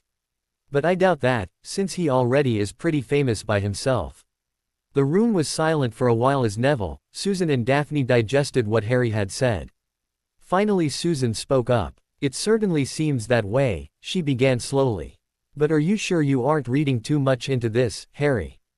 After all, the man has done quite a few great things for Wizarding Britain. He was the rallying point in the first war against you-know-who, and still is now. Harry sat back, closed his eyes and replied tiredly, Susan, I assure you I have thought about this for quite a while, and I'm afraid that I cannot come up with another reason for why he did what he did, or why he continues to do what he is doing with regard to me. Of course, if you have another theory, please do share. I seriously wouldn't mind. Anything is better than this. Opening his eyes, he looked at Susan inquiringly. Seeing her shake her head, he let his head fall back as he chuckled quietly, I thought so. And no, I don't want to go and talk to him about it. If my hunch about him is right, which I assure you it is, then it is likely that he will not react favorably. The room lapsed into silence again. So what do you plan to do about it? Daphne asked Harry finally. Harry was silent for so long that Daphne was about to ask again. Finally, with a shrug Harry replied, I will continue as normal. Of course, I will cut back a bit on the training. But at the same time, I am going to keep an eye out. That old bastard isn't going to be sticking me into another life-threatening situation again. The next morning at breakfast, the Great Hall was treated to a show after breakfast to lift the Monday blues. Remilda, oh, Remilda, the squeaky high-pitched voice of a first-year drew the attention of some of the Gryffindors sitting nearby. My sweet, fair, Remilda, another boy, this time a 2nd year, cut in. Oi, bugger off, I saw her first. No I won't you little titch. And you better watch that mouth of yours before I hex it off. What's going on? The girl in question asked slightly fearfully, nervously glancing at the 2 younger boys and the growing interest she was engendering. The past few weeks had not been good on her. Initially nobody had known about the love potion mishap, but that was ruined soon enough. While the teachers thought that being pierced on her own sword was punishment enough, they still had informed her parents. And her mother felt that a good scolding was in order. Thanks to the resultant howler, the whole school knew that Remilda had tried to dose someone with a love potion. While it wasn't known who she had tried it on, thankfully Professor McGonagall had decided not to pursue the investigation, seeing as all evidence of the potion had mysteriously disappeared. The fact that she had ingested her own love potion was funny enough for her peers. And so, she had been the butt of many a joke. Most of which were terrible ones involving her last name. At the sound of her voice, the two boys who were fighting suddenly perked up and turned toward her with bright grins on their faces. "Remilda, your voice is so beautiful," said the older student in what he thought was a suave voice. "I got you a frog," said the younger one, taking the amphibian out and practically shoving it under her face. Remilda stared at the frog for a long moment, transfixed. The spell was broken when the frog gave a loud croak, causing her to shriek at the top of her lungs. "Idiot, she doesn't like frogs." The second year could be heard loud and clear in the now suddenly silent hall as every eye was focused in the general vicinity of the scene. Crossly cuffing the younger boy on the head, the 12-year-old said, "I heard that she likes spiders." With that he turned to her and reached into his pocket. "Check this baby out, babe." With that smooth line, he removed a particularly large spider that looked even larger on his small palm. "Get it away from me. Get it away from me." Remilda shrieked as she scrambled away from both the boys and up the table. Still screaming, she ran across the table, paying no heed to where her feet landed in a desperate bid to get away from the creepy slimy things. "Wait, come back," both the boys called out as they gave chase. The hall was silent for a moment before somebody snorted. This set off the rest of the students as conversation began with renewed fervor, with quite a bit of laughter mixed in. Unnoticed by their friends, Daphne simply smiled blandly at Neville's narrow-eyed glare. "I cannot believe you," Neville muttered under his breath later that week. He was pretty cross with Daphne by now, and with good reason. The week had become more interesting, much to Remilda's misfortune and everyone else's general amusement. By lunch the next day, she had 5 third-years clamoring for her attention and following her like little lost puppies. After that, Remilda was inundated with gifts at random times from secret admirers, which turned out to be an assortment of various amphibians, reptiles, and insects. Things had finally come to a head by the end of the week when the poor girl received a particularly inventive box of maggots that had been charmed to violently regurgitate its contents the minute it was within range of the recipient. "I don't know what you are talking about, Neville," Daphne said coolly as she watched her fiancé practically gasping with laughter as Remilda Vane made her exit pulling at the maggots that had got into her hair. "She looked like really enjoyed my gift." Daphne allowed a sinister smirk to play on her face as she thought of the box of maggots that had just exploded in Vane's face. "You can't just dose all those poor kids with love potion. That's just cruel, it is," Neville whispered furiously. Unable to contain his curiosity, he added, "How did you manage to get enough to dose so many throughout the week?" He grimaced when he realized that he had asked that question out loud. "Oh, I broke all those spiked cauldron cakes into little pieces and sprinkled them into the pudding," Daphne said serenely. "So it was a mild dose. Not enough for Vane to get stalkers, but still enough to cause her some discomfort. And a note anonymously suggesting that Vane loves all those animals got her those little gifts." She smirked. "Oh come on, Longbottom, admit it. You found it funny." "It isn't funny," said Neville. He had to grit his teeth as he said it because he found, much to his horror, that a guffaw was begging to be let out. "If you say so, Neville, if you say so," said Daphne with an enigmatic smile. "Excellent work, Mr. Potter," said the examiner as he scribbled on a clipboard after Harry appeared soundlessly in front of him. "Now, I have here an address for your next stop. Please apparate there and report to my colleague who shall give you further instructions." 5 minutes later, Harry was walking into the Three Broomsticks bearing an apparating license in his hand and a wide grin on his face. Ever since the first apparition lesson, Harry had only attended one other class, in which he showed minimal participation. However, after finally finding that diadem, his spirits were lifted high enough for him to start experimenting. He used the opportunity given to him to apparate around the Great Hall in various ways. So far he had managed to apparate facing in various different directions, apparate while walking and, his personal favorite, disapparating and apparating in one spot. He had also managed to improve his speed and was trying to apparate seated on a chair by the time Twycross called it a day. Exasperated, Twycross had decided to take the boy with him to the afternoon's testing session. The ministry official had two reasons to do this. Firstly, the teen's skills in disappearing and appearing in various places silently was pretty impressive, and this, coupled with his emancipated status, made it possible to give him a license. Secondly, and more importantly, it gave Twycross a better reason to deny the boy entry in future classes. Honestly, all that apparating and disapparating was giving him a headache. Especially when it was accompanied with shrieks and shouts of surprise as the teen suddenly appeared behind a classmate randomly. And so, Harry ended up being the third person to be tested that Saturday afternoon and the only person to be doing it for the first time. Not to mention the youngest. "Ah, Mr. Potter, I see that you passed," Wilkie Twycross said dryly as he looked at the license that Harry held in his hand. "Well, congratulations. Now, I think it best that you head back to school." "Thank you, sir." The wispy-haired albino wizard gave a bland smile. "No, thank you. Since you have passed, there is no need for you to attend any more of my classes. I believe that this will be the last I shall be seeing of you. Farewell." And with that, he turned to the next applicant to be tested, a large sullen wizard who looked quite put out at being tested in the first place.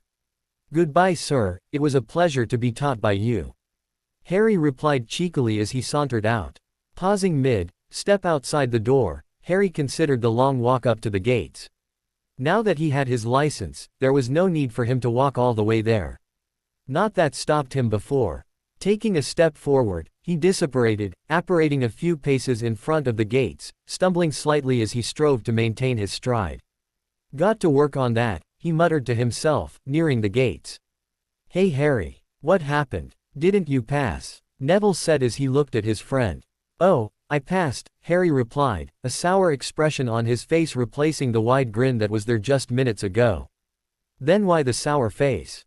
"McGonagall gave me detention," Harry muttered darkly. The Transfiguration teacher was the one who had let him into the school.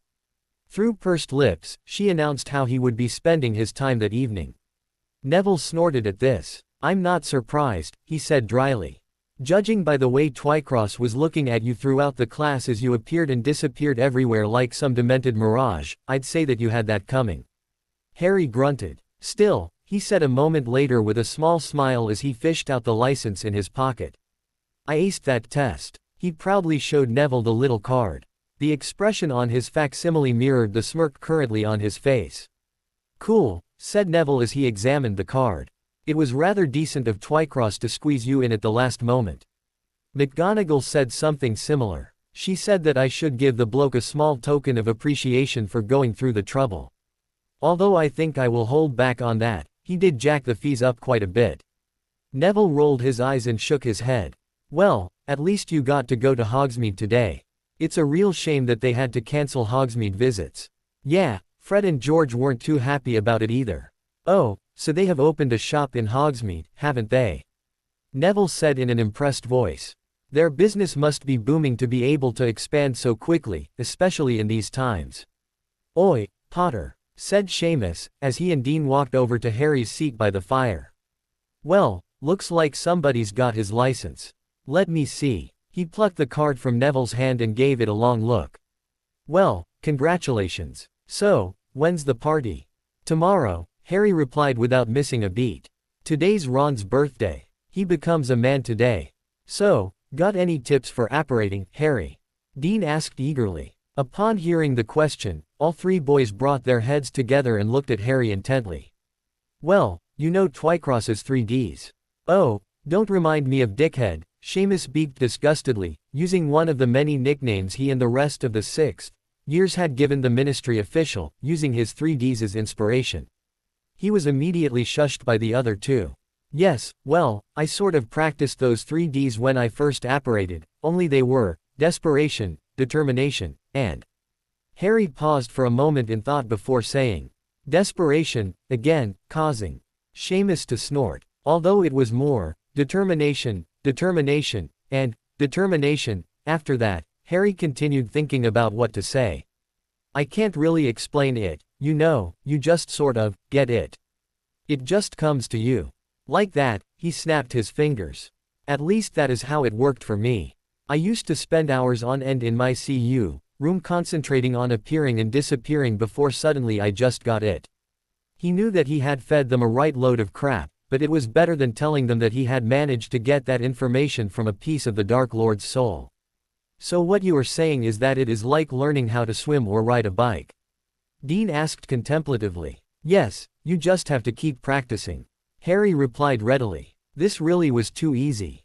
Well, I have to get going. He got up and stretched, plucking his license from Dean's loose fingers. Might as well get this detention out of the way. Now, I have here a little gift for the birthday boy and you lot, courtesy of Fred and George. He reached into his school bag and pulled out a smaller bag. So we can have for ourselves a proper party. Knowing those two, I expect it to be the good stuff, if you know what I mean. So please make sure that McGonagall does not find out about it, 'cause I will say right here and now that I never gave that bag to you and that I have never seen it in my life. He set the bag down with a disproportionately loud clunk. Oh, and save some for me, he added as an afterthought. Sure thing, Mr. House, Captain, sir, said Dean with a mocking salute. Yeah, also I do expect you lot to be responsible enough to ensure that the younger years don't get any of the hard drinks. Harry cringed internally as he realized how old an adult he sounded. There was a pregnant pause. A lecture on responsibility and maturity from Harry Potter, Seamus deadpanned. Where is it that you are going right now? He asked teasingly, getting a raised finger in response.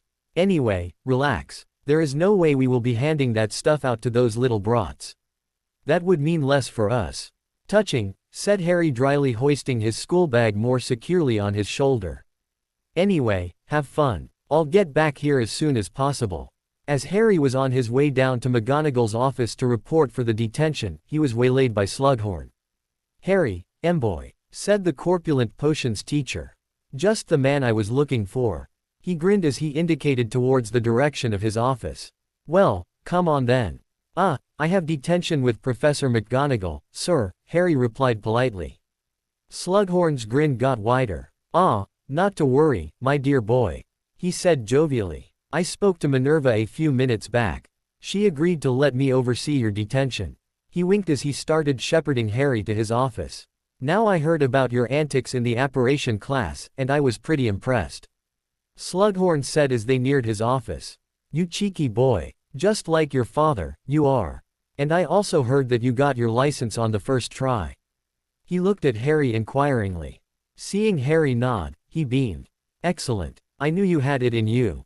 The door to Slughorn's office opened with a tap of the potions master's wand. After you then, Harry. To be continued. I hope you enjoyed this story. Also remember to subscribe and like this video. See you in the next video.